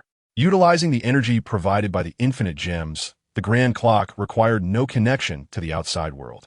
It could exist purely as an apparatus within Li Zhao's dark matter dimension. The heavenly blade number 7 adjusted its course, activating a spatial wormhole to return to Earth, directly entering the atmosphere and hovering near the island where Li Zhao had once resided. The sudden appearance of such a celestial spaceship on Earth is bound to cause a global sensation. Satellites from various countries have already locked onto this anomaly, and some nations have even dispatched reconnaissance aircraft to investigate. However, Li Zhao chooses to disregard these developments, for the images captured by the satellites depend solely on what he allows them to see. Should he desire, he could easily bring down those reconnaissance planes in an instant. The Avengers were the first to arrive outside the celestial blade number 7. As the Guardians of Earth, this superhero team could not afford to take the unexpected arrival of spacecraft lightly. Yet, upon approaching, they were astonished to find Li Zhao and Wanda inside the vessel. The Quinjet landed in the square, and the members of the Avengers gathered before Li Zhao. "Supreme One, you cannot be doing this on purpose," Stark said, visibly displeased, feeling as though he were being toyed with. "Why do you say that?" Li Zhao retorted. "I went to great lengths to relocate the Avengers headquarters here, hoping to be closer to you and learn more from you. Yet in the blink of an eye, you've conjured this apology. Is this an aerial island or something else entirely? Stark suddenly realized that he did not even comprehend the nature of what lay before him. This is a celestial spaceship. Li Zhou explaineth. A celestial spaceship? You mean to say that something the size of an island is, in fact, a spacecraft? Stark felt as though his worldview had been utterly upended. What other secrets did Li Zhao conceal? What formidable powers still lay hidden on this planet? Indeed, Li Zhao affirmed, now that you are here, as the leader, I cannot turn you away completely. However, after today, I will enter a period of focus training. During that time, aside from family, no one should approach unless it is of utmost importance. With this, Li Zhao was subtly informing Stark that if others intended to intrude, they would need to intervene. It was not that Li Zhao could not stop them. In truth, he could activate the time-space barrier of Celestial Blade number 7, preventing anyone from getting close. Yet he understood the relentless nature of those on Earth, particularly the military, who would undoubtedly attempt to breach the barrier. Consequently, it was likely that reconnaissance aircraft and drones would be shot down periodically around Celestial Blade number 7. Once Li Zhao immersed himself in research, he preferred to remain undisturbed, as he aimed to master his newfound powers with haste. Hence, he would rather not hear the sounds of explosions from artillery fire. Since we are all here, might we have the opportunity to explore a bit? Black Widow stepped forward, presenting a seemingly reasonable request. You always engage in such duplicitous behavior. I am tempted to slap you against the wall, Li Zhao remarked, his tone flat, yet laden with an intensity that sent shivers down Black Widow's spine. I apologize. The Black Widow felt an unsettling sensation, as if her innermost thoughts had been laid bare before Li Zhao. Even prior to this moment, it appeared that he had been aware of her actions. Why was it that, despite being comrades, when she sought him out at the villa, he unceremoniously sent her back to the Trident building while specifically inviting Captain America and Iron Man for a visit? This exclusion was not a singular occurrence. It had transpired twice before, and now this marked the third instance. Initially, she had speculated that perhaps Li Zhao's distrust stemmed from the infiltration of S.H.I.E.L.D. by Hydra, leading him to reject her, also an agent of S.H. However, with Hydra now eradicated and her complete detachment from S.H.I.L.D. as a true avenger, Li Zhao's demeanor toward her remained unchanged, even more forthright than before. Supreme, what is this about? Stark queried, observing the Black Widow, who had been dismissed by Li Zhao, looking perplexed at him. I simply dislike the proximity of someone who revels in theatrics, Li Zhao replied nonchalantly. Yet Stark understood that Li Zhao was clearly rejecting the Black Widow, or rather, all of S.H.I.L.D. as a whole. If you wish to explore, feel free to do so on your own. Li Zhou sarta, and do not attempt to venture near the area indicated by Kyra. Should you cross that threshold, the defense system of Blade 7 will activate automatically, and your fate will be dire. With that warning, he turned and strode towards the main hall. Blade 7 was vast, comprising 2 levels. The upper level housed the palace and various quarters, while the lower level served as an exclusive leisure area. The famed scene of the angelic beauty emerging from water was born in that very space. Despite the enormity of the vessel, only 3 individuals truly inhabited it: Li Zhao, Wanda, and she. Additionally, those workers who had previously attended to Li Zhao at the villa were also required to come along, for the quality of life must not diminish. Chapter 71. The Demon King Morgana. In the nearly year-long period following the acquisition of the Soul Gem, Li Zhao had refrained from personally undertaking any significant endeavors. He devoted himself to assimilating the knowledge within the Great Clock's database, meticulously developing the 5 supergenetic abilities he possessed. Throughout this time, she proved to be an exceptionally competent assistant, aiding him in comprehending technologies that he struggled to grasp independently. Likewise, Wanda excelled as a devoted partner, attending to every aspect of Li Zhao's life, ensuring he experienced daily contentment. Ding! The system has detected that the host's equipment storage has exceeded 100,000 units.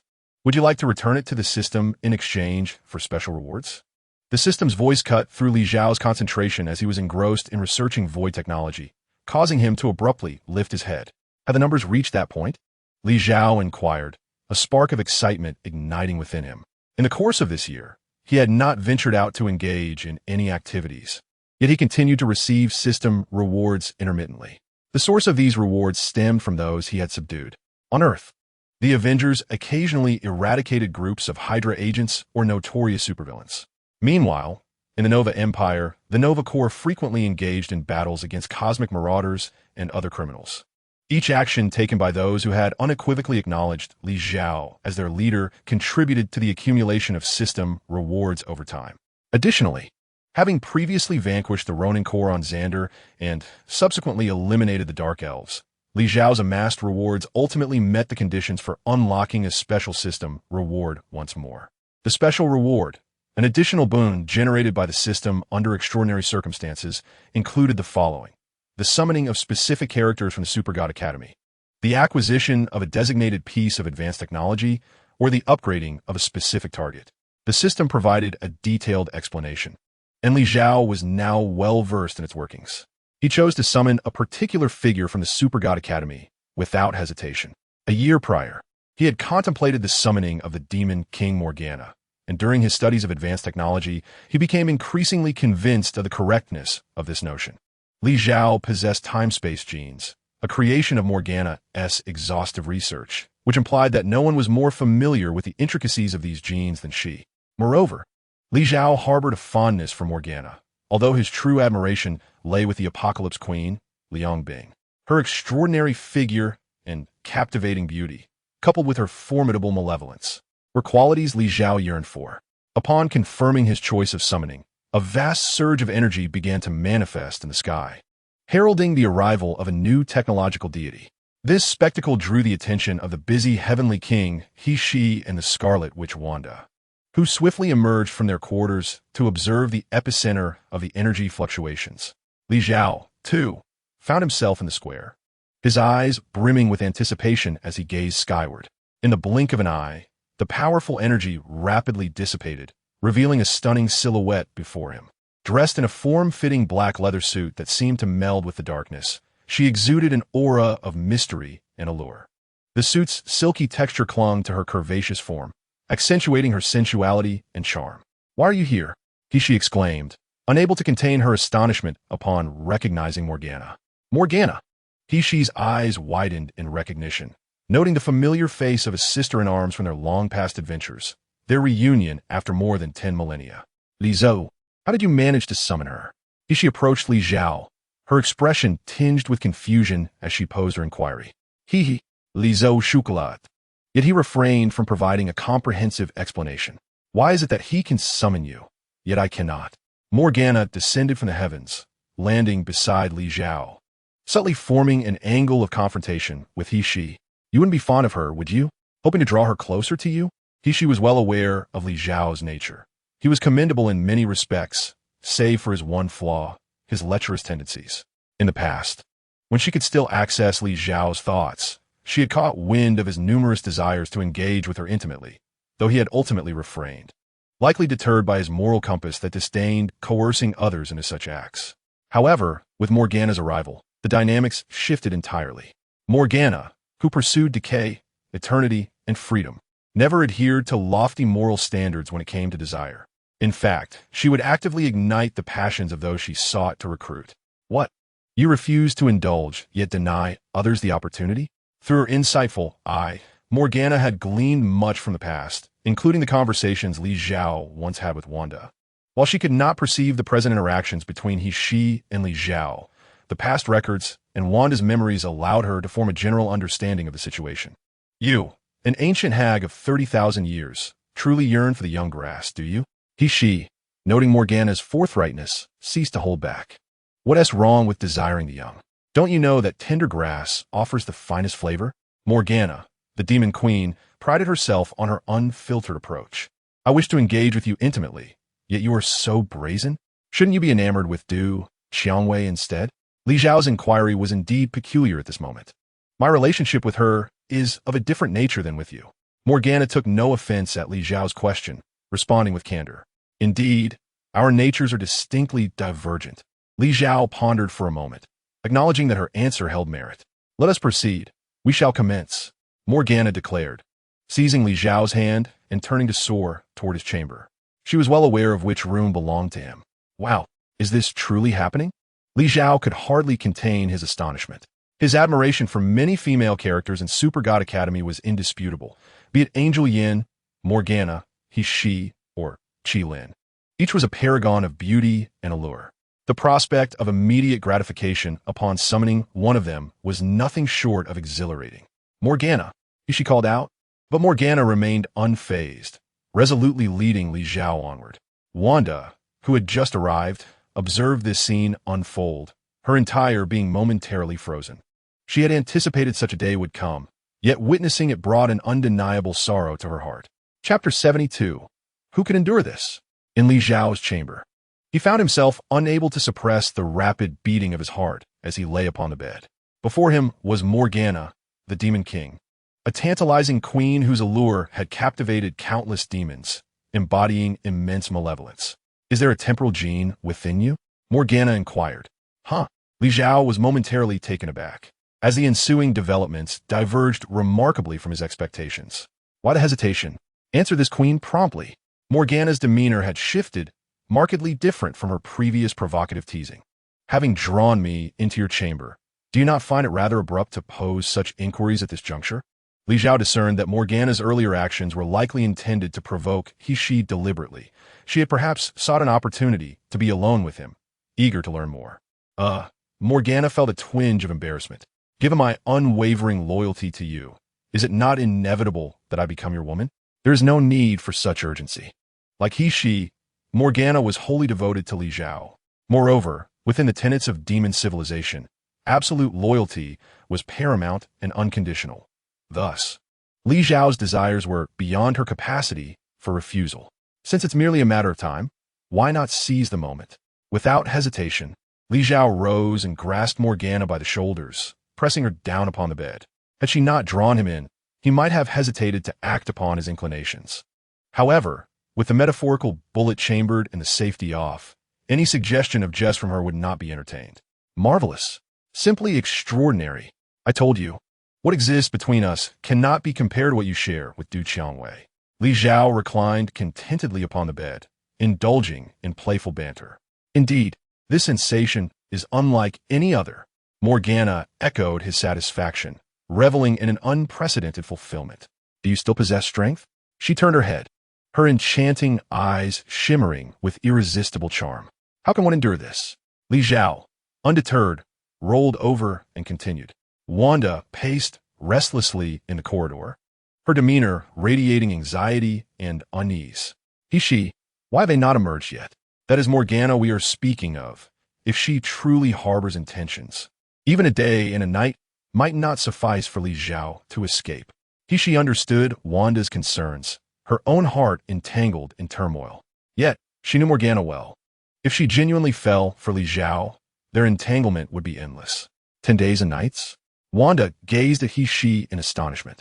She has now become a super warrior, her physical prowess vastly superior to that of an ordinary person.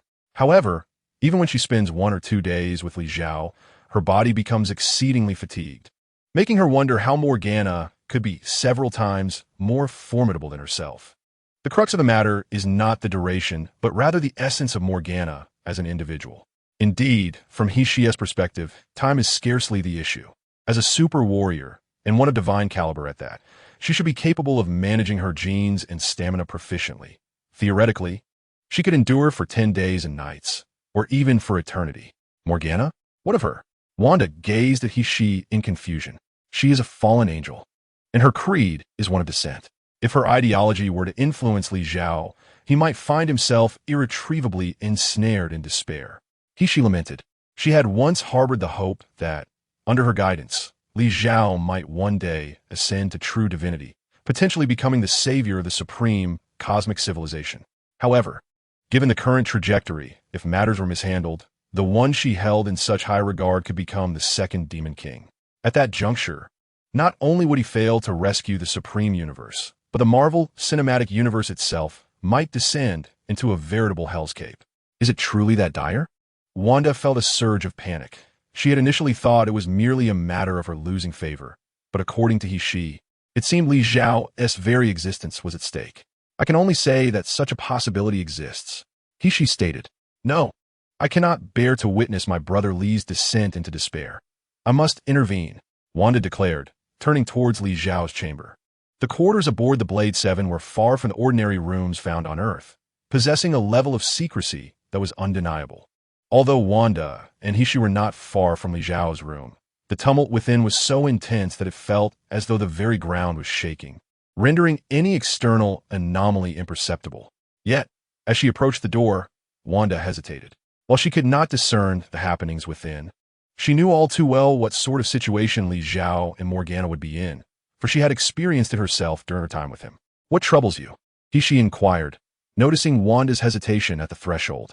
"I had previously assured my brother Li that when the day came he chose to be with others, I would have the autonomy to decide my course without interfering in his life."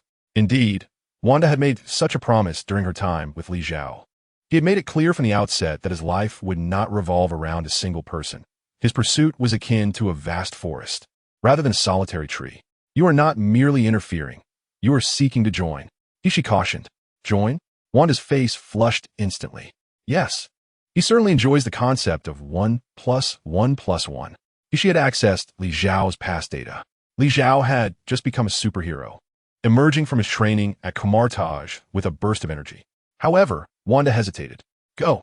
She didn't wait for Wanda to come to her own conclusion.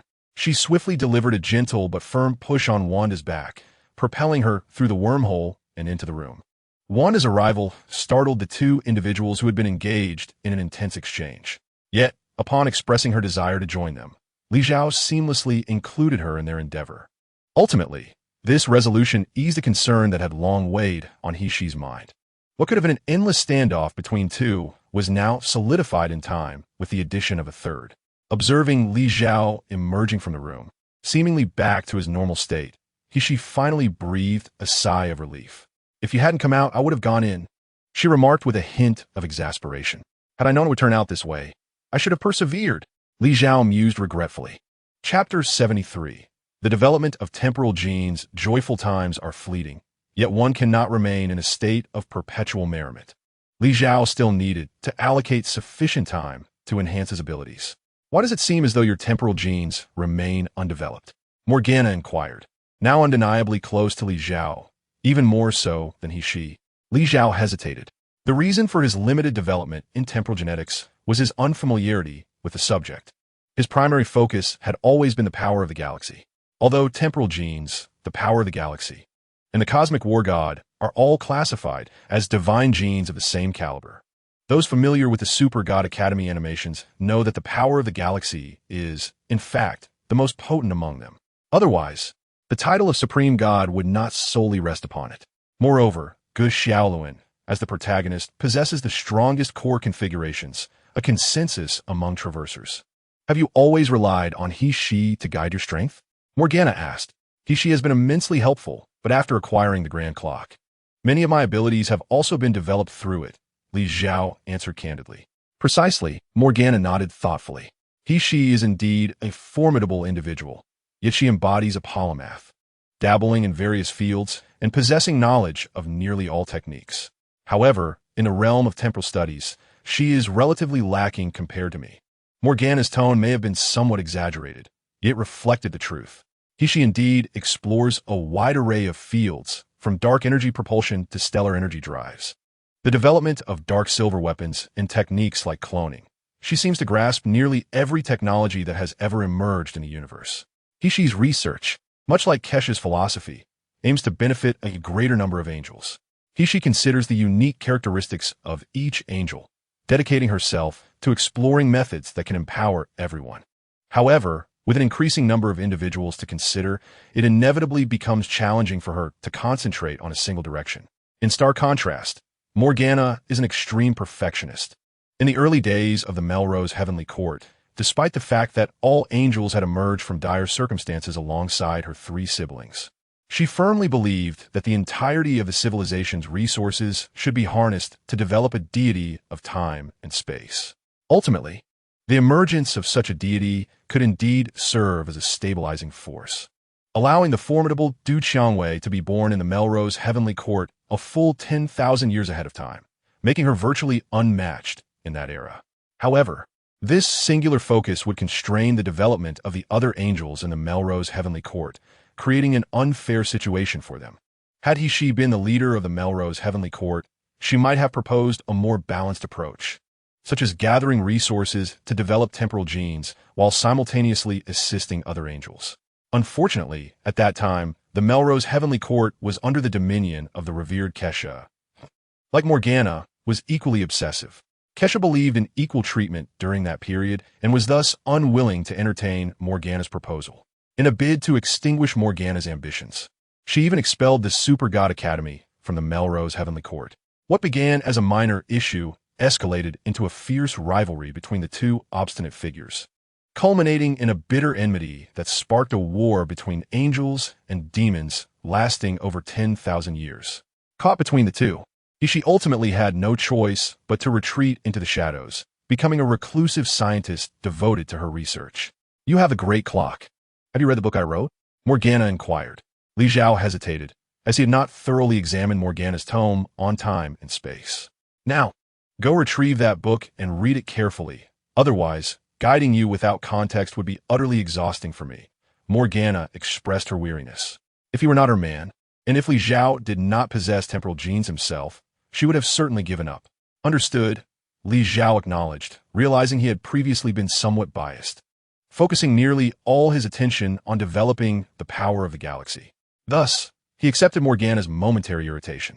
Subsequently, he retrieved the book Morgana had written from the Great Clock and began to study it meticulously. Although Li Xiao had primarily researched the power of the galaxy, he was not entirely ignorant of temporal genes. By the time he finished the book, he had already garnered numerous insights. Moreover, Li Xiao had previously mastered all the magical arts of Camartage and had devoted considerable time to studying the Time Stone. The powers of time and space were frequently harnessed by him. Skill is born of practice, and with a solid foundation of theoretical knowledge, combined with a tome dedicated to the intricate nature of time and space, many complex concepts would naturally become comprehensible. What do you think? Are there numerous advantages to this? Morgana, observing Li Xiao's expression after he finished the book, realized that he was not entirely lacking in foundational knowledge, which alleviated much of her frustration. Indeed, Li Xiao exclaimed, while the temporal and spatial gene may not seem as formidable as the galactic power he currently specializes in, its potential is undeniably extraordinary. If you devote more effort to this area, it will certainly provide you with immense assistance. Morgana was well aware, from the moment she laid eyes on Li Xiao. She understood that he possessed multiple genes, with the galactic power serving as a cornerstone. This was never a matter of doubt for her. Li Xiao spoke from the heart. He had never questioned the strength of the other genes within him, particularly the temporal and spatial genes, as well as the genes of the stellar god. The reason he unhesitatingly chose Morgana during his second opportunity for summoning was to leverage her understanding of the temporal gene to aid in its development.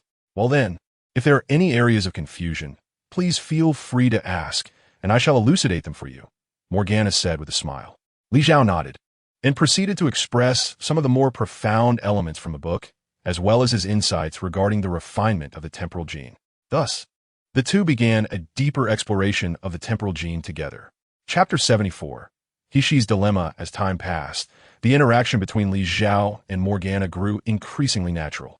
Even when they were not intertwined at night, they spent nearly all their days together, delving into the study of the temporal gene. Hishi understood that Li Xiao's motivation was the development of the temporal gene, and his progress in this endeavor was nearly unstoppable. Li Xiao had initially embarked on a path of gene fusion. Previously, he lacked assistance. Thus, Hishi became his greatest ally. Over the past year, Hishi had been by Li Xiao's side, except for the nights he spent with Wanda. During the day, he was almost always with Hishi. Yet now, she felt somewhat marginalized. The evenings belonged to Morgana and Wanda, while Li Xiao spent his days with Morgana, leaving her, who had arrived early, feeling invisible. If this continued, even if Li Xiao were to eventually venture into the cosmic beyond, it seemed his heart might only belong to the demons. Hishi was consumed by worry, for she harbored a persistent thought. She wished for Li Xiao to one day ascend to the super-divine universe, whereupon she could harness his strength to ensure the enduring peace of the Meilu Heavenly Court. No, I must take action, Hishi mused, yet as she stood, she realized that her only recourse would be to resort to that singular method. The bond in her heart remained steadfast. Her loyalty to Li Xiao was absolute. Yet absolute loyalty differed from self-sacrifice. She, the heavenly king she, was not the demon King Morgana, who pursued her desires without question. If she were to follow suit, would that not be an affront to her dignity? What a conundrum. On one hand, she wished to draw Li Xiao to the side of the angels. On the other, she hesitated to lower her pride and engage in such matters with him. He, what troubles you? Wanda inquired, approaching her, noticing He-She's restless demeanor. He hesitated, caught in her thoughts. After all, she was 3,000 years old, and though Wanda called her sister to bridge the gap between them, the notion of discussing matters of the heart with a mere 20-year-old girl was daunting for someone of her age. Actually, sister He-She, you must have feelings for Brother Li, don't you? Wanda, the Scarlet Witch endowed with chaotic magic, possessed a unique sensitivity to the emotions of others. While He-She typically exuded calm and composure, Wanda could not discern her inner turmoil. Yet today, He-She's emotional upheaval was palpable, a stark contrast to her usual demeanor. And Wanda picked up on it. How did you come to that conclusion? He-She asked, astonished. I have observed your interactions with Brother Li over the past year. Wanda replied. You noticed that too? He-She was indeed intrigued by Li Xiao, not merely due to the binding contract imposed by the system, but because Li Xiao himself was remarkably exceptional. In the annals of the super-divine universe, when had there ever been a being with such extraordinary talents as Li Xiao? Furthermore, during the past year, He-She had spent nearly every day in his company. Though a year may seem trifling compared to her 3 millennia, the present He-She was no longer the heavenly king troubled by the burdens of the Meilu heavenly court and the future of the female angels. Instead, she had shed the weight of her past, now embracing her humanity in the presence of Li Xiao. Coupled with her curiosity about the secrets he held and her admiration for his myriad abilities, the intensity of her feelings became undeniable. If you truly care for Brother Li, then become his woman. I know he harbors feelings for you too, Wanda declared. Are you not afraid that I might join as well and diminish your significance in Li Xiao's heart once more? He inquired of Wanda. Not at all, came Wanda's forthright reply. Why? He asked, intrigued. Because on my own, I find it rather difficult to contend with the demon King Morgana. Wanda responded with a tone laced with resignation. Observing Wanda's demeanor, He immediately activated her inside eye, delving into Wanda's thoughts. It dawned on her that Morgana's allure was simply too potent. Although Wanda had successfully joined, she had not been able to truly share in the experiences that Li Xiao had undergone. She could only feel a sense of sympathy for Wanda. Despite being an exceptionally remarkable woman herself, she paled in comparison to Morgana. Furthermore, Morgana was unlike He. She was a being driven solely by her own desires, indifferent to how Wanda might feel in such a scenario. In contrast, He would undoubtedly consider Wanda's sentiments and would naturally yield, ensuring that Li Xiao would truly distribute his affections equitably. Having grasped Wanda's inner thoughts, He understood her current motives. However, the prospect of being with Li Xiao and sharing him with both Wanda and Morgana seemed to be a bridge too far for her. Noticing He-She's troubled expression, Wanda resolved within herself. He must be too proud to make the first move, so I shall seize an opportunity to help her take that final step. With that thought, Wanda wasted no time and made her way to the laboratory where Li Xiao and Morgana were situated. Inside the lab, Li Xiao was still familiarizing himself with the abilities of the temporal genes under Morgana's guidance. Wanda's sudden arrival caught him off guard. Wanda, is there something you need? Li Xiao inquired. Brother Li. As she spoke, Wanda stole a glance at Morgana seated nearby. Noticing Wanda's action, Morgana furrowed her brow, but upon meeting Li Xiao's gaze, she realized she ought not to pry further. Thus, she casually fabricated an excuse to leave, stating, I'll step outside for a moment. Once Morgana had departed, Li Xiao turned his attention back to Wanda. Speak your mind. I'm all ears. Li Xiao had developed a fondness for Morgana, recognizing her undeniable charm. Yet even so, he was not overly biased. He still cared deeply for Wanda, who had been with him from the beginning, diligently tending to his needs. I want you to visit He tonight. Wanda summoned her courage to voice this request. Huh? Li Xiao was taken aback. Chapter 75. The love of an angel. Li Xiao rose from his bed, gazing at the peacefully slumbering He beside him, overwhelmed with emotion. He had never anticipated this turn of events. Upon hearing Wanda's suggestion, he found himself torn over whether to seek out He that night. However, by evening, it was He who approached him. The moment he laid eyes on her, He comprehended her intentions without a hint of hesitation, immediately surrendering to the moment. Yet, it was only amidst their passionate entanglement that he truly realized the depth of he-she's inner turmoil. The angel, who harbored infinite aspirations for love and justice, once resolved to be with someone, was willing to offer up everything she possessed. She not only engaged in the intimate acts with him, but also intertwined her very essence with Li Zhao's. Why was it that when he was with Morgana, he could indulge for an entire day and night without pause? Yet with she grew weary and fell asleep merely by midnight? The former was purely an indulgence, while the latter genuinely poured forth all that she had to give. I shall never betray you, Li Zhao declared, gently kissing her forehead. 3 women now surrounded Li Zhao, each embodying a distinct style. Wanda's innocence reflected a raw and unadulterated affection. Liang Bing's allure stemmed from her innate and captivating sensuality. She's purity, once resolved, offered unwavering devotion. Li Zhao was fortunate. The 3 women by his side were truly exceptional. As he lay beside they embraced, drifting into slumber until the dawn of the next day. When he awoke to see the small man beside her, a smile graced her face. Love is indeed beautiful. Perhaps she was a bit infatuated at the moment, but what of it? For beings like them, with infinite lifespans, as long as they could live joyfully, everything else was but triviality. How come you woke up so early? Li Zhao inquired, opening his eyes to find she already awake. If I were to sleep an entire day to recover from just a few hours of activity with you, wouldn't that be rather weak? She chuckled, feeling more at ease and comfortable after having crossed that final threshold with Li Zhao. That was no mere few hours of activity. You were merging your super genes with mine? Li Zhao replied. How did you know that? She asked, astonished. Though I am merely in my 20s. My perceptive abilities are quite acute. Li Zhao chuckled. Despite their age difference, his strength was no less formidable than she's, allowing him to sense her every action, even in those moments. All right then, she laughed. Since are you not touched? She now exuded a completely different aura than before. Touched? Indeed. I am very moved. After Li Zhao finished speaking, he stood up and directly pulled she's face towards him, demanding affection. Just as Li Zhao appeared ready to launch another advance, she forcefully pushed him away.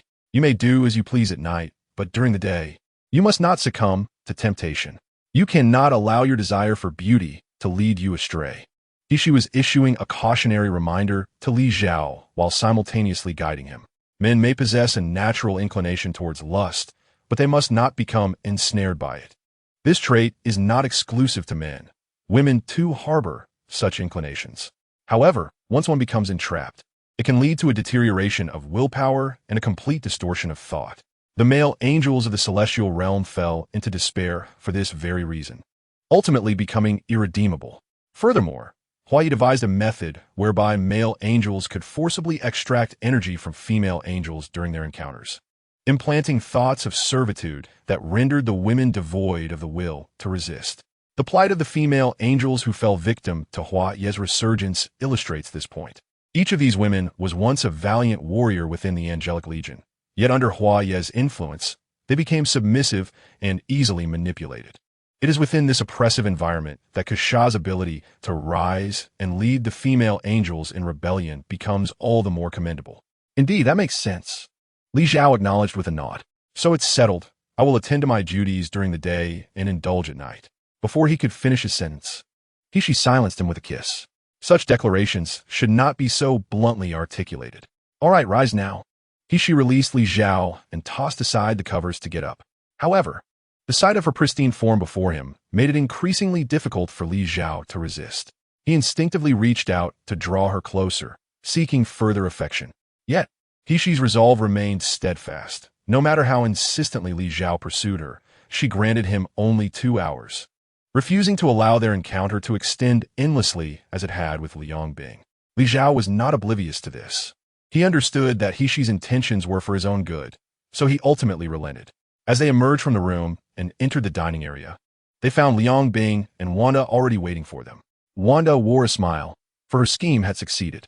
In contrast, Liang Bing's expression was clouded with discontent. She had believed she could completely dominate Li Zhao and monopolize his affections, but to her surprise, she had stepped outside her usual role. The allure of the Demon King could easily overshadow Wanda's attempts to win Li Zhao's favor. Yet subduing the Celestial King, she proved to be an insurmountable challenge. Humph, Liang Bing scoffed, then remarked, "Next time, if you plan to skip breakfast, please inform us in advance. We needn't sit here waiting for you both for over 2 hours." Some individuals simply cannot control their primal desires, shamelessly seeking to indulge further. "I can do nothing about that," she replied helplessly. However, the tone of voice seems to exude an air of arrogance. "Humph," Liang Bing scoffed dismissively. Yet internally she mused, "What are you so proud of? It was merely one night. I endured 2 days and nights. Sister He-Shi, would you care for some milk?" Wanda, oblivious to Liang Bing's thoughts, was simply grateful that with He-Shi's presence, she would no longer have to constantly watch Liang Bing monopolize Li Zhao. He-Shi smiled as she accepted the milk offered by Wanda. In truth, she felt quite appreciative of Wanda. Had it not been for Wanda's deliberate matchmaking, she might not have taken that step so swiftly. Thus, as a token of her gratitude, she resolved that Li Zhao's evenings must be organized accordingly, with the 3 of them taking turns. Chapter 76. The emergence of the Eternals in the ensuing months. The dynamics among the 3 of them and Li Zhao grew increasingly harmonious. Simultaneously, within the Marvel Cinematic Universe, certain extraordinary events began to unfold. Following the narrative trajectory of the Marvel films, the sequence of events post-Avengers 1 would typically progress through Iron Man 3, Captain America 2, Guardians of the Galaxy, Thor 2, and subsequently lead into Avengers 2. However, the entire storyline has now deviated. Li Zhao's decisive intervention altered the conclusion of Avengers 1, and upon acquiring the Mind Stone, he directly impeded the progression of Avengers 2. The minor interludes involving various superheroes were also effortlessly resolved through Li Zhao's straightforward arrangements. Logically, under such circumstances, Earth should enjoy several years of relative peace. Yet, in this world, if even a single detail deviates, a cascade of subsequent events will follow suit, altering the entire trajectory of development. Li Zhao's actions ushered in over a year of tranquility, during which he devoted himself to strengthening his abilities and savoring life. However, the celestial ship number 7 loomed over Earth like a beacon, drawing forth many hidden matters that were previously concealed. "Captain, what are your thoughts on that peculiar island floating in the Pacific?" Ikaris inquired. Engaged in conversation with him was a Jack, both of whom were members of the Eternals dispatched by the Celestials to safeguard humanity's growth on Earth. "From my observations, that island appears to be a spacecraft, and it is highly likely that it is the Earth Guardian spoken of by the Avengers, controlled by the so-called Supreme," a Jack responded. Since the appearance of Celestial Ship No. 7, she had been monitoring the situation and had subsequently acquired pertinent information through various channels. "The Supreme you refer to, is it the so-called Supreme Sorceress we encountered centuries ago?" Ikaris recalled an encounter with a bald woman from hundreds of years past. "It appears to be the Supreme Sorcerer. But this is no longer the same individual from the past. Rather, it is her successor. Ajax is also aware of the Supreme Sorcerer's existence. The organization of Camartage remains utterly clandestine to ordinary people, yet the existence of the Eternals predates even the Ancient One by a considerable margin. A Supreme who wields both magical and technological prowess? And yet he is so ostentatious?" Ikaris finds himself in a state of bewilderment. Ever since the Eternals became aware of Camartage, it has always been a sanctuary for sorcerers, where all are born of magical lineage. Now it seems, the heir to the Supreme Sorcerer is a scientist who has even constructed a starship that none of them, not even the Eternals, have ever encountered. "Do you have any thoughts regarding the mention of that Supreme?" Ajax gazes at Ikaris, sensing that her most capable subordinate has been acting rather unusually in recent years. "I fear that his emergence may disrupt the birth of that esteemed being." Ikaris confides, "Among the Eternals, the only individuals privy to the truth about Earth are the 2 of them." A disclosure Ajax has made solely because of her trust in Ikaris as her most competent aide. "It shouldn't be a problem." Ajax shakes her head. Yet deep within her, there lingers an inexplicable anticipation. She hopes that Li Zhao possesses the capability to prevent all of this from transpiring. This matter has long been a source of great distress for Ajax.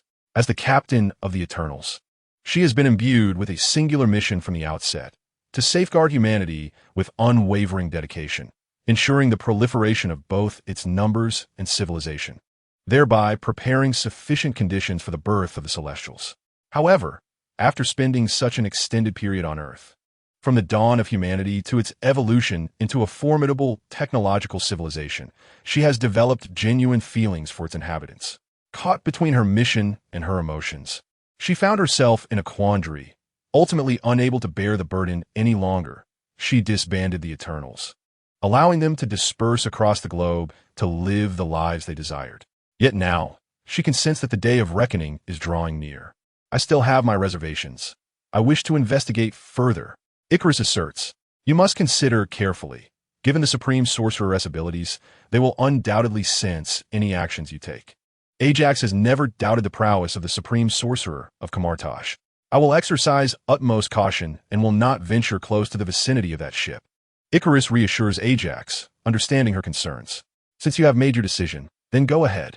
Ajax no longer obstructs him, for she knows that this is a course of action she cannot prevent.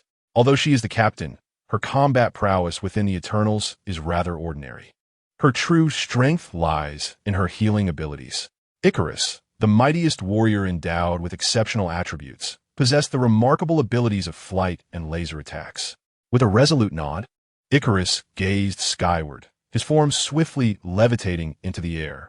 He soared towards the Pacific Ocean, intent on discerning the circumstances surrounding Li Zhao, eager to comprehend the essence of this new supreme mage. An inexplicable sensation nagged at Icarus. He harbored a foreboding belief that one day, all that he safeguarded would be utterly annihilated by Li Zhao. Within the confines of Blade 7, Li Zhao was engrossed in a virtual display revealing the latest intelligence. The Eternal Clan? How have they emerged so swiftly? He mused, his tone tinged with curiosity. The information he scrutinized pertained to Icarus, one of the Eternal Clan, stealthily observing Blade 7. Ever since acquiring Blade 7 and the Grand Clock, Li Zhao had meticulously controlled all intelligence on Earth. He could discern the actions and even the thoughts of every individual at will. Icarus's presence near Blade 7 was itself monitored by the Grand Clock, allowing Li Zhao to access Icarus's information and trace back through his thoughts, unveiling the entirety of his situation. The dialogue with Ajax posed no concern, yet the inexplicable vigilance Icarus had developed towards him was perplexing. Pondering over the information, Li Zhao fell into deep contemplation. Grand Clock, provide a comprehensive analysis of Icarus's psychological activities and thought patterns. I require every intricate detail, he commanded, recognizing the gravity of the situation. For a technological deity like him, the greatest threat lay in the obscured.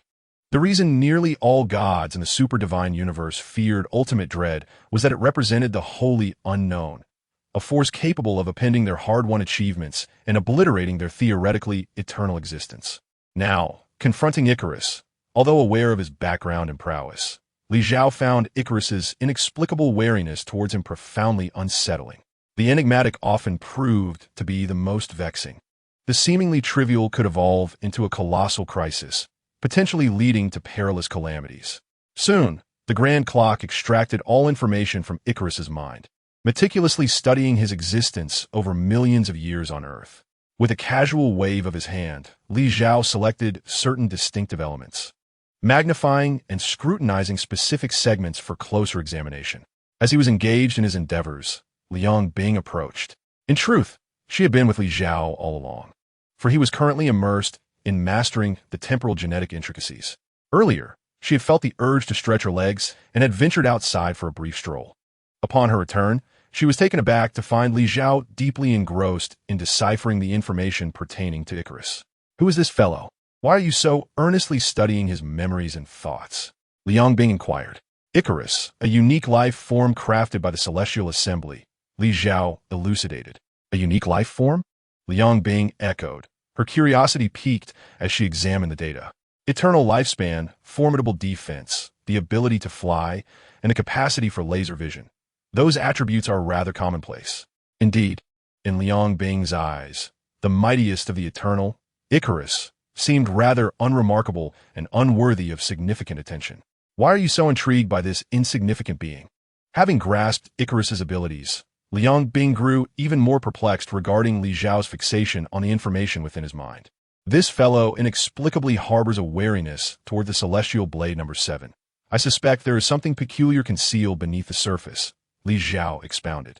With such a colossal celestial vessel suspended above Earth, isn't it entirely natural for a guardian of humanity to be vigilant? Liang Bing retorted, unimpressed. Not quite, Li Zhao countered, unwilling to adopt Liang Bing's perspective. Icarus is aware of the secrets of the Celestial Assembly. In his view, the fate of humanity on Earth is of little consequence. What truly matters to him is the successful emergence of the Celestial Assembly. Moreover, since my arrival, whether intentionally or inadvertently, the circumstances on Earth have markedly improved. The Eternal have exerted considerable effort to accelerate human reproduction and increase their numbers. Given my assistance, they should not harbor such intense wariness. This was the crux of Li Zhao's bewilderment. One must remain vigilant. It is understandable for Icarus to be wary of the emergence of a formidable entity. However, unreasonable fear, especially towards someone who appears to be aiding them, is illogical. So what are your suspicions? Liang Bing queried. As she retrieved a segment of data she found rather peculiar. In the depths of my thoughts, I suspect that the Celestial Assembly possesses some extraordinary capability, allowing them to sense my intentions, Li Zhao remarked. Is it possible that the Celestial Assembly can also glimpse into time, witnessing your future actions, and thus alerting Icarus? Liang Bing proposed her conjecture. Initially, I shared the same sentiment. However, the data we have gathered indicates that the Celestial Group has not made any contact with Icarus. Moreover, if they truly possessed foresight, they would surely recognize that a mere Eternal could not possibly exert any influence over us. Li Zhao had previously delved into Icarus's memories, primarily to ascertain whether there had been any prior communication with the Celestial Group. If it were indeed the case that the Celestials had glimpsed the future and subsequently alerted Icarus, it would hardly be extraordinary. What do you think it could be? Liang Bing suddenly sensed that Li Zhao might harbor some unique thoughts. I believe it could be that the dormant celestial beneath our feet has an innate ability to sense impending danger. Li Zhao's words left Liang Bing momentarily stunned. The notion of a premonition is quite ethereal. In fact, I had contemplated a similar question previously. With a wave of his hand, Li Zhao severed all connections to Icarus's information. The existence of Icarus hardly warranted such a significant upheaval. His true concern has always rested solely with the Celestial Group. What are you pondering? Liang Bing inquired. I am reflecting on what might emerge from the amalgamation of the technological advancements of the cosmic gods with the divine powers of the Marvel Universe, Li Zhao responded. Technology and divine power? Liang Bing expressed curiosity. Upon my arrival in this realm, I encountered the supreme sorcerer, Ancient One, and my initial mastery was not over cosmic technology, but rather over magic. As he spoke, Li Zhao gestured, conjuring a golden portal. Beyond the portal lay the ordinary realm, while within it resided an entirely different space, a gateway to other dimensions. In the majority of his time after transcending, Li Zhao had primarily engaged with and studied technology, specifically cosmic technology. This technological prowess is undoubtedly the foundation of Li Zhao's capabilities, a fact he has never doubted. Nevertheless, the eternal magic was the first power he grasped upon entering the Marvel Cinematic Universe, and this remains an undeniable truth. It was through mastering spatial magic that he obtained the temporal genes from the system. Subsequently, he devoted over a month to learning all the foundational magic of Kamar-Taj, even perusing every magical tome in their possession. As it stands, he is still regarded as the supreme sorcerer of Kamar-Taj. However, since Ancient One is still alive, and Li Zhao had previously expressed his desire to be a hands-off manager, all matters concerning Kamar-Taj have been entrusted to Ancient One. In fact, he has not returned to visit for quite some time. Chapter 78 Ego. He was split in two. Are you suggesting that you wish to integrate the abilities of these two disparate worlds, mastering them entirely for yourself? Liang Bing gazed at Li Zhao in astonishment, tinged with a hint of excitement. Indeed, Liang Bing is someone who harbors significant expectations for the path of the strong, believing that the complete integration of elements from two worlds may give rise to even more formidable power. Exactly, Li Zhao affirmed with a nod.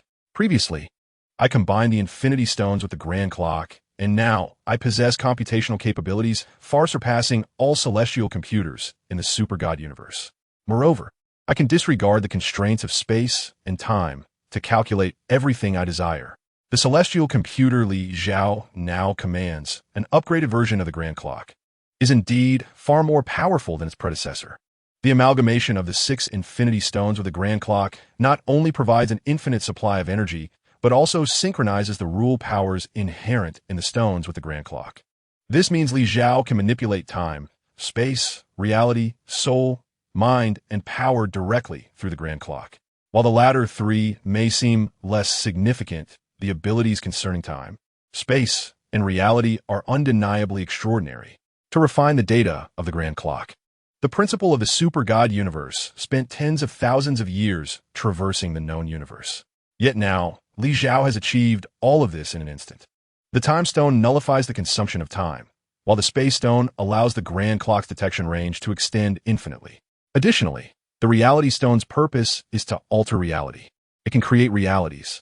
This ability is somewhat akin to that of the Void Controller, but when applied to the celestial computer, it becomes exceptionally unique, as it means the power of creation does not necessarily require Li Zhao's direct intervention.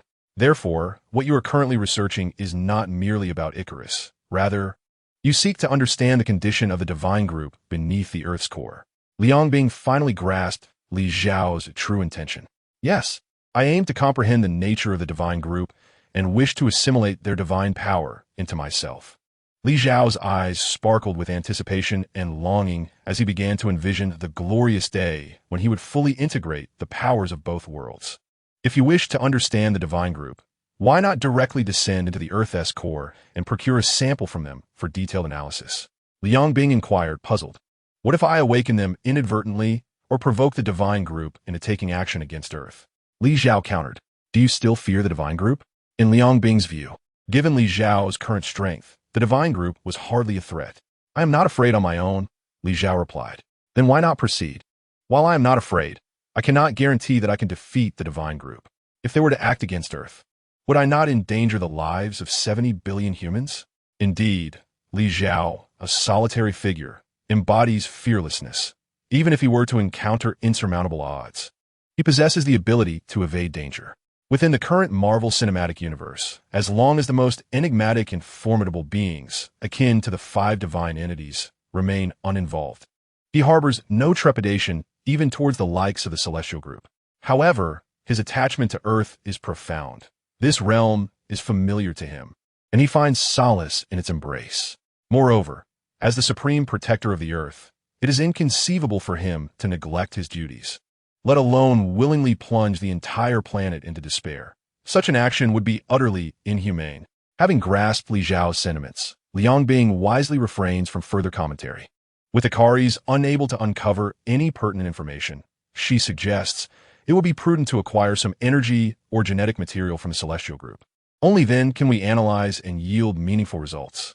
I have considered that there might be other locations in the universe where we could procure celestial genes, Li Zhao remarked, as several coordinates materialized within the confines of the laboratory. Among them were living celestials actively traversing the cosmos, remnants of deceased celestials, and even a pseudo-celestial that had perished and subsequently resurrected. What distinguishes this pseudo-celestial from the others? Liang Bing inquired, her gaze fixed upon it. Ego, as he calls himself, claims lineage to the celestial race. Yet, according to the extensive data gathered from the Grand Clock, he was originally a member of the celestial group birthed on a planet that met its demise before he could emerge into existence. He should have perished before birth, but through a series of fortuitous events, his consciousness awakened. Utilizing the inherent might of the celestial group, he began to amass matter throughout the cosmos, restoring himself to the scale of a minor celestial body and even creating life, thus regaining his mobility. However, due to damage to his original form, he can never ascend to true celestial status. He is destined to remain a mere orb. As Li Zhao spoke, he displayed the comprehensive information regarding Ego, detailing his genesis and subsequent actions. When Liang Bing witnessed Ego's ambition manifesting in the form of unholy unions with various races across the universe, producing offspring only to ensnare and destroy them, her expression turned icy. May I borrow the blade of heaven number 7? Liang Bing's voice was frigid. What? Do you intend to cleave Ego in two? Li Zhao discerned her intentions with clarity. Yes, I fully intend to do so. Liang Bing affirmed resolutely. Very well, I will lend it to you, but be aware that Kayla may exhibit some resistance towards you, Li Zhao responded. The blade of heaven number 7 belonged to him, and should he choose to command its use, it would naturally be at Liang Bing's disposal. However, Liang Bing is the demon king, and Kira, as an angelic warrior, harbors deep-seated animosity towards demons. It remains uncertain whether she will fully cooperate with Liang Bing when the time comes. Kira, as the captain of the celestial blade number 7, you will support my intentions, won't you? Liang Bing inquired, lifting his gaze. In the next moment, a spectral form of an angel appeared. Unmistakably the captain of celestial blade number 7, Angel Kira. I harbor no fondness for demons, yet I shall lend you my utmost cooperation in this matter. Kira affirmed resolutely. It seems, Kira, that you also despise Igo. Lizou Ramarka. Even a tiger does not consume its own cubs. This scoundrel specializes in slaying his own offspring and has betrayed countless women who adored him. Naturally, I cannot abide him, Kira retorted. Very well, you may proceed with your actions. Li Zhao smiled, granting his approval for their plan. Chapter 79. The Stirring of Celestial Blade Number 7. Celestial Blade No. 7 began to mobilize, this immense celestial vessel slowly soaring into the cosmos. What is happening? Icarus was taken aback. He had only recently arrived and had been cautiously observing from a distance, not daring to approach too closely. Yet, within mere moments, the celestial ship, which had exhibited no movement for over a year, commenced its journey, heading directly beyond Earth. Wanda, is there something amiss on your end? Quicksilver promptly reached out to his twin sister, having noticed the movement of Celestial Blade number 7 from the Avengers base on the island. I don't know. I'm on my way to find Brotherly. Wanda responded, equally bewildered. She had been training her chaos magic in the training room when she suddenly witnessed the vessel's movement and had just stepped out. Check in and see. If there's anything you need assistance with, make sure Brotherly calls for me, Quicksilver suggested, sensing that the activity of Celestial Blade number 7 likely indicated some impending action. If it was akin to their previous expedition to Vormer, where they engaged extraterrestrial forces, he certainly wished to accompany them. Since the Hydra personnel were eradicated, Quicksilver found himself devoid of purpose, merely existing as an Avenger, yet spending his days idly. As for why he did not reside on Li Zhao's Celestial Blade number 7, it was because that was Li Zhao's home and also Wanda's. As her brother-in-law, he could visit and even stay temporarily, but he could not impose on their intimate life. Although Wanda and Li Zhao were not solely living together. Understood, just take good care of our home, Wanda mentioned, referring to the villa they had previously inhabited. After Wanda moved onto Celestial Blade number 7, the villa on the island was left for Quicksilver. However, that villa holds a profound significance for Wanda, as it represents her true first home following the death of their parents. She possesses deep emotional ties to that place, and thus still regards it as her home. Understood, Quicksilver replied. Meanwhile, the heavenly blade number 7 was gradually entering space. Energy began to converge, and the spatial wormhole expanded. Wanda entered the grand hall and beheld Li Zhao seated upon the throne. Brotherly, where are we heading? Wanda inquired. Your sister Liang Bing wishes to engage in a game of tennis, so I have temporarily lent her the heavenly blade number 7 as a tool, Li Zhao explained, gesturing for Wanda to approach. Having spent considerable time with Li Zhao, Wanda understood his intentions and walked over, sitting directly on his lap. As she settled down, Li Zhao instinctively embraced her. She also arrived, and upon witnessing the intimate exchange between Li Zhao and Wanda, she merely smiled faintly. She was somewhat aware of the situation and chose not to inquire further, instead waiting quietly for Liang Bing's arrival. This endeavor was led by Liang Bing, but before proceeding, she needed to alter her appearance and restore her state of being. Moments later, Liang Bing arrived, no longer embodying the demonic form she once had, her exaggerated makeup absent, and she donned angelic armor.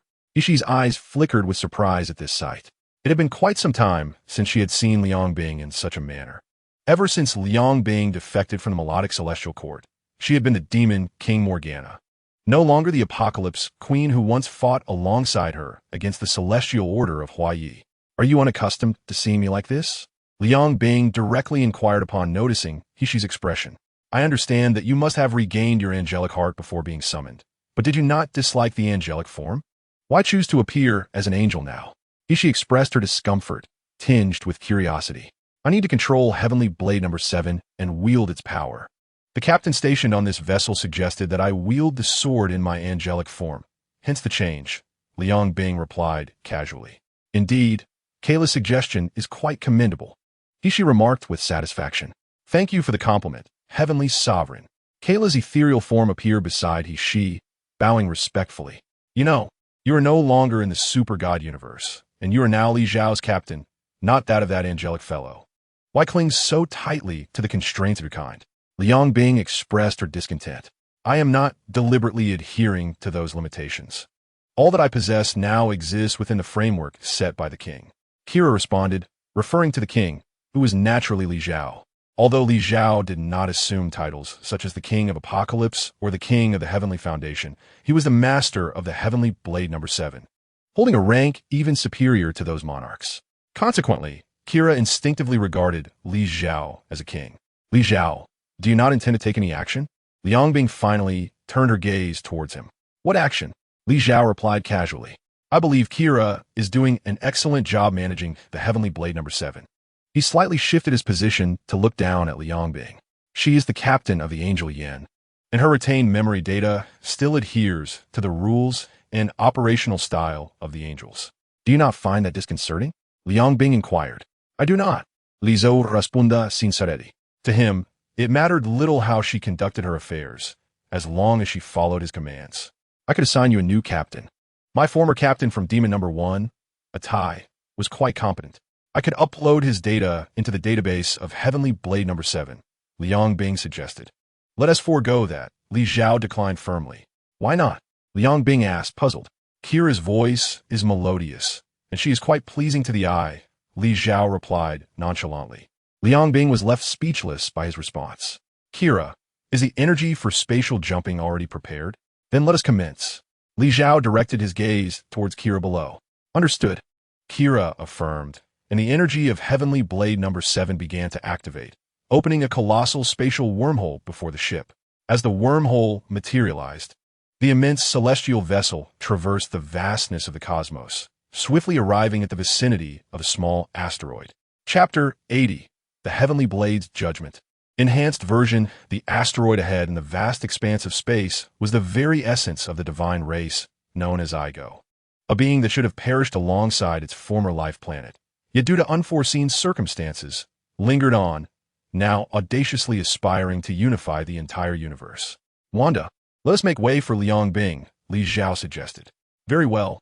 Wanda nodded and then rose from Li Zhao's embrace.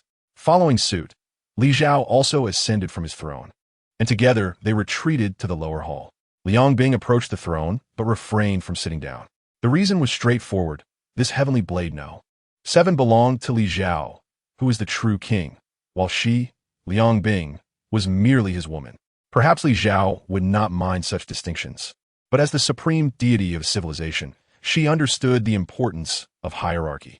Today, she sought to teach that being named Igo a lesson, driven purely by her displeasure and desire to vent.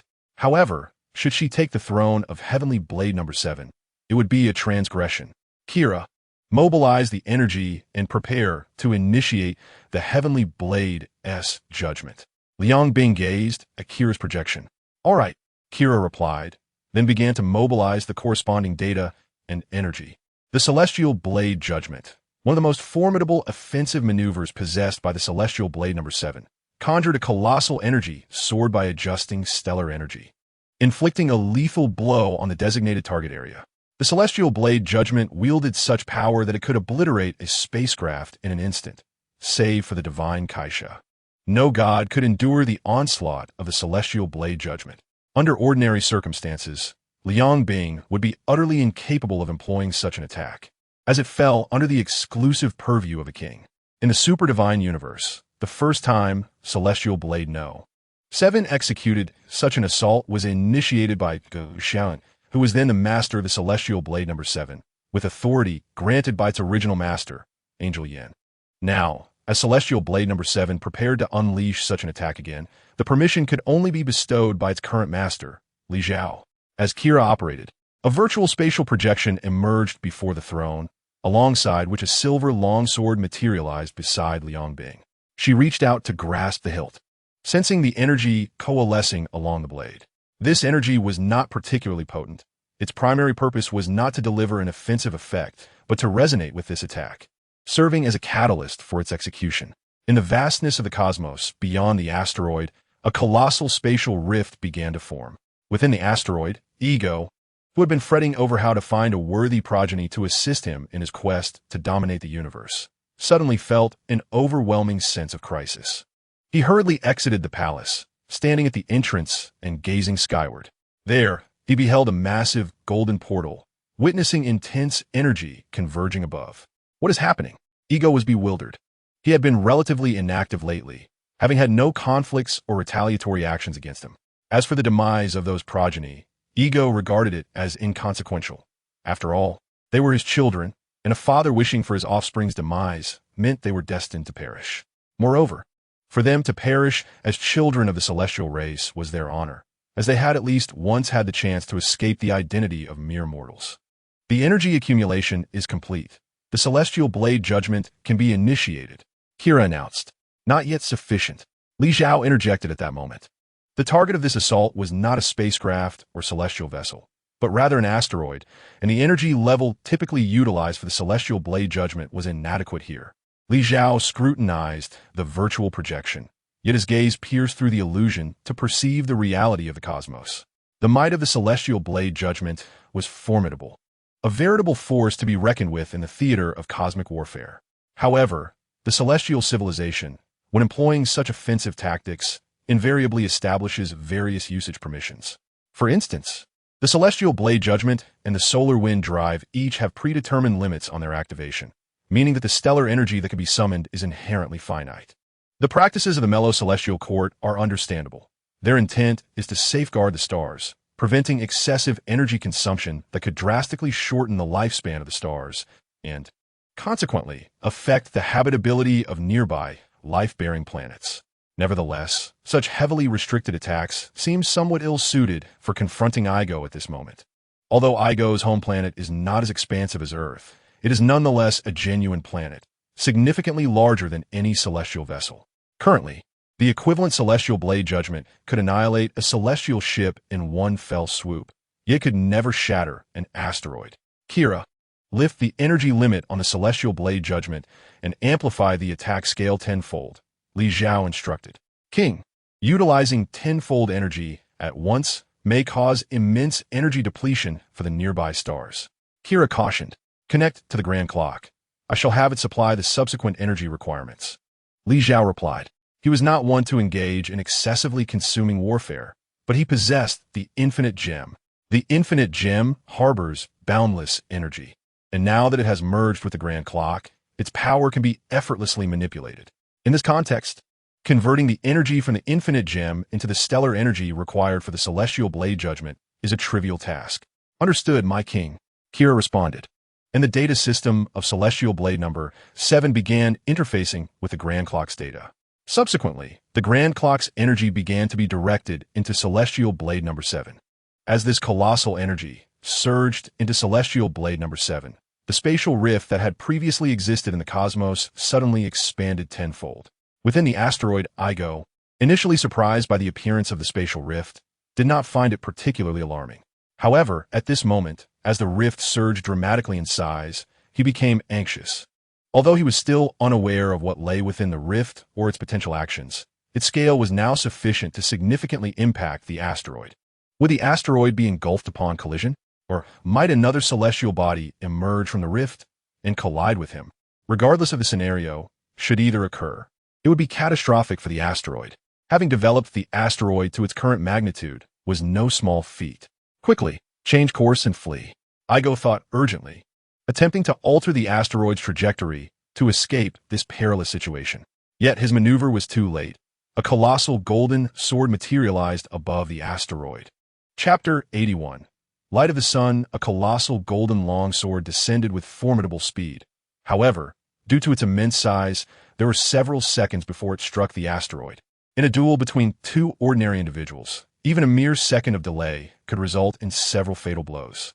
Yet in this scenario, a small celestial body was under assault by an even larger sword, and the seemingly existent interval offered no opportunity for Igo to evade. How could one maneuver a minuscule asteroid across thousands of kilometers in the vastness of space within those fleeting seconds?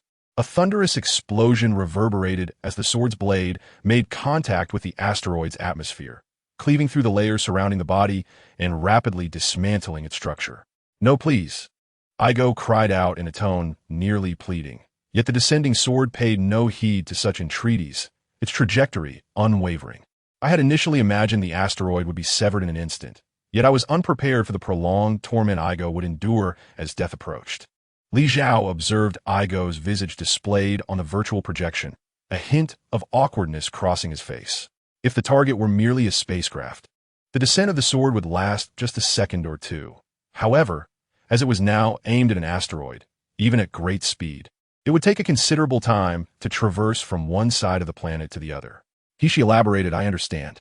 It's akin to how light takes time to travel from Earth to the moon. The action of the sword's strike naturally requires time." Li Xiao was no longer an uninformed novice.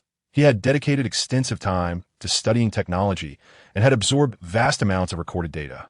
His previous reflections stemmed from witnessing Igo's current predicament, aware that he was destined to be cleaved in two, yet powerless to alter his fate. Fear, rage, and despair intertwined in a tumultuous cacophony of emotions. The longsword struck the asteroid's surface, shattering the crust that Igo had painstakingly constructed over millions of years.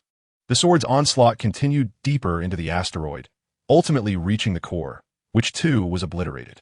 Although Igo controlled the entire asteroid, his true essence resided within its very core. With its destruction, Igo met his irrevocable demise. His consciousness disintegrated, and the complex tapestry of his emotions unraveled completely.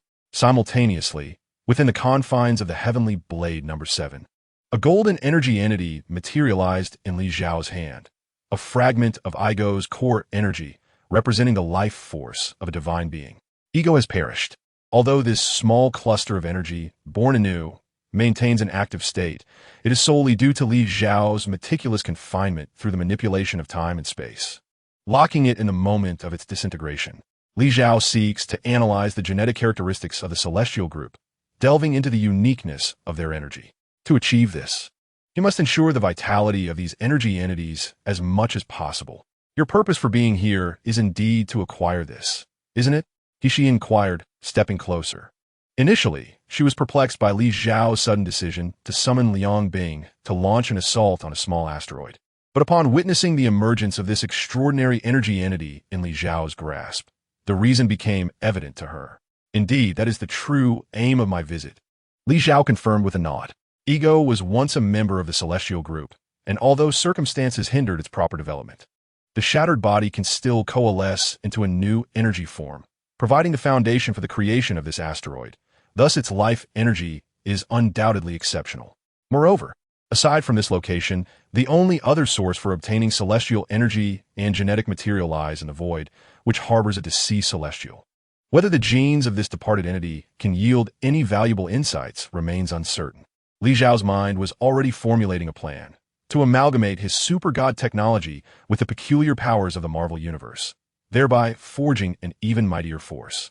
Thus, collecting the genes and energy of the celestial group became a necessity. At this stage, directly extracting from the celestials on Earth posed risks, and he could hardly approach a living celestial for assistance. Hence, he was left with the options of Ego and the Void. Coincidentally, Ego was particularly loathsome, and with Liang being eager to teach him a lesson, it aligned perfectly with Li Xiao's objectives. Do not entertain thoughts of unwarranted harm, given Ego's actions. A mere cursory understanding would compel you to desire his demise even more than I do. Liang Bing released her longsword, which was promptly retracted into the armory of the Heavenly Blade number 7. This sword was specifically crafted for executing the Heavenly Blade's judgment, and it essentially belonged to Li Xiao.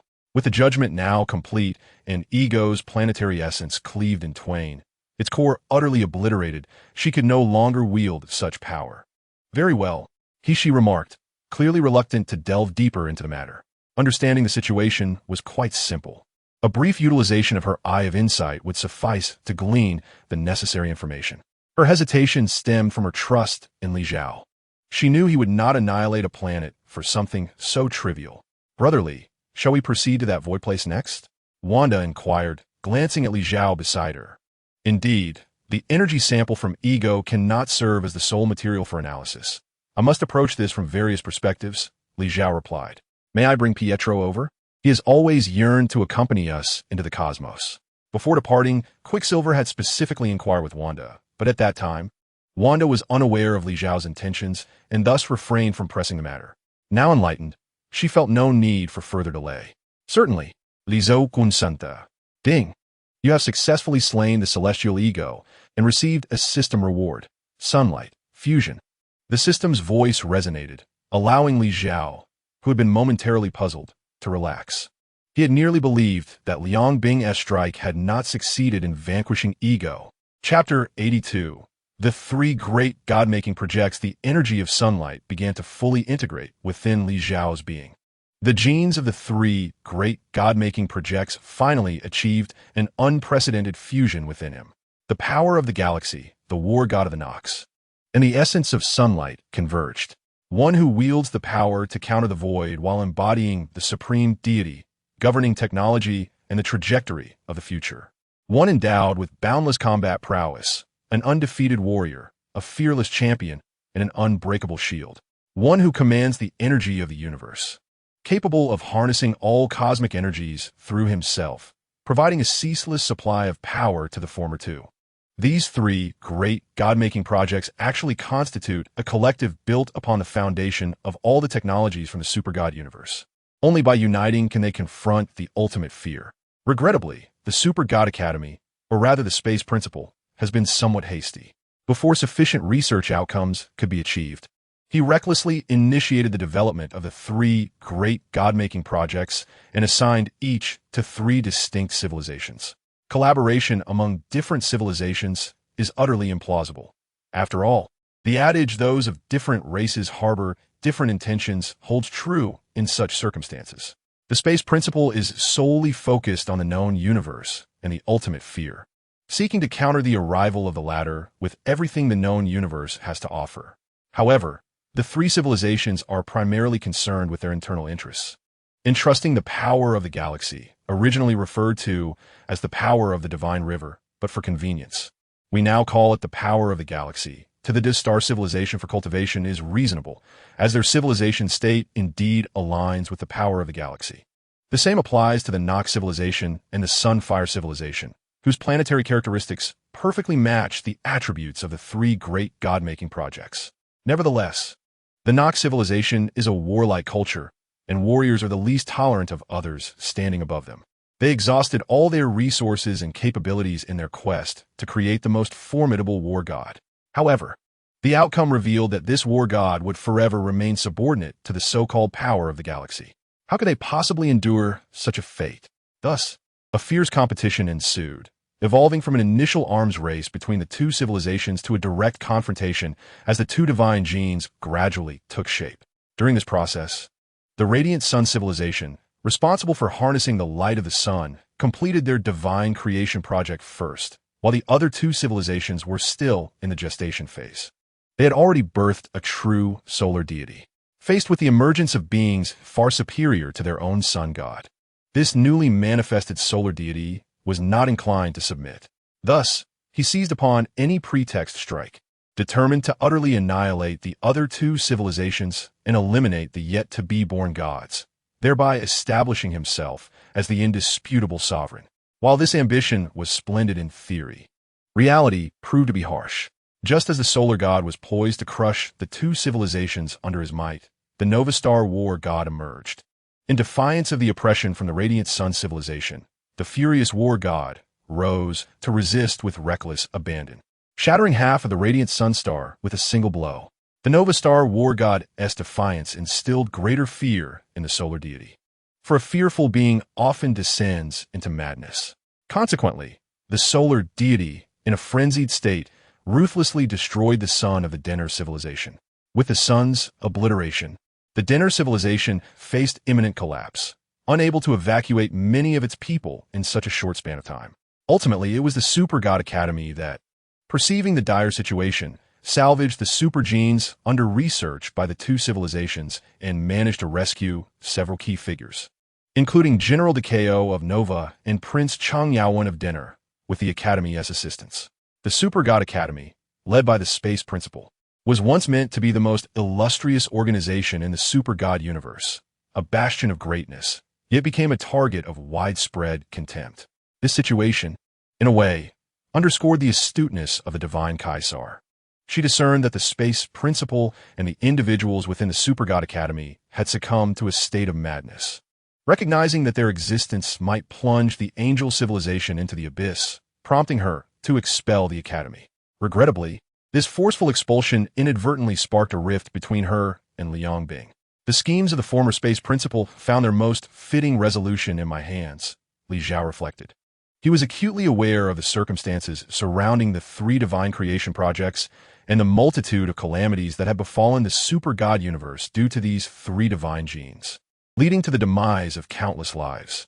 Now, he effortlessly harnesses the system to obtain everything. This is not akin to the animated scenario where 3 individuals each wield a unique power and unite their strengths. After all, should any unforeseen circumstances arise, such alliances could easily crumble. Presently, Li Zhao has achieved the coexistence of 3 formidable abilities within himself: the power of the galaxy, the god of war of the Nox stars, and the light of the sun. All the powers inherent in these 3 divine genes are now at Li Zhao's command. He not only realizes the synergistic effect of 1 + 1 + 1 equating to 3, but he can also produce an even greater cumulative effect. With the sword of judgment in his left hand and the god-slaying axe in his right, he bears a burning sun atop his head. Indeed, this is the state he finds himself in. How did your power suddenly increase so dramatically? Liang Bing gazed at Li Zhao with astonishment. The light of the sun. Is that the genetic power of the light of the sun? Have you just fused with its genes? Liang Bing was familiar with the light of the sun, having once attempted to invade the body of Reina, the embodiment of the light, during her confrontation with Kaiser, thus acquiring some understanding of its energy. Yes, I have just fused with it. Li Zhao did not conceal this fact. His ability to merge various super genes from the Super God universe into himself, thereby attaining even greater strength, was no secret to he, she, and Liang Bing. How did you achieve this fusion? Liang Bing instinctively inquired. But as the question escaped her lips, she suddenly realized she had crossed a line. Despite their close relationship, such fundamental matters concerning Li Zhao were not something he would divulge to others. Li Zhao, aware that Liang Bing's question was unintentional, simply smiled, offering no response nor any inclination to probe further. Chapter 83. The Void successfully merging the genetic abilities of the 3 great divine creation projects marks a significant technological breakthrough for Li Zhao. In truth, he now stands at the pinnacle of Super God technology. He possesses the greatest celestial computer of the Super God universe, the Grand Clock, the most potent weapon, Kaiser's silver wings, and the Sword of Heaven's Grief, along with nearly all the top-tier super genes available. If Li Zhao were to seek further advancements in technology, the only remaining prize would be the hourglass capable of manipulating time, perhaps supplemented by the genes of the divine body and the fighting Buddha. However, these aspects are not particularly critical. After all, Li Zhao already wields the time gem to master time, and the divine body can be directly replaced with the 4th-generation divine body technology recorded within the Grand Clock. Moreover, she is right here. If Li Zhao requires assistance, he can certainly enlist her to devise an upgrade plan. As for the genes of the fighting Buddha, while they possess unique combat abilities, Li Zhao can replicate them using the Void Controller. Moreover, within the realm of fantasy literature, there exists a prevailing notion that sheer strength can dismantle myriad techniques. As long as one's power is formidable, all extravagant displays become inconsequential. Li Zhao presently embodies this very scenario. One must ponder, in the face of an ultimate decree, who possesses the fortitude to withstand it. The T-honor number 7 traverses the cosmos, with its next destination being the void.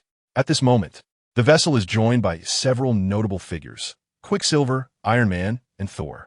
Quicksilver's presence is due to Wanda's awareness of his desire to explore the universe, thus facilitating a passage for him through Li Zhao. Iron Man and Thor, upon witnessing Quicksilver's cosmic venture, insistently tagged along.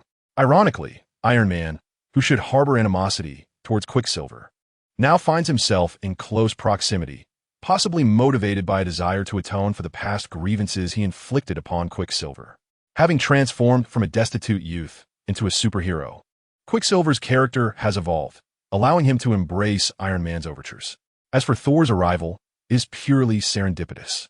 During the events of Thor 1, Loki's destruction of the Bifrost diminished Asgard's dominion over the Nine Realms, leading to rampant chaos as aid could not be rendered swiftly. Following Thor's retrieval of Loki from Earth, he dedicated over a year to restoring the Bifrost, subsequently engaging in prolonged pacification efforts. With Odin's advancing age, Asgard's so-called divine realm boasts only Thor and Heimdall, the latter being unable to abandon Asgard due to his role as its guardian. Consequently, Thor emerged as the singular vanguard. He traversed nearly all realms, save for Earth, leaving him perpetually occupied. In the cinematic narrative, upon his return to Earth, it coincided with the emergence of the Ether, which incited the invasion of the Dark Elves, thus providing him with a rationale to visit. However, with Li Zhao's intervention, the Ether was taken before its manifestation, leading the Dark Elves to pursue it to the planet Vormir, where Li Zhao ultimately vanquished them. Devoid of reason, Thor found it challenging to return to Earth expeditiously. Only recently, having completed his cleansing of the remaining realms, did he seek justification for visiting Earth, which was to assist the Avengers in combating formidable criminals. Thus, upon his arrival, Thor invariably heads to the Avengers' headquarters before seeking out his romantic interest. This time, upon his arrival, he was intrigued to find Quicksilver and Iron Man preparing for their cosmic journey, prompting his curiosity to join them. "Have you all mistaken my presence for a scenic vista?" Li Zhao remarked, observing the trio's incessant gazes in various directions, exuding a sense of amusement. "This place is far more beautiful than any scenic area," Stark replied candidly. Indeed, the Blade 7 has been transformed from an island that was already a picturesque locale, with its landscapes and structures meticulously arranged, undoubtedly ranking among the finest tourist attractions. Kira perceived no issue with this. To her, Blade 7 was simply the most exquisite of all. "Kira, can't you see that I am disparaging them?" Li Zhao cast a glance at Kira. Kira feigned the kog. It was clear to her that Li Zhao was indeed expressing disdain, though she also sensed a hint of boastfulness in his tone. While Kira was the artificial intelligence controlling Blade 7, she was far from a mere simplistic program. The angel Kira had implanted all her memory data into the computer system of Blade 7, relying on this system to operate her memories, thereby achieving the most perfect control over Blade 7. This method preserved her emotions and thoughts as well. To put it plainly, if Li Zhao wished, he could summon Kira entirely using the data she had left behind. "Say, brother-in-law, now that you're with my sister, when do you plan to give me a little nephew?" Quicksilver slid next to Li Zhao, patting his shoulder with curiosity. Li Zhao found himself at a loss for words. Though he spent nearly every night with Wanda, the genetic intricacies of a super soldier made conception a complex matter. Unless Li Zhao intended to create life deliberately, it would be challenging by natural means. "Peter," Wanda approached, casting a warning gaze at Quicksilver. "What is the matter?" Quicksilver asked, puzzled. "How can you be so impolite to brotherly?" Wanda's concern lay in this. Yet Li Zhao was unbothered. After all, casual interactions among family could be quite pleasant. "We're all family now. There's no need to be overly formal," Quicksilver remarked, albeit cautiously glancing at Li Zhao's expression. "Indeed, there is no need to mind such trivialities," Li Zhao smiled. "I've heard that the void we're visiting is the resting place of a head from the Celestial Group." "What exactly is the Celestial Group?" Iron Man stepped forward, having come specifically for the void. "You will see shortly," Li Zhao replied, lifting his gaze ahead. There, a colossal head was gradually revealing itself. Chapter 84. Genetic material of the Celestial Group, the Void, a unified term in the cosmos for this location, is not a planet or a physical place, but rather a massive head floating in space, the head of the Celestial Group. Iron Man gazed at the colossal head that had materialized before him, his mind enveloped in bewilderment. He had anticipated that the head of the Celestial Group might possess unique characteristics.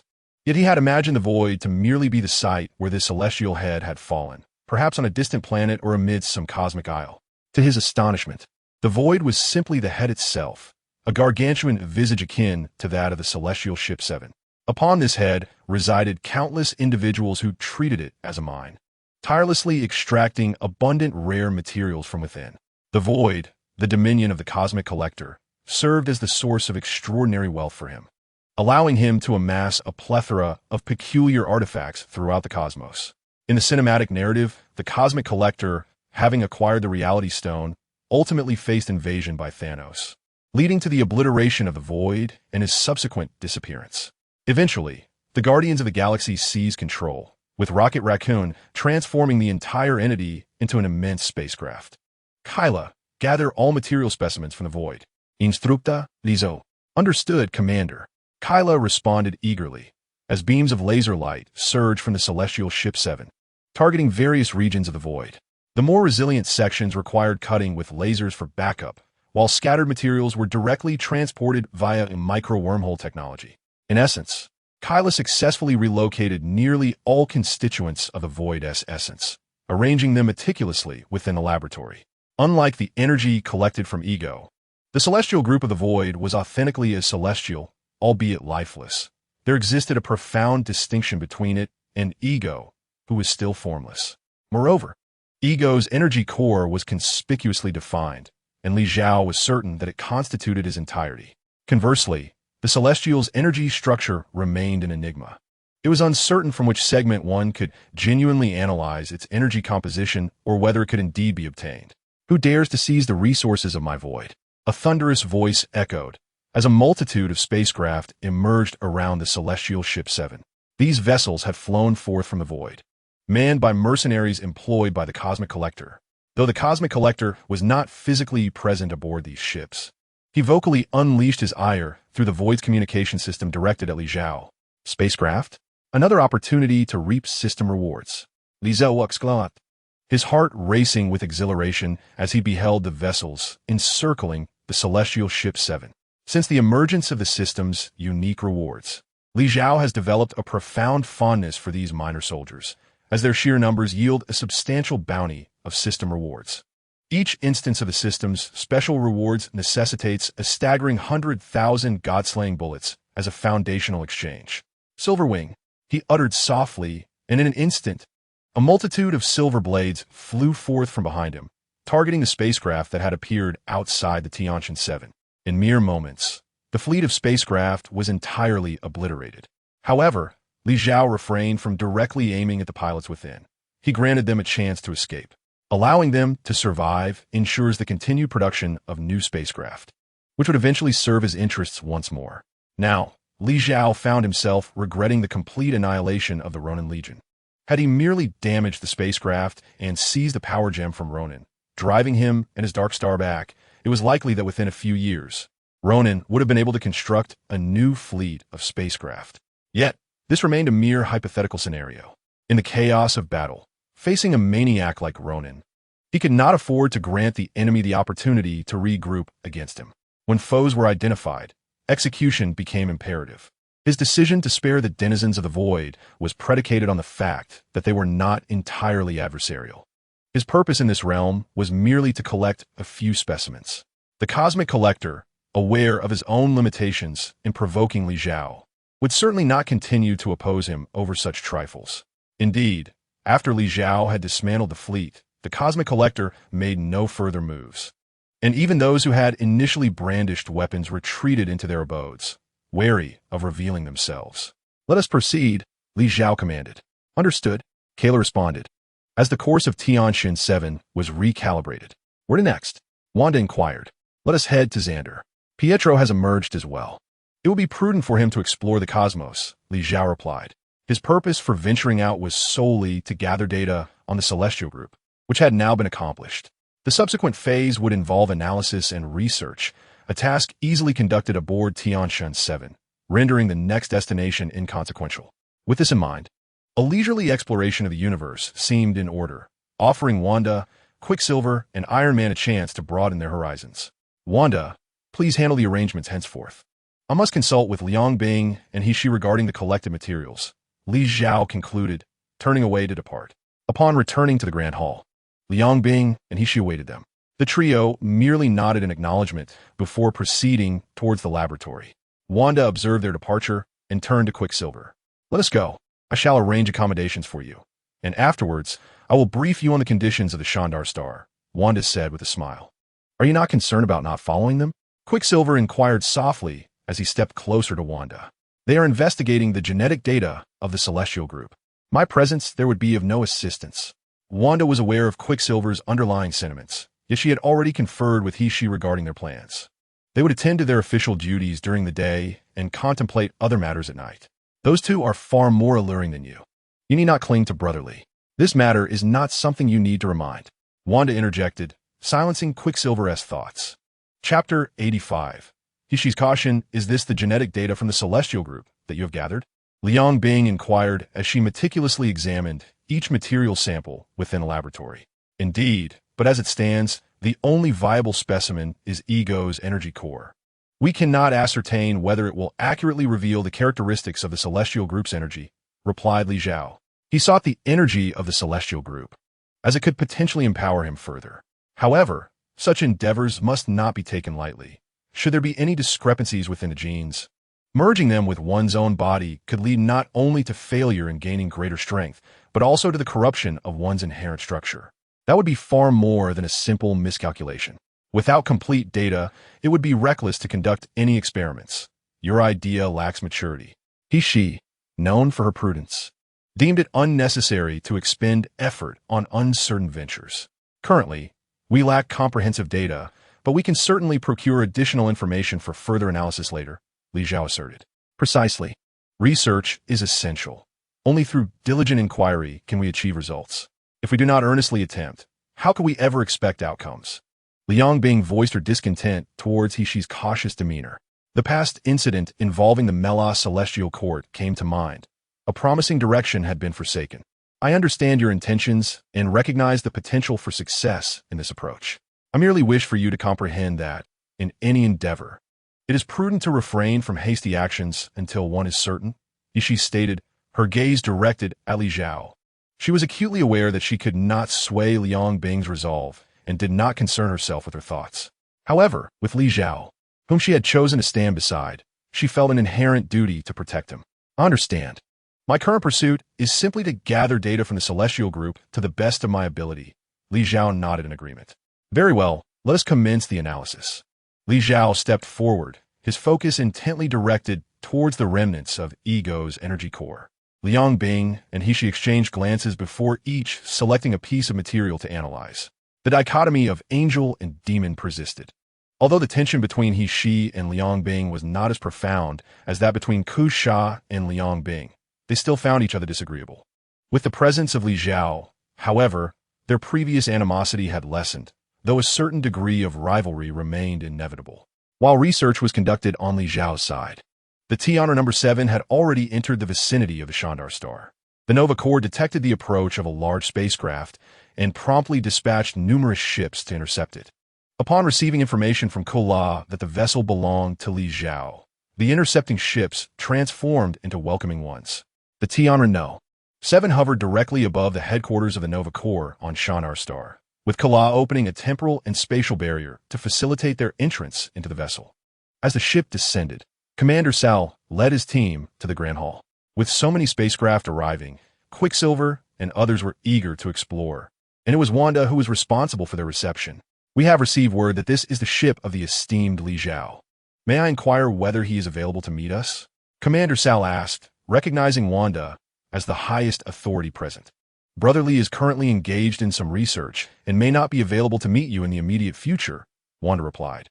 Her reference to him as Brother Li affirming her relationship with him. Then may I ask what business has brought the esteemed Li Zhao to us? Commander Sal's respect for Li Zhao had only grown, especially considering that he had single-handedly annihilated the Ronin Legion. Now, he was astounded to discover that Li Zhao possessed such a vast and advanced spacecraft, along with companions who appeared to be formidable in their own right. Brother Li has come to the cosmos to gather some data, and he has successfully completed his collection, Wanda explained. We are here because none of us have ventured into the cosmos before, and Brother Li suggested we come and explore. Upon learning of the purpose of Li Zhao's visit, Commander Sal welcomed them with even greater enthusiasm. Very well, since you wish to explore, the Nova Corps will ensure you are well taken care of. Thank you for your kindness. We would appreciate your guidance, Wanda smiled. Of course, I shall personally serve as your guide, Commander Sal declared, extending an inviting gesture. Thus, Under Commander Sal's leadership, Wanda and her companions were escorted directly to the command center of the Nova Corps on Shandar Star, where they were even received by the Supreme Nova. The Nova Empire has always been characterized by its modesty and humility within the cosmic realm, displaying a warm enthusiasm towards its allies. Moreover, the prowess demonstrated by Li Zhao previously, along with the impressive spacecraft now unveiled, has left them in awe. Faced with such a formidable ally, they naturally find themselves inclined to foster a closer bond. The Nova Supreme is quite astute, Liang Bing remarked, unable to restrain her praise as she observed the incoming information. Intelligence is one aspect, but the sincerity conveyed is equally commendable, if possible. You should personally engage in negotiations with them, she suggested, clearly addressing Li Zhao. I understand, Li Zhou Ruplia. As the saying goes, if one treats me with respect, I shall reciprocate tenfold. Since she has extended her courtesy, it is only fitting that I show her the same respect. Otherwise, it would seem as though I'm merely wielding my power to intimidate. Li Zhao set down the energy fragment of Igo. I shall make the visit. I trust the two of you to manage the subsequent tasks. Go on, why be so polite with us? Liang Bing waved her hand dismissively. All right. Li Zhao responded and departed the laboratory without delay. Traversing through the spatial wormhole, he almost instantaneously arrived at the command hall of the Nova Legion. The Nova Supreme, who had been welcoming Wanda and others, instantly brightened upon seeing Li Zhao's arrival. Hero Li, welcome once again. The Nova Supreme greeted warmly, extending her right hand towards him. Thank you for your gracious hospitality. Li Zhao reciprocated with a friendly handshake. Following this, both parties engaged in courteous conversation and exchanges. The Nova Supreme instructed Commander Sal to guide Wanda and the others on a tour of Xander, while Li Zhao invited them aboard the Tianren 7 for sightseeing. Chapter 86. Striking at Thanos' Achilles' heel in the depths of the cosmos, amidst a desolate star domain, a colossal spacecraft hovered. Are you saying that the one who annihilated the Ronin Legion and seized the Power Stone has reappeared on Xander? Thanos turned to gaze at the nebula below. Following the battle on Xander, Nebula had begun to wander the universe, only to inadvertently return to Thanos' vicinity. Thanos exhibited remarkable leniency towards his somewhat disloyal daughter, perhaps due to the fact that his other favored daughter had completely betrayed him by now. Indeed, this is the intelligence I have just gleaned, and he even arrived aboard a spacecraft resembling an island. Nebula replied, her head bowed, her tone imbued with caution, presenting herself as exceedingly humble. As adoptive daughters, her standing with Thanos contrasted starkly with Gamera's status before him. Master, based on the intelligence we have gathered, it seems this Earthling possesses not merely one Infinity Stone. Yumo, though, stepped forward. The last time the Chitauri Legion attacked Earth, they took the Mind Stone with them, and the Space Stone that was on Earth was never retrieved. At that time, we had already lost 2 Infinity Stones, which likely remain in his possession. General Blade spoke up, clearly harboring grievances against Yumo, though. The decision to send Loki with the Mind Scepter to Earth was originally proposed by Yumo, though, and subsequently, the entire Chitauri Legion was annihilated. A significant loss for General Blade. It is worth noting that, as a general, the Vanguard Legion and the Chitauri Legion were jointly overseen by him and his wife. The Dark Star. Now, with the entire Legion lost to the hands of humans, his forces had been reduced by half, even with the rapid recruitment that followed. They had yet to replenish their ranks. Using the Mind Stone as bait to acquire other Infinity Stones was not inherently flawed, Thanos remarked. Indeed, my lord. General Blade quickly retreated. At any given moment, Thanos' command was beyond reproach for them. I had long anticipated the possibility of the Chitauri invasion failing. Yet I never envisioned such a dire outcome. Yumo, though, felt equally helpless. Their aim was to probe Earth's situation while also luring out more Infinity Stones. Who could have foreseen the emergence of Li Zhao? With his singular strength, he had obliterated the Chitauri Legion and subsequently annihilated the Ronin faction. Now he possessed the power, mind, and space stones. Moreover, with the title of Supreme, he was likely to have inherited the Time Stone from the Ancient One. A being of extraordinary power, wielding 4 Infinity Stones, had reached a level they could scarcely contend with. Based on our speculations, the Reality Stone should also have surfaced. Does anyone know its whereabouts? Thanos inquired. The Reality Stone has always been a coveted treasure in the conflict between the Dark Elves and Asgard. If the Reality Stone had indeed emerged, a battle between these two factions would be expected. However, Thus far, we have received no reports of any conflicts or wars between them, Yumo though reported. No news? General Blade's tone was one of astonishment. Could it be that this Infinity Stone has also fallen into Li Zhao's hands? Dark Star posited. In that moment, Thanos fell silent. If all 6 Infinity Stones were in Li Zhao's possession, he would hold 5. Wouldn't that mean that once the Soul Stone emerges, Li Zhao would have a significant chance of acquiring it? Have you gathered any more information regarding Li Zhao? Thanos turned his gaze toward Nebula. No, his strength is formidable, seemingly possessing an ability to penetrate the depths of the human heart, which renders both myself and my companions hesitant to approach him. Nebula has learned that Li Zhao's Blade of Heaven number 7 has arrived on Earth, a rarity indeed, and any desire to comprehend the essence of Li Zhao himself is utterly unattainable. However, our spies on Earth have conveyed some intriguing leads, General Deathblade remarked. What leads? Thanos inquired, his gaze fixed intently upon him. We learned from Quicksilver that his sister has become some sort of super soldier, claiming that this super soldier possesses not only immense power, but also eternal life. General Deathblade responded. At this revelation, Thanos' expression darkened considerably. Thanos has always been a man of remarkable composure.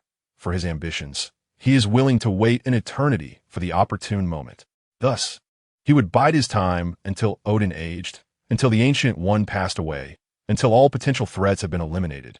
Only then would he strike with overwhelming force to seize all the Infinity Stones. Yet now, he was informed that an individual endowed with eternal life had acquired 5 of these stones. This was catastrophic news. Odin is indeed powerful, but within the cinematic universe, Odin is mortal. He will inevitably meet his end after reaching a certain age, and he himself seeks ways to deal with his most formidable heir, Hela. The Ancient One, too, is formidable, but she relies on the energies of the Dark Dimension to prolong her lifespan, which can lead to numerous complications. Furthermore, those who manipulate time are often hindered by it, leaving them vulnerable to death as well. As for Li Zhao, while his exact strength compared to these two remains uncertain, he possesses an unparalleled advantage that neither of them holds. Li Zhao's eternal life is derived from technological prowess. He is unbound by the constraints of mortality and is not susceptible to the Dark Dimension's scrutiny like the Ancient One. Mobilize our forces. We shall prepare to intercept Blade of Heaven number 7. Thanos could no longer remain idle. Under no circumstances could he allow Li Zhao to completely disrupt his plans. Yes, my lord, General Deathblade responded, turning to assemble the troops. My lord, we are unaware of the current state of Blade of Heaven number 7, nor do we know the extent of Li Zhao's abilities. Could initiating warfare recklessly prove perilous? Ebony Maw cautioned. Precisely because we lack knowledge of their capabilities, we must launch an offensive against them, Thanos declared. Are you suggesting that this interception is intended to gauge his true strength? Ebony Maw inquired. Indeed, Thanos nodded in affirmation. Ebony Maw felt a sense of relief at Thanos' approach. As long as Thanos was not acting impulsively, intent on a direct confrontation with Li Zhao, all would be well. Chapter 87. The power of Blade of Heaven number 7 on the planet Xander. Blade of Heaven number 7 had lingered here for several days. Quicksilver and the others had seen and done all there was to experience. Although Li Zhao harbored no particular thoughts, lingering on another's territory was not quite appropriate. Thus, they resolved to return to Earth. The Tianren 7 had the capability to traverse spatial wormholes for relocation. However, transitioning within the planet posed considerable complications, with a heightened risk of unforeseen incidents. Consequently, Tianren 7 ascended gradually, aiming to first enter outer space before initiating the teleportation process. Just as Tianren 7 had barely breached the confines of space and had yet to commence energy preparations for spatial jumping, the vessel's monitoring system triggered an alarm. A multitude of flying objects were approaching. The target information was captured. It was none other than the Chitauri Legion. Kayla appeared in the laboratory, reporting the situation to Li Zhao. The Chitauri Legion? Li Zhao remained remarkably composed at this moment. After all, it was merely the Chitauri Legion. Given the performance capabilities of Tianren 7, even if their numbers were to multiply tenfold or 100-fold, it would hold no significance. Indeed, the adversaries' numbers were considerable. All being aerial combat units, Kayla replied. So this means they are specifically targeting Tianren 7? Li Zhao set down what he was holding and turned to He Shi and Liang Bing. What are your thoughts? Li Zhao was acutely aware that Thanos was undoubtedly behind the Chitauri Legion. However, he had yet to formulate a concrete strategy for dealing with Thanos. The system's special missions required a substantial foundation of resources, and currently, in the Marvel Cinematic Universe, the only entity capable of providing Li Zhao with such a vast array of system rewards was Thanos. The Chitauri Legion and the Vanguard Legion, eliminating a batch of them, would suffice for a system reward. What's there to ponder? Since they dared to provoke us, we should simply eradicate them, Liang Bing stated decisively. Indeed, now that it is confirmed that they are enemies, swiftly annihilating them would avert many subsequent troubles. He Shi concurred with Liang Bing this time. It seemed everyone shared the same sentiment. The last vestige of hesitation vanished from Li Zhao's mind. While the notion of having them bestow system rewards upon him was appealing, nurturing adversaries sometimes led to unexpected turnarounds, reminiscent of scenarios frequently encountered in games like Honor of Kings. Should he face a reversal here, it would not merely entail losing a single star. Since they had already made their move, it was prudent to eliminate them entirely this time, Li Zhao proclaimed, then began issuing orders to the Grand Clock. Ultimately, the source of the Chitauri Legion was traced back to Thanos' specific location. Upon receiving the news, the Grand Clock promptly commenced tracking. In the vastness of the cosmos, a spaceship seeking to conceal itself was a challenging endeavor, even for the Grand Clock. If Thanos were to dispatch the Chitauri army for a surprise attack, it is certain that they would maintain a communication link with the Chitauri. By tracing these communication signals, Li Zhao could swiftly pinpoint Thanos' exact location. What about those ships outside? Kayla inquired. It's simple. Just increase our computational power and disable their propulsion systems, Li Zhao declared, prompting the Tianra No. 7 to commence operations immediately. Although Tianra No. 7's computational capacity could not rival that of the Great Clock, it was still of celestial caliber. Upon receiving Li Zhao's command, Kayla directed Tianra No. 7's computational power against the Chitauri ships. Even the smallest spacecraft rely on computer chips to manage their propulsion systems. By infiltrating with its computational strength, Tianra No. 7 amplified the energy output of these vessels, causing their efficiency to exceed limits, resulting in a series of explosions akin to dazzling fireworks, radiant, striking, and beautiful. However, some entities, such as the Leviathan beasts, could not be so easily destroyed. For these colossal creatures, Li Zhao had his strategies. He directly commanded the Silverblade ship, ensuring that any Leviathan approaching Tianra No. 7 met its demise. To expedite the cleansing process, Tianra No. 7 employed lasers, executing precise strikes on each Leviathan. While the animation of the Xiongбing Lian showcased only two combat skills of Tianra No. 7, one being the Solar Wind Drive and the other the Tianran Judgment, one could hardly believe that such a massive celestial battleship would lack additional offensive capabilities. During the assault led by Angel Yin of the Kunsa Star against the Tiangong, numerous laser beams were unleashed, which were indeed emitted from the Tianran series of celestial ships. Thus, the swarm of approaching spacecraft and Leviathan beasts were obliterated almost instantaneously by Li Zhao's command. As he observed the continuous stream of system rewards, Li Zhao's joy was immeasurable. We have located Thanos, he announced, gesturing towards the air ahead, where a virtual projection materialized. It revealed a location filled with drifting asteroids, where a spacecraft larger than Tianra No. 7 was hovering. Such a spacecraft is truly devoid of taste, Liang Bing remarked. She possessed a vessel of similar scale, her demon wings being significantly larger than Thanos' sanctuary. However, Liang Bing's ship was far more impressive. The Demon No. 1 resembled the island-like design of the Tianran series, with the demon wings elegantly suspended on either side, resembling genuine wings that exuded grandeur. In contrast, the sanctuary was unattractive, blandly oversized, with its internal weaponry and defense systems lacking even the sophistication of the Taotai Legion's flagship. He Shi perceives the intrinsic technical sophistication. If we delve into the realm of technology, the advancements of the super-divine universe surpass those of the Marvel universe in numerous aspects. Li Zhao has never harbored doubts regarding this matter. In truth, were it not for the existence of exaggeratedly potent entities such as the Infinity Stones and extraordinary heroes like Wanda within the Marvel Cinematic Universe, it would stand no chance against the super-divine universe. However, The Marvel Cinematic Universe possesses these elements, compelling Li Xiao to devise a means to amalgamate this power with super divine technology. Kyla, calculate the wormhole's position and adjust the energy to prepare for a direct spatial leap. With Thanos' location pinpointed, it was time to ensnare him completely. Understood, my lord. Kyla responded, as the energy of the Sky Blade 7 swiftly calibrated, and the spatial wormhole was activated. Chapter 88. The attempt meets demise inside the sanctuary ship. Thanos wore a troubled expression. My lord, their strength is truly formidable. General Deathblade was visibly shaken, although the Chitauri army had been obliterated during their previous invasion of Earth. They had tirelessly cultivated a force of tens of thousands over the years. Now, these thousands of Chitauri, piloting their spaceships and Leviathan beasts to assault the Sky Blade 7, had barely approached the island-like vessel before being shot down.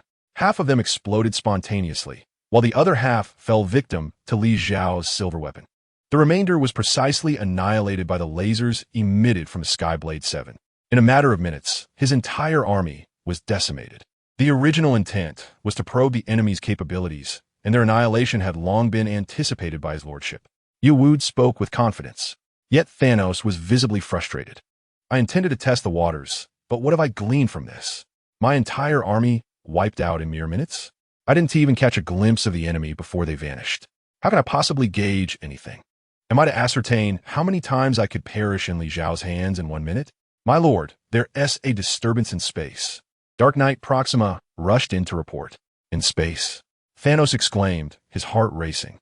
It's a spatial wormhole. Someone is attempting to leap directly through it to this location. General Deathblade activated a virtual projection, revealing the rippling disturbances in the fabric of space. Not good. We must flee. Thanos abruptly rose. Having witnessed the annihilation of the Chitauri army, he no longer dared to underestimate Li Xiao. Should the Sky Blade 7 arrive, his sanctuary ship would be akin to a larger fly, easily crushed by a mere swipe. My lord, it's too late. The Ebony Throat responded. The opponent's spatial traversal would take at most a few seconds, while their spacecraft would require over 10 minutes to initiate an escape through space. Thus, it was decided that everyone would relocate to a nearby planet. Thanos made a decisive choice. Remaining in the spacecraft amidst the void of space was akin to awaiting death. However, upon reaching the planet, with the support of the hundreds of thousands-strong Vanguard Legion, they might still be able to intimidate Li Xiao. After all, based on their gathered intelligence, it seemed that Li Xiao had only a handful of people on his side. A few individuals against hundreds of thousands would likely tire themselves even if they merely stood there to be attacked. Moreover, he had concealed several small spacecraft on the nearby planet. If he could divert Li Xiao's attention, he might seize the opportunity to escape. My lord, we can deploy 2 troop transport ships from the sanctuary. They possess considerable speed and may evade detection, General Deathblade suggested. Very well. You take the lead with the first ship, Thanos instructed General Deathblade. Understood. General Deathblade responded without hesitation, promptly heading toward the transport ship alongside the Dark Knight Proxima. Moments later, a donut-shaped vessel emerged from beneath the wings of the sanctuary, speeding into the depths of space. However, it had scarcely traveled a short distance when a powerful laser shot forth, striking the ship with precision. In an instant, the vessel was utterly obliterated. Ebony Throat was taken aback. That was the very ship carrying General Deathblade and Dark Knight Proxima. Its destruction meant the demise of those two as well. Quickly, deploy all forces to the planet. Move. Thanos had allowed General Deathblade and his spouse to depart as a test. He fully understood that since Li Xiao was pursuing them, he would not permit their escape. Without a moment's hesitation, Ebony Throat activated the ship's transmission device and immediately dispatched all forces to the desolate planet. Thanos was indeed ruthless, employing his most trusted subordinates as a probe. He gazed at the virtual projection, unable to suppress a sigh of admiration. Meanwhile, all of them had gathered in the grand hall of the Blade of Heaven 7. Li Xiao sat upon the throne, with Liang Bing and He flanking him, and Quicksilver and a few others positioned below. Having destroyed that donut ship with a laser, why not seize the moment to obliterate the sanctuary as well? Quicksilver inquired. The firepower is insufficient. Lizo, Raplia, Kyla, initiate the Blade of Heaven's judgment. Just the standard version will suffice. As he spoke, Kyla's virtual projection immediately nodded in response. Following this, a virtual projection appeared before Li Zhao. The Blade of Heaven 7 successfully traversed the spatial wormhole and arrived in the vicinity of the sanctuary. Li Zhao effortlessly grasped the Sword of Kings, the weapon used to unleash the judgment of Heaven's blade, which materialized in his hand. With a swift motion, the long sword struck the virtual projection of the sanctuary ship. In the vastness of the cosmos, a colossal golden sword shadow emerged, cleaving towards the sanctuary. Quicksilver, Iron Man, and Thor immediately dashed outside, witnessing the immense golden sword descend before their very eyes. This was a spectacle beyond compare. No mere journey to Xandar could rival this display. In the silence of space, devoid of sound, they beheld as the ship, seemingly the size of a city, was effortlessly bisected by the magnificent golden blade. There are myriad ways to destroy a spacecraft. Utilizing lasers may prove insufficient, as Li Zhao suggested, yet a barrage of lasers, perhaps 100 or so, would surely suffice. In cinematic portrayals, Captain Marvel has famously crashed into ships, instigating internal explosions that led to their downfall. Li Zhao could even algorithmically dismantle the ship's control systems, ensuring its inevitable plummet. However, none of these methods could rival the sheer grandeur of the judgment of Heaven's blade.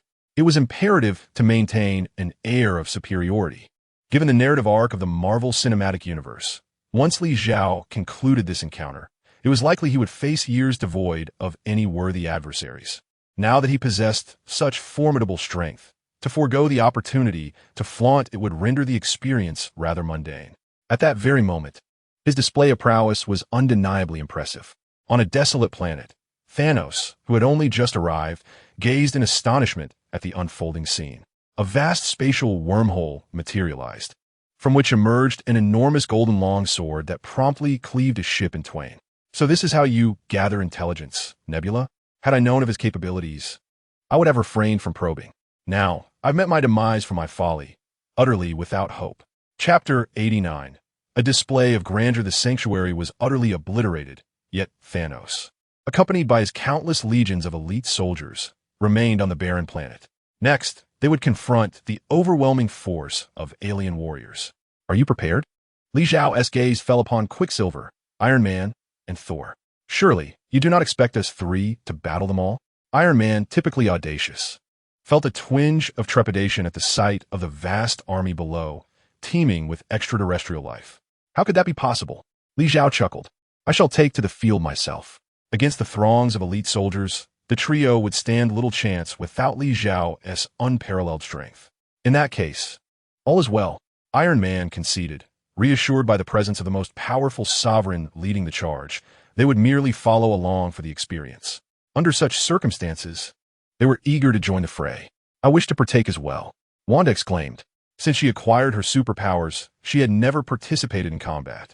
Naturally, amidst such a grand-scale war, she was eager to test her abilities. Certainly, Li Zhao replied with unwavering confidence.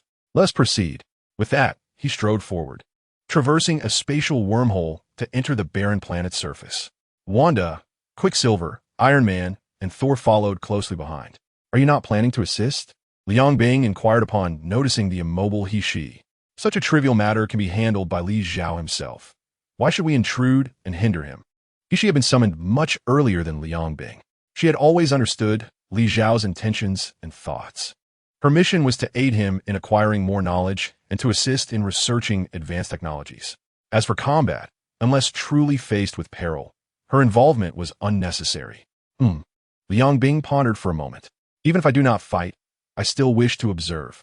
Having come to this conclusion, she unfurled her wings and soared into the sky, choosing merely to watch from above. He-she, unfazed by this decision, found a spot to sit within the grand hall and observe the surroundings through a virtual projection. On the desolate planet, Li Zhao had already positioned himself at the forefront of the Vanguard's army. Thanos, Nebula, Ebony Maw, and Black Dwarf gazed upon them, their backs lined with hundreds of thousands of Vanguard soldiers and cosmic creatures. Li Zhao, do you truly believe that just the four of you can defeat my army of over 400,000? Thanos challenged. Yet, for some reason, his words struck Li Zhao with a flavor reminiscent of the five great sects questioning Zhang Sanfeng. Zhang Sanfeng, though formidable, It does not mean you can slay us all single-handedly. Indeed, that is the essence, Li Zhao declared. Come, let us engage directly. There is no need for further dialogue. Unlike Zhang Sanfeng, who had a disciple with a shattered heart that had chosen to end his own life, Li Zhao faced pure enemies without a trace of hesitation. With a casual gesture of his right hand, the four companions surged forward. Quicksilver transformed into a silver streak, plunging into the throng. Stark, harnessing the power of his armor, bombarded the vanguard from the skies. Thor summoned the might of his enchanted hammer, unleashing thunder upon the vanguard. Wanda remained relatively still, yet red magical energy coursed around her, gradually spreading toward the battlefield. Charge! Thanos raised his dual-bladed sword, and behind him, thousands of vanguard soldiers surged forth. Regardless of how Silver and his comrades assault, regardless of the casualties they endure, their singular objective remains, to subdue Li Zhao. I need a seat. As Li Zhao spoke, a resplendent golden throne materialized behind him, effortlessly cradling him as he settled upon it. From his elevated position, he gazed intently at the relentless tide of vanguard soldiers surging towards him. In the next moment, just as the vanguard were but 100 meters away, countless silver blades appeared out of thin air. They traversed the space with ease, slicing through the bodies of the vanguard with precision. Each strike was fatal, capable of dispatching these creatures with a mere touch. This lad of all the mentors chose to emulate Kaiser. Liang Bing sighed with exasperation. Kaiser had a penchant for sitting back and battling, exuding an air of superiority. Meanwhile, inside the heavenly blade number 7, Ishi watched the scene unfold with a smile. Li Zhao maintained his assault rhythm. Seemingly bored, he began to extract various items from the void. The flame sword is due for retirement. The command sword is regrettably useless without a demon warrior under my command. Otherwise, I could have trained a god of war with it. The Skywoe sword is a void-level weapon, enabling even ordinary super warriors to wield the power of the void. However, it pales in comparison to Kaiser's silver wings in terms of elegance. Li Zhao raised his head, surveying his current state. Here he sat, quietly upon his throne, while the entire battlefield lay under his dominion. Is this still human? Thanos, witnessing this spectacle, was rendered speechless. Why did he provoke this individual? He had assumed that Li Zhao's prowess was merely a result of a slight advantage and the possession of 5 Infinity Stones. It became evident that he could vanquish all his forces without relying on the power of the stones. The Vanguard, a legion renowned throughout the cosmos for their numerical superiority and ferocity, now appeared as fragile as tofu in Li Zhao's eyes. Great Clock enhanced the algorithm. As Li Zhao's command echoed, the energy enveloping him surged dramatically. The silver blades, which had initially targeted a radius of 1,000 meters, instantly expanded to 5,000 meters. All vanguard within this expansive area fell victim to Li Zhao's assault. This effect nearly rivals Kaiser's sacred domain. Ishi remarked in awe. Nearly? His attack range surpasses that of the sacred domain. Liang Bing quipped, intentionally provoking Ishi. For what Ishi referred to was the effect, not the range of attack. Li Zhao harnessed the computational power of the Great Clock, utilizing his innate temporal and spatial genes to amplify the scope of the silver blades. In contrast, Kaiser's sacred domain operated as a passive form of assault. As long as one approaches this range, all entities below the 3rd generation of divine bodies will be instantaneously pierced through by the silver blades. Kesha has dedicated over 10 millennia to mastering the techniques of the silver wings, a feat far beyond that of a novice like Li Zhao. Chapter 90. How to choose. In terms of technical prowess, Li Zhao's control over the silver wings does not compare to Kesha's. Yet, as the saying goes, extraordinary strength yields miraculous results. The grand clock that Li Zhao possesses is inherently more powerful than the sacred knowledge repository, and with the enhancement from the heavenly inquiry and 6 Infinity Stones. Both its energy and computational structure have been significantly amplified. Thus, Li Zhao's computational power far surpasses that of the sacred Kesha. Though lacking a divine domain, he can still generate effects within a broader range that rival Kesha's sacred domain. At this moment, Li Zhao's throne slowly advances forward, and as he moves, all the vanguard warriors and cosmic monstrosities within a 5-kilometer radius will be pierced by the silver blades. Suddenly, countless sharp stones come hurtling towards Li Zhao from the air ahead. These are manipulated by the wood throat through magic, attempting to disrupt Li Zhao's attack.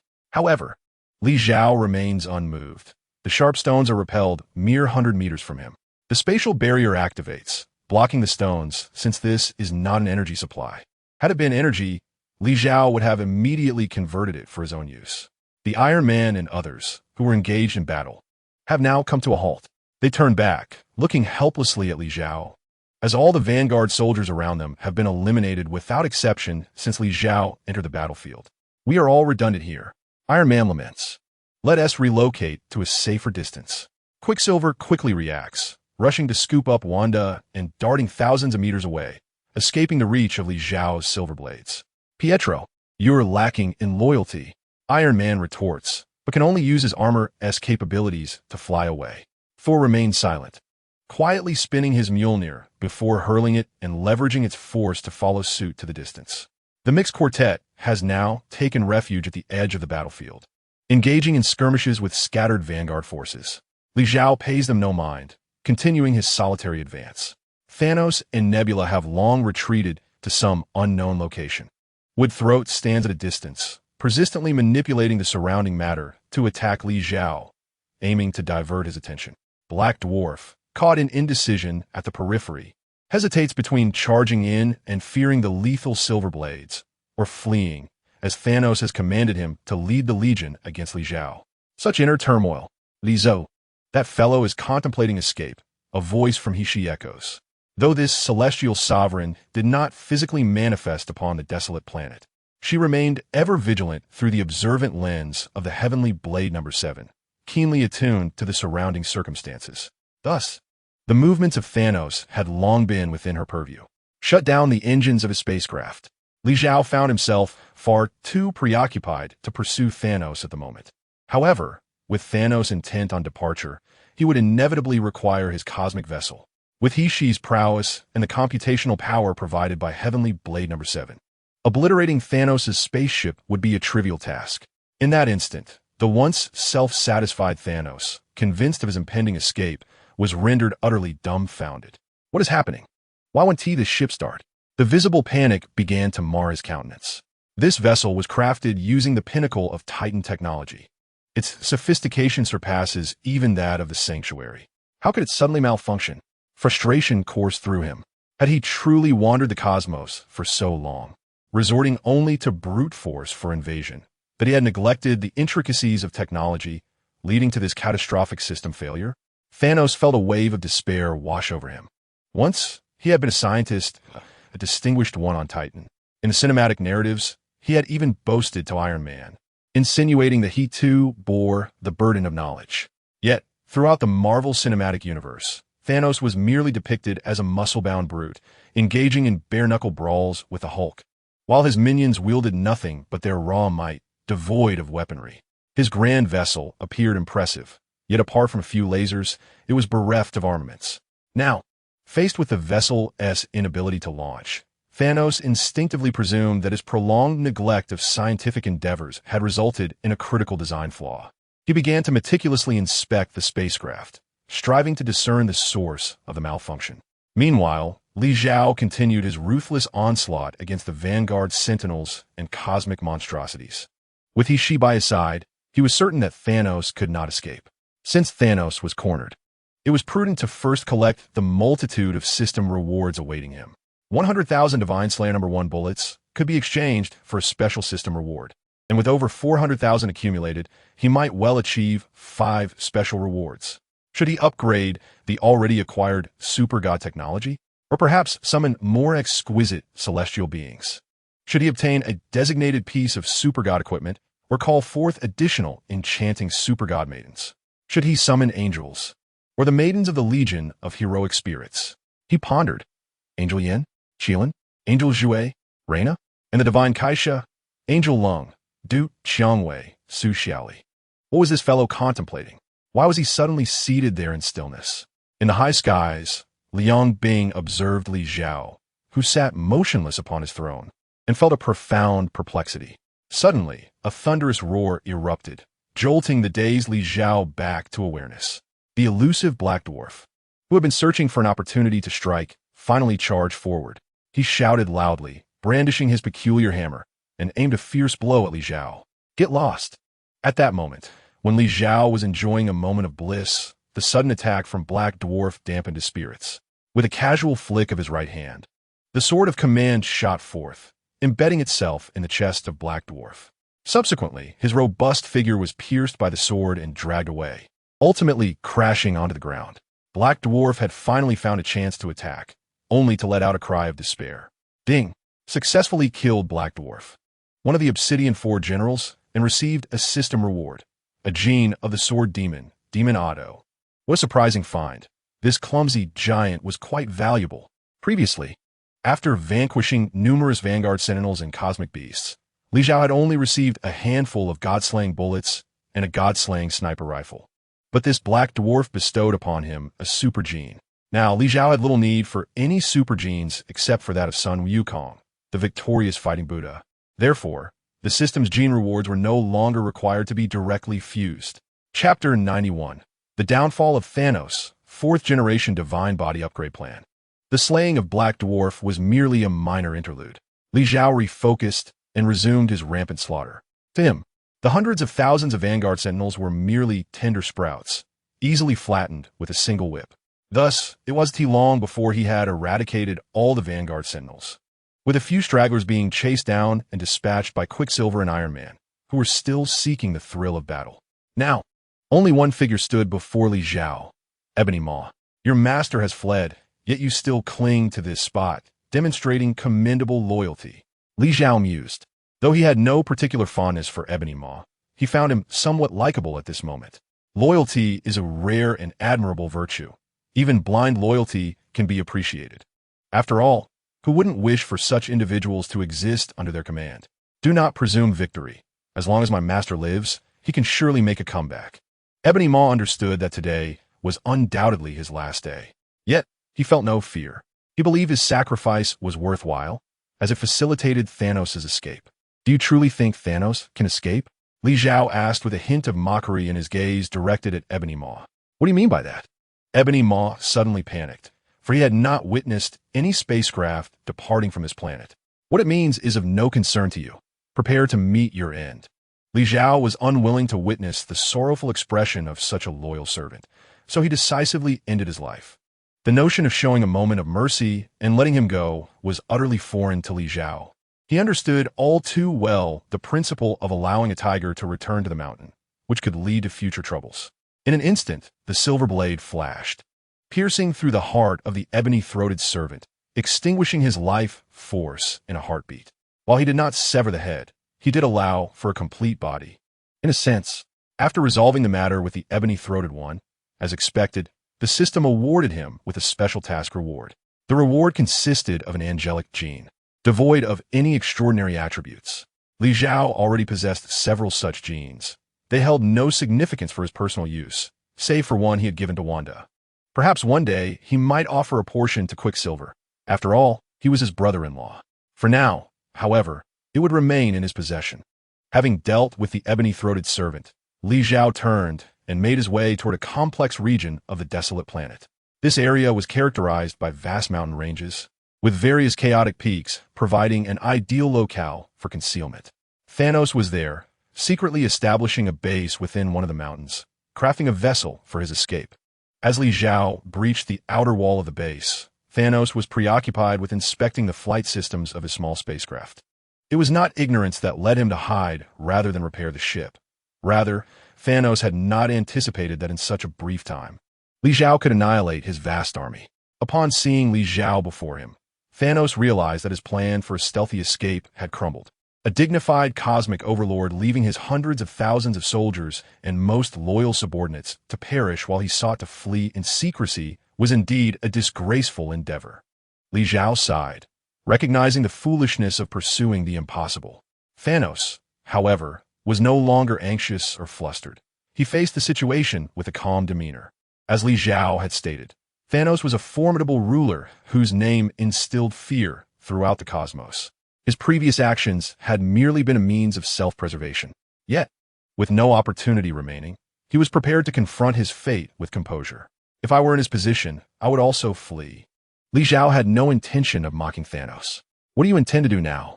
Li Zhao inquirat observing Thanos. His demise was inevitable.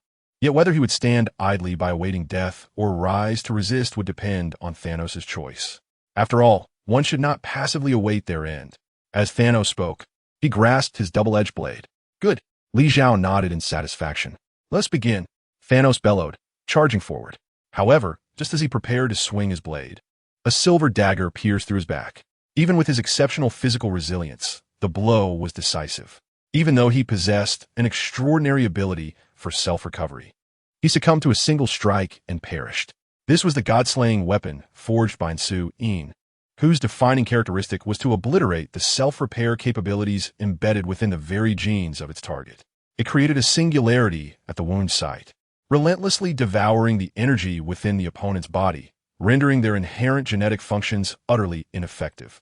In the presence of Li Zhao, Thanos' formidable strength was rendered trivial.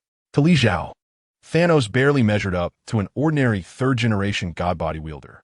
At the very least, a typical third-generation godbody not only possessed resilience, but also boasted commendable offensive capabilities, unlike Thanos, who resorted to engaging in close combat wielding a massive blade. Li Zhao raised his left hand, and a golden orb of light began to coalesce within his grasp. Once the orb had taken shape, he left it behind and turned it apart.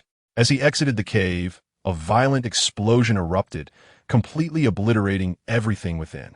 Ding! You have successfully slain the Eternal Clan's overlord, Thanos, and received a system reward, a fourth-generation godbody upgrade plan. A fourth-generation godbody upgrade plan? Li Zhao's eyes brightened instantly. His combat prowess had already reached formidable heights. Moreover, with the assistance of the Grand Clock, He Shi, and Liang Bing, he had access to a plethora of advanced technology from the supergod universe. However, his situation diverged significantly from that of a standard super warrior. Whether it was the fourth-generation god body upgraded by Liang Bing or the sacred body enhanced by He Shi, neither was suitable for application to Li Zhao. His body was a complex amalgamation of various genes, including elements from the three major god creation projects, temporal genes and thunder genes, resulting in an intricate tapestry of genetic composition. Even the divine Kaiser's body strength paled in comparison to Li Zhao's current state. Thus, despite possessing the upgrade technologies for both the fourth-generation god body and the sacred body, he found himself unable to progress. Now, the reward presented by the system evidently aimed to resolve this predicament. When unexpected delight, Li Zhao mused. He felt that Thanos' provocation had turned out to be a fortuitous stroke of luck. Not only had he provided a multitude of soldiers that yielded system rewards, but he had also unwittingly delivered the fourth-generation godbody upgrade plan directly to him. Exhilarating. Chapter 92. How was this battle fought? In the cinematic realm, Thanos stood as a quintessential representation of an era, culminating a decade of Marvel's narrative arc. Yet, in Li Zhao's hands, his fate was abruptly sealed. It must be noted that Thanos posed a significant threat to the Avengers. However, to Li Zhao, he was merely a stepping stone. Thanos' greatest advantage lay in his vast army, his profound knowledge of the Infinity Stones, and the intricate design of his strategies. He seized the opportunity to directly acquire the most potent Power Stone at the outset. Seizing the opportunity presented by the recent turmoil in Asgard, when its defenses were at their most vulnerable, he intercepted and acquired the Space Stone in the cosmos. The Reality Stone, conveniently placed in the possession of the Collector by Asgard, was practically a gift, allowing him to ambush the Guardians of the Galaxy and capture Gamora, thus discovering the whereabouts of the Soul Stone. With 4 Infinity Stones in his grasp and the Avengers on Earth embroiled in civil strife, their already diminished combat effectiveness was further compromised as they split into 2 factions. Consequently, the 6 Infinity Stones were effortlessly claimed, enabling him to execute the fateful snap that obliterated half of all life in the universe. During the events of Avengers Endgame, Thanos' task was significantly simplified. He struck unexpectedly, unleashing a barrage of lasers that disrupted the Avengers. While it appeared that Thanos was overpowering the Avengers with sheer numbers, he was, in truth, showing signs of fatigue. In a state of rage, Wanda could have subdued Thanos, and the timely arrival of Captain Marvel could have also contained him. Ultimately, it fell to Iron Man to deliver the final snap that concluded the conflict. One could argue that this was merely a narrative contrivance. Had Captain Marvel arrived sooner, or if Wanda had not been affected by the laser cannons of the beacon, she could have easily torn Thanos apart. If Captain Marvel had kept a vigilant watch over the Infinity Gauntlet and had positioned herself alongside her teammates for protection, they might have successfully defended against him. Instead, the situation devolved into a farcical struggle, with Thor, Captain America, and then Captain Marvel each attempting to wrest the gauntlet from Thanos, culminating in Iron Man standing alone. Regardless of the film's portrayal, it is evident that Thanos currently poses no threat, nor does he have the opportunity to incite chaos. The time traveler has seized the initiative, obtaining the 6 Infinity Stones ahead of schedule, with the Great Clock controlling all and Li Zhao residing aboard the Blade 7. Thanos could find no opportunity for a surprise attack. A direct confrontation was even less feasible. Did one not witness how Li Zhao single-handedly annihilated Thanos and his legion? Should Thanos launch an all-out assault, Li Zhao has the support of the Celestial King and the Apocalypse King at his side. "Wanda, have you cleared the battlefield?" Li Zhao inquired as he made his way back to Blade 7. "Yes, everyone remaining has been dealt with," came Wanda's reply. "Then let us return to Blade 7.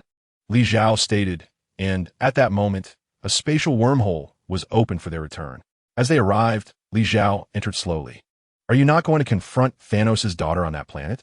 He remarked, stepping out of the Grand Hall and immediately alerting Li Zhao. "Let her be," Li Zhao responded, dismissing any further concern regarding Nebula.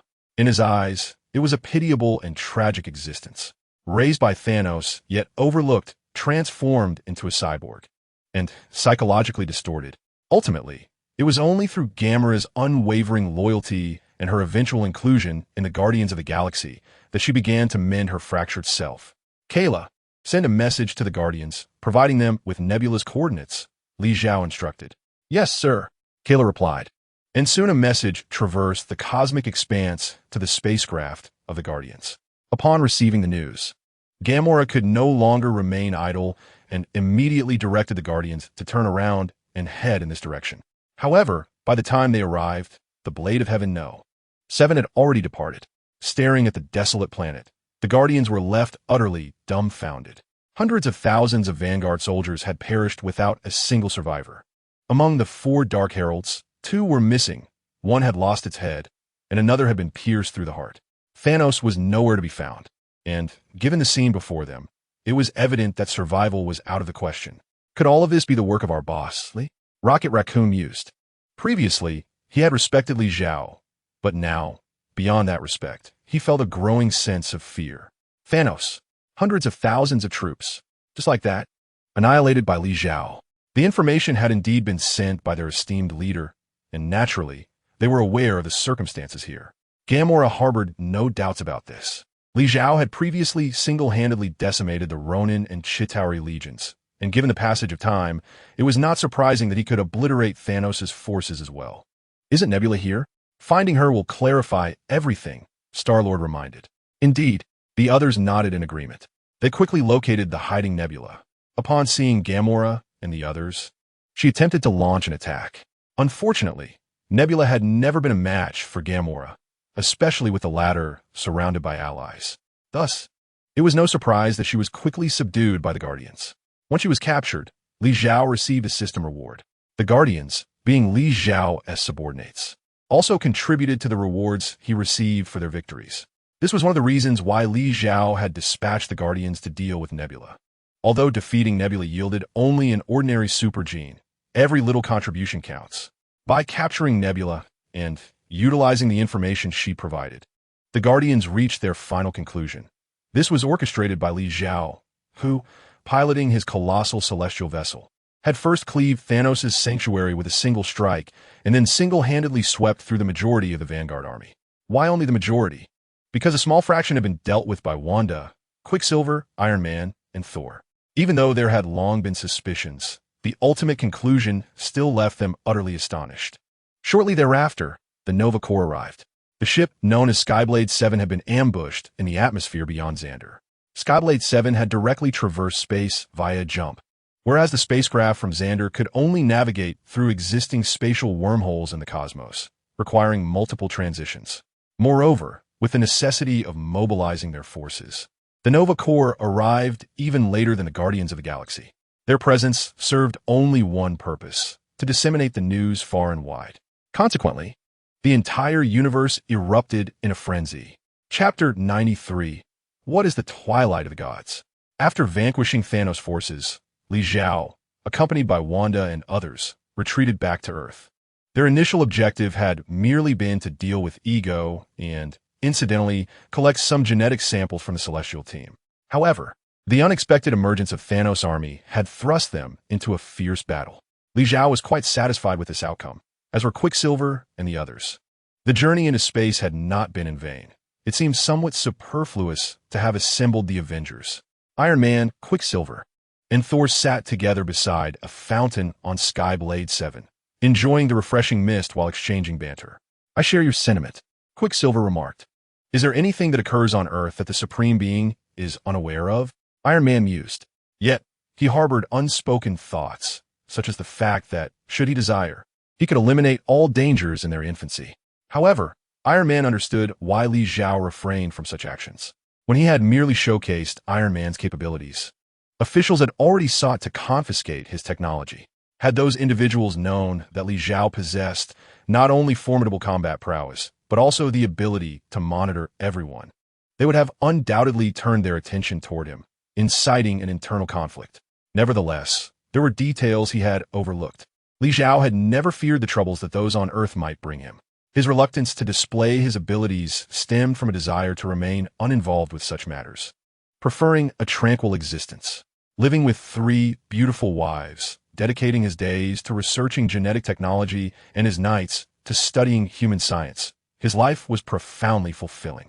Why concern himself with trivialities? I heard from Wanda that Thanos originally sought to collect the Infinity Stones, and his intention was to eliminate half of all life in the universe, Quicksilver revealed. Half of all life in the universe. Iron Man expressed his astonishment. Indeed, this man is a madman. Back on Titan, when resources were dwindling and the planet could scarcely sustain itself, he proposed to eradicate half of Titan's population to alleviate the pressure. His insane suggestion was naturally rejected by the inhabitants of Titan, leading to his own banishment. Later, when Titan succumbed to its troubles, he perceived his lack of dominance as the root cause of such an outcome. His desire to collect the Infinity Stones stemmed from a plan to indiscriminately annihilate half of humanity across the cosmos. Throughout the long years, he had instigated wars across the universe, each time resulting in the slaughter of half the population of the respective planet. With his sister Wanda by Li Zhao's side, he was always the first to receive such intelligence. Now, sharing this with Iron Man and Thor, he relished the delight of being listened to intently. It was indeed fortunate that the Supreme One took the initiative to gather the Infinity Stones beforehand. Otherwise, the population of Earth might have inexplicably dwindled by half at any moment, Iron Man quipped. I have also heard some rumors regarding Thanos, but they merely indicated that he was a tyrant of unparalleled cruelty in the universe. I never anticipated such complexities. Thor, too, was equally astonished. I have also heard that Asgard is soon to face something known as Ragnarok. Is there something amiss in Asgard? Quicksilver turned to Thor. The emergence of ether particles and the counteroffensive of the Dark Elves were matters that Li Zhao had resolved. Asgard had enjoyed a few years of peace and tranquility. However, Ragnarok, when it comes, cannot be averted. Ragnarok? Thor abruptly stood up. Indeed, I heard Wanda mention it in passing. Quicksilver nodded. At that moment, Thor felt a sudden jolt in his mind. I must return at once, he declared, stepping back several paces to create distance from the two. Please convey my regards to the Supreme One. I must take my leave. With that, he raised his mighty hammer, summoning a rainbow beam from the heavens, which enveloped him and whisked him away from the Skyblade 7 and Earth. Isn't it evident that the Supreme One was already aware of the situation here, given that the Rainbow Bridge could descend directly? Iron Man remarked. Yet he later sought out Li Zhao to relay this development. In the Grand Hall, Li Zhao listened to Iron Man's account, merely nodding in acknowledgement. I've been away for a while. It's time for me to return, Iron Man stated as he bid farewell to Li Zhao. Very well, go ahead, Li Zhao replied. Subsequently, Iron Man departed from the Skyblade 7. Quicksilver lingered for an extra day to converse with his sister about mundane matters before leaving the following day. The Skyblade 7 returned to its routine of Li Zhao and the 3 enchanting women engaging in their daily swordplay discussions. On the other side, having departed from the ship Terran No. 7, Thor, the god of thunder, returned to Asgard. He immediately sought out Odin to discuss the impending doom of Ragnarok. Perhaps due to his lack of experience with the Dark Elf invasion, Odin appeared significantly more spirited than in the films, and he had not been surreptitiously exiled to Earth by Loki. "How did you come to know about Ragnarok?" Odin inquired. "I heard it from my friends," Thor replied. "Is Ragnarok truly upon us? What precisely does it entail?" Thor pressed on, his concern for Asgard evident, fearing that it might soon face catastrophe. "On a future day, the fire giant Surtur shall wield the sword of flames and utterly obliterate Asgard," Odin proclaimed, though his words seemed rather perfunctory. The notion that Surtur would destroy Asgard was well documented in mythological texts, and Thor had heard such tales before. Yet, he believed that the fire giant would never have the opportunity to accomplish such a feat. The eternal flame was safeguarded within Asgard. The current Surtur had lost his most formidable powers and was merely a defeated wretch, hiding on the fire planet. "Child, the truth of Ragnarok is something you must discover for yourself." Odin clearly had no intention of revealing Hela's involvement to Thor at that moment. "Very well, I shall seek out the fire giant," Thor declared without hesitation and promptly turned to leave the Grand Hall. He made his way to the Bifrost, activating the passage and departing directly. Odin, seated upon his throne, observed his son's departure with a peculiar expression. Chapter 94. Odin's secret visit on Earth. Ebor Tianren número 7. "My king, a secret directive wishes to pay you a visit." Kyra appeared behind Li Zhao. "A secret directive?" Li Zhao turned in surprise. Few in the Marvel Cinematic Universe could send a secret message to Kyra. "Currently, I cannot pinpoint their exact location, but they have expressed a desire to meet you," Kyra replied. "Very well, let them come to the Grand Hall." Li Zhao felt a surge of curiosity about who wished to see him. He utilized a micro-wormhole to transport himself to the throne aboard Tianren number 7. Moments later, a figure materialized in the hall, clad in golden armor and wielding a golden spear. There could be no doubt that this was Odin. "Is it truly you?" Li Zhao exclaimed, taken aback by Odin's sudden appearance. "Yes, it is I," Odin responded with an air of nonchalance, as if this were the simplest of matters. "The All-Father of Asgard. You quietly send me a message and come to see me unannounced. Surely, there must be a reason for your visit." Li Zhao did not believe that someone of Odin's stature would come to him merely for idle conversation. "Ragnarok," Odin uttered but 4 words, yet from these, Li Zhao gleaned the purpose of his visit. "Please have a seat." With a wave of his hand, a chair gracefully materialized before Odin. Almost immediately, a stone table appeared, and Li Zhao descended from his throne to sit opposite Odin. The table was adorned with a variety of delicacies and fine teas. He was not one to uphold pretenses. Since Odin was not there to cause him trouble, he decided to adopt a more congenial demeanor. "You intentionally disclosed the events of Ragnarok to Thor, did you not?" Upon witnessing Li Zhao's courteousness, Odin's tense demeanor relaxed considerably, and he set down his eternal spear. It was essential for him to remind Odin, who might risk losing everything, to refer to him as master. As Li Zhao spoke, he poured tea for Odin. Indeed, had he been informed sooner, he could have adequately prepared. Odin lifted the teacup and took a delicate sip. The tea, which was meant to be fragrant, tasted unexpectedly bitter to him. "Do you wish to conceal your most unflattering aspect from your son?" Li Zhao understood that no father would desire to see his magnificent and noble image suddenly transform into that of a ruthless villain in his son's eyes. Over the course of a millennium, Odin had carefully crafted his persona as the merciful, great, and resplendent father of the gods. Yet, the Odin of your had waged numerous wars for power, strength, and desire. Hela, under his influence, had become the embodiment of ambition and insatiable longing as the goddess of death. The once noble Valkyries had been ruthlessly decimated under his sway. Though Asgard appeared to have reached unprecedented splendor due to his influence, its martial prowess had been depleted by his own hand. "I merely wish for Thor to enjoy a few more carefree years." Odin did not acknowledge Li Zhao's assertion, yet his expression betrayed his innermost thoughts. Li Zhao chose not to confront him further. "How much longer do you have?" Li Zhao inquired. Given the current circumstances, he estimated 2 to 3 years remained. Odin's physical condition had indeed improved significantly. However, the lifespan of his guardians, despite some variance, generally approached a maximum of 5,000 years. Li Zhao felt a sense of helplessness regarding this matter. In films, for the sake of narrative coherence, they had forced a character who had existed for millions of years, one who had once stood against the pantheon of gods, albeit with considerable injury, into the role of a false god limited to a mere 5,000 years of life.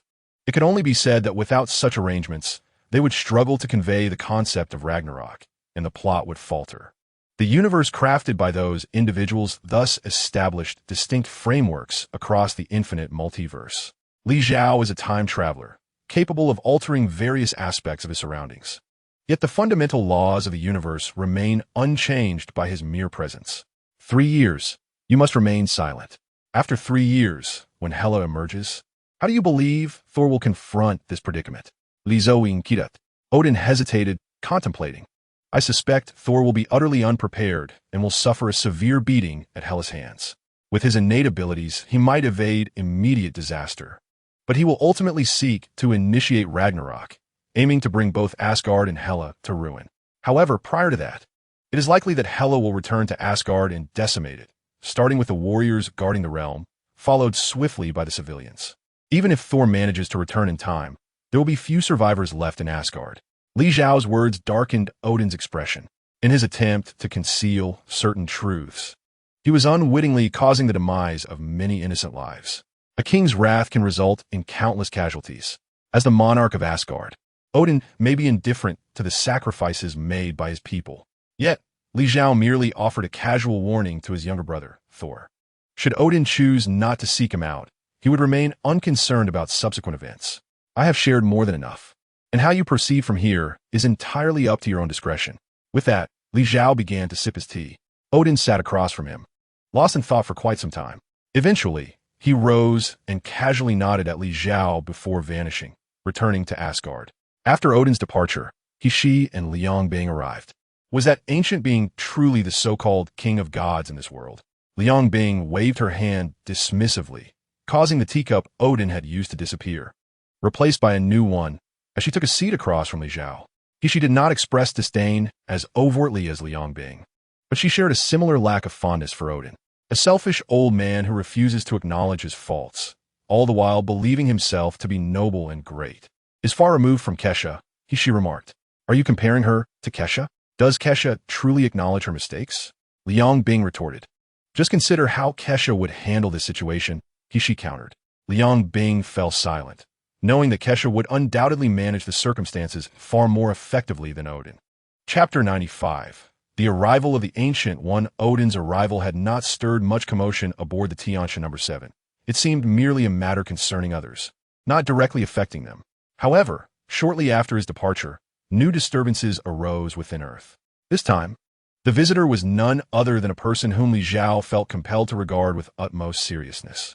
What brings you here, master? He inquired. Indeed, the person who had arrived was Gui. Perhaps due to the passage of time and the increasing familiarity Li Xiao had developed with his life here, he rarely addressed Gui as master anymore. Caecilius has defected, although Li Xiao's call of master initially brought Gui joy. The nature of her visit, prompted by Caecilius's betrayal, dampened her spirits. Why torment yourself over something you already knew? Li Xiao consoled her. Indeed, it was something I was already aware of. As the supreme sorcerer, Li Xiao possessed the Time Stone, which had allowed him glimpses into future events. Gui had once safeguarded the Time Stone and even foresaw the emergence of Doctor Strange, dedicating herself to absorbing energy from the dark dimension to extend her lifespan while awaiting his arrival. Thus, it was impossible for Gui to be unaware of Caecilius's impending treachery.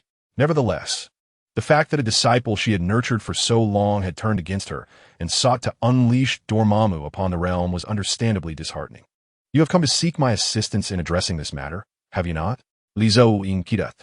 Originally, Strange could have managed the situation, but with the Time Stone now in your possession, he lacks the means to confront Dormammu, Gui explained. Her implication was clear. She had not intended to visit, but with her new apprentice deprived of the most formidable weapon, it fell to Li Xiao, her senior, to intervene. Given Li Xiao's current prowess, resolving this issue would undoubtedly be a straightforward task that is easily remedied. I shall retrieve the Time Stone and return it to Agamotto, so that you may take it back to him, Li Xiao declared, gesturing as if to retrieve the Time Stone. Gui, observing this, was momentarily taken aback, her earlier gloom dissipating. After a brief moment, she realized that Li Xiao was teasing her, prompting a smile to grace her lips. Ah, it's only been 2 or 3 years, and you're already jesting with your master, she chided, though her smile betrayed her amusement. Indeed, Lizo Chocolat. This is but a trivial matter. I shall soon locate Caecilius and his band of miscreants to ensure their annihilation. You need not remain so glum. Actually, I would prefer you to wait a while before taking action, until Dormammu's invasion of Earth, Gu-E suggested. Surely, you do not intend to sacrifice yourself merely to ignite the spirit of that young fellow. Strange? Although his time with the Ancient One had been limited, he nonetheless referred to her as his teacher. The notion of his mentor sacrificing herself for the likes of Doctor Strange compelled him to adopt a more assertive stance. Just wait. I shall summon Strange and give him a thorough thrashing to see if he possesses any fighting spirit. As he spoke, he conjured a spatial wormhole, clearly intending to confront Strange. No, I do not plan to sacrifice myself, the Ancient One interjected swiftly. Are you truly certain? Li Zhao regarded her with skepticism. Indeed, the Ancient One affirmed with a nod. Nevertheless, I remain unconvinced. Li Zhao prepared to depart. I assure you, I merely wish to assess the defensive state of the three sanctums and allow Strange to endure some trials. The Ancient One stepped forward to block his path. Very well. Observing her earnest demeanor, Li Zhao acquiesced. For now, you shall remain here with me. Let them manage matters in Camartage on their own. He returned to his seat, clearly intent on keeping the Ancient One within his sight. She understood his apprehension. He feared she might revert to the original timeline. Although she felt somewhat resigned, she had no choice but to comply.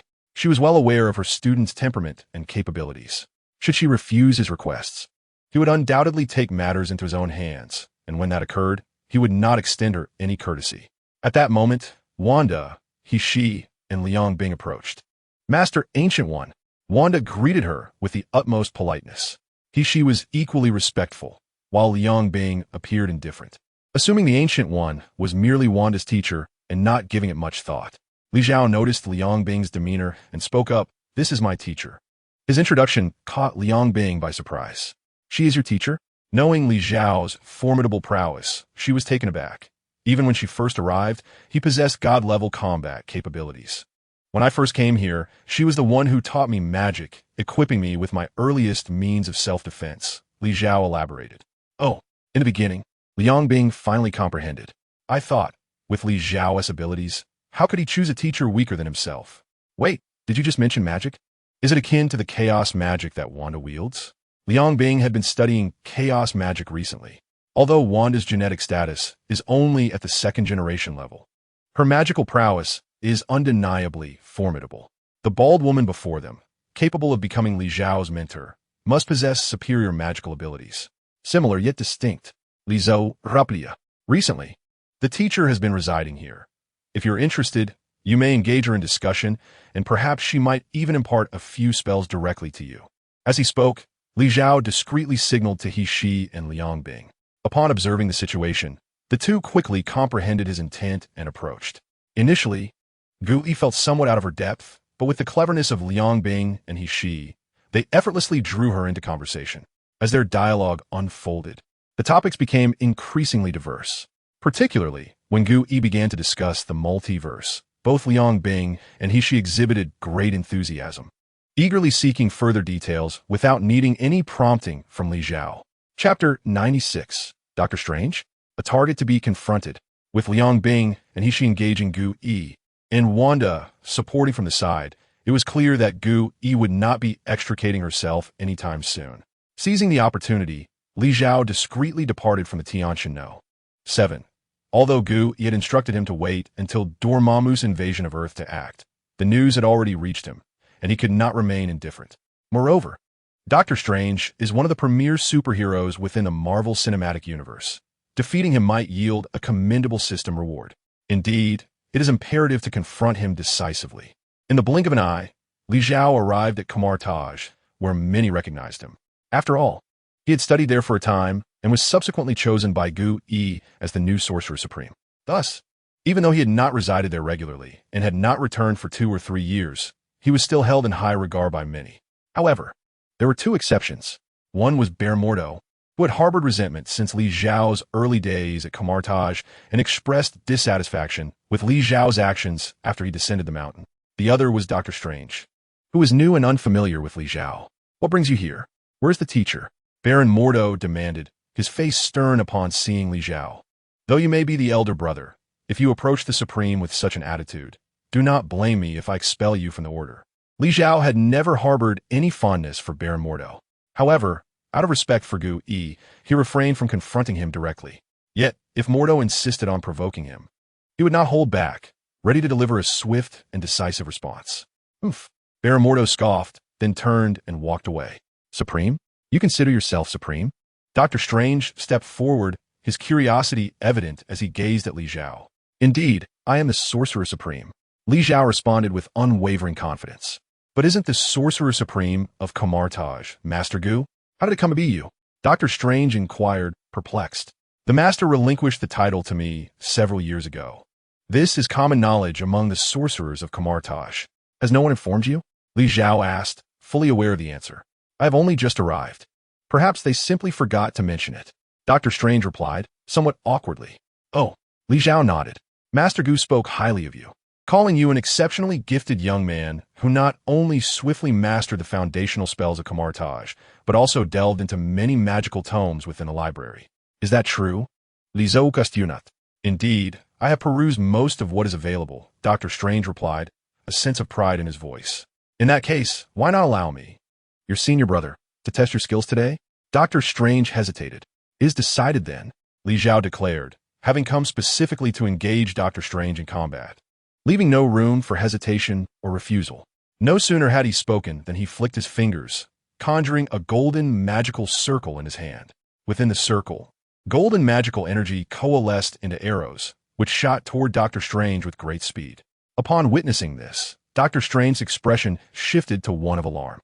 However, being favored by Master Gu, he possessed not only great magical talent, but also quick reflexes. With Li Zhao deliberately holding back, he seized the opportunity to defend himself. He spread his arms wide, his fingers dancing with intricate gestures to summon a shield before him. The shield materialized just in time to deflect Li Zhao's magical arrows. This spectacle caused many sorcerers nearby to retreat hastily, taking up positions at the edges, with some even producing snacks to enjoy the unfolding drama. Li Zhao, undeterred by the deflection of his arrows, casually raised his left hand, summoning a magical chain that erupted from beneath Dr. Strange's feet, ensnaring one of his legs. Realizing he was bound, Dr. Strange hastily attempted to perform counterspells to free himself. Yet in the next instant, the chain yanked violently, lifting him into the air, leaving him suspended upside down. Li Zhao conjured a golden whip formed of magic in his right hand. With a swift crack, he lashed it towards Dr. Strange. Just as Dr. Strange sought to summon his magical shield for defense, he found himself unable to complete the incantation before another magical circle appeared in Li Zhao's hand, descending upon him with the intent to seal his ability to cast spells. Dr. Strange had encountered this peculiar magical technique before. However, when he perused the spellbook, he distinctly remembered that the magic circle was intricate, demanding prior arrangements and the execution of numerous sigils to manifest. How could Li Zhao conjure it with just a flick of his wrist? Before he could ponder the reason, the magical whip descended upon him with a resounding crack. A sharp pain surged through Dr. Strange's body, causing him to gasp sharply. Ouch! The whip continued to strike, each lash landing with precision upon Dr. Strange. The onlookers gasped in horror. Brother, I concede. I surrender. Please spare me. Dr. Strange hastily admitted defeat, pleading for mercy. At that moment, Li Zhao received a notification from the system. Ding.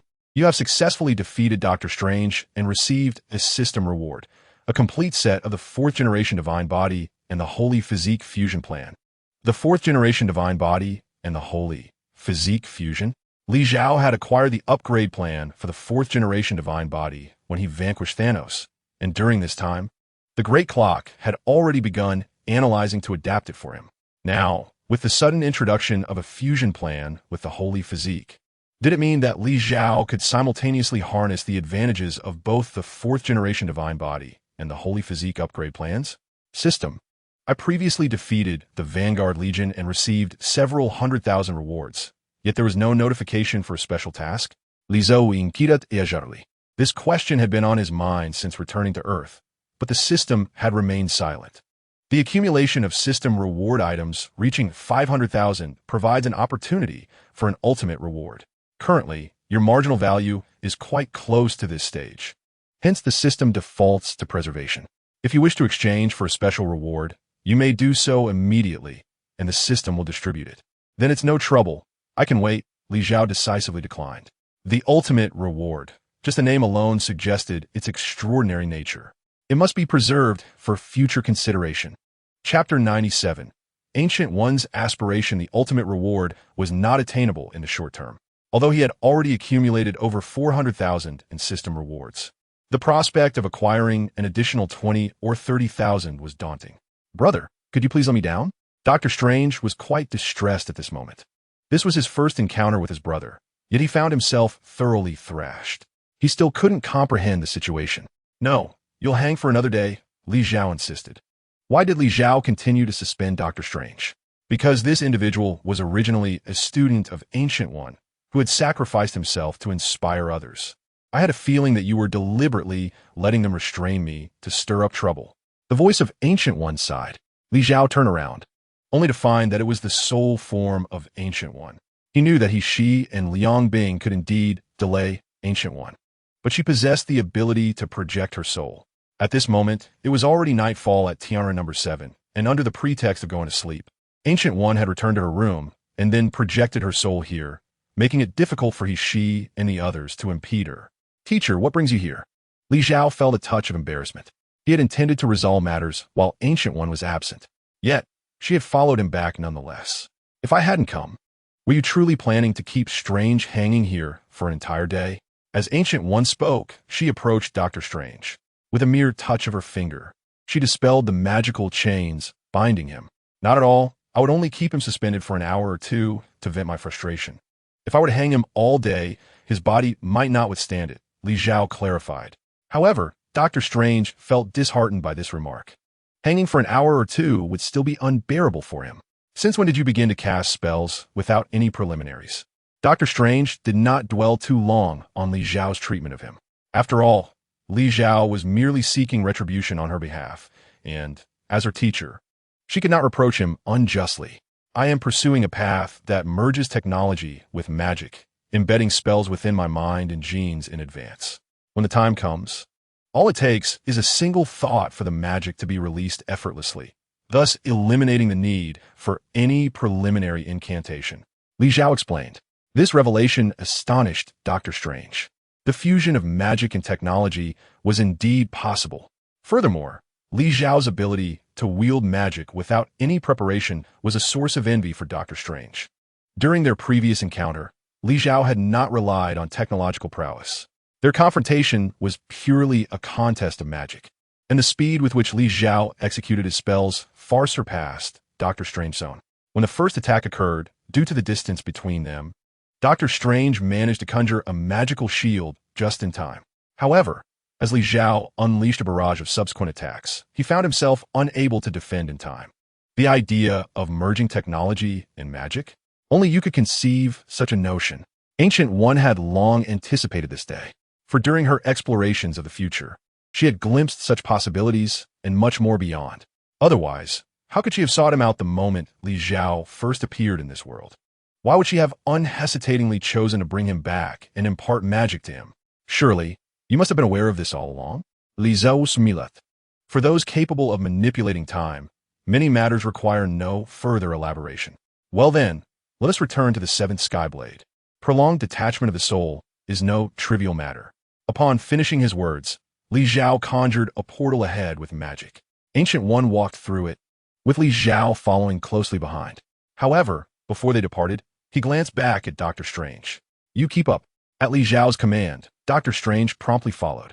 Crossing through the portal, they found themselves at the seventh Skyblade, now enveloped in night. Ancient One returned to her chamber, restoring the unity of her soul and body before rejoining Li Xiao.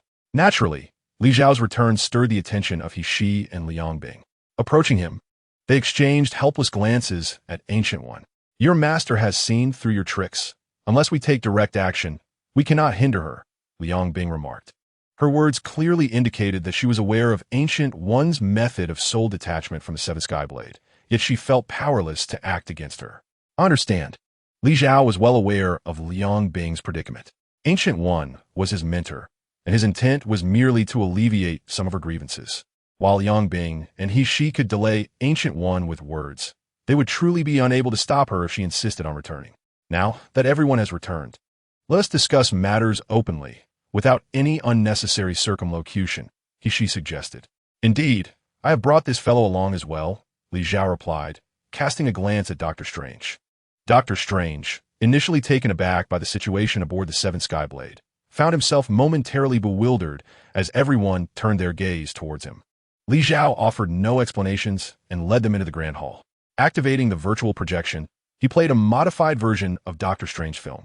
Certain events that Dr. Strange had already experienced were summarized, while details regarding Li Zhao were incorporated, particularly emphasizing Ancient One's intention to sacrifice herself to help Dr. Strange comprehend the significance of safeguarding the reality dimension.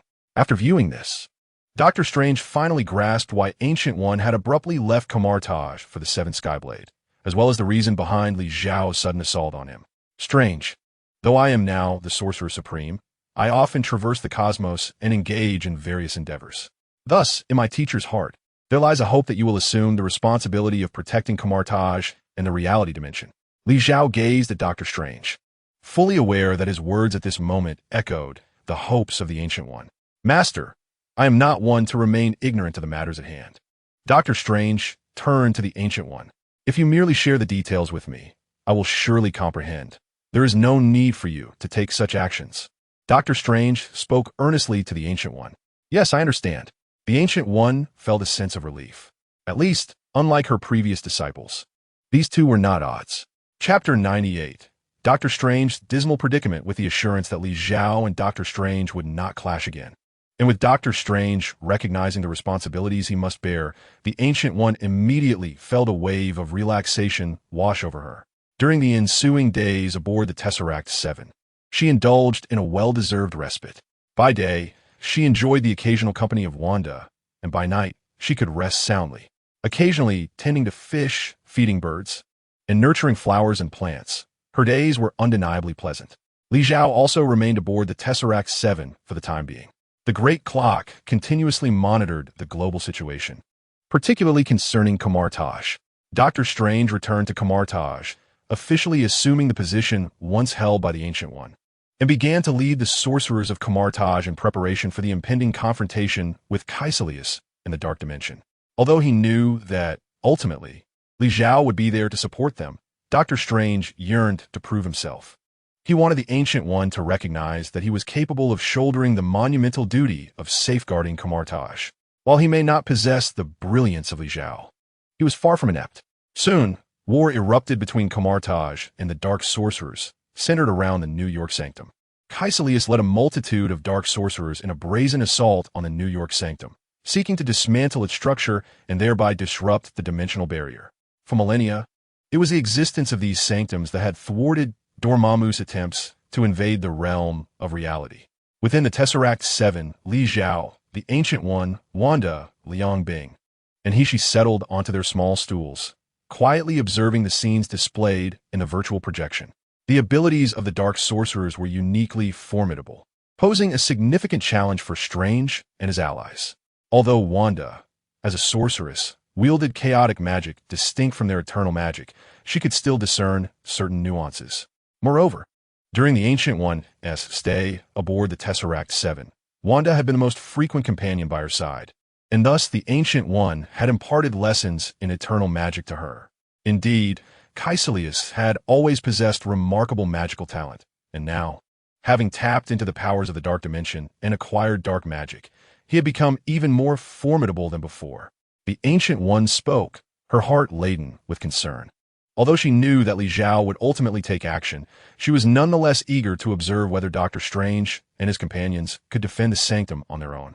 Yet, deep down, her heart was laden with concern. The crux of the matter lay in the discord among the ranks. Otherwise, they would not lack the capability to fight. What Li Zhao perceived diverged from Wanda's and the Ancient One's perspectives. While Strange possessed formidable magical talent, he remained a novice at Camartage, lacking the necessary prestige. The individual known as Baron Mordo had utterly disregarded Strange's commands, and even upon reaching the battlefield, he merely went through the motions without exerting genuine effort. As Li Xiao spoke, all eyes turned toward Baron Mordo. Indeed, he was ensconced in a corner, seemingly engaged in a duel with a dark sorcerer. However, the spells he employed were distinctly low-level and pedestrian, and his attacks appeared haphazard. Were the opposing dark sorcerer similarly inept, it might have gone unnoticed. Yet, the adversary was evidently pouring every ounce of effort into their onslaught, unleashing a plethora of potent spells. In such circumstances, Baron Mordo was able to effortlessly defend himself, occasionally feigning a counterattack. Had he applied himself, even slightly, he could have easily vanquished that dark sorcerer, even if the opponent's dark magic made them difficult to kill. Subduing them would be quite manageable. By defeating this dark sorcerer, he could swiftly provide support to others, thereby shifting the tide of battle in favor of Camartage. Yet, in this very moment, Baron Mordo chose to coast, exhibiting a blatant lack of effort, seemingly content to watch Dr. Strange falter. I had always placed my trust in Mordo. He had handled magical incidents adeptly in the past. Yet now, alas, the Ancient One sighed deeply, feeling disheartened by the outcome. She had taken on 4 students in total, and of the first 2, one had openly betrayed her while the other conspired behind her back, leaving her feeling utterly drained. Fear not. Once this crisis concludes, I shall ensure that this unfilial student is dealt with severely, Li Xiao gently reassured her. Meanwhile, the virtual projection of the battle came to an abrupt halt. Due to the lack of genuine effort from Baron Mordo, the defenses of the New York Sanctum ultimately crumbled. Dr. Strange, accompanied by the surviving sorcerers, sought to pursue the retreating dark sorcerers, but their greatest advantage lay in their resilience. Influenced by the powers of dark magic, their bodies were not easily vanquished. They would rather endure the onslaught of Camartage sorcerers than hesitate to withdraw, rendering them impossible to intercept. In stark contrast, Dr. Strange faced not only the destruction of the Sanctum, but also the loss of several sorcerers in battle, culminating in a resounding defeat. These dark sorcerers are truly formidable. Baron Mordo lamented upon returning to Dr. Strange's side. They have acquired the power of the dark dimension, transforming themselves into immortal beings. Our magic proves ineffective against them, as Dr. Strange laments. Furthermore, it is evident that he remains unaware of the traitorous nature of Baron Mordo, who stands beside him. The fact that Eternity was once able to expel Dormammu from the realm of reality and establish this sanctuary to prevent his invasion indicates that our magic can indeed counter them. We simply have yet to discover the means to do so. Wong approached Dr. Strange, sharing his insights. I'm aware of this, he stated. Dr. Strange, of course, could not be oblivious to the situation.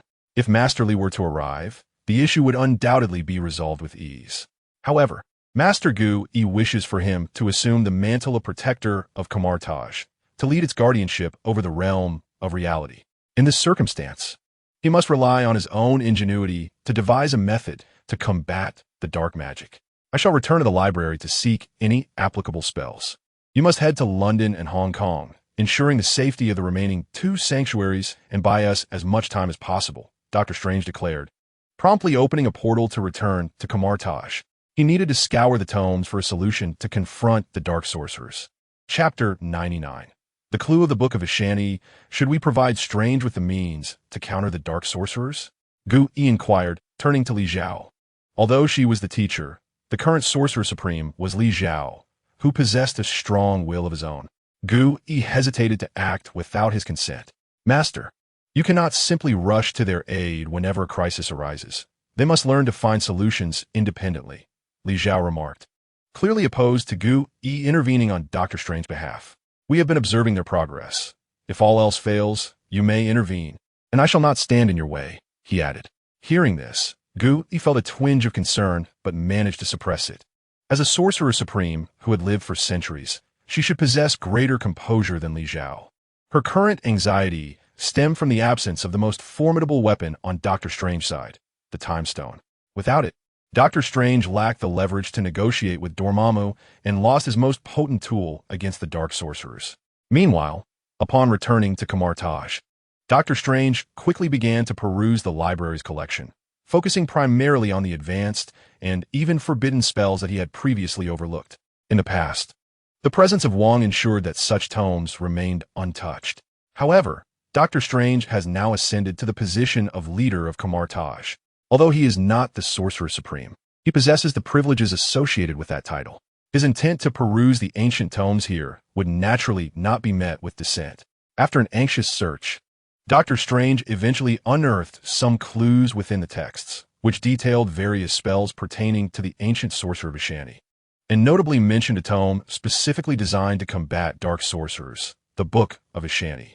Upon discovering this, Doctor Strange felt an exhilarating surge of excitement, eagerly yearning to ascertain the whereabouts of the Book of Vishani in hopes of uncovering further spells to counter dark sorcerers.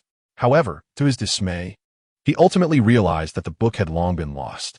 Not only was it absent from the library of Kamar-Taj, but throughout the ages. No one had laid eyes on this magical manuscript, leaving its current location shrouded in mystery. The Book of Vishani, the most powerful tome of white magic, has always been regarded as the most formidable treasure among sorcerers, yet it vanished shortly after its creation by Vishani himself. The Ancient One was also aware of the Book of Vishani, having herself endeavored to seek it out. The tome resides within the interstices of the multiverse, and with the right clues, it can be located. Surely, over the centuries, you must have encountered some leads, right? Li Zhao gazed at the Ancient One, understanding that his mentor must possess some knowledge. In her quest to prolong her life in anticipation of strange emergence, she had absorbed energy from the dark dimension, rendering her, in a sense, a dark sorceress. The Ancient One implied that her status as a dark sorceress precluded her from wielding the Book of Vishani. However, this indirectly indicated that she indeed possessed knowledge of its whereabouts, perhaps having known all along but chosen not to pursue it.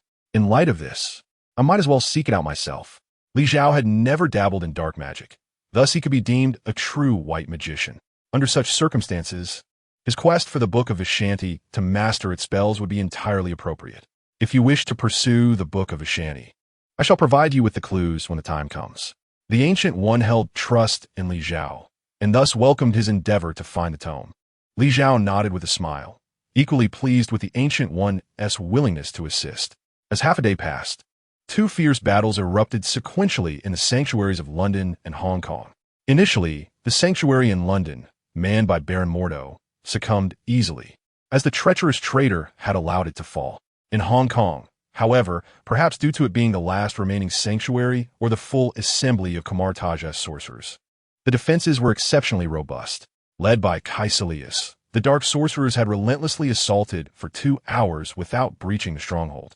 At a crucial moment, Doctor Strange arrived just in time. Have you found a way to deal with them? Wong breathed a sigh of relief upon seeing Doctor Strange. Yes, I have discovered some methods, Doctor Strange replied with a nod. Although he had not located the Book of Vishani, he had indeed found some simple techniques for countering dark sorcerers within the texts that referenced it. Let's act swiftly, or we shall be unable to withstand this any longer.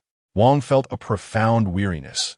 He had initially been merely a librarian at Kamar-Taj, yet now he found himself among the primary defenders of the sanctum, bearing a considerable burden. Let us give it our utmost effort. Doctor Strange felt helpless, having only recently become a sorcerer. Despite his talent and diligence in learning various spells at Kamar-Taj, he still lacked sufficient power. The dark sorcerers had already breached the final sanctum, and if it were to fall, the dark Lord Dormammu would descend upon them. Although he was aware that his senior brother, Li, would be watching and would intervene against Dormammu when the time came, he yearned to prove himself and hoped to resolve the matter through his own efforts. Strange, you are merely a pitiful pawn, deceived by the Ancient One, and you dare to obstruct me? Caecilius boasted arrogantly. As the sanctum was being destroyed, the energy from the dark dimension would further infiltrate the realm of reality, enhancing the power of the dark sorcerers. At this moment, Caecilius felt unafraid of anyone, even the Ancient One. He longed to confront her directly. A pitiful pawn? Who is truly the pitiful one? Do you not understand your own condition? Doctor Strange felt weary at heart. How could Caecilius perceive himself as a victim? Did he not realize he was slowly transforming into a creature devoid of reason and humanity? Yet, it was somewhat understandable. Had Caecilius possessed any wisdom, he would not have betrayed the Ancient One, becoming a mere pawn of the dark Lord Dormammu, toiling in the realm of reality for him. Once the sanctum falls and the Dark Lord arrives, you will comprehend the depths of your foolishness, Caecilius declared, and behind him, the dark sorcerers charged forth once more. Chapter 100. Confrontation with Dormammu. As the dark sorcerers launched their assault, the magicians of Camartage rose to counterattack. Both sides found themselves locked in a fierce struggle. Yet, as Caecilius had stated, the dark sorcerers had become significantly stronger due to the destruction of two sanctums, drawing inexhaustible energy from the dark dimension. Though Doctor Strange had mastered some spells to counter the dark sorcerers, he now found himself overwhelmed. Alas, upon witnessing the unfolding events, Ancient One could only let out a long sigh. At this juncture, there was no room left for subtlety. She turned her gaze towards Li Zhao, now hoping that he would take action. I understand. Li Zhao nodded, yet he remained still. He sat there, as steady as a mountain, quietly observing the virtual projection. He watched as the dark sorcerer breached the sanctum, witnessing the destruction of its sacred layout. Ultimately, Doctor Strange and his companions had failed to protect the sanctum. With the sanctum compromised, a thick wave of dark energy began to seep out, gradually engulfing the entire structure. In her urgency, Ancient One turned to Li Zhao again, only to find him vanished. Her student had waited until the sanctum was breached and Dormammu had officially invaded the realm of reality before making his move. Outside the sanctum, Doctor Strange gazed at the encroaching mist, despondent. He had exerted immense effort, even risking everything, yet had been unable to thwart the impending doom. What you have accomplished thus far is commendable, Li Zhao's voice resonated from behind. The other members of Camartage were taken aback, but Doctor Strange had anticipated this. He knew that if he faltered, his senior brother would undoubtedly come to remedy the situation. I am powerless now. It is up to you, Doctor Strange said helplessly. Indeed, Li Zhao affirmed with a nod. He began to ascend into the mist, gradually dissolving into its depths. Within the fog, it was not a realm of confusion, but rather a completely different world. Not far ahead, a colossal figure was approaching, Dormammu, the ruler of the dark dimension. Beneath Li Zhao, a massive black sword materialized, upon which he seated himself, quietly awaiting Dormammu's arrival. Initially elated by the destruction of the sanctum, seeing it as an opportunity to invade reality, Dormammu abruptly halted upon spotting Li Zhao before him. Who are you? He inquired. For reasons unknown, he sensed that this human was anything but ordinary. The Sorcerer Supreme. Li Zhao replied effortlessly. This was not merely due to his previous actions under that title, but because he now embodied the essence of the Sorcerer Supreme. As Ancient One's student, wielding the Time Stone and the Eye of Agamotto, and having mastered all the magic of Camartage, who else could he be but the Sorcerer Supreme? Isn't the Sorcerer Supreme called Doctor Strange? Dormammu remarked, somewhat bewildered. According to his intelligence, the mantle of Ancient One should have been inherited by Stephen Strange, known as Doctor Strange. Yet the individual before him was clearly not that person. Doctor Strange is the guardian of Camartage, while I embody the guardian of dimensions. Do you comprehend this distinction? Li Zhao ascended to the rank of Sorcerer Supreme. Yet he harbored no desire to become the administrator of various affairs, which is why the Ancient One entrusted her legacy to Doctor Strange, allowing him to remain at Camartage. However, the safety of the dimensions is a responsibility he cannot neglect, for Li Zhao now resides within this reality. Should this realm fall prey to an invasion by Dormammu and be subjugated by him, would not Li Zhao's idyllic existence come to an abrupt end? Thus, you have come here today with the intent to thwart me? Dormammu's gaze hardened, and an intense aura of menace erupted from within him. If I merely sought to obstruct you, you would have no chance to open the dimensional portal. Li Zhao Asarta. Then what is the true purpose of your presence here? Do you wish to seize the power of my dark dimension and attain eternal life? The followers of Caecilius outside are driven by that very ambition to curry favor with me. No, I wish to either vanquish you or be vanquished by you. Li Zhao rested his chin on his right hand, gazing at Dormammu with profound intent. Among the myriad characters in the Marvel Cinematic Universe, the only one who evokes a sense of trepidation in Li Zhao is this very Dormammu. He had fortified himself with the Time Stone, ensuring that upon his demise, he would revert to the moment he entered this timeline. In such circumstances, he was eager to gauge the extent of his prowess against these multiversal titans. Do you wish to challenge me? Dormammu was taken aback. Indeed, Li Zhao responded, laughter escaping him. Dormammu chuckled at the audacity of the man before him. as well as at the Ancient One's choice in selecting such a successor. Who is Dormammu? He is the supreme sovereign of the Dark Dimension, a being that even those self-proclaimed cosmic overseers, the Celestials, must regard with caution. The fact that this mere human dares to challenge him is a sign of utter folly. Are you mocking me? Do you believe I am unaware of my own limitations? Li Xiao maintained his smile, unperturbed by the implication of ignorance. Although he had yet to ascend to the latest fourth-generation combination of divine body and sacred form, his innate genetic abilities rank among the pinnacle within the super-god cosmos. With such a foundation, coupled with the support of the Grand Clock and 6 Infinity Stones providing algorithms and energy, Li Xiao felt no inferiority in comparison to Dormammu. You still possess a modicum of self-awareness, Dormammu remarked, his tone laced with derision. Huh. Li Xiao chuckled lightly, gesturing forward with his right hand. The great black sword upon which he sat soared towards Dormammu with swiftness. Amidst the laughter, Dormammu's expression shifted as he beheld the colossal sword hurtling towards him.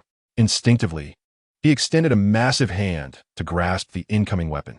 However, when the two forces collided, he was met with an unexpected outcome. The black sword pierced through his hand, its formidable power disintegrating his palm into countless particles of dust. Although Dormammu was capable of quickly restoring his hand through his own abilities, this encounter with Li Xiao made him acutely aware that his strength could indeed be countered by this human, who possessed extraordinary power. Chapter 101. Li Xiao's full might. Li Xiao's strike shattered Dormammu's defenses, an eventuality that caught the latter completely off guard.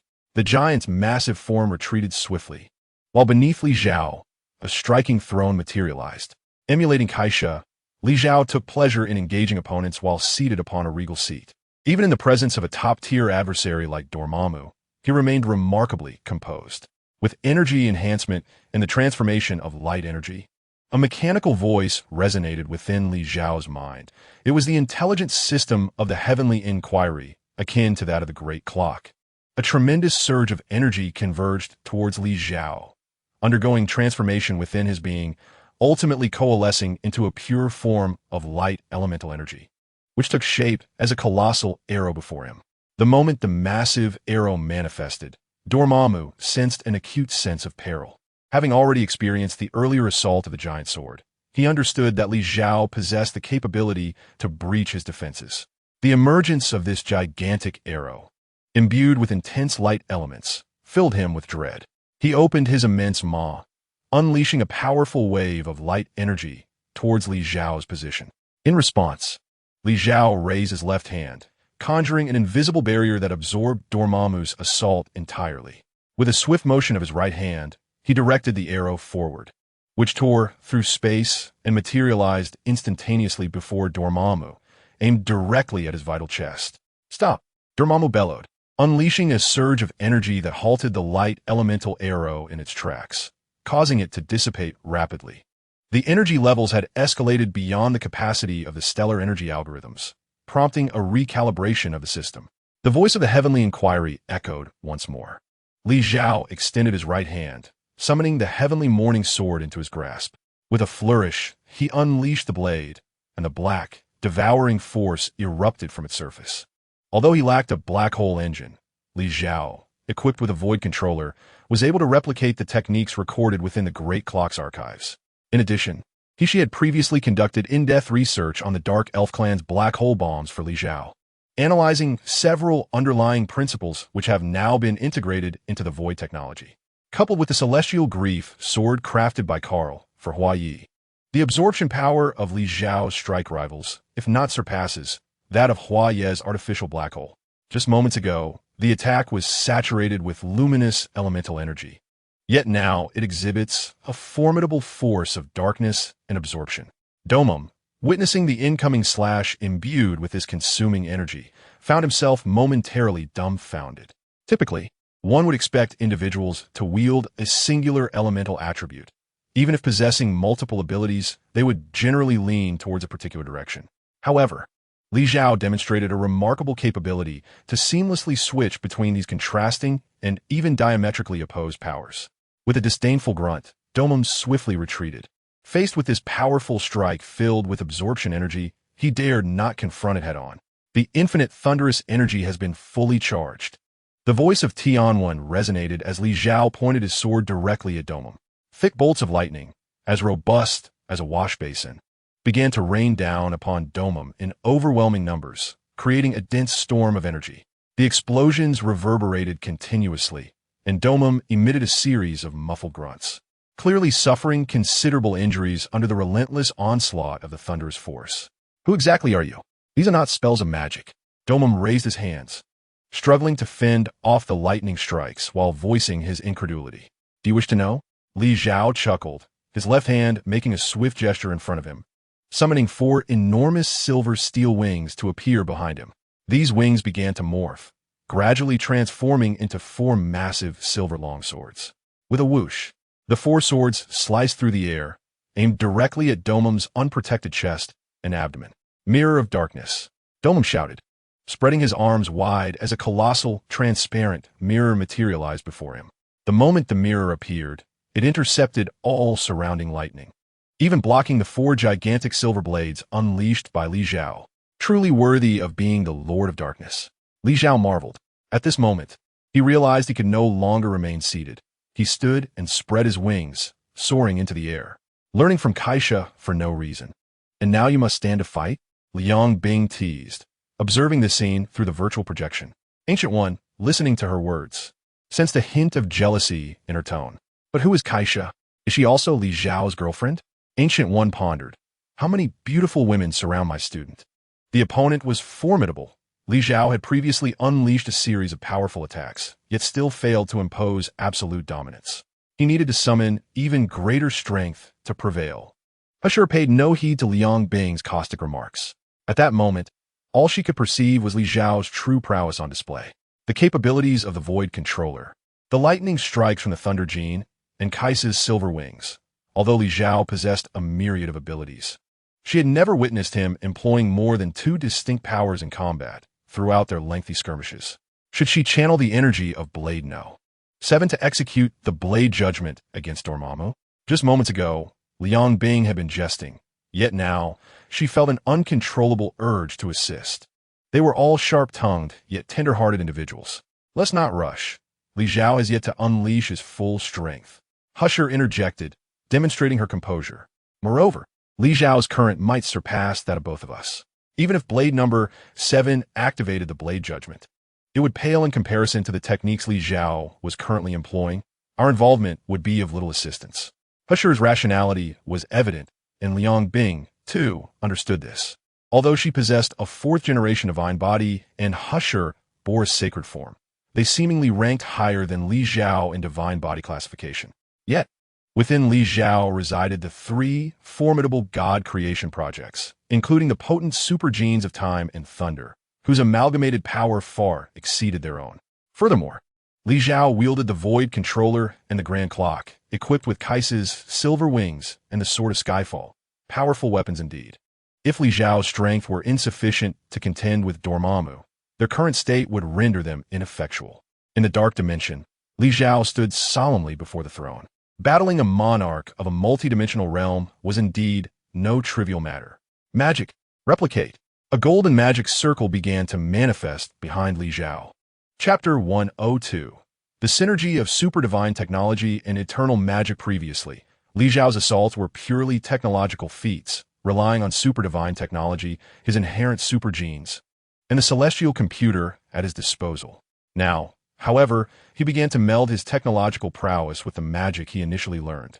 The golden magic circles unfurling behind him were manifestations of a formidable spell he had acquired in the library of Kamartaj. This spell held the power to replicate matter and copy attack techniques. With it, Li Zhao replicated Kaiser's silver wings, augmenting the 4 original dark silver wings into a multitude. From 4, they transformed into 6, then 8, 12, and finally 24. Those 24 silver wings morphed into 24 colossal long swords, which dispersed in all directions toward Dormammu. This spectacle left Dormammu astounded. Li Zhao's initial onslaught had already caused him considerable distress, and he could hardly fathom that Li Zhao could further unleash an even greater display of strength. I once believed you had exerted your utmost effort, while I only employed 80% of my strength to counter you. thereby ensuring my advantage. Yet upon turning my head, I discovered that you had merely utilized 50% of your power. Faced with the current incarnation of Li Xiao, Dormammu felt an overwhelming sense of dread. If this were not Li Xiao's limit, and should he amplify all his previous attacks several-fold to assault him anew, Dormammu would be utterly incapable of withstanding it. Space. In that fleeting moment when the silver-bladed colossal swords were thrust forward, more than 20 golden portals abruptly materialized before them. This spectacle only exacerbated Dormammu's discomfort. Already burdened by the sheer number of these giant swords, they did not come from afar. Rather, they pierced directly into his lower back in an instant. If it were not for the peculiar structure of his anatomy, which renders kidneys unnecessary, he might have suffered a grievous loss of his masculine vigor. Although the injury to his kidneys was not a concern, the sudden onslaught of these colossal swords, bypassing his defenses, inflicted significant damage upon Dormammu. The dark, silver weapons were inherently razor-sharp, and being of god-slaying caliber, they possessed an innate capacity to disrupt energy and genetic structures, thereby enhancing their destructive potential. At that moment, the penetration of 24 giant swords caused Dormammu to tremble throughout his being. It was a profound agony. Mirror space. Li Xiao forcefully stepped forward with his right foot, and magical energy surged anew. The surrounding space began to warp. This dark dimension's very fabric was influenced by Li Xiao's power and began to shift. Dormammu's immense form was ensnared within the mirror space. The emergence of the mirror space was not intended to relocate Dormammu to another battlefield. Li Xiao had no need for such a maneuver, as they were already engaged in combat within the desolate confines of the dark dimension, free from concerns for the external world. Thus, Dormammu found himself unable to comprehend why Li Xiao had brought him here, until within the mirror space, he suddenly beheld a sun. In truth, it was not a genuine sun, but merely a conglomerate of nuclear fusion reactions. Li Xiao swiftly retreated from the mirror space, sealing it completely, while the nuclear fusion sphere continued to expand, ultimately growing to a size akin to Dormammu himself. Boom! The sphere erupted instantaneously, unleashing an incomprehensibly powerful shockwave that caused the entirety of the mirror space to collapse. This maneuver was, in essence, a solar flare bombardment. By harnessing the power of sunlight to convert energy into a state of nuclear fusion, Li Xiao was able to amplify its scale and potency before triggering a singular detonation. The purpose of drawing Dormammu into the mirror space prior to the explosion was to confine the spatial dimensions of the blast. Such a colossal explosion, occurring in such a confined space, would cause the energy release to be fully manifested within that narrow enclosure. Naturally, those present would be subjected to an immense impact. This tactic could further amplify the already formidable power of the flare bombardment. In the heat of battle, Li Xiao's intellect rivaled that of Kesha. Kishi's words were tinged with excitement. Though it may seem like a mere fraction, it is crucial to understand that someone like Kishi, who has lived for 30,000 years and witnessed numerous significant events, possesses a remarkably steady demeanor. Even the prospect of entering a black hole to obliterate it with her own body did not elicit the slightest emotional disturbance from her. Yet at this moment, due to Li Xiao's combat effectiveness, she exhibited a rare display of enthusiasm, which speaks volumes about her admiration for his current capabilities. Of course, one cannot entirely dismiss the notion that her admiration might also stem from her partner's exceptional prowess. The fusion of magical and technological abilities has resulted in a geometric enhancement of the attack power of supergod technology.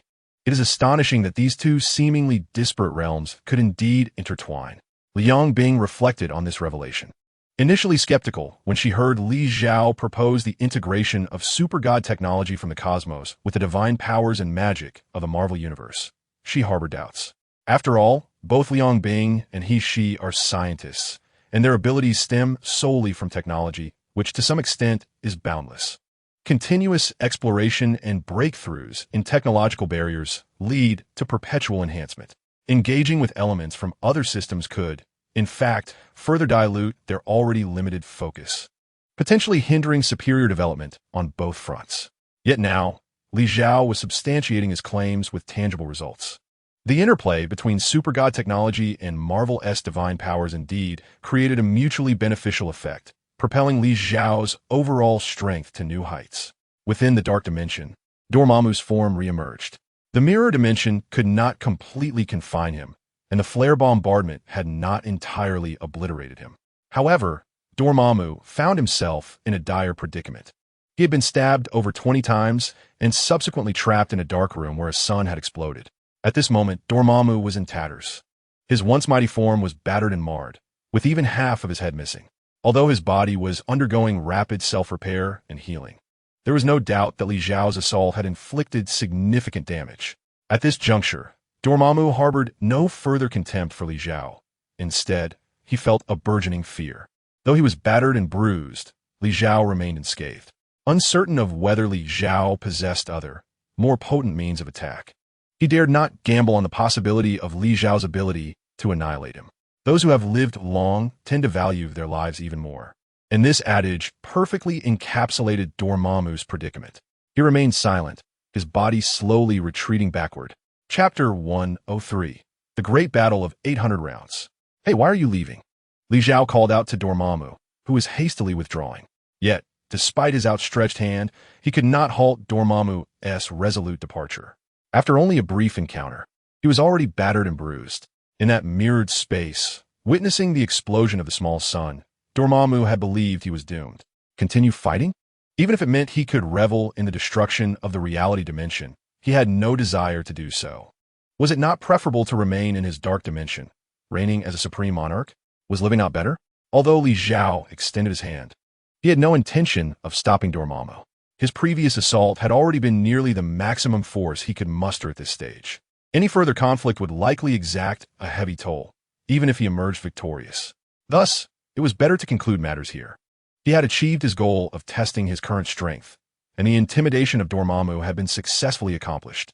Most importantly, he had received a system reward. Ding! You have successfully defeated Dormammu and received a system reward, a one-time use of a special reward. Defeating Dormammu was a monumental achievement, even within the Marvel Universe. The rewards previously offered by the system were inadequate for such a character. Hence, the system granted him the privilege of a special reward. This meant he could freely select a weapon or equipment from the Cosmic Pantheon, or upgrade his own abilities, or even summon another character. Defeating Dormammu was akin to vanquishing 100,000 Vanguard warriors. However, upon closer examination, the difficulty of overcoming Dormammu surpassed that of slaying 100,000 Vanguard warriors. The portal appeared, and Li Xiao stepped inside. When he emerged outside the Sanctum Sanctorum in Hong Kong, the thick mist resulting from the Dark Dimension's invasion had completely vanished. Dormammu had fled, arriving in haste only to retreat in disgrace. Moreover, this time he had escaped on his own, leaving Coliseus and the other dark sorcerers behind. Li Xiao, how did it go? Dr. Strange approached with concern. Well, it's all right, Li Xiao casually replied. Indeed, it was merely a modest victory, as he had not managed to eliminate Dormammu.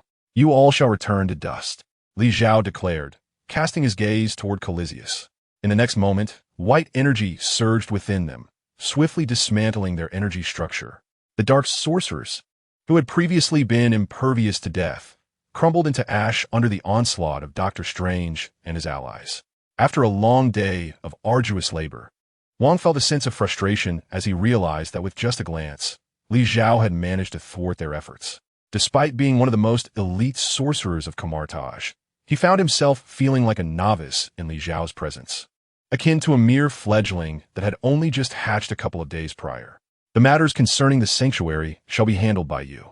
Once you have resolved everything, you may come to find me at Blade 7, Li Xiao stated decisively before returning to Blade 7. Upon his arrival, the atmosphere within Blade 7 was charged with excitement. Everyone present was elated to see him. Even Liang Bing and He Shi sparkled with admiration, as if to say, truly, he is my man, handsome. Ancient One, brimming with enthusiasm, had anticipated that he might employ some abilities to compel Dormammu's departure or manipulate time with the Time Stone to negotiate directly with Dormammu.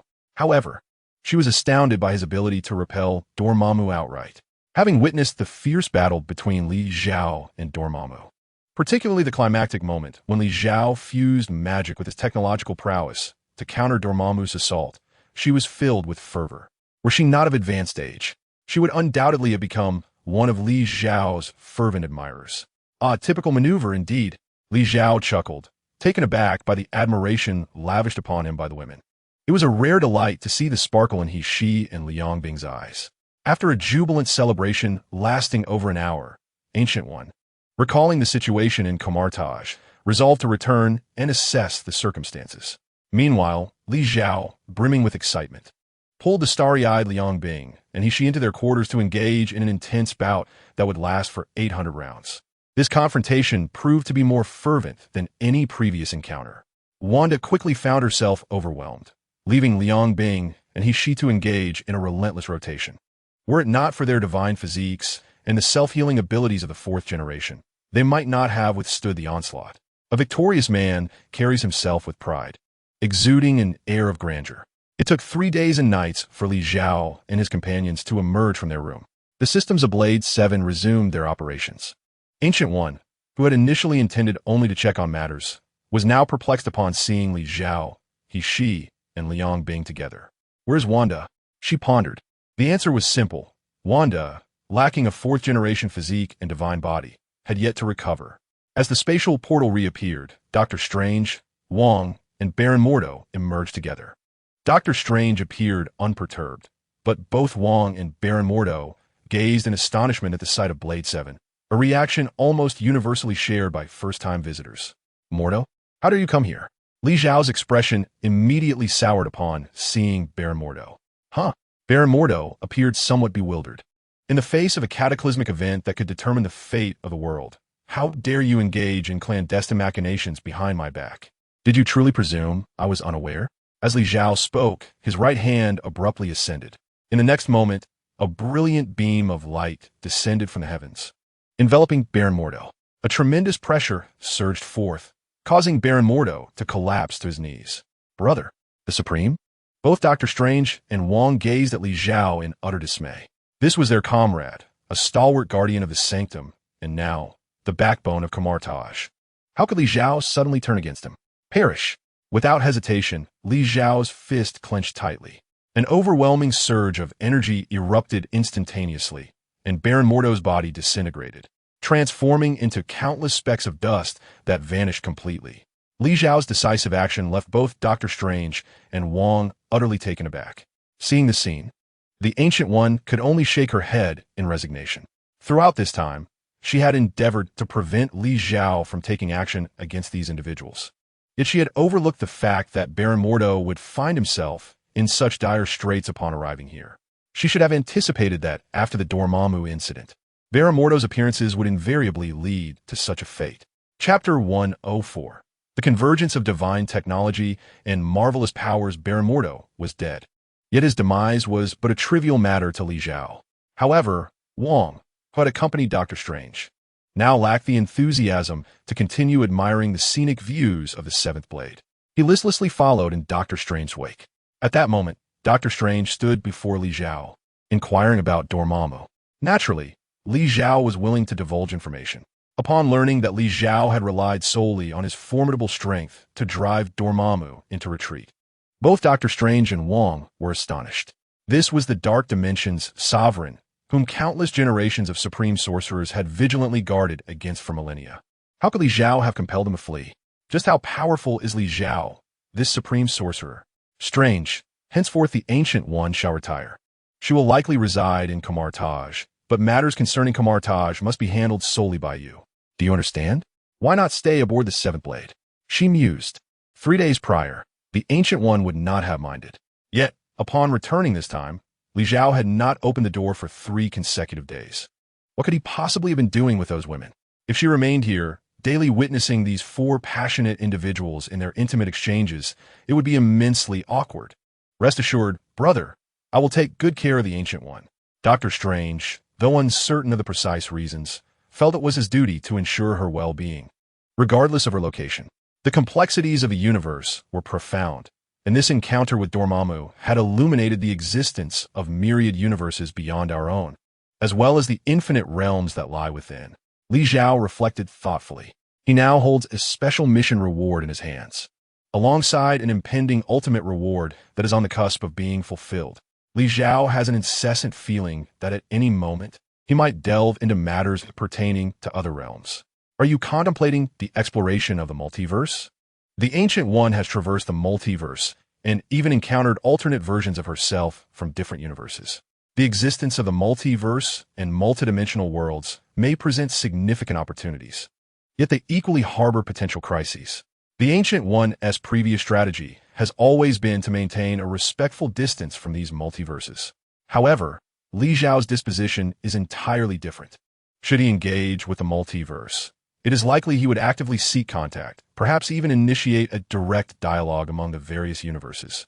The more entangled the multiverses become, the greater the likelihood of catastrophic cosmic collisions, events that could prove fatal to the multiverse itself. Teacher, you truly understand me, Li Xiao remarked with a smile. I am aware that once you resolve to pursue something, no one can deter you.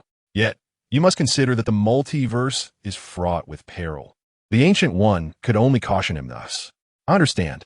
Li Xiao was well aware of the dangers that lay within the multiverse. To say nothing of formidable entities like Dormammu, whose emergence from the multiverse would likely be as prolific as mushrooms after rain. Nonetheless, Li Xiao's recent encounter with Dormammu served to affirm the disparity in strength between him and multiverse-level beings. It is now evident that by merging the powers of magic and technology, Li Xiao possesses the capability to confront entities of Dormammu's caliber head-on. With sufficient strength as a foundation, Li need not fear the dangers posed by encountering other multiverse-level beings in alternate universes. Moreover, Li Xiao does not intend to venture forth in his current state alone.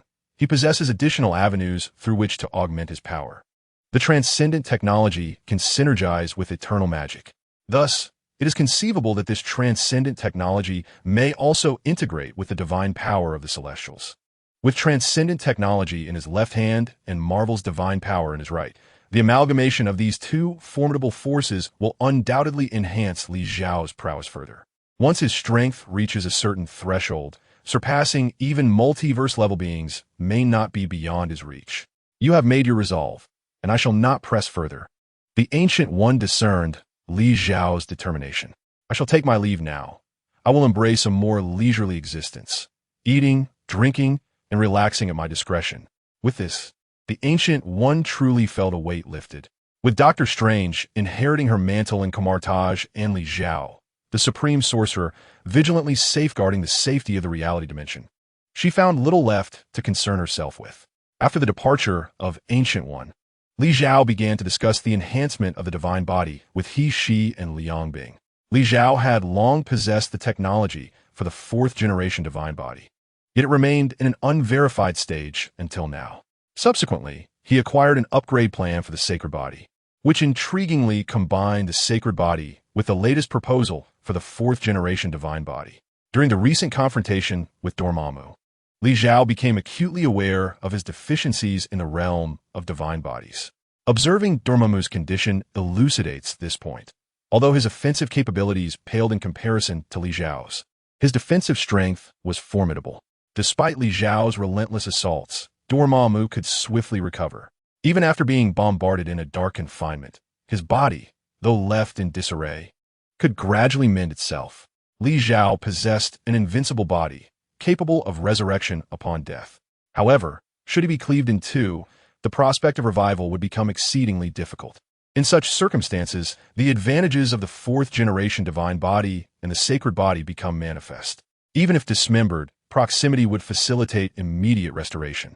Even if utterly obliterated, reduced to mere atoms, a new divine body could still be reconstituted. To possess both the fourth-generation divine body and the sacred body is to embody true immortality in a physical sense. Why specify physical? Because in the realm of void technology, there remain methods to achieve death. If void technology were incapable of delivering death, Carl would not have opted to transform his body into a phantom. If void technology were incapable of delivering death, the animated series Super God Academy would lack a conclusion. Although it currently has no conclusion, as even the original creator of the story has departed. Alas, these reasons affirm that while the fourth-generation divine body and the sacred body are indestructible on a physical level, their bearers are still subject to mortality. Li Xiao is presently upgrading the amalgamation of the fourth-generation divine body and the sacred body. However, he will certainly contemplate further enhancements to this divine body, either through personal research or reliance on the system. In any case, The sacred body and the fourth generation divine body are not the ultimate pursuits for Li Zhao. Chapter 105. Enhancing the divine body. How did you acquire these upgrade plans? Liang Bing gazed in astonishment at the upgraded version that combined the fourth generation divine body with the sacred body.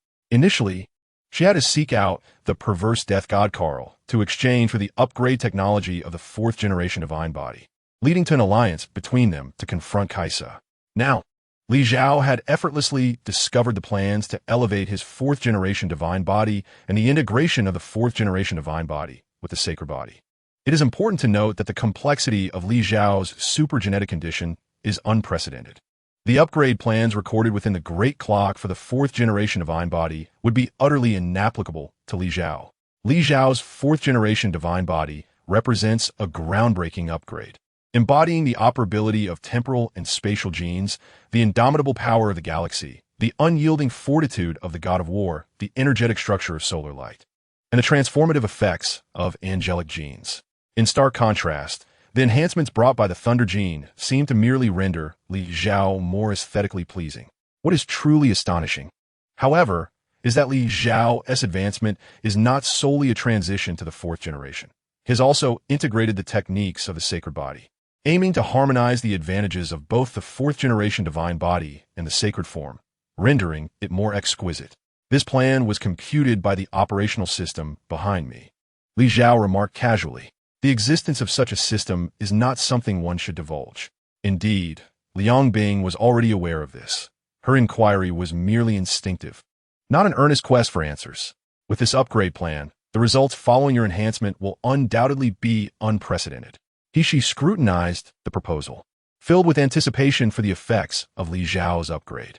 "I intend to explore the multiverse, so it is essential to further strengthen my capabilities," Li Zhao stated.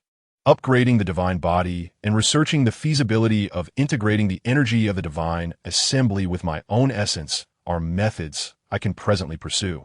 Li Zhao's assertions were met with approval from Liang Bing and She. However, She harbored her own concerns. Could there be hidden drawbacks to the energy particles of the divine assembly that we are unaware of? She inquired, as she is particularly attentive to the purity of genes. Even after consuming a pill from a sun star, she remained cautious, wary of any potential manipulations. Naturally, if Li Zhao were to merge the divine assembly's energy with himself, she would be apprehensive about any adverse effects this could have on him. This matter is difficult to ascertain at present. Li Zhao acknowledged She's worries, sharing the same apprehensions internally. However, such issues warrant meticulous study and testing before conclusions can be drawn. To refrain from action out of fear of potential problems would hinder one's upward progression. Now, let us concentrate and proceed with the upgrade of the divine body. As Li Zhao spoke, he extended his right index finger and pointed into the void. At the moment his finger descended, a plethora of data materialized throughout the space. The data from the grand clock had long been prepared, and the necessary energy had been summoned from the cosmos. Why not directly utilize the energy of the infinity stones? This consideration also pertains to the matter of purity. The concept of the infinite gem is said to have originated from the body of a fallen goddess.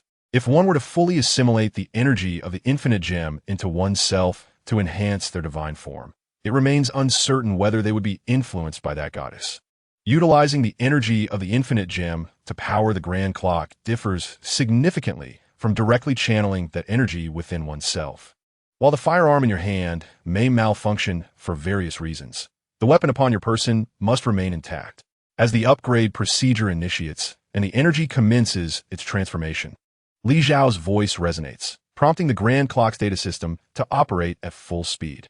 Liang Bing and She stand vigilantly by, closely monitoring the data status of the grand clock and observing the transformation of Li Zhao's divine upgrade. Simultaneously, they are learning. The technological intricacies of Li Zhao's current upgrade plan far surpass the original divine technology of the supergod universe, especially with the existence of a system. Products of the system are invariably of the highest quality, and its intrinsic value ranks supreme in nearly all narratives. As energy continues to flow and data evolves, Li Zhao's physical structure undergoes rapid enhancement. Within the realm of dark matter, Li Zhao's fixed visage is imprinted. Henceforth, regardless of any condition his external form may encounter, it will revert to the originally designated state at the earliest opportunity, even if his entire being were to be obliterated, leaving only an atom adrift in the cosmos.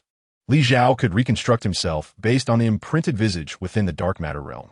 This is the essence of the fourth-generation divine body and the sacred physique, embodying a near-immortal existence on a physical level.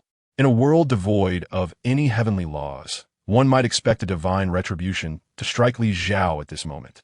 As golden radiance flickers, Li Xiao's form transforms into countless specks of light, only to swiftly coalesce back into his original shape. He, she, and Liang Bing are acutely aware that this process signifies his successful advancement. I never anticipated it would be so seamless. Li Xiao reflects on his transformation with astonishment. This is hardly smooth sailing. He, she interjects. What do you mean? Li Xiao inquires, puzzled. The data from the grand clock indicates that, in that brief moment, you nearly drew upon half the energy generated by all the stars within Milky Way. He, she reveals, leaving Li Xiao momentarily stunned. Half the energy produced by all the stars in the Milky Way? Just how many stars are there in the galaxy? The Milky Way is estimated to contain over 372 billion stars, with current estimates ranging from 100 billion to 400 billion. Yet a precise figure must be used due to the grand clock. Li Xiao had made prior arrangements, aiming to avoid forcibly extracting energy from the core of the stars whenever possible. The energy being drawn was merely that which the sun generates on its own, akin to the sunlight we bask in each day. However, even this minuscule amount, when multiplied by over 300 billion, proves to be quite formidable. Now, rather than extracting just that small portion, an astonishing half of that output has been siphoned off. This implies that at the very moment of transformation, the light of the entire galaxy dimmed by half. Chapter 106. The revision of the sacred atom's laws typically, such a significant disturbance, would attract unnecessary complications. As Li Xiao spoke, he gazed upward into the sky. While he had yet to perceive anything, he was certain that many in the universe would be paying attention to him, and numerous individuals would be inclined to seek him out. Should we prepare some arrangements in advance? He, she inquired. No need. Li Xiao casually shook his head. What was his current strength? It was sufficient to confront Dormammu head-on and emerge victorious. Within the Marvel Cinematic Universe, few beings could rival Dormammu's might. Thus, Li Xiao had no reason to fret about others seeking to trouble him. Even if they did, they posed no threat. His divine body had completed its upgrade. Ignoring the external situation, Li Xiao was now more concerned with his own physical condition, specifically the nature of the power possessed by his upgraded divine form. Such an immense influx of energy is necessary for this divine body's enhancement, which, to some extent, attests to its formidable nature, he, she remarked. However, Liang Bing voiced a different concern. What issue? Both Li Xiao and he, she turned their attention to her. The sacred atom possesses an immensely powerful capability. As long as a single atom remains, it can swiftly revert to its original state. But this restoration requires a substantial energy foundation, Liang Bing explained, her words prompting a swift realization from he, she. Indeed, for the sacred atom to revert to the state of the divine body, it must replenish the energy typical of that divine form. The reason Kaiser could not restore herself immediately after her divine body was shattered is that her restoration demands an immense amount of energy. In the known universe, no region contains sufficient energy to facilitate Kaiser's revival. Ultimately, her resurrection can only occur through the mutual positioning of sacred atoms, followed by an extensive period of reassembly. He, she articulated the crux of the issue. Kaiser's sacred atoms have yet to find a suitable region within the known universe to instantaneously replenish the energy of the divine body.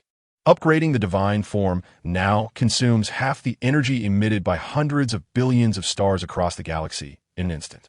At this point, he, she ceased further elaboration, yet her meaning was abundantly clear. Kaiser embodies a conventional divine form, but due to her extraordinary strength, the energy levels she possesses exceed what could be restored under normal circumstances.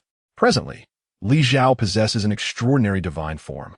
The amalgamation of numerous supergenes generates such a significant upheaval even during upgrades, rendering the search for a suitable environment for restoration virtually impossible. What is most essential for the reaggregation of sacred atoms? Rather than sharing his perspective, Li Xiao posed a question to both women. Time. Liang Bing quickly provided the answer. Indeed, time. Li Zhou smilat. Kesha was shattered by her supernova, had you not permitted Death's scythe, Carl, to disperse her sacred atoms across the cosmos using the Great Clock. She would likely have restored herself in mere minutes, correct? Li Zhao turned his gaze toward Liang Bing. Liang Bing had meticulously calculated the entire plan to counter Kesha, and no one, aside from Death Carl, understood the potential scenarios better than she did. Given Kesha's speed of sacred atom reaggregation, even under the thrust of a supernova, it would require only a few minutes for her sacred atoms to reassemble. Liang Bing felt a twinge of embarrassment as she spoke, acutely aware that she was nearby and that Kesha was her elder sister. The effort she expended to obliterate her own sister weighed heavily on her conscience. Although she had no regrets about her actions, articulating such matters so plainly was still a source of discomfort for her. However, what if Kesha's sacred atoms could disregard the constraints of time? Li Zhao inquired once more. Disregard the constraints of time? A flicker of surprise crossed Liang Bing's face. She, observing from the side, began to connect the dots in her mind. Are you suggesting mastering the rules of time and inscribing the temporal laws within the sacred atoms? Liang Bing grasped Li Zhao's intent. Precisely. Infusing the power of time into the sacred atoms would enable them to return instantaneously, regardless of how far they were dispersed. As the sacred atoms would transcend the concept of time, Li Zhao possesses temporal genes. By harnessing the abilities of these genes, he can surpass the limitations of time. While he cannot alter the universe's time in the state of sacred atoms, he can modify the time intrinsic to the sacred atoms themselves. For instance, if a sacred atom were to return from beyond the Milky Way, its journey back to Earth would span an immense distance, even at light speed. It would take several million years. However, if it can alter its own time, then it can position itself beyond the confines of time. Perhaps it has indeed traversed millions of years, yet what is manifested in the reality of the universe remains but a fleeting moment. Without the constraints of time, the prolonged duration required for the sacred atoms to coalesce would cease to exist, would it not? Can you achieve this now? She inquired with curiosity. I do not know, Li Zhao replied, his tone uncertain. He harbored such notions, and the space-time gene possessed such potential. Yet, the feasibility of transforming these notions and potential into reality remains uncertain. Furthermore, to allow the sacred atoms to navigate through the universe while disregarding the temporal laws therein is itself an enigma. Would the universe reject such phenomena of the sacred atoms? When such energy is generated by the sacred atoms, could it attract the attention of others within the universe who might seek to thwart it? This too is unknown. Man proposes, but the heavens dispose. Li Zhao could only endeavor to refine these matters to the best of his ability, while the ultimate success would hinge upon fortune. Naturally, through continual technological advancements, these challenges might also be addressed from alternative angles. For instance, further development of the space-time gene could enable sacred atoms to traverse spatial wormholes directly. If either time or space could be harnessed, the reassembly of sacred atoms would not pose a significant challenge, while one might be intercepted, leading to unforeseen complications. The simultaneous existence of both would diminish the likelihood of such occurrences. Would the incorporation of additional methods not further enhance the outcome? Undoubtedly. Chapter 107. The Ascendance of the Throne. Having upgraded his sacred physique, Li Zhao accomplished the initial phase of his self-enhancement objectives. Following his battle with Dormammu, augmenting his healing and restorative capabilities became his most pressing desire. Equally, mastering a broader array of formidable powers was essential. The amalgamation of super-celestial technology with the magical prowess of Kamartaj yielded commendable results during his confrontation with Dormammu. The fusion of the strengths from two realms has been empirically validated to unleash greater might. Thus, the natural progression of the second phase involves applying additional powers from the Marvel Cinematic Universe. However, before Li Zhao could delve deeper into the characteristics of the celestial group gene, certain matters presented themselves unbidden. The rainbow bridge descended from the heavens, and Odin emerged slowly upon his eight-legged steed. This peculiar horse, despite its oddity, was secondary to the primary concern that lay with Odin himself. Upon his previous visit, he had been somewhat furtive. This time, however, he arrived openly via the rainbow bridge, suggesting that he no longer intended to conceal certain matters from Thor. As Li Zhao beheld Odin's appearance in the Tianren No. 7 square, he discerned the purpose of this visit. Kyla, please guide him, Li Zhao instructed. as Kyla's virtual projection materialized before Odin. "Odinson, our king awaits you in the Great Hall," Kyla announced. "I appreciate your guidance," Odin replied courteously. The father of all gods, now present in Li Zhao's Tianra number 7, exhibited the politeness akin to that of a guest at someone else's home. Under Kyla's direction, Odin swiftly arrived at the Grand Hall where Li Zhao resided. Odin had previously visited this place, sharing tea with Li Zhao, but at that time his mind had not been inclined towards such pleasantries. Today, however, he came in a formal capacity, rendering tea an inappropriate choice. Li Zhao refrained from taking his place upon the throne, despite his standing as a formidable entity within the multiverse. He did not wish to appear aloof in the presence of Odin. He enjoyed presenting himself with a certain flair, yet sitting upon the throne at this moment would have seemed pretentious, detracting from his appeal and possibly becoming rather irksome. Naturally, had Odin approached in an overbearing manner, Li Zhao would not have hesitated to respond assertively. "You must have already informed Thor about Hela's situation?" Li Zhao in Kidat. "Yes, I have conveyed some information to them, and Frigga has provided further details," Odin replied, indicating that he had not only informed Thor, but likely Loki as well. As for Loki, he was a figure of considerable malevolence on Earth, harboring intentions of enslaving the entire planet. Yet to Odin, he was a son nurtured for over a millennium, and a brother to Thor for just as long. Frigga. Li Zhao held a favorable view of Frigga, envisioning her as a paragon of motherhood. Following his acquisition of the ether particles, one of the most significant impacts on Asgard was ensuring the survival of its queen, who would have perished during the invasion of the Dark Elves. Since you have already informed Thor, you should be discussing subsequent resolutions with them. So why have you come to me? Li Zhao in Kidat. I have conceived the best possible solution, Odin remarked, casting a meaningful glance at Li Zhao. You do not expect me to assist you in dealing with Hela, do you? Li Zhao questioned, perplexed by Odin's intentions. Indeed, that is precisely what I envision. Odin admitted candidly. I am aware of your recent victory over Dormammu, he added. In the vast expanse of a universe, individuals capable of vanquishing Dormammu are exceedingly rare. Although Asgard is often hailed as the realm of the gods, I find it a challenge to earn the title of the All-Father. In truth, my prowess scarcely ranks among the cosmic elite, particularly when juxtaposed with the true paragons of strength. Odin's current assertions reflect his genuine thoughts and encapsulate a palpable reality. Among the characters that have graced the cinematic universe, he is indeed positioned within the top 5, aside from Dormammu. Only Eternity and the Judge from the Celestial Group can be regarded as unequivocally superior. However, as the cosmic panorama expands, increasingly formidable beings will inevitably emerge into the public consciousness. Other deities, esteemed alongside Eternity, powerful figures from the Celestial Group, dimension lords like Dormammu, and cosmic observers will come to light. The fact that Li Zhao can confront Dormammu directly signifies his alignment with the Celestials, cosmic observers, and dimension lords. Whether he can stand on equal footing with the 5 great deities remains uncertain, for at this juncture, Li Zhao has yet to engage with them. Hela possesses formidable strength, and with Asgard's resources, she can continuously augment her power. Yet, even if the entirety of Asgard's might were summoned, it may still pale in comparison to Dormammu's strength. Therefore, one who can decisively defeat Dormammu, such as yourself, should undoubtedly be capable of contending with Hela. Odin's conjecture is quite logical. However, the sole inconsistency lies in why Li Zhao would assist him against Hela. Li Zhao is not in haste to voice his inquiries. He is not even eager to speak. He trusts that Odin, having arrived with such intentions, must have already devised a means to solicit his assistance. If you are willing, I hope to bestow upon you the throne of Asgard, Odin proclaimed. Li Zhao was taken aback. He had been anticipating Odin's proposal, aware that the All-Father would offer something of value in exchange.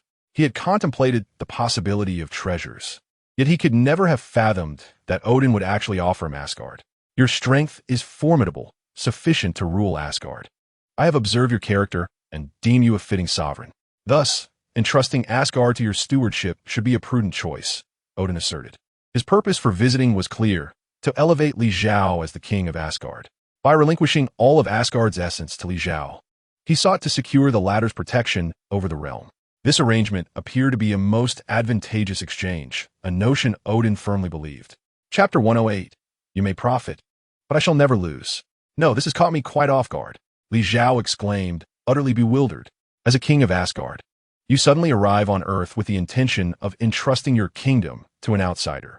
Does such a scenario hold any rationality? Clearly it is not.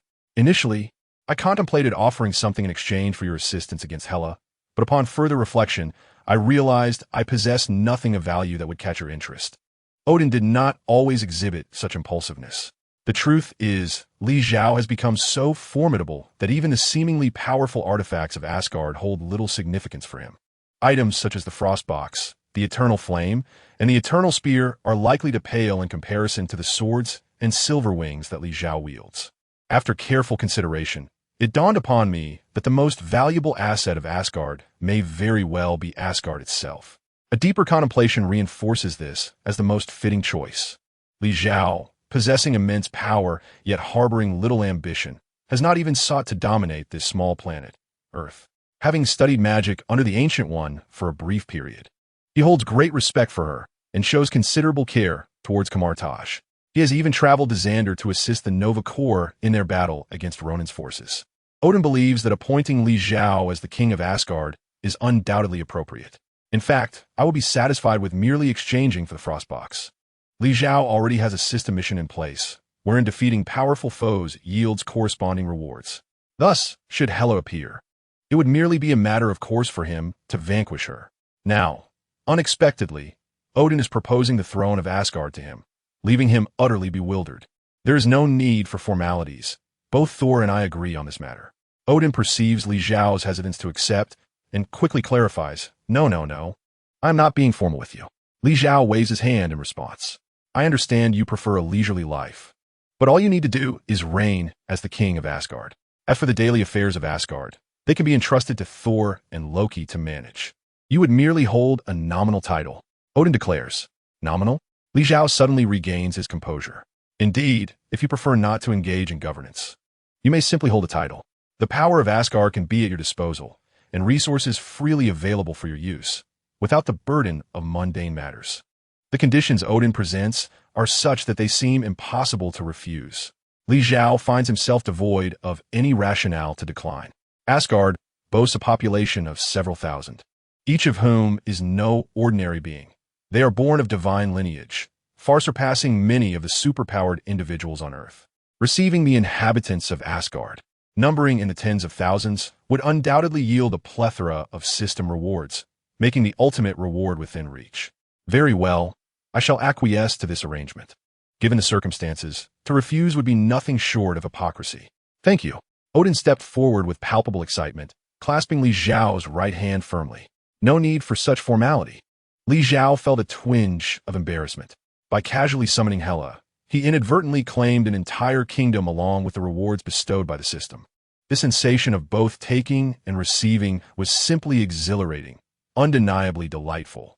Thus it is settled, Odin remarked, stepping back. I shall return to arrange matters in Asgard, and once everything is in order, I would kindly request your presence for the authorization ceremony.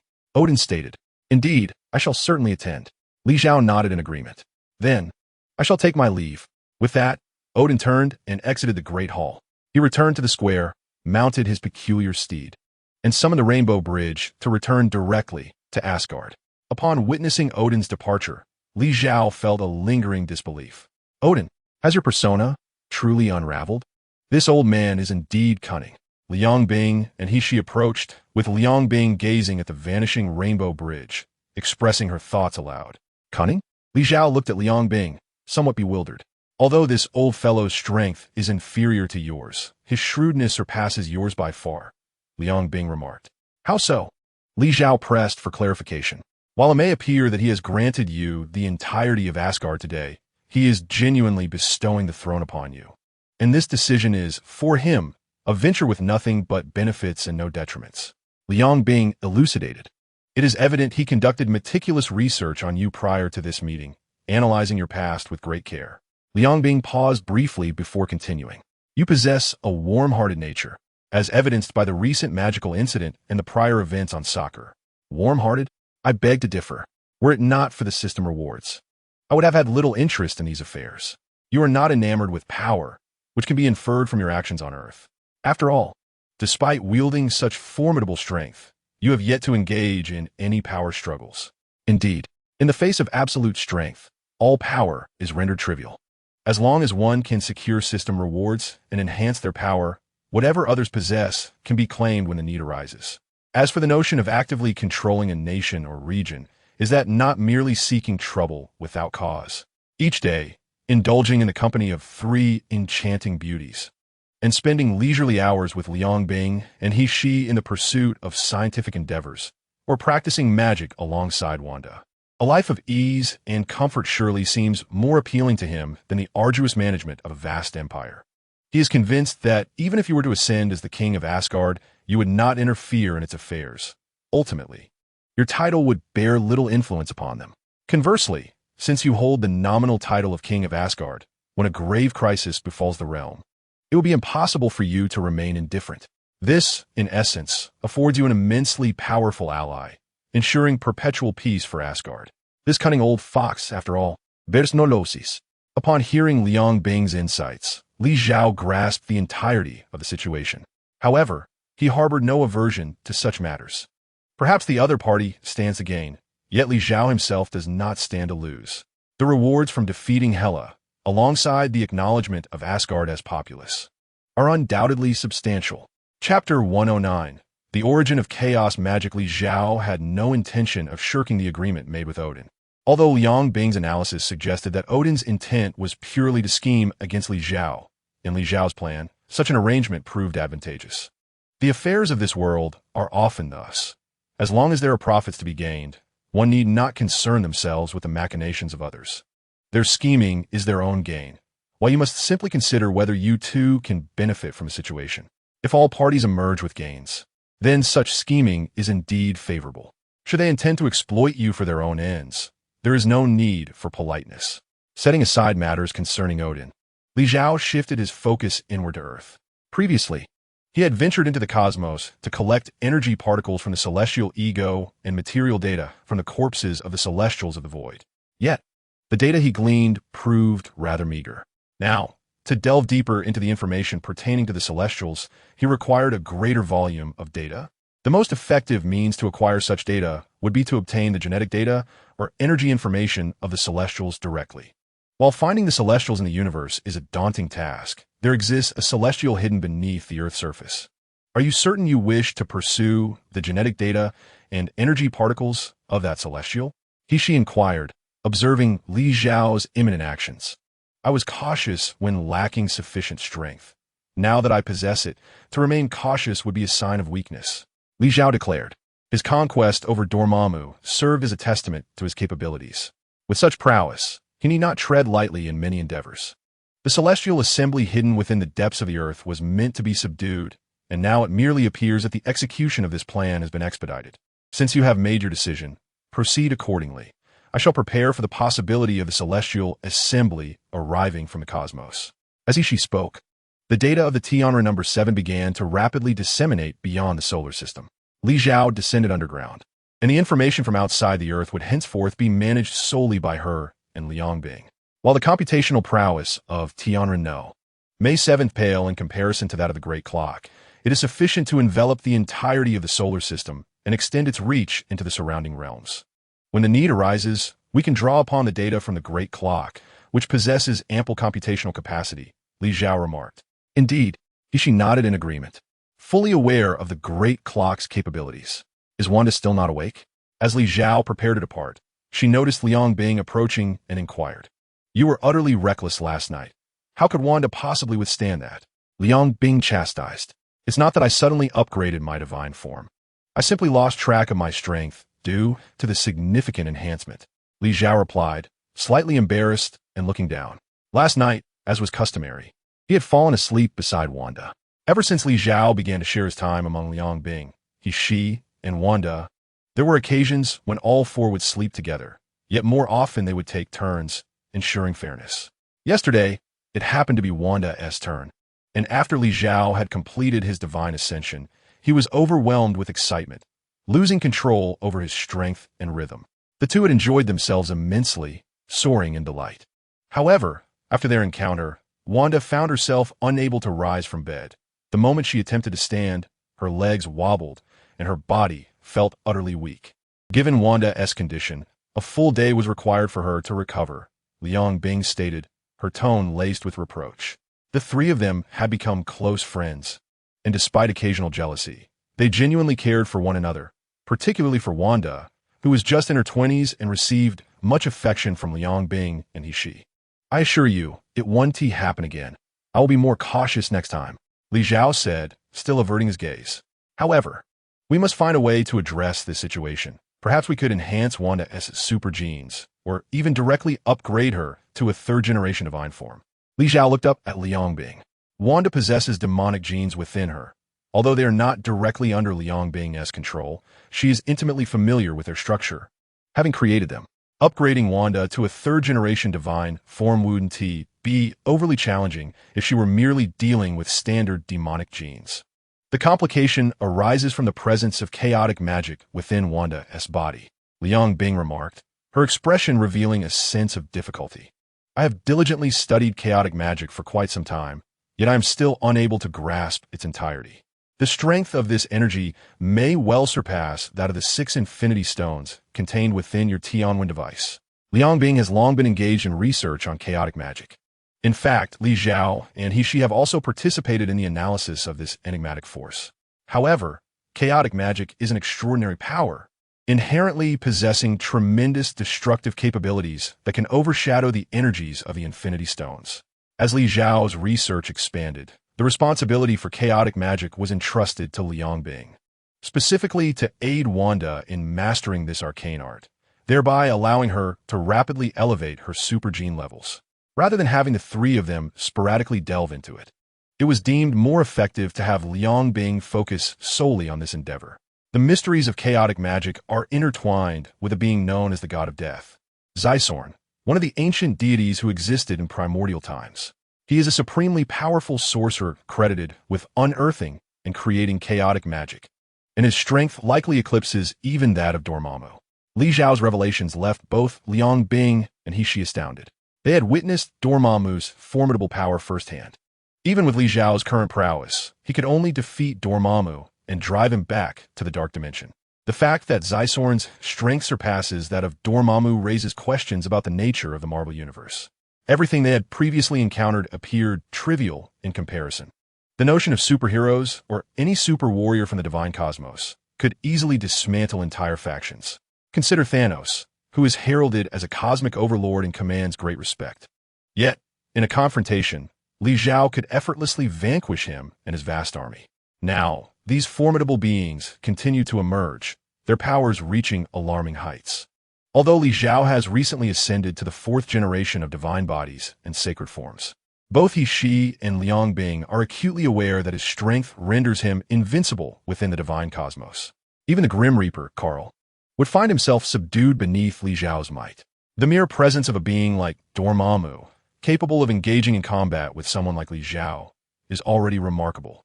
Yet now, another entity even more powerful than Dormammu has emerged. Is the disparity between the upper and lower tiers of power within the Marvel Universe truly so vast? Chapter 110. Investigating the Celestial Group Tiamat. The balance of power between the upper and lower echelons of the Marvel Universe is inherently skewed. Beings like Dormammu can obliterate the entire universe at will, while Thanos, without the Infinity Stones, is rendered merely an inexperienced novice. However, if he were to possess the cosmic heart within the comic universe, the outcome would be markedly different. One can only say that the strength of the villains within the Marvel Universe is determined by the narrative rather than adhering to any fixed hierarchy. Presently, Li Zhao perceives the god of the underworld, Thon, as formidable, a judgment rooted in the foundation of chaos magic. However, Thon's influence appears to be far less monumental compared to that of Dormammu. Thon seeks to invade the reality of the universe through Scarlet Witch and the Darkhold. Yet each incursion is thwarted by Scarlet Witch herself. This implies that the puppeteer, who manipulates everything from behind the scenes, has always been out of control. The current Wanda, too, finds herself in a similar predicament. Although she cannot swiftly ascend to the 3rd generation of divine forms due to the constraints of chaos magic, Thon is utterly incapable of influencing her thoughts. I must descend underground to acquire the genetic data and energy information of the Celestials. As for Wanda's affairs, I entrust them to your care, Li Zhao said, casting a glance at Liang Bing. Rest assured, I will devote myself to studying this, Liang Bing replied. Her concern directed not at Li Zhao, but rather stemming from her affection for Wanda. While she and he represent the fourth generation of divine forms and sacred bodies, Wanda remains merely a first-generation super soldier. There is now a method to elevate her to the second generation, yet even then, she would still be lacking. As Li Zhao articulated, she must at the very least advance to the third generation of divine forms to possess greater autonomy. Indeed, Li Zhao nodded in agreement. He then departed from the celestial blade number 7, soaring towards the surface. Upon reaching a desolate and uninhabited expanse, he summoned the silver blade. Emulating a technique from the Tower of Babel, he commanded the silver blade to whirl rapidly beneath him, drilling through the rocks and soil, swiftly penetrating the depths below. Thanks to the precise calculations of the great clock, this descent was remarkably effortless for Li Zhao. In just an hour, he had reached the profound depths beneath the earth, arriving at the periphery of the core. At this moment, within the Earth's core, existed a vast vacuum zone. Encircling this void was a mystical magical array. Its protective barrier essential for ensuring that the celestials within remained unaffected by external forces, while simultaneously drawing energy from the Earth to consolidate within. Standing at the edge of this energy matrix, Li Zhao gazed through the array, observing the colossal form coiled within, momentarily lost in contemplation. Within the conventional physical definitions of Earth, its interior is designated as the core. Yet here, the inner core had transformed into a nascent celestial. Li Zhao marveled at this revelation. He stepped forward, gently placing his hand upon the magical array. The instant his fingers made contact, he could distinctly sense a surge of potent energy being unleashed. This force actively repels all entities that dare to approach, which elucidates the existence of a small void devoid of matter between the magical formation and the subterranean substances. With his gaze fixated upon the magical array before him, a flicker of white light danced within his eyes as he summoned all his computational power to commence a meticulous data analysis of the immense magical diagram. His descent into the depths was not merely to extract a sample of genetic material from the celestial assembly. Rather, his intention was to conduct a comprehensive interpretation of everything concerning this divine group. This encompassed the protective magical formation safeguarding the celestial assembly, the substances and energy structures residing within the spatial confines of the array, and ultimately, the celestial assembly itself.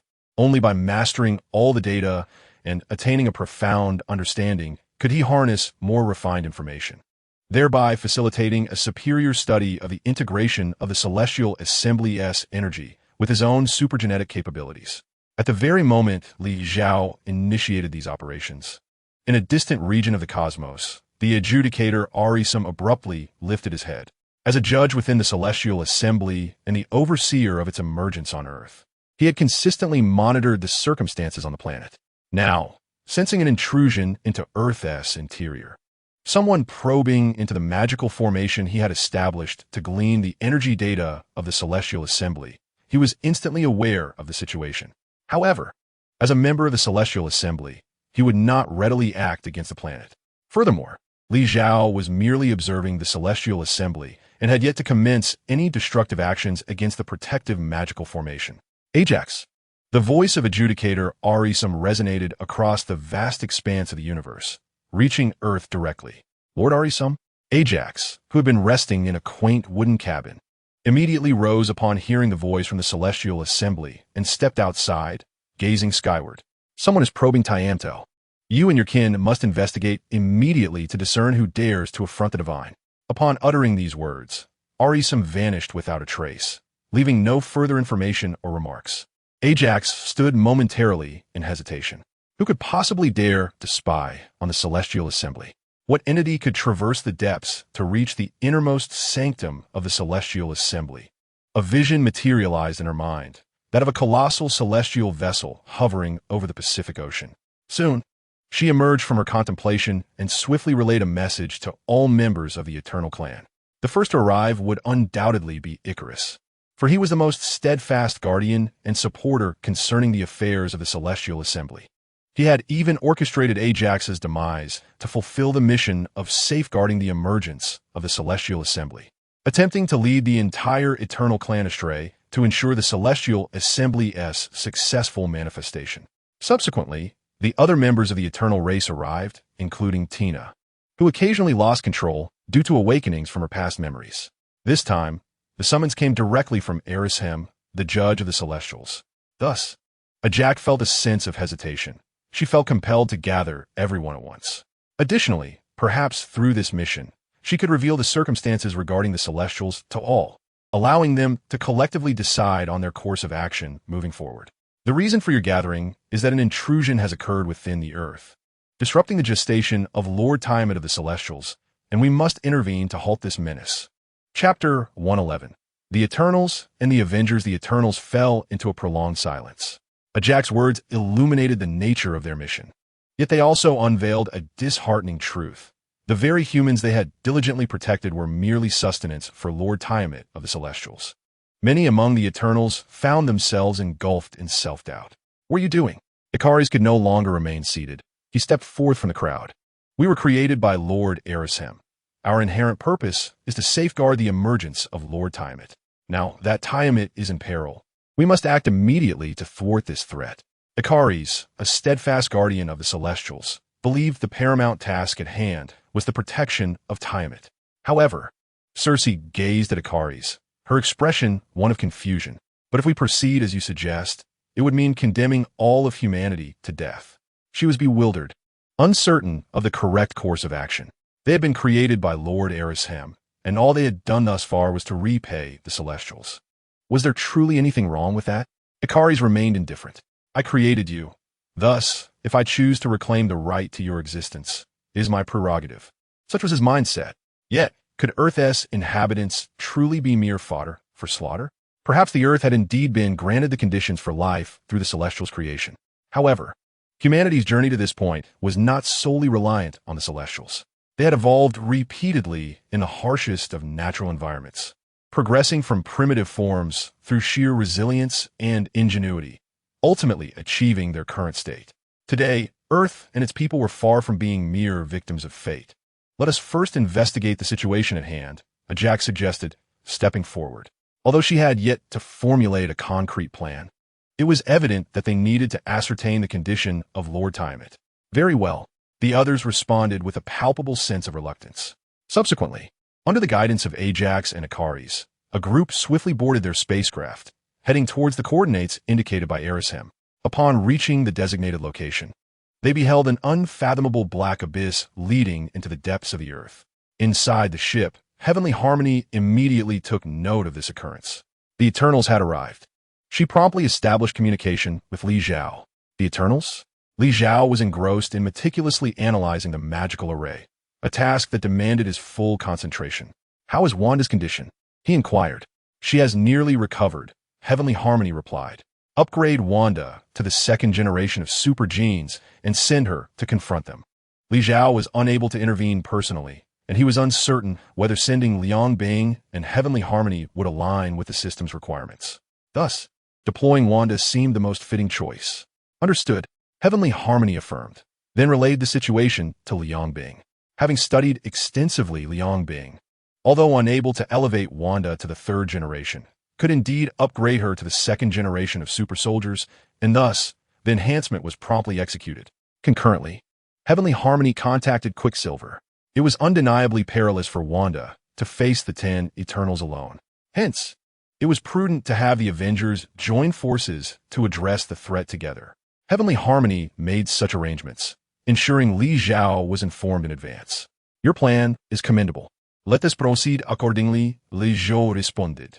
Additionally, keep a vigilant eye. If Wanda finds herself in danger, do not hesitate. Eliminate those so-called Eternals without reservation. Wanda was his beloved, and while he permitted her to face the Eternals as a form of training, he would not allow her to be harmed in the process. With the strategy against the Eternals in place, Li Zhao resumed his analysis of the magical array devised by the Celestial Group. On the ground, the Eternals had all gathered at the entrance to the subterranean chasm. That is the passage to the Earth's core. Once we enter, we are certain to find him. Ikaris declared, his impatience mounting as he yearned to rescue his master. I advise against entering that abyss. Wanda's voice resonated as she appeared in midair. At the same moment, a silvery figure emerged abruptly atop a nearby stone. The Quinjet materialized in the air, and the Avengers had arrived. The Avengers? Ajax furrowed his brow. What brings you here? Ikari's expression darkened, as he realized that this encounter could herald dire consequences. Within the depths of the earth, our supreme authority conducts its research. You, as interlopers, ought to remain quietly on the sidelines and observe. Should you dare to engage in any treacherous actions, do not blame us for our merciless response. Wanda's tone was already quite courteous. Had it been Li Zhao here, he would likely have remained silent and simply struck them down with a single blow. What do you mean by that? Ikari seethed. They were messengers of the gods, and it was their millennia of guardianship that allowed humanity to flourish. Yet these individuals dared to look down upon them. What it means is that you are not welcome. Quicksilver interjected. You wish for the Celestials to come and wreak havoc upon our Earth. How could we allow you to continue your wanton actions here? Iron Man joined the fray, clad in the latest nano-armor, suspended in midair, his eyes concealed beneath the steel, scrutinizing the Eternals' assembly. Were it not for our protection, where would humanity stand today? Ajax had yet to voice his thoughts when Ikari's decisively countered. You were created by the Celestials, and now they merely wish to reclaim what they bestowed upon you. By what right do you condemn us? Ikari's understood that most of the Eternals favored humanity, thus he needed to assert his dominance and rally the others to his side. The Avengers were numerous and formidable. Most significantly, Wanda's presence indicated that this situation was likely orchestrated by the Supreme Li Zhao. In such circumstances, he was ill-equipped to confront them alone. Chapter 112. War with the Eternals. Wanda ceased this pointless dialogue.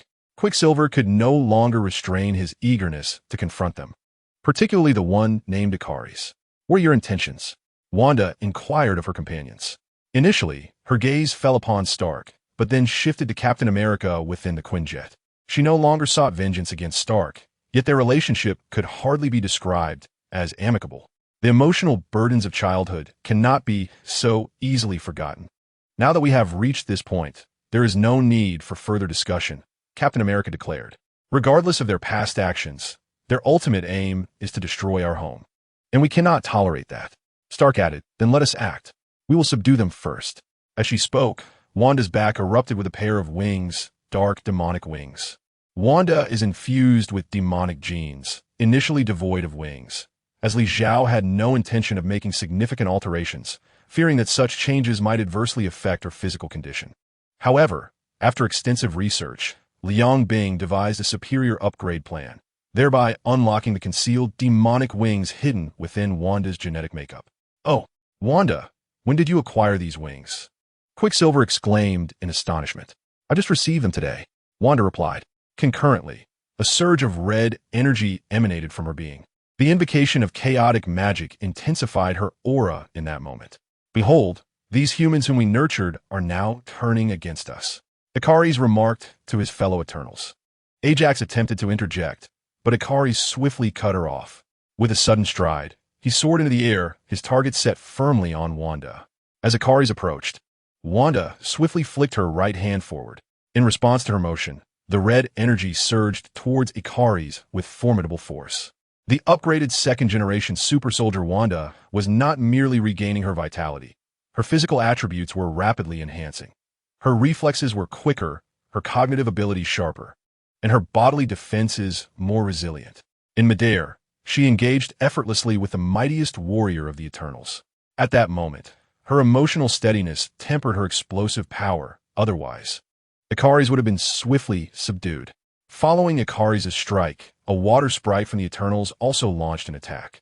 Concealing her presence, she stealthily approached Quicksilver, drawing her blade to strike at his midsection. Just as she believed her ambush would succeed, Quicksilver's form vanished in an instant. Little one, your moves are far too sluggish, Quicksilver taunted. At that moment, a finger lightly tapped his shoulder. Turning, he discovered a dark-skinned woman standing behind him. Makari, he exclaimed, and then his body swiftly disappeared. With the Great Clock and the Seventh Blade as their support, they were able to accurately gauge every enemy's fundamental information during combat. Thus, upon recognizing her, Quicksilver immediately identified her. Makari, a speedster among the Eternals, posed an unknown challenge regarding who among them was swifter. Nonetheless, her uniqueness lay in her being deaf-mute. As Quicksilver employed his super speed, Makari matched him stride for stride. As the two individuals engaged in a contest of speed, the battles of others commenced. Captain America set his sights on Tina, a versatile gymnast adept at wielding an array of weapons. Iron Man directly confronted Ginge, whose abilities included the emission of cosmic energy and lightspeed maneuvers.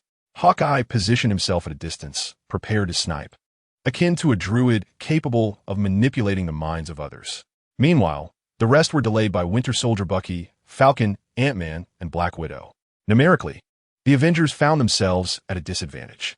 However, among the Eternals, 3 remained inactive: Captain Ajak, the matter-transmuting Cersei, and the creative genius Phastos. The trio now grappled with existential doubts.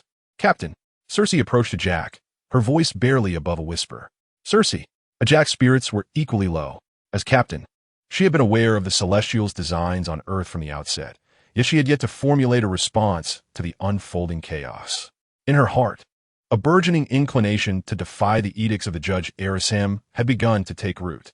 Thus, the current circumstances, while dire, were not necessarily detrimental. At least, if the Avengers or other Earthlings intervened, they would not have to wrestle with their own dilemmas. A sharp cry pierced the air as the adept and elusive water sprite was sent hurtling by a fierce punch from Winter Soldier, crashing against a massive boulder. Water sprite, Ajak rushed to her side, channeling a surge of green energy to expedite the sprite's healing. Ajak's specialty lay in regeneration. With a thunderous impact, Makari descended abruptly, displacing a mound of sand and gravel, her skin marred with substantial abrasions. Your speed is impressive, yet falls just short of mine, Quicksilver remarked, materializing from his high-velocity trajectory and reverting to a speed perceivable by the naked eye. Makari remained silent, her gaze fixed intently on Quicksilver. Her speed was, in fact, not inferior to his. However, Quicksilver's unique suit appeared to mitigate environmental influences during high-speed movement. Furthermore, his breathing was impeccably regulated, allowing him to adjust his rhythm effortlessly while in motion. Li Zhao had long recognized Quicksilver's shortcomings and had previously reinforced his capabilities. In truth, Li Zhao had contemplated providing Quicksilver with the genetic template of Zhao Xin. Yet, when the system integrated that genetic information into Li Zhao's own being, he lacked a ready backup of the genes. Data can indeed be extracted from the Grand Clock to recreate it, but Li Zhao's focus has been solely on his personal enhancement, leaving him no time to pursue this endeavor. Therefore, at this stage, the emphasis on strengthening primarily pertains to the equipment. Chapter 113. Total Annihilation. Quicksilver decisively defeated Makari, albeit momentarily, which further exacerbated the chaos on the battlefield. The druids began to unleash their powers. They possessed the ability to manipulate others and, while typically reticent, had a particular fondness for Makari. Witnessing the harm inflicted upon their favored, they could no longer restrain themselves and forcefully invaded the consciousness of all members of the Avengers. Hawkeye Barton was the first to perceive the anomaly. Having previously been controlled by the Mind Stone, he was particularly sensitive to any attempt at thought manipulation. Everyone, be cautious of mental control. His voice resonated through the air, reaching all ears. Yet, those who had never experienced such a scenario were at a loss as to how to defend themselves. In the next moment, a powerful consciousness surged into their minds, momentarily stunning nearly all of them. However, just as swiftly, their thoughts regained clarity. Conversely, the druid, who had been attempting to manipulate others' thoughts, found himself frozen in place. In midair, Wanda descended gracefully. To manipulate hearts before me? How absurd. Indeed, the druid was ensnared by Wanda's formidable abilities. Wanda's chaos magic was inherently potent. During her first official appearance in the film, she had wielded it to control the thoughts of nearly all the Avengers. Now, her mastery over chaos magic had grown significantly, having ascended to the status of a second-generation super soldier. With a blend of emotional intuition and rational calculation, Wanda's powers were far more formidable than ever before. Do not harm the druid. Ajax rushed forward, exclaiming loudly, "Your people seek to control us, and now you ask me to refrain from harming him?" A look of disdain clouded Wanda's features. The Eternals garnered no goodwill on Earth whatsoever. "We shall refrain from further action and depart this place immediately," Ajax proclaimed, her voice amplified deliberately for all to hear. The others, initially poised to engage, hesitated, their intentions vacillating. The only one unwilling to relent was Ikaris. ignoring Ajax's admonitions. He unleashed two beams of red laser from his eyes, aimed directly at Wanda's back. Wanda pivoted, conjuring an invisible spatial wormhole that redirected the energy of the laser beams towards Cersei. Utilizing Akari's own attack against Cersei was a masterstroke. A pain scream erupted as Cersei's abdomen was pierced instantaneously, blood gushing forth relentlessly. "Cersei! Cersei!" Ajax and Icarus both exclaimed in surprise. They rushed over to meticulously assess Cersei's condition, with Ajax fully unleashing his abilities to provide her with healing. "Do not hold back," came Li Xiao's voice. While engrossed in the intricate workings of the Celestial Group's magical array, Li Xiao remained acutely aware of the unfolding events. He was well aware of Ajax's recent actions. As for the spatial wormhole, it was opened by He Shi. At that moment, Wanda could indeed have intercepted Icarus's assault, but He Shi's intention was to further escalate the conflict. Icarus insisted on creating chaos. Should they waver under Ajax's interference, it would only serve to complicate the battle. Thus, the current scenario ultimately solidified the combat stances of both sides. Stark, retrieve the weaponry you require from the arsenal of Blade 7. Pietro, unleash your full power without restraint. Rogers, here is a hammer specially configured for you. As Wanda spoke, a blue hammer materialized before Captain America. This hammer bore a resemblance to Thor's Mjolnir and possessed similar lightning attributes. Though Captain America feigned an inability to wield the God of Thunder's hammer, he had secretly mastered a combination of techniques, making this electrified hammer perfectly suited for him. Thus, the battle between the Avengers and the Eternals resumed, this time without any reservations. Quicksilver, relying on his incredible speed and formidable armor, inflicted significant damage upon their foes at any moment. Stark's access to the Blade 7 arsenal meant he could wield powerful weapons such as the Sword of Flames and Godslayer bullets. Captain America, already skilled in combat, found his effectiveness greatly enhanced with the addition of the lightning hammer. "Why hasn't my equipment been upgraded?" Black Widow inquired. "I have no idea. I don't have any either," Hawkeye replied. "Don't ask me," chimed in Winter Soldier and Sam. It appeared that 8 individuals were pitted against 4. Yet the reality was now akin to 4 against 8. With Cersei gravely injured and Druig incapacitated, the remaining 8 Eternals, including the previously wounded Macquarie, began to mobilize once more. However, under the relentless assault from Wanda and her allies, these 8 Eternals quickly crumbled. In truth, Wanda and her companions primarily targeted Icarus, Thena, Gilgamesh, and Kingo, the 4 most formidable adversaries. With Makkari's speed diminished due to injury, Sprite and Ajax mostly functioned as support fighters, while Phastos focused on weapon creation.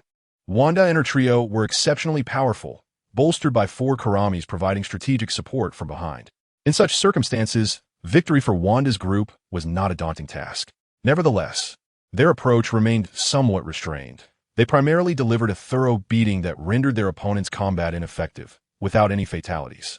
The ones taking action were neither Li Xiao nor Liang Bing, but rather their strikes lacked sufficient ferocity. As for these matters, Li Xiao remained indifferent. He had already received a notification from the system that the rewards for defeating the Eternals had been credited to him. Among these rewards was the gene of Zhao Xian's the Star Spear, which could be directly utilized by Quicksilver. Additionally, there was the gene of the Demon Warrior Black Wind, capable of controlling others. Other genes included those that could heal, emit energy, and possess immense strength. Although these 10 super genes held little value for Li Xiao himself, they could significantly enhance the combat power of his subordinates. Quicksilver was the first who required such enhancement, considering he was his brother-in-law. After winning the battle, Wanda brought the captured Eternals back to the Blade No. 7, where they were securely confined using the ship's equipment. Killing them all seemed more straightforward than keeping them imprisoned.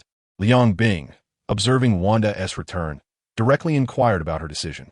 After all, they had safeguarded humanity for an extended period. There was no need for unnecessary bloodshed. "I see," Liang Bing replied dismissively, clearly dissatisfied with Wanda's perspective. This matter was originally entrusted to her by Li Xiao, so Liang Bing naturally refrained from interference. Chapter 115. Killing Tiamat. With the Eternals entirely subdued, no one would disrupt Li Xiao's analysis of the Celestial Group any further. It was only after he had thoroughly examined the magical array surrounding the Celestial Group that he made his move. Upon breaching the array, Li Zhao stepped directly into its confines, standing face to face with Tiamat of the celestial group. Do you possess a complete consciousness? Li Zhao murmurat, gazing at the colossal entity before him. In the next moment, his thoughts penetrated Tiamat's mind, revealing a star spinning endlessly in the cosmos, surrounded by gathering points of light. Is this the consciousness being nurtured by the celestial group? Li Zhao pondered. We, the celestial group, tirelessly strive for the expansion of the universe. Our kind scattered across the fringes of the cosmos, maintaining stability. A deep voice resonated. Li Zhao recognized this as Tiamat's voice. I do not deny the contributions of your celestial group to the universe. However, your method of nurturing is undeniably cruel. Li Zhao acknowledged the celestial group's existence, but opposed it based on the current threat Tiamat posed to Earth. His purpose for approaching was merely to acquire more information from the celestial group. The fall of one world signifies the birth of another. The end of life is cyclical, a perpetual cycle. Tiamat's message was clear.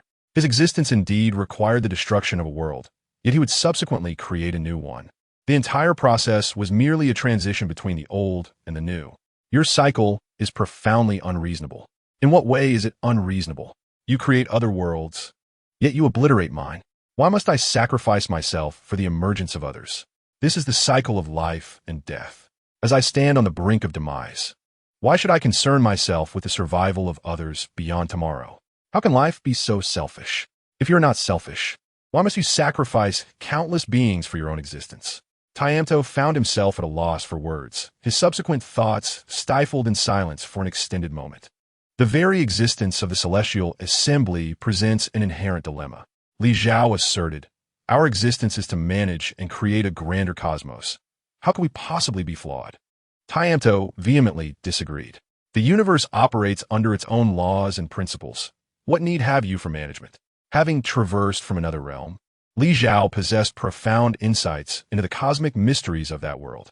Thus, he had always believed in the natural laws governing the universe. Any human intervention, regardless of intent, would inevitably lead to constraints, and even the overseer would encounter issues. Is the celestial assembly inherently just? Do you truly intend to end my life? Tiamto ceased debating right and wrong with Li Zhao. His sole desire now was to discern Li Zhao's intentions for arriving here. I do not necessarily wish to kill you, but I absolutely cannot permit you to destroy Earth. Li Zhao's stance was unequivocal. He cared not for the fate of the celestial assembly, but would never allow Tiamto to wreak havoc upon Earth.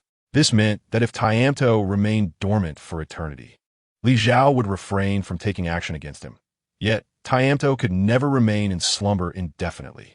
Once the requisite energy amassed to a significant level, he would be compelled to awaken, or else he would be forever lost to the influence of that energy. Consider this carefully. Once I perish, the celestial assembly will undoubtedly become your mortal enemy, and Earth will still suffer the consequences. You will not only fail to protect what you cherish, but also plunge yourself into an abyss of fear and relentless pursuit. If the previous Tiamto sought to persuade with reason and emotion, the current Tiamto resorted to coercion and temptation.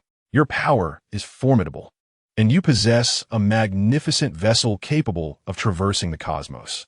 You could easily take all those you care for and depart this planet. In that case, you would remain a friend of the celestial assembly, and throughout the universe, you would find a powerful support network, ensuring your safety. Tiamto spoke earnestly, genuinely hoping to sway Li Zhao with his words. You see, my earlier assertions were not unfounded. You of the celestial assembly are equally selfish. Li Zhao remarked. Tiamto sensed a shift in the atmosphere. I can no longer indulge in idle chatter with you. Prepare to meet your demise. With that, Li Zhao abruptly exited the consciousness of Tiamto.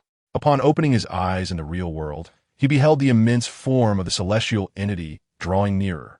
At that very moment, Tiamto's colossal body quivered slightly, as if attempting to awaken. Yet, it was evident that, lacking sufficient energy, he was incapable of such a feat. Gather all data, Li Zhao commanded, placing his hand upon Tiamto's form. Instantly, a radiant light enveloped Tiamto, severing numerous fragments from his bodily structure, which were then encapsulated through the powers of time and space. This meticulous approach aimed to obtain more precise data for subsequent research. facilitating a more accurate analysis of the method to merge with his own super genes. However, one vital element remained: the core materials residing within Tiamto, the brain, heart, and blood. Summoning a massive silver blade, Li Xiao prepared to extract these components. With a thunderous crash, Tiamto's gigantic form convulsed once more violently than before, yet he remained immobile, unable to forcibly awaken. As the silver blade coalesced, it descended with ferocity. The resounding clang of metal echoed as Tiamto's entire being was cleaved apart. Simultaneously, the great clock commenced its precise collection of data, preserving all materials meticulously. Meanwhile, in a distant region on the edge of the universe, a colossal crimson entity abruptly lifted its head. Judicator Arisum, tasked with overseeing Tiamto's growth among the celestial beings, sensed the obliteration of the seeds he had once sown. Foolish humans, incompetent eternals. The furious voice disregarded the cosmic order, resonating through the void of space. The immense form surged toward Earth at an unprecedented speed. Chapter 116. Elevating the underlings emerging from the Earth's core, Li Xiao had made further refinements regarding its condition. He left the magical array cast by the celestial beings untouched, ensuring its continued existence to maintain the planet's equilibrium while perpetually converting the energy generated naturally by Earth. Li Xiao had already installed new equipment at the site where Tiamto once resided, designed to collect that energy and supply it to him. Upon returning to the Celestial Blade No. 7, he immediately instructed the Great Clock to analyze the amassed data. "Did you eliminate the celestial beings?" Hisu inquired as he entered, getting straight to the point. "Would you spare a pseudo-deity intent on annihilating Earth?" Li Xiao glanced back at Ishii and then inquired. "You have slain him. The other celestial group members are likely en route to Earth." Ishii had gleaned a considerable amount of information from the Eternal Clan, including the name of the celestial group orchestrating their actions from behind the scenes. "Let them come. It is an inevitability we cannot evade," Li Xiao remarked nonchalantly. "As long as you are assured, that is sufficient." Ishii understood that she could not sway Li Xiao's thoughts.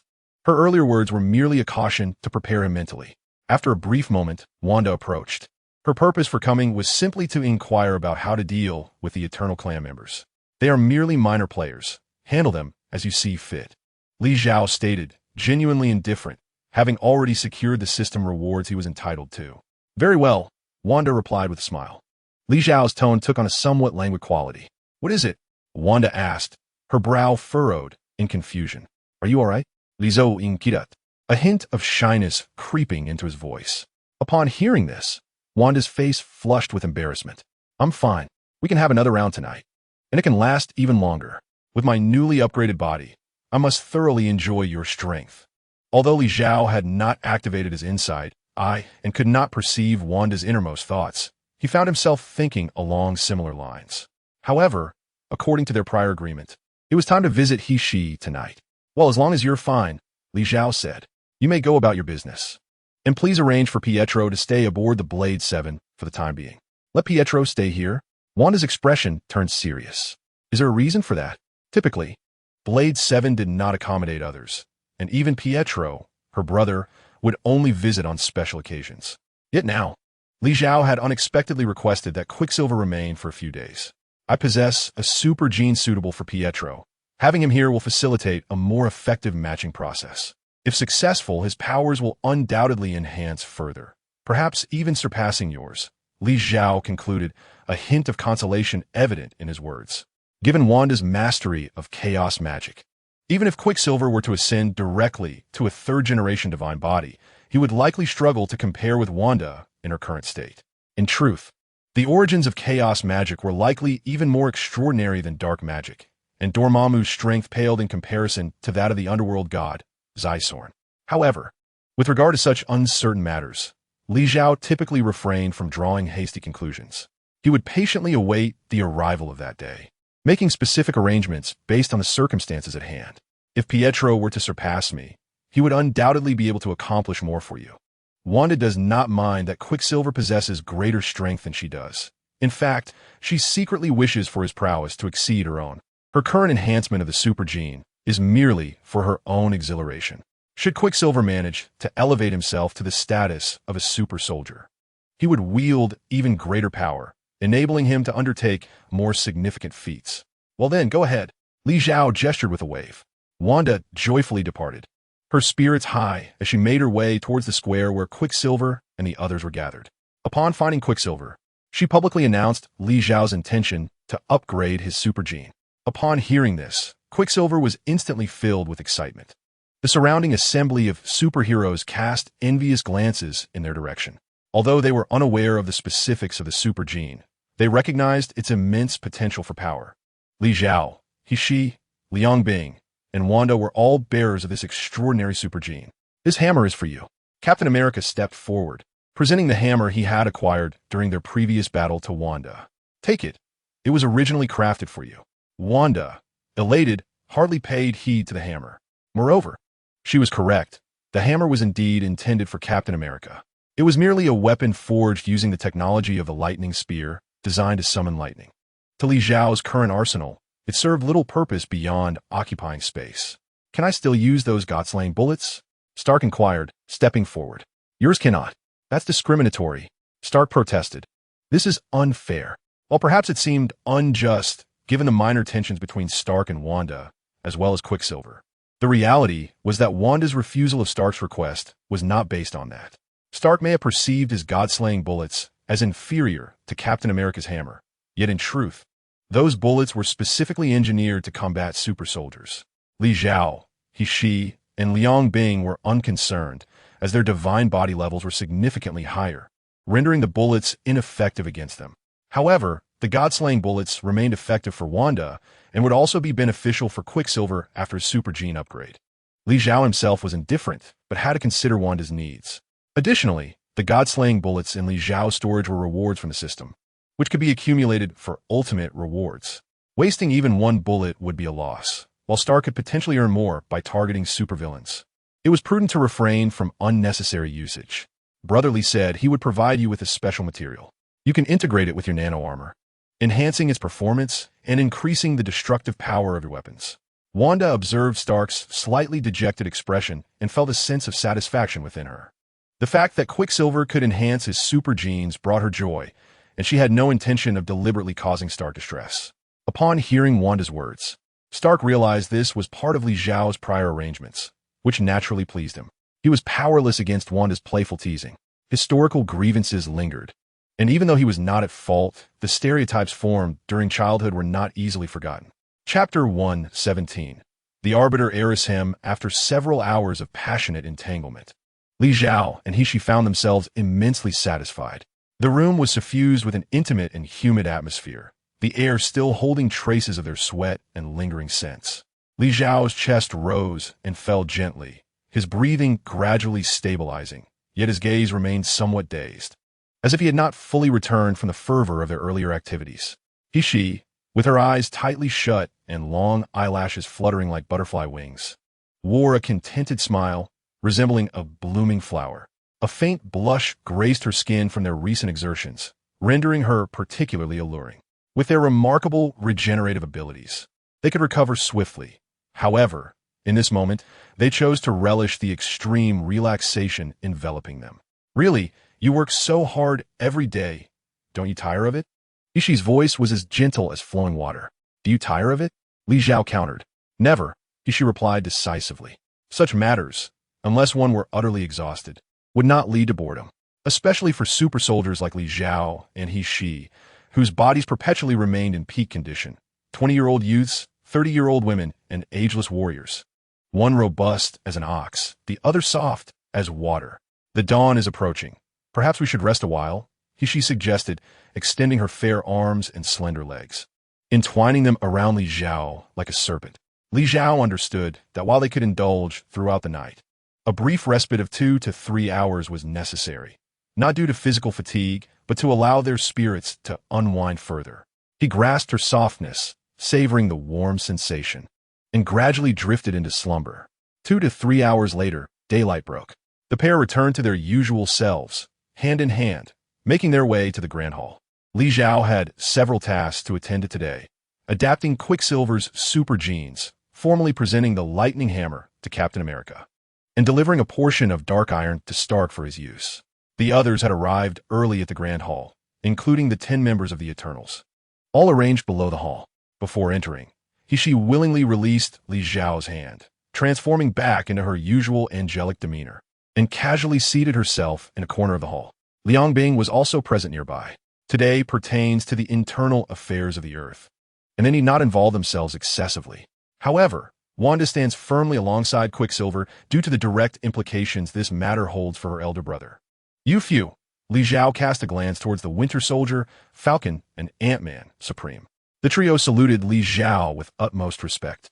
We are the latest additions to the Avengers, and we are indeed your subordinates, Supreme, Ant-Man declared. At that very moment, Li Xiao received a notification from his system. These 3 individuals had voluntarily acknowledged themselves as his subordinates. In contrast, Black Widow and Hawkeye had become rather irksome. While others pledged their allegiance sincerely, you two feigned compliance. Did you not? Barton, Natasha, you shall withdraw from the Avengers henceforth. Li Xiao addressed Hawkeye and Black Widow with an icy tone. Why? Is it simply because our abilities are inferior? Both Black Widow and Barton appeared bewildered.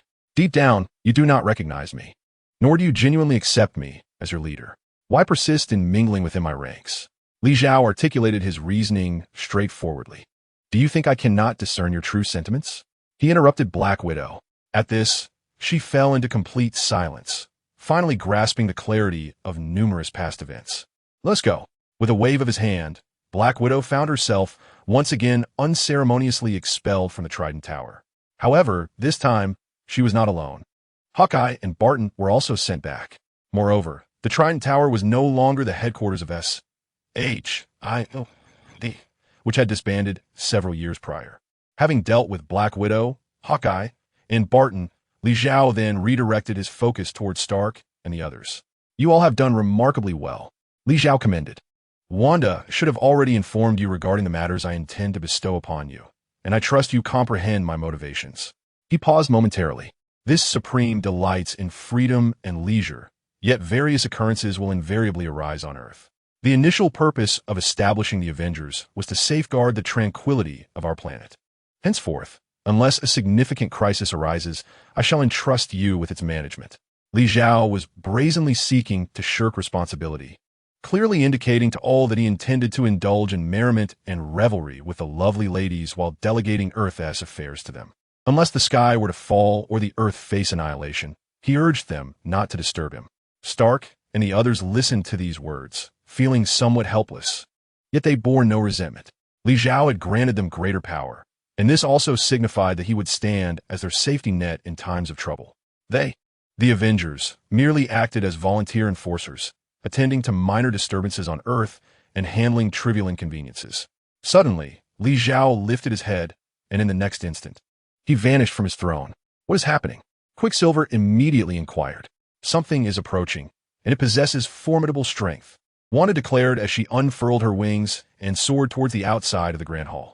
The other members of the Avengers, witnessing this scene, recognized that an extraordinary situation had arisen, likely linked to the bound Eternals nearby. It is the Judicator Erishem. He has come to exact punishment upon you. Ikaris exclaimed with fervor. Although he had exerted every effort to protect Tiamat, he had ultimately failed, and he should have perished alongside Tiamat. Yet in that moment, he found himself incapable of even encountering death. Now, with the arrival of Judicator Erishem, the retribution of the Celestials was imminent. These god-slaying humans would soon pay dearly for their foolish ignorance. As Wanda and the others stepped outside the Grand Hall and stood in the plaza, they gazed upwards towards the cosmos. An immense crimson figure hovered beyond the Earth, its head alone dwarfing the entire Starblade 7 spacecraft. A powerful pressure enveloped them, leaving Quicksilver, Stark, and the others feeling overwhelmingly restrained. The 6 eyes of the Colossal being fixated upon Starblade 7, or more precisely, on the throne situated directly above it. Li Xiao sat regally upon that throne, enormous silver steel wings extending behind him, exuding an icy chill. Despite his relatively smaller stature compared to Judicator Erishem, his aura was equally formidable. Chapter 118. The final confrontation with Erishem, Judicator Erishem had personally descended to Earth, confronting Li Xiao in the vastness of space.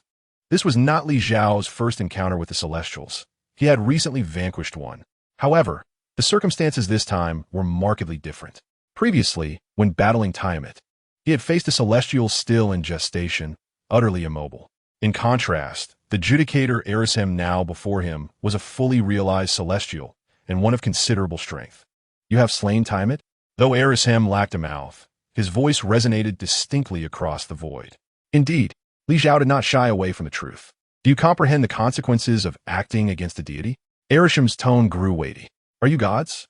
Li Xiao retorted. We are the celestials, wielding the authority of the divine. Arishem refrained from declaring himself a god, for in truth, the celestials were not deities. In the Marvel universe, true gods were but five: eternity, infinity, death, oblivion, and Galactus.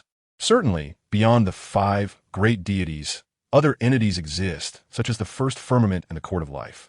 Do you execute the will of the deities? What do the deities do then? Li Xiao pressed on. For countless eons, we have existed in this manner. Do you believe that your current ramblings can disturb my thoughts? The judge, Arishem, ceased to follow Li Xiao's words. I have come here for but one purpose, to judge you. Arishem's luminous eyes bored down on Li Xiao. Silence. Li Xiao's voice suddenly surged, a powerful aura erupting at that moment. Judge me? His tone resonated with authority. You pretentious beings, by what right do you presume to judge me? Is it merely because you are tools created by the true God? Or is it because you have long grown accustomed to viewing all life as mere dust, believing you possess the right to dictate to us? Li Xiao showed no deference to Judge Arishem, exuding an overwhelming presence that made the colossal celestial being appear diminished. Boldness. Arishem abruptly reacta, reprimanding Li Xiao. I am the judge. Do you think your eloquence can invert right and wrong? Arishem challenged. Am I the one inverting right and wrong, or are you? Li Xiao kuntarat. Clearly, it is you who inverts right and wrong, Arishem asserted with conviction. So, if I were to kill you, you would be powerless to resist. Unless you invert right and wrong, is that it? As Li Xiao spoke, his aura surged once more, causing violent energy fluctuations in the surrounding cosmic expanse. You. Arishem found himself momentarily at a loss for words. Tiamat seeks to annihilate the 70 billion inhabitants of Earth as the supreme being of Earth.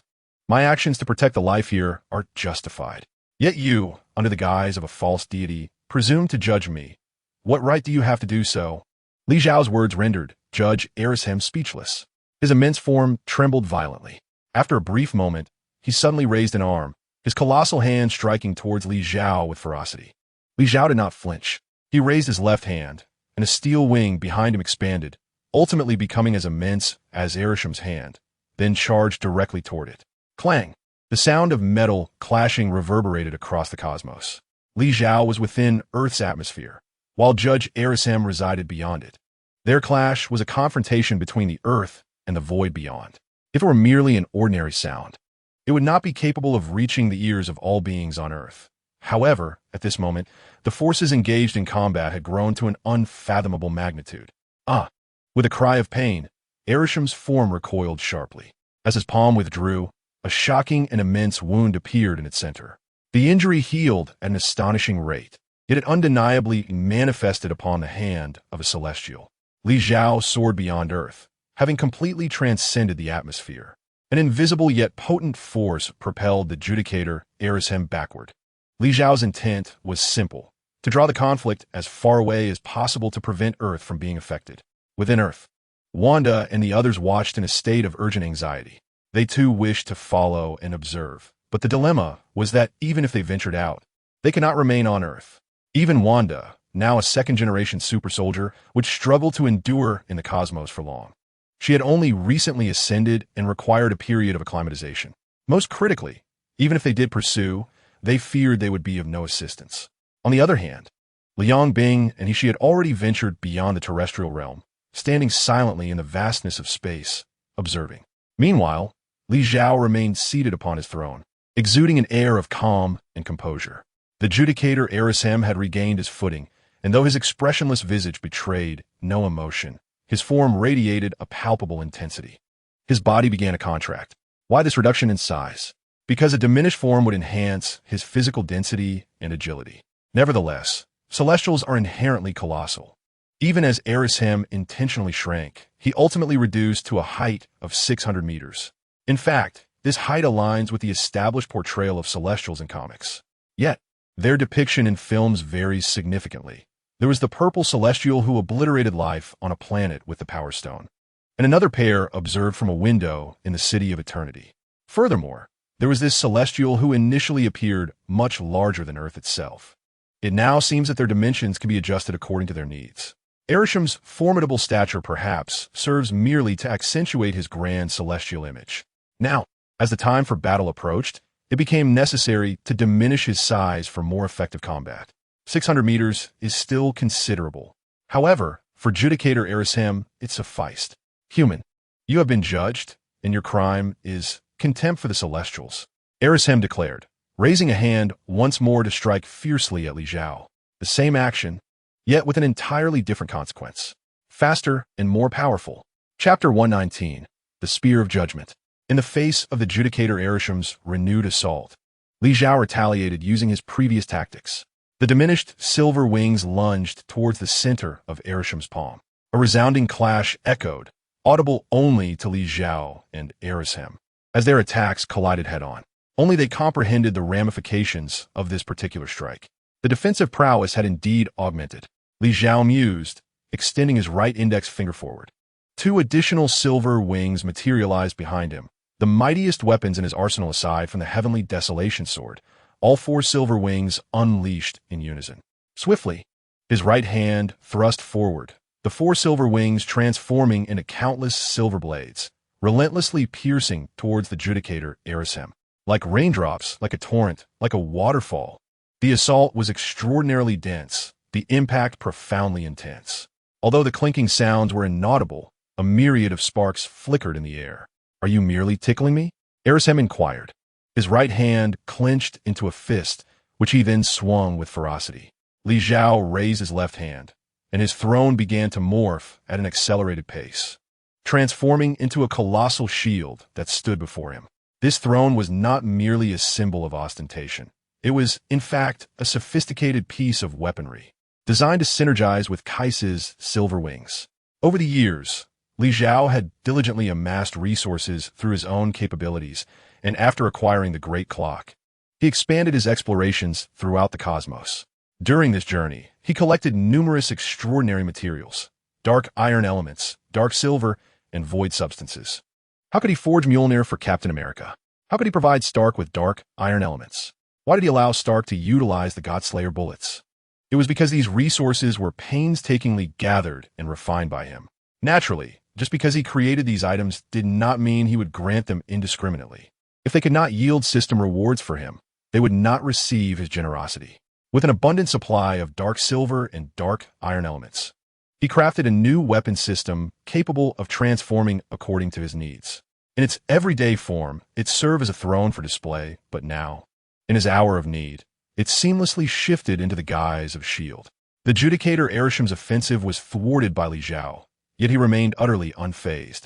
He withdrew his hands to his chest, and a radiant light abruptly materialized before him, followed by a crimson beam that erupted forth. This luminous assault did not travel in a straight line toward Li Zhao. Instead, it bifurcated mid-course into innumerable delicate beams, assailing him from various angles. Arishem taunted, "Do you not possess a shield? Why do you not defend? I merely wish to observe how this shield can simultaneously withstand such a multitude of assaults." Li Zhao remained utterly unfazed. The heart of Mello operated at high speed, with a grand clock in the background providing data computations. In an instant, the shield disintegrated, scattering into countless diminutive shields that precisely appeared before each laser. Countless lasers, countless shields. Li Zhao exclaimed, "Look, I have blocked them all. Culminate. Let us see whether your lasers outnumber my shields." At that moment, both individuals found themselves in a profound silence, locked in a tense standoff. A rhythm did not rush to attack, nor did Li Zhao. They gazed at one another, awaiting the other's next move. Li Zhao's strength was evidently superior to that of the Adjudicator, a rhythm. Why then did he refrain from employing the tactics he had previously used against Dormammu? Liang Bing observed the unfolding situation, perplexed, clearly capable of overpowering his opponent. Why did he choose to remain in this standoff? Li Zhao was attempting to rely solely on the power of super-divine technology to defeat the Adjudicator, a rhythm, as she elucidated. Regardless of the power, once obtained, it becomes one's own. Why overthink it? Liang Bing found such matters tedious. For her, achieving the objective justified any means necessary. There was no need for so much probing.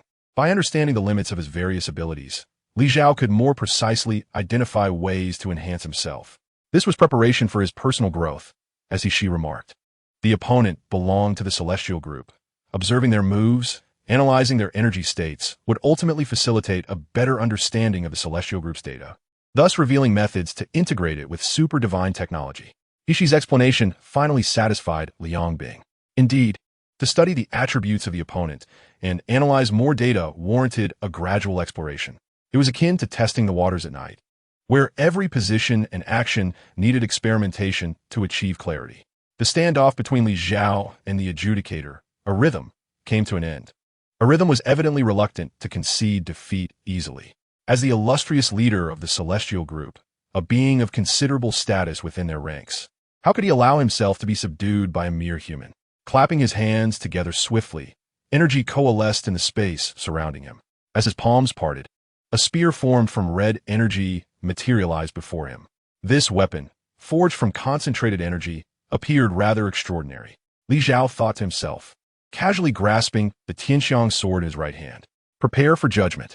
A rhythm shouted, seizing the spear and hurling it towards Li Zhao. Naturally, Li Zhao's immediate response was to command the shields to intercept the projectile. However, this time, the shield was shattered upon contact with the spear, pierced through entirely. How could this be? Li Zhao felt a surge of astonishment, yet he remained composed. He raised his left hand, reaching out into the void towards the spear. The moment the colossal hand, conjured by his left hand, grasped the spear, he immediately understood the nature of the situation. This was indeed the Spear of Rules, an attack imbued with the power of cosmic laws. The judge, Arisum, wielded the authority of judgment itself. Thus, he transformed his own energy into this spear and launched an assault. Although the shield possessed formidable defensive capabilities, it was purely physical in nature. Upon encountering the spear, it was subjected to the judgment of the spear's rules, deemed weak and easily penetrated. Li Zhao's hand was similarly judged. The giant hand of illusory energy dissipated, and the spear lunged straight towards him. Tightening his grip on the heavenly sorrow sword in his right hand, he refrained from striking. He stood quietly, awaiting the spear's arrival, prepared to be pierced through, to have his divine form shattered entirely. Chapter 120. Mastering the Power of Rules, as the judgment spear pierced through his chest. The moment the power of judgment erupted, Li Zhao began to radiate light. His body was incessantly disintegrating under this force. The sound of data recording echoed within him repeatedly. Ultimately, Li Zhao's form transformed into countless specks of light, dissipating at the sight. The judge, Arisum, witnessed this scene and promptly recalled the judgment spear. Within the heavenly blade number 7, Wanda and the others observed this through a virtual projection, their hearts racing with urgency. Do not panic. Li Zhao is unharmed. A timely voice from she calmed Wanda, whose emotions were on the brink of collapse. Even if the holy body is utterly shattered, it can reassemble, she explained. Simultaneously, in space, at the location where Li Zhao existed, his body had been fragmented, yet the luminous particles remained. What exactly was his current state? Liang Bing gazed at the scattered light, eager to discern the specifics. I do not know, she replied, shaking her head. At such a moment, even she could not comprehend Li Zhao's precise condition. Now, only Kesha or Carl could possibly elucidate the situation, she mused. Liang Bing listened quietly, refraining from voicing any doubts. Though reluctant, she had to concede that Kesha's instincts during battle were remarkably keen, and Carl's reservoir of knowledge transcended their era. At this moment, within the dark dimension, Li Zhao sat upon a throne, before him a chaotic array of symbols. Heavenly Inquiry. What are your analytical results? Li Zhou Inquirat. The power of rules originates from the fundamental codes of the universe. Deciphering it proves to be quite challenging, Heavenly Inquiry responded. Is it beyond the capabilities of the Grand Clock? Through the analysis of the Grand Clock, one can employ the power of anti-void directly to counteract and dismantle its rule, thereby instantly reverting to the original divine form. With formidable physical assaults, one can still vanquish the arbiter Erishem. What I seek is not merely victory in battle, but the acquisition of the divine assembly's rule. The algorithm is excessively intricate, rendering complete analysis unattainable. The response from the heavenly inquiry remains one of impotence. This superlative celestial computer, the Grand Clock, can empower Li Xiao to contend against the divine assembly, yet cannot transmute the assembly's power into what he requires. System. Li Xiao began to invoke another entity, one that surpasses even the celestial computer of supergod technology and the supergene system. The foundation of Li Xiao's potential. His ultimate trump card, the system. Please select your desired system reward. The voice of the system resonated. After defeating Dormammu, Li Xiao was granted an opportunity to select a special reward, which he had yet to utilize until this moment. I wish to choose an opportunity for a specified technology upgrade. There are 3 options for the system's special reward. Option 1. Designate a character from the supergod universe for summoning. Option 2. Acquire a piece of equipment from the supergod universe. Option 3. Upgrade a technology that one already possesses. Previously, Li Xiao had employed the system's special rewards twice, summoning the celestial sovereign He Shi and the apocalypse monarch Liang Bing. Initially, Li Xiao intended to summon a female assistant this time as well. However, it now appears that upgrading the Grand Clock to enhance its computational efficacy holds far greater significance for him. Please specify the technology you wish to upgrade. I wish to upgrade the celestial computer, the Grand Clock, Li Xiao declared. As his voice resonated, an overwhelming power surged throughout the entire dark matter dimensional space. Subsequently, Li Xiao felt that the energy at his disposal had become more potent. An unprecedented sense of abundance enveloped him, as if the entirety of the Marvel universe resided within him. Heavenly inquiry? Li Xiao tentatively called out. Here, Master, came the response of the heavenly inquiry. The Grand Clock utilizes the heavenly inquiry as its energy core, which is why Li Xiao has always controlled the Grand Clock through its intelligence. Can we analyze the rule power generated by the Spear of Judgment? Li Xiao inquired. Yes. The heavenly inquiry responded as a vast array of data began to operate. The manifestation state of the Grand Clock was activated. As Li Xiao spoke, the image of the Grand Clock materialized before him. He beheld a complete transformation of the Grand Clock. It no longer resembled its former self. Instead, it transformed into a sword. The imperial sword worn at the waist of Qin Shi Huang, named Tianwen. Upon the blade, 6 gemstones were intricately embedded, arranged in a manner reminiscent of the Big Dipper. In place of the missing gemstone, there lay a silver gem shaped like a grand clock. The great clock and Tianwen had merged completely, for my admiration for that emperor inspired me to alter the computer's appearance to resemble the sword of Tianwen. I reveled in this transformation, Li Xiao murmured. Simultaneously, in the external realm, the countless scattered atomic points began to swiftly coalesce. Soon, Li Xiao's body was restored, emanating a presence far more potent than before. As he opened his eyes, the power of order encircled him. The analysis was complete. The answers of Tianwen had been revealed.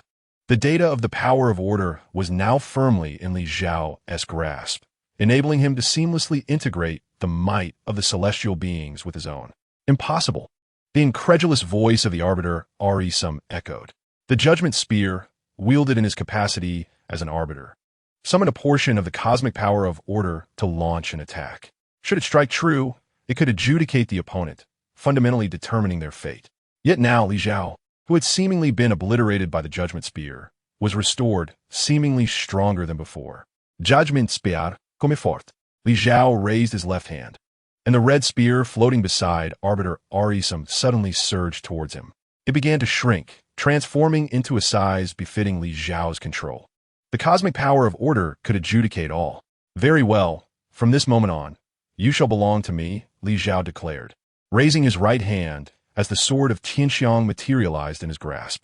Aiming the spear at the sword of Tianxiang, he gently pushed it forward. Instead of a collision as anticipated, the judgment spear transmuted into a stream of red particles, continuously merging into the sword of Tianxiang. Within the sword, a crimson line emerged, embodying the adjudicative power of the judgment spear. Chapter 121. The arbiter's defeat and retreat. The power of the judgment spear was now under Li Xiao's dominion. In that moment, Arbiter Arisum trembled.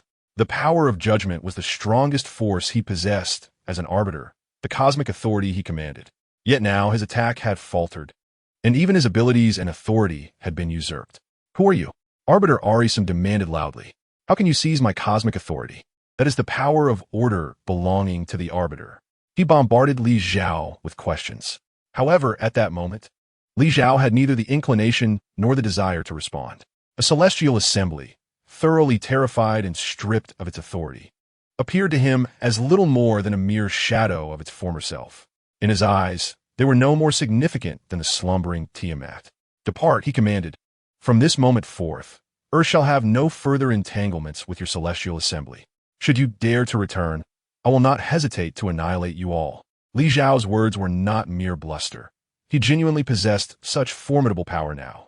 The celestial assembly, unless their creator, known as the First Firmament, was present, would yield the same outcome before Li Xiao, regardless of their number.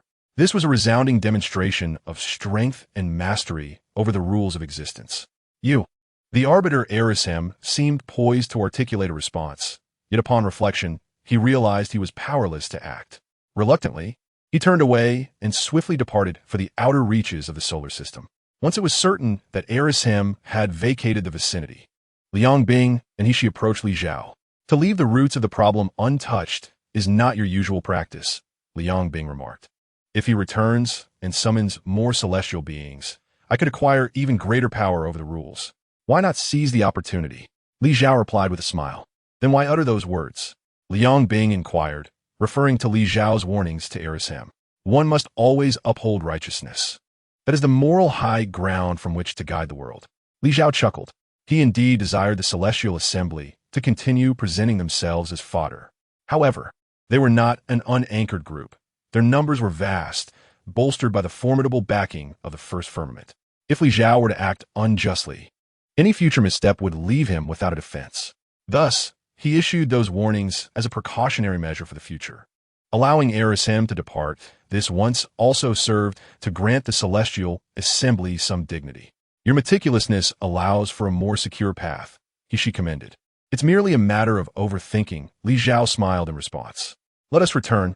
Wanda was quite worried when she saw you being overwhelmed," she reminded him. "Very well," Li Xiao agreed, turning to soar back toward Earth. In an instant, the three found themselves aboard the Blade 7. Wanda rushed forward, scrutinizing Li Xiao with great concern. "I possess a fourth-generation divine body and a sacred physique. Even if utterly shattered, I can swiftly restore myself," Li Xiao asserted earnestly. "Even with such assurances, one should not recklessly court danger. What if something were to truly go awry?" Wanda intended to express her personal concern, but, recalling that she shared the same sentiments as Liang Bing and she opted for we instead. "Understood. I shall pay heed in the future." Li Xiao recognized that Wanda was expressing her concern for him and naturally chose not to refute her.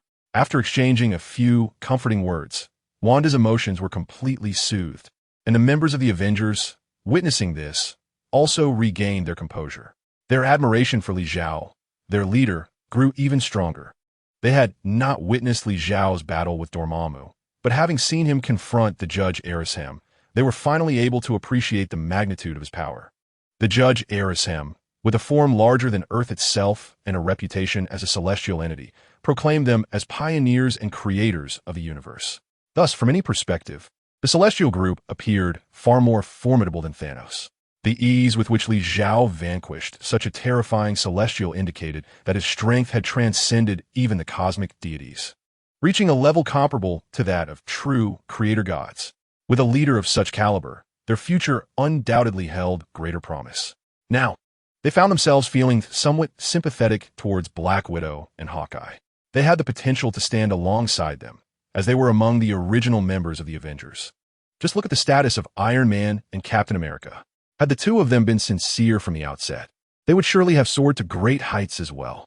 Alas, both had been cast aside, unable to remain with the Avengers, destined instead to return to Nick Fury and serve as mere agents, without any formal standing. After all, SHIELD had been disbanded years ago, and Nick Fury now operated purely as part of an underground organization. In the ensuing time, Li Xiao refrained from further discussions with the Avengers and allowed them to return to their own affairs. The members of the Eternals were also released, free to pursue their desires as long as they refrained from causing trouble. That night, Li Xiao went to spend time with Wanda. As the conduit of chaotic magic, she could experience issues when influenced by negative emotions, so Li Xiao needed to gently comfort her. As for the turn that was originally meant for ice, this could be easily resolved. He would allocate it to her tomorrow, and then skip Wanda for the next round. Should Wanda insist on participating, they could simply wait for a day when all four could join together. Being super soldiers and divine beings, fourth-generation deities, they certainly had ample energy. Meanwhile, in the distant cosmos, Judge Arishem was traversing swiftly through the stars. Soon, a grand altar appeared before him. He reduced his form to approximately 600 meters and knelt reverently before the altar. Eternal deity, I, Arishem, the judge of the celestials, seek an audience, he proclaimed. In the next moment, the surroundings of the altar illuminated with radiance. Various intricate carvings materialized on either side, and at the end of the corridor, an ancient door began to open slowly. The judge Arishem respectfully bowed and then rose to approach the altar. Upon entering the altar's doorway, he found himself in a serene space reminiscent of a tranquil lake. In this ethereal realm, a figure sat cross-legged, its form merely an outline without distinct features. Judge Arishem of the Celestial Assembly, I humbly greet the eternal deity. With utmost reverence, Judge Arishem knelt upon the ground. Chapter 122. The Eternal is rendered speechless. You are the cosmic overseer fashioned by the true gods, belonging to a realm distinct from mine. What brings you here today? A voice, void yet resonant, echoed. It was the voice of eternity, one of the 5 divine beings. There are matters I must report to you, Judge Arishem stated with great deference. Your direct superior should be the Court of Life. The Court of Life, as mentioned by eternity, was established to oversee the deities, serving as a judge appointed by the true gods to uphold the cosmic laws. During my recent visit to Earth, I encountered a human who not only killed the unborn Tiamat, but also directly stripped me of my judicial power. Judge Arishem divulged this shocking revelation. This left eternity in silence. The death of an unborn celestial being did not particularly astonish eternity. Even the demise of Judge Arishem would be inconsequential to him. However, the notion that someone could directly usurp Judge Arishem's judicial authority was a different matter entirely. It is crucial to understand that this power is derived from the very fabric of cosmic law, a dominion wielded by the celestial overseers, who, besides the true gods, possesses the ability to enact such a feat. Could it be the transcendence? Or had another deity intervened? Eternity fell into contemplation, or perhaps he was probing the cosmos to grasp the entirety of the situation. Soon, he discerned the unfolding events, understanding the emergence of Li Xiao and all the actions he had undertaken since his arrival, including the confrontation with Dormammu. To his astonishment, it was the supreme of the eternal magic. Eternity reflected upon this revelation. The supreme of eternal magic? Is he your successor? Judge Arishem was taken aback. The sorcerers of Kamar Taj practiced what was known as eternal magic, the very teachings originally disseminated by eternity. The initial contact with eternal magic on Earth was made by Agamotto, the supreme sorcerer who crafted the Eye of Agamotto. Yet, the consummate master of eternal magic was Vishani, the author of the Book of Vishani. Subsequently on Earth, generations of supreme sorcerers emerged, culminating in the selection of ancient ones centuries ago. The lineage remained unchanged until now, with Li Xiao finally stepping into that role. He has indeed studied eternal magic, yet the means by which he vanquished you were not derived from it, eternity remarked. Return now. From this moment forth, you need not concern yourself with the affairs of Earth. As for your divine authority, I shall restore it to you. In an instant, a surge of energy coalesced within the Judicator Arishem, rapidly replenishing the judgment power that had been stripped from him by Li Xiao. The 5 deities emerged at the dawn of the universe, holding the highest authority within it. Eternity governs creation, time, and magnificence. The power of judgment is but a minuscule fragment of the cosmic order. It is deemed precious by the Celestial Assembly, but is rather commonplace for the 5 supreme deities. Thank you, eternal deity. Judicator Arishem bowed respectfully before exiting the eternal altar, returning to his duties. This matter had already reached the ears of the 5 deities, and with the knowledge of Li Xiao's connection to eternity, it was no longer within his purview. Moreover, he was incapable of intervening. After having his cosmic authority stripped away by Li Xiao on a previous occasion, he feared that a second encounter would render him unable to return. As for whether the other members of the Celestial Assembly should intervene, he could hardly concern himself with that. Every member held specific powers that others were not authorized to disrupt. On another front, eternity remained inactive, engaging in no actions. However, his focus was directed toward Earth, diligently studying the enigmatic existence of the new Supreme Mage and how he managed to usurp Judicator Aritham's authority. Why do I feel as though I'm being watched? Li Zhao pondered while standing by the lake, gazing at the resplendent sunset. At your current strength, who could possibly observe you without your notice?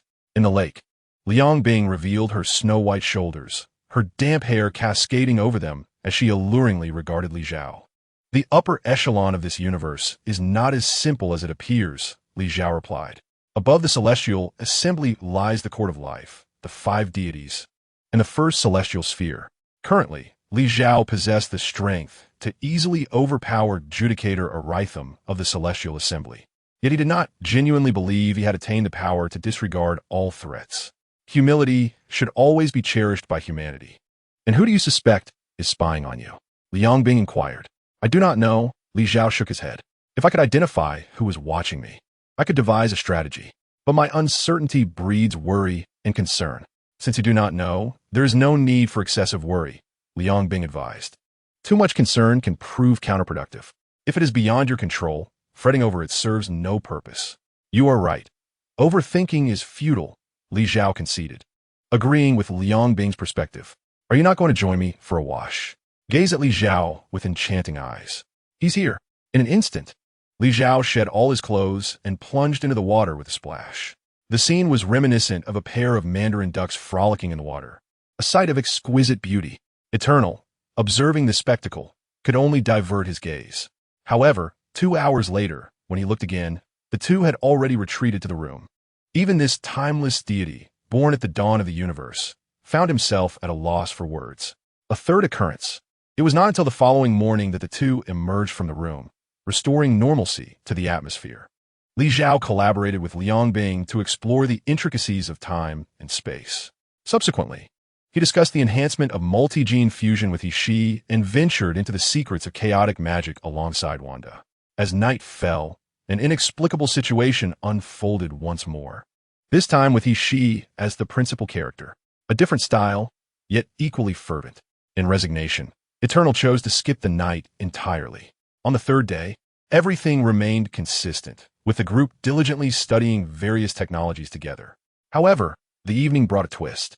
Li Zhao did not seclude himself with any single individual, but remained in the company of all three women.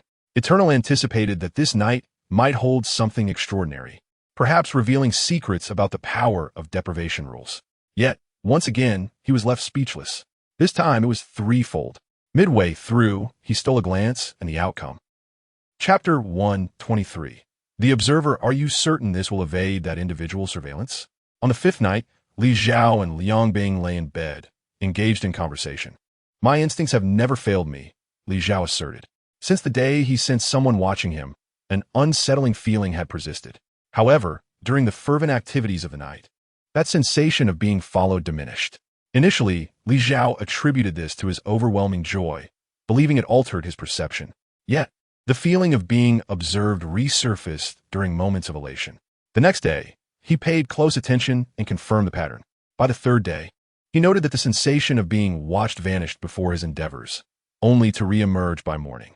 Thus, Li Zhao could ascertain that the observer deliberately avoided these private moments. Aware of this, he shifted some of his daytime research to the night, sacrificing some enjoyment, yet preserving his secrets. At all times, the pursuit of knowledge must take precedence. Consequently, although their nighttime revelries were curtailed, no one expressed discontent. Presently, Li Zhao was delving into the rules of the Divine Assembly. In his encounter with the adjudicator, Arisum, he successfully seized the power of judgment from his adversary. At that moment, the decision was made to endure the assault of the Spear of Judgment with one's own body, subsequently sealing the power generated by the spear within. This was to be followed by comprehensive analysis using the upgraded celestial computer. Presently, Tianwen has recorded all information pertaining to the power of judgment and has directly transformed it into a force that Li Zhao can assimilate and convert. Yet, this is ultimately a form of rule-based power, and the method of acquisition is rather questionable. Each time absorption is desired, the opponent must first inflict a wound, which certainly appears rather peculiar. Liang Bing observed from the side, collaborating with Li Zhao in their studies. In truth, throughout this research endeavor, The contributions of Liang Bing and he-she were by no means inferior to those of Li Zhao. After all, Li Zhao was relying on the assistance of Tian and his own formidable capabilities in his studies. In contrast, Liang Bing and he-she possessed profound expertise. They were scientists of the highest order in the super-divine universe, with 30,000 years of accumulated research experience and knowledge that Li Zhao, as a newcomer, could hardly compare to. Before one knew it, half a year had passed. The observer had remained vigilant, while Li Zhao, with unprecedented diligence, rapidly enhanced his strength.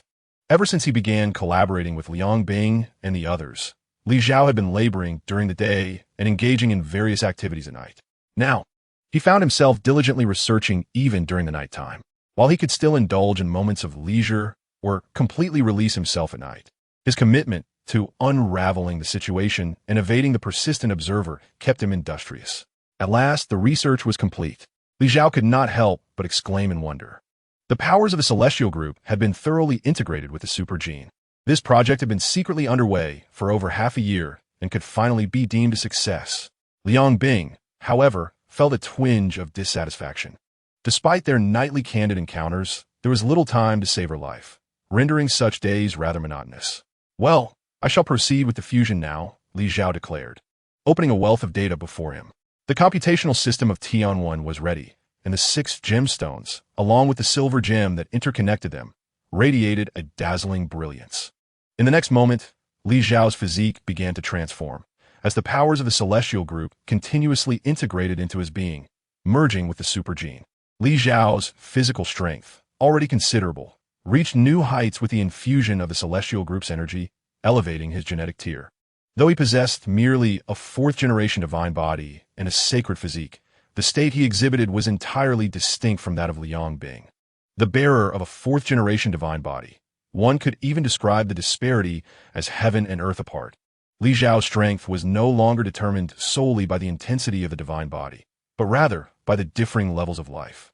The amalgamation of all the pinnacle genetic technologies from the super-divine universe within Li Zhao marked him as exceptionally formidable. The amalgamation of such supreme power within the Marvel Universe yields an entirely different effect. The confluence of technology and divine might represents an entirely new paradigm of strength. It was at the moment when Li Zhao fully assimilated and mastered these divine powers that he became acutely aware of his surroundings. The following morning, when the sensation of being watched resurfaced, Li Zhao discerned with utmost clarity that someone was indeed observing him. More precisely, it was the most formidable deity of this universe who had fixed their gaze upon him. Although he could not pinpoint their exact location, he knew that, should he desire, he could perceive all that existed within this universe. He was capable of traversing the dimensions of time and space, gaining insight into both the past and the future. He could penetrate the human psyche, uncovering the most primal desires and the truest thoughts lurking deep within. He was eternity, one of the 5 supreme deities of the cosmos. Why had he suddenly become the object of scrutiny for this being? Li Zhao found himself in a quandary. Initially, he had surmised that it might be a member of the celestial group wielding a similar power that had set their sights on him. Alternatively, it could have been Dormammu from the Dark Dimension or that enigmatic god of the underworld, Shumagorath. He even entertained the notion that it could be the Beyonder, as their nature of being barred from the universe, yet peering into it, was a common occurrence. Thus, the celestial group being created by them became more comprehensible. As the saying goes, striking the small draws the attention of the large. After defeating the celestial group, it seemed only natural that a parental figure would come seeking him. However, the outcome was quite the opposite. From Li Zhao's perspective, the celestial group and eternity were unrelated. Eternity was the embodiment of the cosmic will, a deity that emerged naturally with the birth of the universe, alongside infinity, oblivion, death, and Galactus. In contrast, the celestial group was conceived by the creator god for the further expansion and management of the universe after its inception. If one were to draw a comparison, the creator god is akin to the founder of a company, having established it. The 5 supreme deities represent the shareholders within this company. They refrain from daily affairs, yet hold portions of its shares. The celestial group functions as the diligent employees, tirelessly laboring for the company. Above these workers is a general manager, the living tribunal, who remains largely unseen. However, should any issues arise within the celestial group or between dimensions, he would emerge to provide guidance. Chapter 124. the new master of Asgard having ascertained that the one monitoring them was Eternity. Li Xiao now faced a significant dilemma. Should he confront Eternity directly or feign ignorance and continue with his affairs? While Li Xiao pondered these matters, the Bifrost once again materialized on Earth. This time, it was not Odin who had arrived. Thor, the younger brother of Li Xiao, had not visited for some time. His arrival prompted Li Xiao to wonder whether something had transpired in Asgard. With a calm demeanor, he prepared to engage with Thor. As he was acutely aware of the declining health of his father, who was nearing the limits of his age. Thor's words indicated his awareness of the situation. He comprehended the history of his father and the existence of a sister he had yet to meet.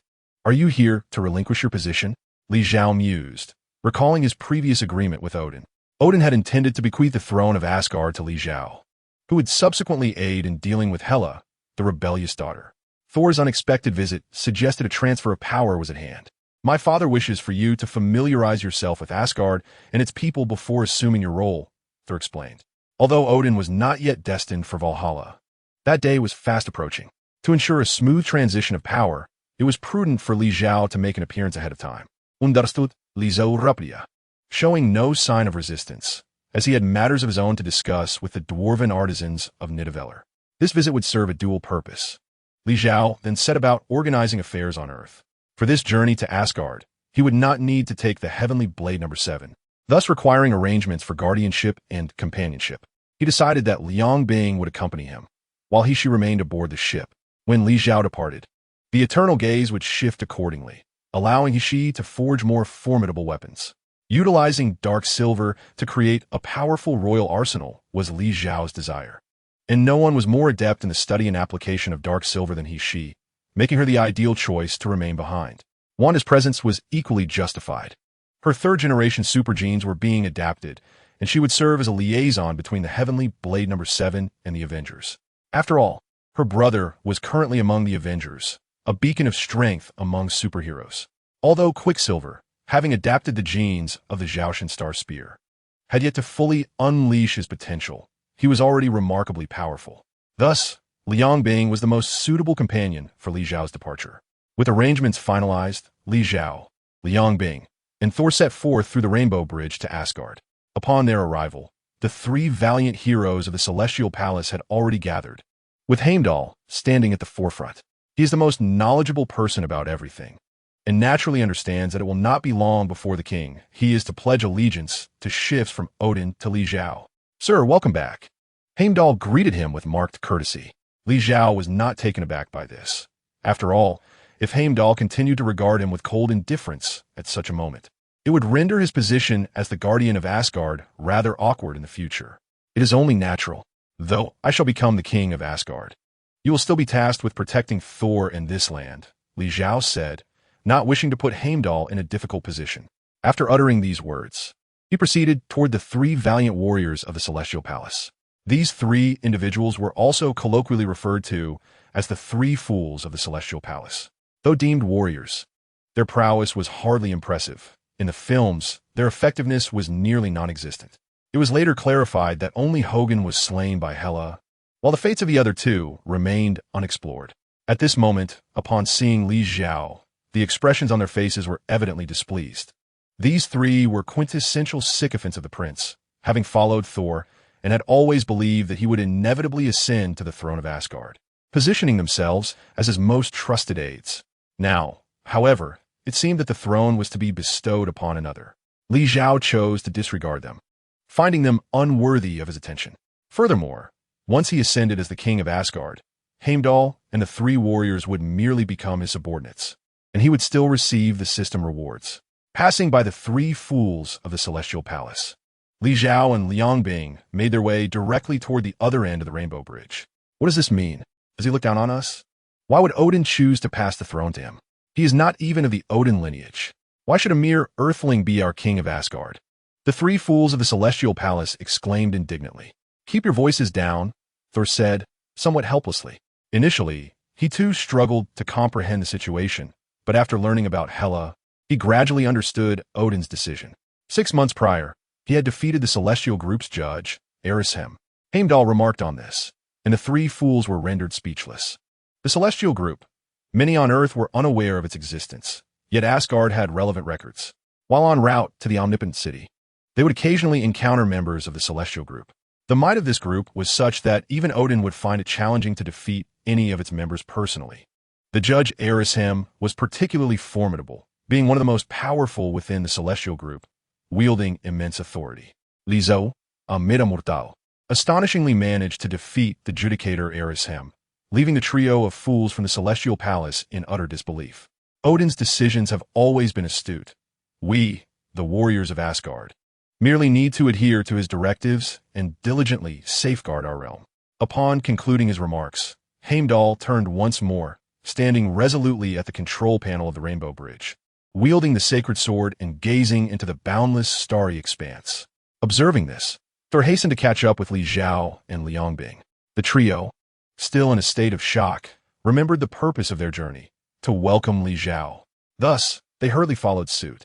In this intricate scenario, the group gradually approached the palace of Asgard. However, this time, Li Xiao was not merely a guest. He was on the verge of becoming its master. Chapter 125. A group of excessively comfortable gods, Li Xiao smoothly entered the palace of Asgard. At this moment, Odin was no longer seated upon his lofty throne, but had approached Li Xiao directly, having previously interacted with Li Xiao without pretense.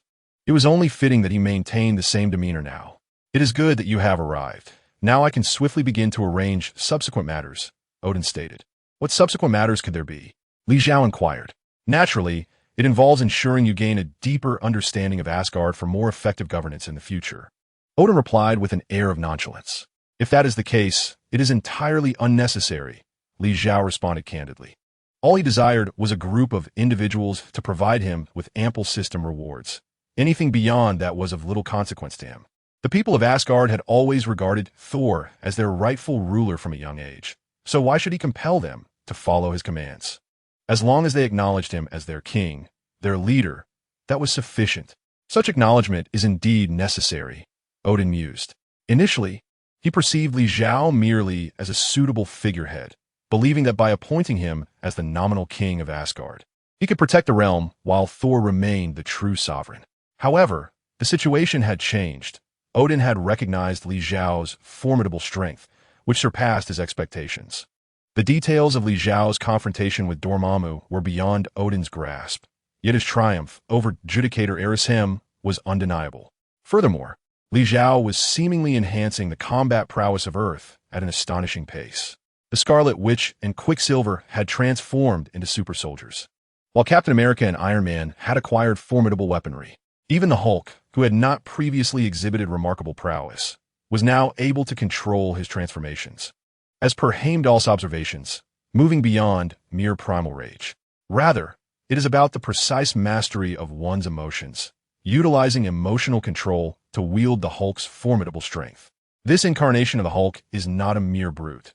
He is a warrior of both courage and strategy, capable of wielding his powers as the situation demands. With the presence of these 5 individuals, Earth has become significantly more powerful than it was in the original timeline. Consequently, Odin believes that Asgard should forge a deeper connection with Li Xiao, ideally transforming Asgard into a realm under Li Xiao's direct dominion. In such a scenario, to prevent the potential obscurity of this force under his command, he would likely bolster Asgard, perhaps by providing it with formidable weapons or enhancing the abilities of certain individuals. Thus, even if Li Xiao were to depart one day, Asgard would emerge even stronger than it is now. What a beautiful thought! Lizo Musha Inwarli. He was fully aware of Odin's intentions. Presently, Li Xiao's strength had reached an extraordinarily terrifying level. So much so that even he found it challenging to categorize his own power. Consequently, the thoughts of Odin, which had once eluded his comprehension, were now easily accessible to him. This evening, we shall host a grand banquet, and half of Asgard's residents will partake. You must be present, Odin declared.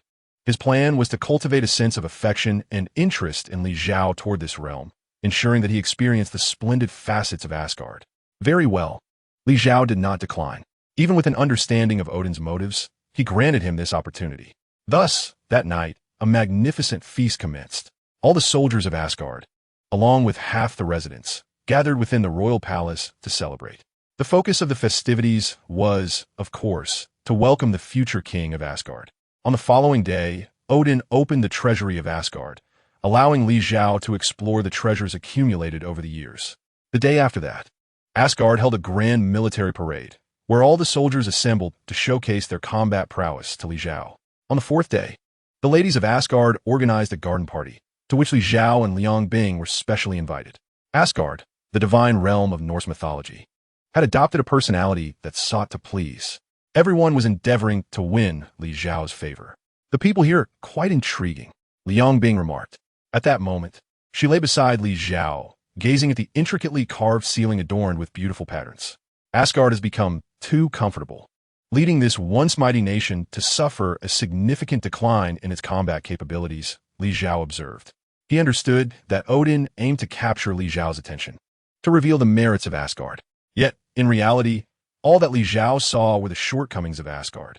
Li Xiao is a connoisseur of comfort, perpetually striving to enhance his life as pleasures. Yet, whilst indulging, he remains acutely aware of the necessity for vigilance in times of tranquility. Without formidable strength, one cannot safeguard a life of beauty. Asgard, despite its splendid foundation, has forsaken its once mighty force in pursuit of leisure. Observe the denizens who bask in enjoyment. These beings, divine in nature, exhibit a frailty surpassing that of ordinary mortals on Earth. Each possesses the potential for combat prowess akin to that of Earth's superheroes. Yet when confronted with peril, they show no inclination to resist. Present-day Asgard appears resplendent, yet relies solely on the efforts of Odin, Thor, and a handful of others to sustain it. Li Xiao's analysis incisively identifies the fundamental issues plaguing Asgard. Indeed, this situation is poignantly illustrated in the film Thor, Ragnarok. It is not during Hellas' invasion and the slaughter of Asgard's forces that this is evident, but rather in the moments of their retreat. When faced with Hellas' overwhelming might, numbers become irrelevant. As they attempt to flee, Hela is momentarily restrained by Thor, leaving only a horde of skeletal warriors in pursuit. The Asgardians, naturally endowed with superior strength compared to humans, would find it effortless to repel the skeletal assailants had they been trained for battle. Yet what transpires? The skeletal soldiers relentlessly pursue, while the Asgardians tremble in fear. Perhaps the filmmakers wish to highlight the contributions of a select few, granting them greater screen time. Nonetheless, such circumstances are undoubtedly linked to their habitual indulgence in pleasure. At the very least, during these past few days, Li Xiao has observed that none of the Asgardians possess the foresight to prepare for adversity. Chapter 126. The dwarves are not short the following morning. When Thor approached Li Xiao with a proposal to visit Vanaheim for an inspection, Li Xiao outright declined. I have a preference for Nidavellir. Unless there is a matter of great importance, let us explore Nidavellir today, he stated. Having squandered several days engaged in trivial pursuits, Li Xiao now finds himself disinterested and even weary of such activities.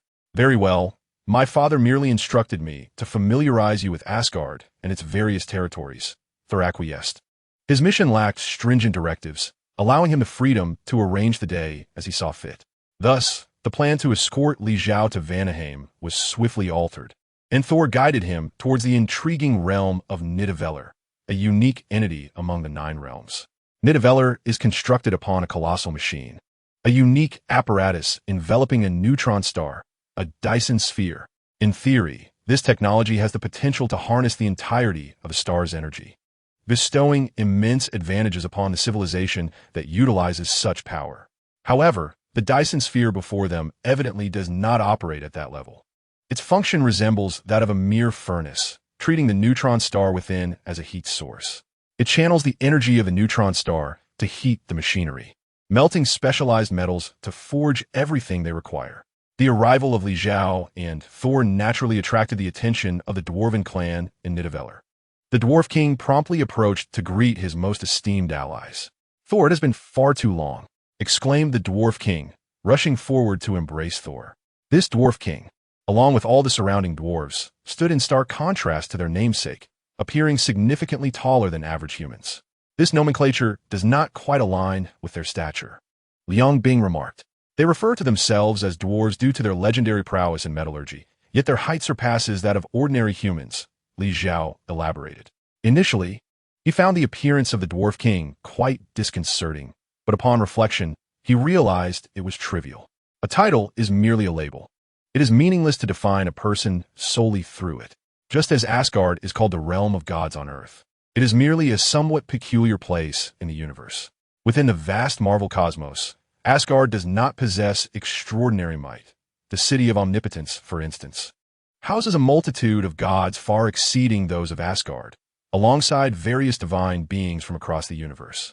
The Asgardians pale in comparison, especially when considering entities like the celestial beings and the Watchers, who excel in both combat prowess and overall quality. And who are these two? The Dwarf King inquired, looking curiously at Li Zhao and Liang Bing. This is Li Zhao, my elder brother from Earth, who will soon inherit the throne of Asgard, Thor introduced, leaving the Dwarf King in utter astonishment. What? He is Odin's illegitimate son? And he intends to usurp your throne? The Dwarf King's voice nearly erupted, causing all the dwarves nearby to cease their labors and turn their attention towards them. The typically noisy Nidavellir, filled with the clanging of hammers, fell into an eerie silence. Eitri, what are you saying? It is not as you presume, Thor hastily interjected to clarify. He is merely my acknowledged elder brother, my superior, with no relation to my father. Why then did Odin pass the throne to him? The Dwarf King inquired. This pertains to certain historical matters of Asgard, as well as future developments, which cannot be succinctly explained.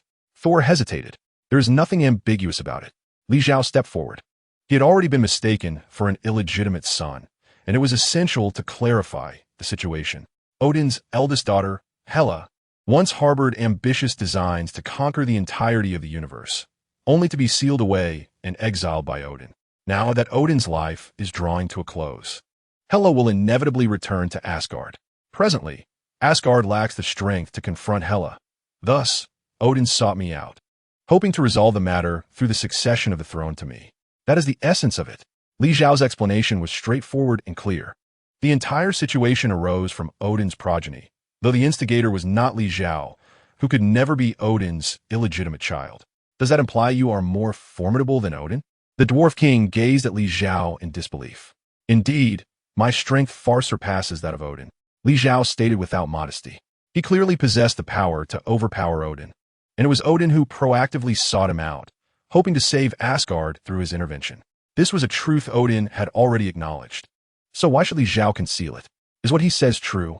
The Dwarf King remained incredulous, turning to Thor, the father of the gods, who has ruled over the 9 realms and remained unrivaled for millennia, is somehow less powerful than this young human.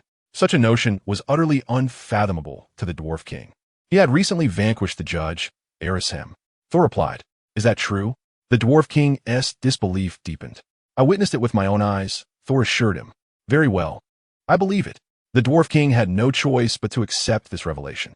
Since Thor, with his formidable prowess, affirmed it, the claim must indeed hold weight. However, defeating the judge Arishem, that was from the legendary pantheon of deities. Wow! The entire Nidavellir erupted in astonishment. Every dwarf murmured in hushed tones. They struggled to accept such monumental news, yet it was irrefutably laid before them. They were eager to learn how this transpired, and whether Odin had truly resolved to pass the throne to this human before them. Li Zhao remained silent, patiently standing aside, awaiting the eventual outcome. Once they gradually came to terms with this reality, he would speak when the moment was right. Chapter 127, A Balance of Power. After some time had passed, the dwarves finally came to terms with the situation. Li Zhao, having earned Odin's trust through his formidable strength, was chosen as the new king of Asgard. Will we need to change if you become our king? The Dwarf King posed a question of genuine significance. Each change in regime is a trial for those beneath it. There is always the fear that the newly appointed ruler may act recklessly, bringing calamity upon them all. I shall merely serve as a figurehead. The true governance will remain in the hands of Thor, Li Zhao candidly informed the Dwarf King. A mere figurehead? The Dwarf King gazed at Li Zhao with intrigue. I am your king, yet I shall enact no alterations. What you have been in the past shall persist into the future, and with my presence, you may rest assured of greater safety than before. This assertion from Li Zhao rang true. Given his current reputation, who among the Marvel universe would dare to provoke him or his followers? Moreover, he had already rescued the dwarves of Nidavellir. Had he not vanquished Thanos, the latter would undoubtedly have targeted the dwarven race in his quest to forge the Infinity Gauntlet. If that is the case, we, the dwarves, shall continue our alliance with you, and you shall remain the sovereign of Nidavellir, declared the dwarf king, signaling his intent. As long as Li Zhao refrained from harming them after ascending to the throne, they would gladly accept the protection of Asgard. Indeed, Li Zhao responded succinctly. Asgard ruled over the 9 realms, yet securing the loyalty of all these kingdoms was no simple task. Nevertheless, Li Zhao was determined to conquer them all, as many among them could offer him substantial rewards from the system.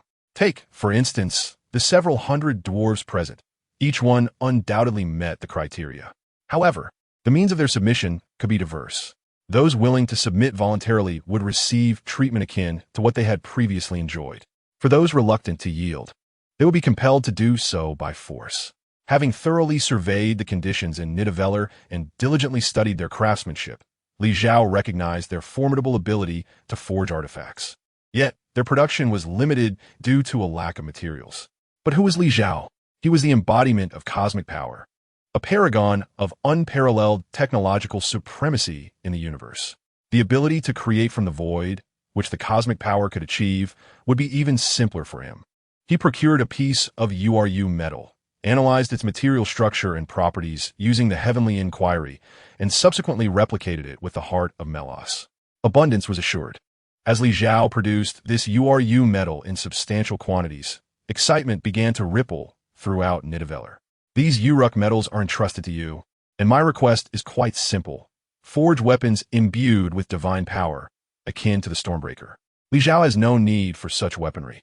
He possesses dark silver, which allows him to create technologically advanced god-slaying weapons and void armaments. His formidable divine power and computational prowess enable him to bestow any desired attack effects upon his weapons. However, Li Zhao now has followers, and in the future, he will undoubtedly have many more subordinates, since they have already pledged their allegiance to him. It would be remiss not to acknowledge their loyalty. Crafting powerful artifacts to bestow upon these subordinates would be most fitting. The Stormbreaker is exceptionally unique, and achieving such a level of craftsmanship is no simple task. The Dwarf King is understandably hesitant to make any promises. After all, the Stormbreaker is not only crafted from special metals, but also requires unique techniques, and the magical engravings it bears are crucial as well. Much like Thor's hammer, its strength partially derives from the enchantments Odin placed upon it, rather than solely from the hammer itself. I understand this. You need only to do your utmost. For the specific results are not of paramount importance. Li Zhao's words left room for interpretation. He allows the dwarves creative freedom and does not demand that the weapons match the might of the Stormbreaker. However, having provided such precious metals, one cannot expect meager offerings in return. They must possess some utility. Rest assured, our Dwarven can assure you that there is no possibility of substandard craftsmanship. The Dwarf King confidently proclaimed. Very well, I trust you, Li Zhao replied. Subsequently, both men wore satisfied smiles, shaking hands and sharing hearty laughter. After touring Nidavellir and supplying materials to the Dwarven clan for weapon crafting, Li Zhao felt he had made significant progress that day. Following their discussions, Li Zhao, along with Liang Bing and Thor, returned to Asgard. Upon his return, with a smile adorning his face, expectations naturally ran high. In Odin's eyes, this might be a splendid opportunity to foster Li Zhao's genuine affection for Asgard. Thus, the following day, he instructed Thor to seek out Li Zhao once more, this time to escort him to Vanaheim. However, Li Zhao chose to journey to Jotunheim instead, having met with the Dwarf King and secured the dwarves' admiration through gentle means. He believed that in the future, he would earn their loyalty as the king of Asgard. Today, he intended to employ more assertive tactics to instill fear in the hearts of the Jotunheim inhabitants. A competent king must not only bestow kindness, but also uphold just laws. One must balance benevolence with authority, showcasing both compassion and the strength of iron will. Jotunheim is a realm known for its tumultuous nature, having stirred considerable trouble among the 9 realms, and even once invading Earth. In response to Li Zhao's request to visit Jotunheim, Thor did not decline. Yesterday, a sudden decision led me to Nidavellir, and today I abruptly resolved to journey to Jotunheim, a notion that Thor must naturally grow accustomed to. As the Bifrost adjusted its course, Li Zhao and his companions arrived at Jotunheim without incident. However, upon entering this realm, he immediately furrowed his brow. Although he was already aware that Jotunheim was a planet characterized by its harsh environment and perpetual snow, the reality before him exceeded all expectations. A vast chasm marred the planet's surface, encompassing a quarter of its entirety. Through the insight of his all-seeing eye, Li Zhao discerned that this gaping void was indeed the result of human intervention. In a bid to prove himself to Odin, Loki had once harnessed the power of the Bifrost to obliterate all of Jotunheim. Though Thor ultimately thwarted Loki's scheme by forcibly dismantling the Bifrost, the protracted assault had nonetheless inflicted tremendous devastation upon the realm.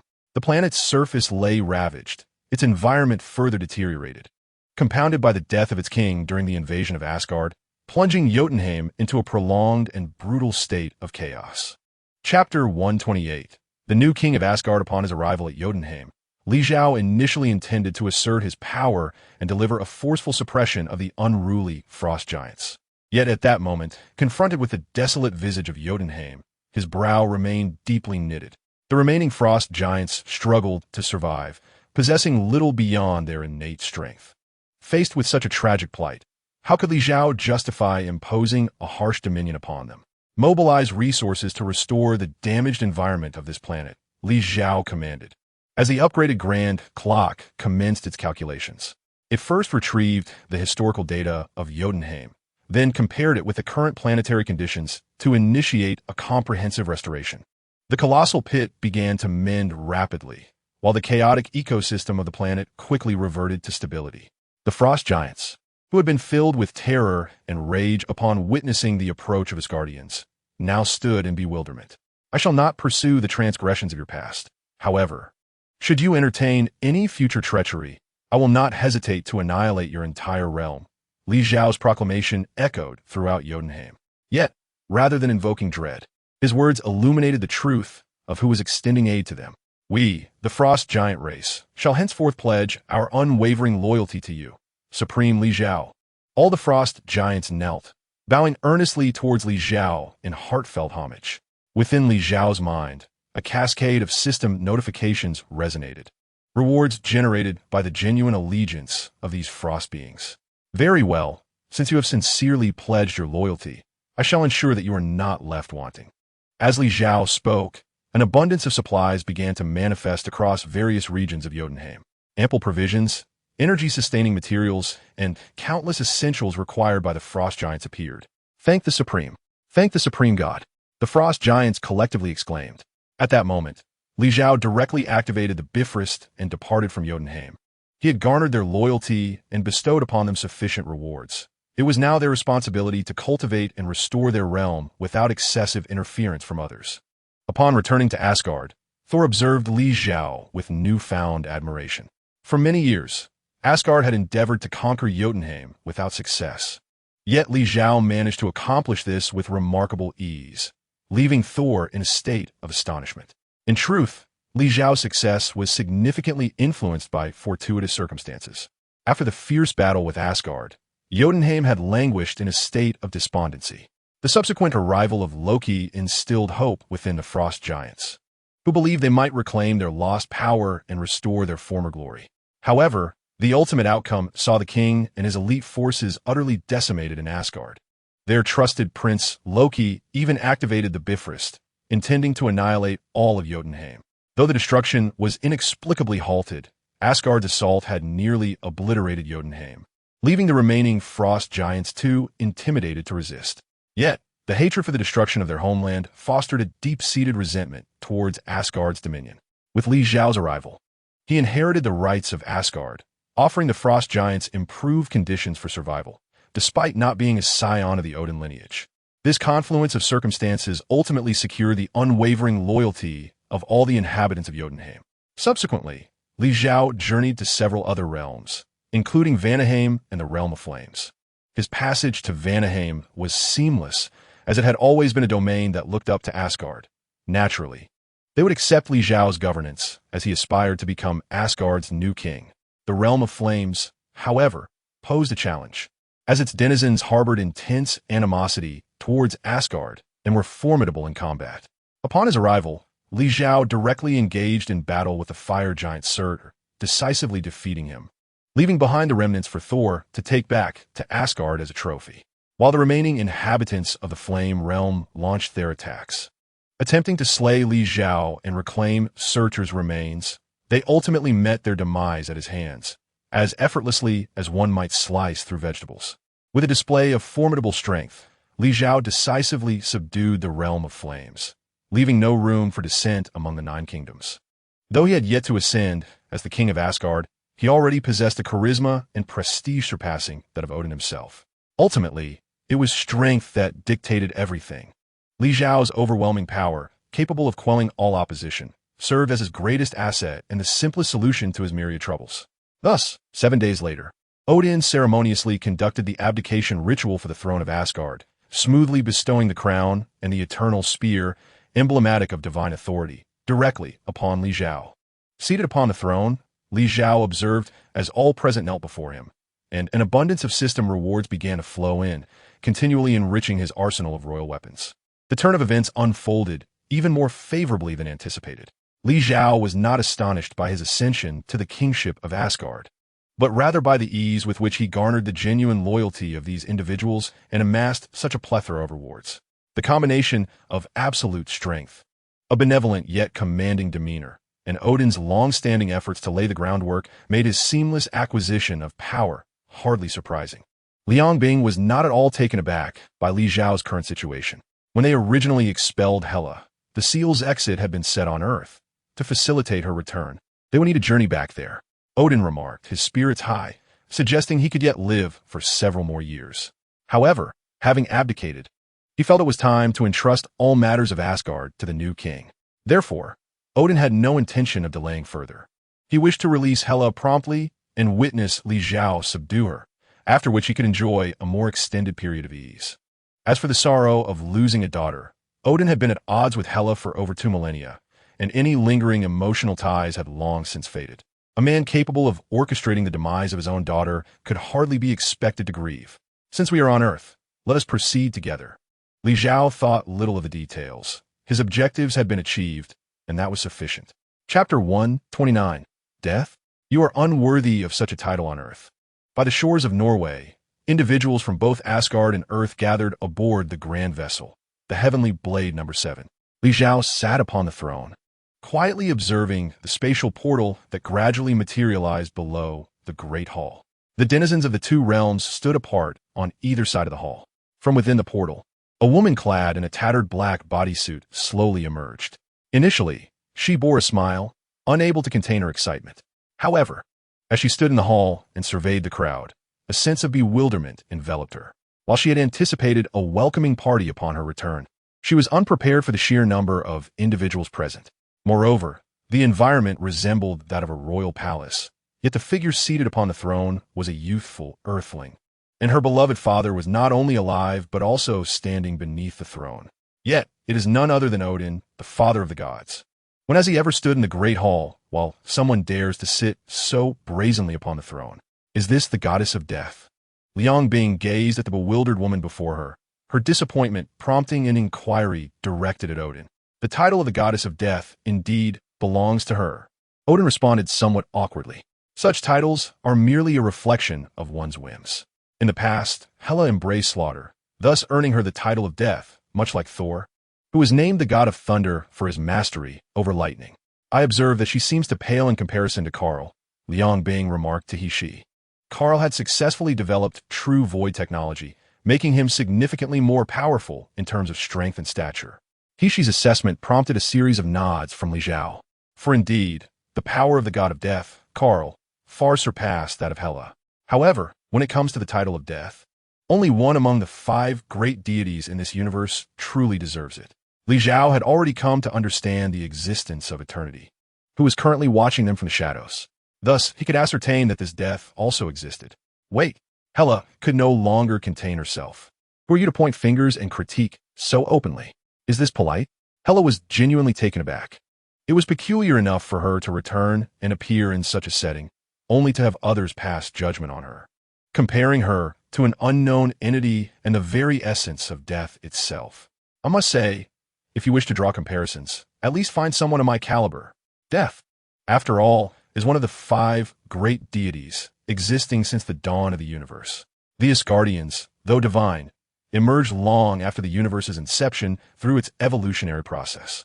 If Hela were to be compared with that death, she would not even be worthy to carry its shoes. Odin, are you orchestrating this just to vex me? Hela glared at Odin, her father who had both birthed and exiled her for 2 millennia. I'm not trying to vex you, Odin explained. I have abdicated. It is now Li Zhao who reigns as the king of Asgard. As he spoke, Odin cast a glance at Li Zhao, which Hela naturally followed. This young dandy? He is the new king of Asgard? Hela was utterly bewildered. She had not sensed any Asgardian power emanating from Li Zhao. How could he possibly be the king? Perhaps I have spoken too much, Liang Bing remarked. Indeed, there is no need to make such a grand spectacle for someone so trivial. Li Zhao nodded in agreement with Liang Bing. Hela, your ambitions are too grand. It is unwise for you to roam freely any longer. If I were to exile you once more, condemning you to eternal suffering, it would weigh heavily upon my conscience. Therefore, I believe it is best to conclude this matter swiftly, bringing it to a final resolution, spoke Li Zhao. What nonsense! Hela was on the verge of retorting. But before she could utter a word, a formidable force materialized beside her, rapidly bearing down upon her. In the blink of an eye, Hela's form disintegrated into countless particles of energy, dissipating into nothingness. The goddess of death, Hela, who had endured for over 2 millennia to escape the realm of the dead and return to the 9 realms, found herself vanquished just moments after her emergence, leaving no trace behind. How utterly disheartening! Had she known, she might as well have succumbed to old age in the realm of death. Yet, the world offers no such foresight. Even with the power of the Time Stone and other abilities to glimpse the future, fully comprehending all that is to come and preventing every unforeseen event remains an impossibility. Even Li Zhao, with his formidable strength, could not achieve this. Well, the matter here has been resolved. You may return to your lives and enjoy the joys of familial companionship, Li Zhao addressed Thor and Odin. Then we shall take our leave, Odin replied, his expression a mixture of complexity. He was uncertain whether to feel relief. While he had indeed averted a monumental crisis in Asgard through external aid, that crisis involved his own daughter. Witnessing her demise, regardless of previous disappointments, would surely evoke discomfort. Li Zhao paid little heed to Odin's thoughts. After they departed, he turned his attention to the latest reward from the system, acquired upon vanquishing Hela. Ding! You have successfully defeated the goddess of death, Hela. You have received a system reward, a set of death research data. This death research data was unfamiliar to Li Zhao, yet he surmised it to be the research journal of the Reaper, Karl. It must contain extensive information regarding death, derived from Karl's studies on the void. He opened the document at random, meticulously examining its contents. The others in the hall observed as Li Zhao perused the materials. Upon seeing the documentation of Karl's research, Liang Bing was instantly struck with astonishment. Is this a journal of Karl's studies? Does the Great Clock's database encompass such knowledge? Liang Bing exclaimed in disbelief. This is data I have just unlocked. I believe it may greatly aid our research into the void, Li Zhao elucidated. Indeed, if we were to analyze this information thoroughly, we could attain a more comprehensive and detailed understanding of the void, and our research approach would become markedly clearer, remarked He. Let us delve into this together, suggested Li Zhao. However, at that moment, Quicksilver and his companions found themselves rather bewildered, as they could comprehend little of what was being discussed. Chapter 130. The Research Notes of Death God Karl. After a diligent examination, Li Zhao suddenly grasped how the void technology had been conceived by Death God Karl. His exploration commenced with the phenomenon of human mortality, persistently investigating the distinct concepts of life and death. The first inquiry he embarked upon was whether, if a person were to die yet retain their thoughts and memories, they could truly be considered dead. Thus, during this phase, he began to experiment with uploading human brain information into machinery, ultimately endeavoring to create a complete metallic body into which human thoughts and memories could be implanted. The so-called death blessings of the gluttonous legion were rooted in the technological principles that allowed for the transformation of gluttonous entities into mechanized forms. However, Death God Karl soon realized that this approach was fundamentally flawed. Even if memories and thoughts were integrated into a machine, true immortality remained elusive. Should the bodily functions be obliterated and the data corrupted, the individual would perish instantly. Consequently, the second phase of his research sought to transcend any material constraints on thoughts and memories. Thus, Extracting the soul from the physical body became the second research focus for Death God Carl. After years of investigation, he quickly yielded results. He discovered that human thought could exist in a unique plasma state, with neutrinos representing a specific manifestation of this form. He succeeded in stabilizing the neutrinos within the human body, allowing them to detach and assume a state akin to a soul. In the heroic Legion animation, Death God Carl frequently employed this tactic while disseminating his thoughts on Earth.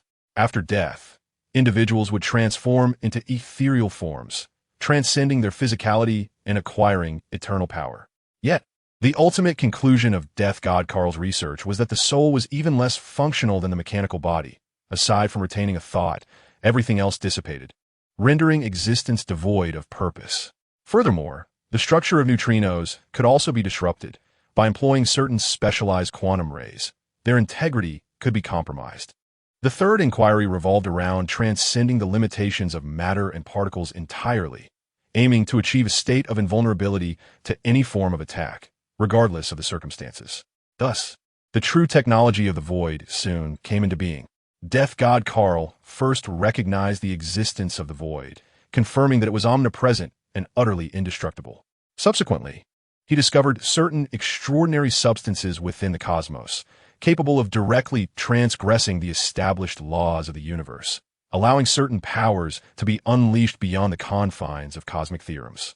Thus, he meticulously replicated his thoughts and memories, subsequently uploading them to the void dimension, where he projected this information in a corporeal form. This projection manifested as the phantom body technique, as termed by the Reaper, Carl. The emergence of the phantom body signified that Carl could no longer be slain by anyone beneath the dominant biological civilization, not even by the mightiest of them, the divine Kaiser. Moreover, in pursuit of sufficient void materials, Carl devised a plan to bombard black holes to procure the necessary resources. In secret, he contacted Liang Bing, collaborating with her to upgrade to the fourth generation of divine bodies, and subsequently devised a trap on Earth to lure the divine Kaiser. Ultimately, Carl succeeded in annihilating Kaiser, thereby creating the optimal opportunity for his entry into the era of the void. Carl captured Reyna, intending to harness the power of solar light through her. However, he soon realized that the defensive capabilities of Reyna's divine body, as governed by the Tao Star, surpassed his initial expectations, and Pan Zhun promptly commenced actions that left Carl with scant time for further research.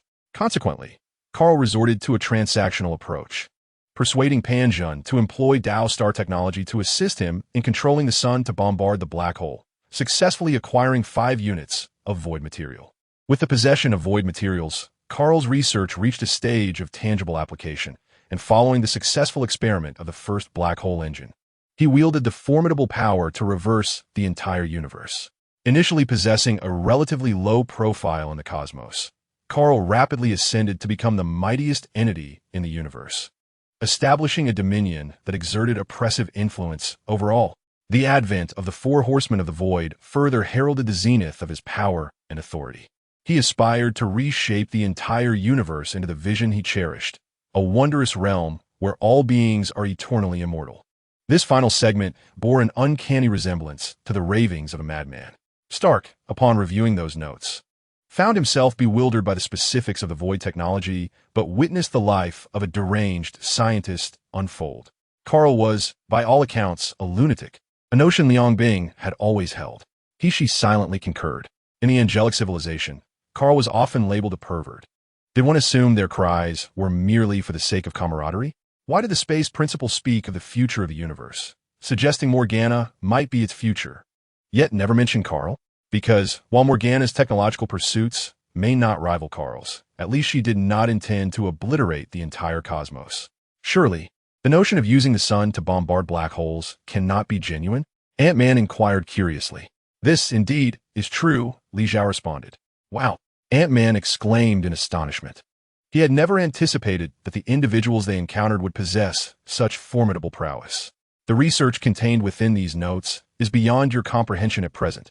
However, you have undoubtedly taken note of it, and in the future, it may inevitably become relevant, Li Zhao remarked. From the very beginning, he was aware that the collective examination of the materials would result in the dissemination of much of the knowledge contained therein.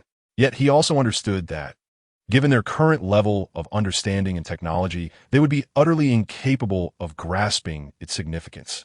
Most importantly, as long as Li Zhao remained within the Marvel Universe, they would have no grounds to act upon these records. Stark, Banner, both of you are scientists, yet you have witnessed the consequences of reckless exploration. I implore you to always remember, regardless of the circumstances, to remain grounded and not to forget the fundamental essence of humanity. Li Zhao primarily directed this admonition towards the two, as they were the most likely candidates to engage in related research. Indeed, we understand. Stark and Banner responded in unison. They were acutely aware of the implications of Li Zhao's warning and recognized the transformation that the relentless pursuit of knowledge had wrought upon the entity known as Death, Carl. Life, and the essence of existence, transcends mere survival. It encompasses the significance of that existence. Death, Carl, had fixated solely on survival, neglecting the purpose of living, thereby forsaking his humanity. A being devoid of humanity is no longer worthy of being called human.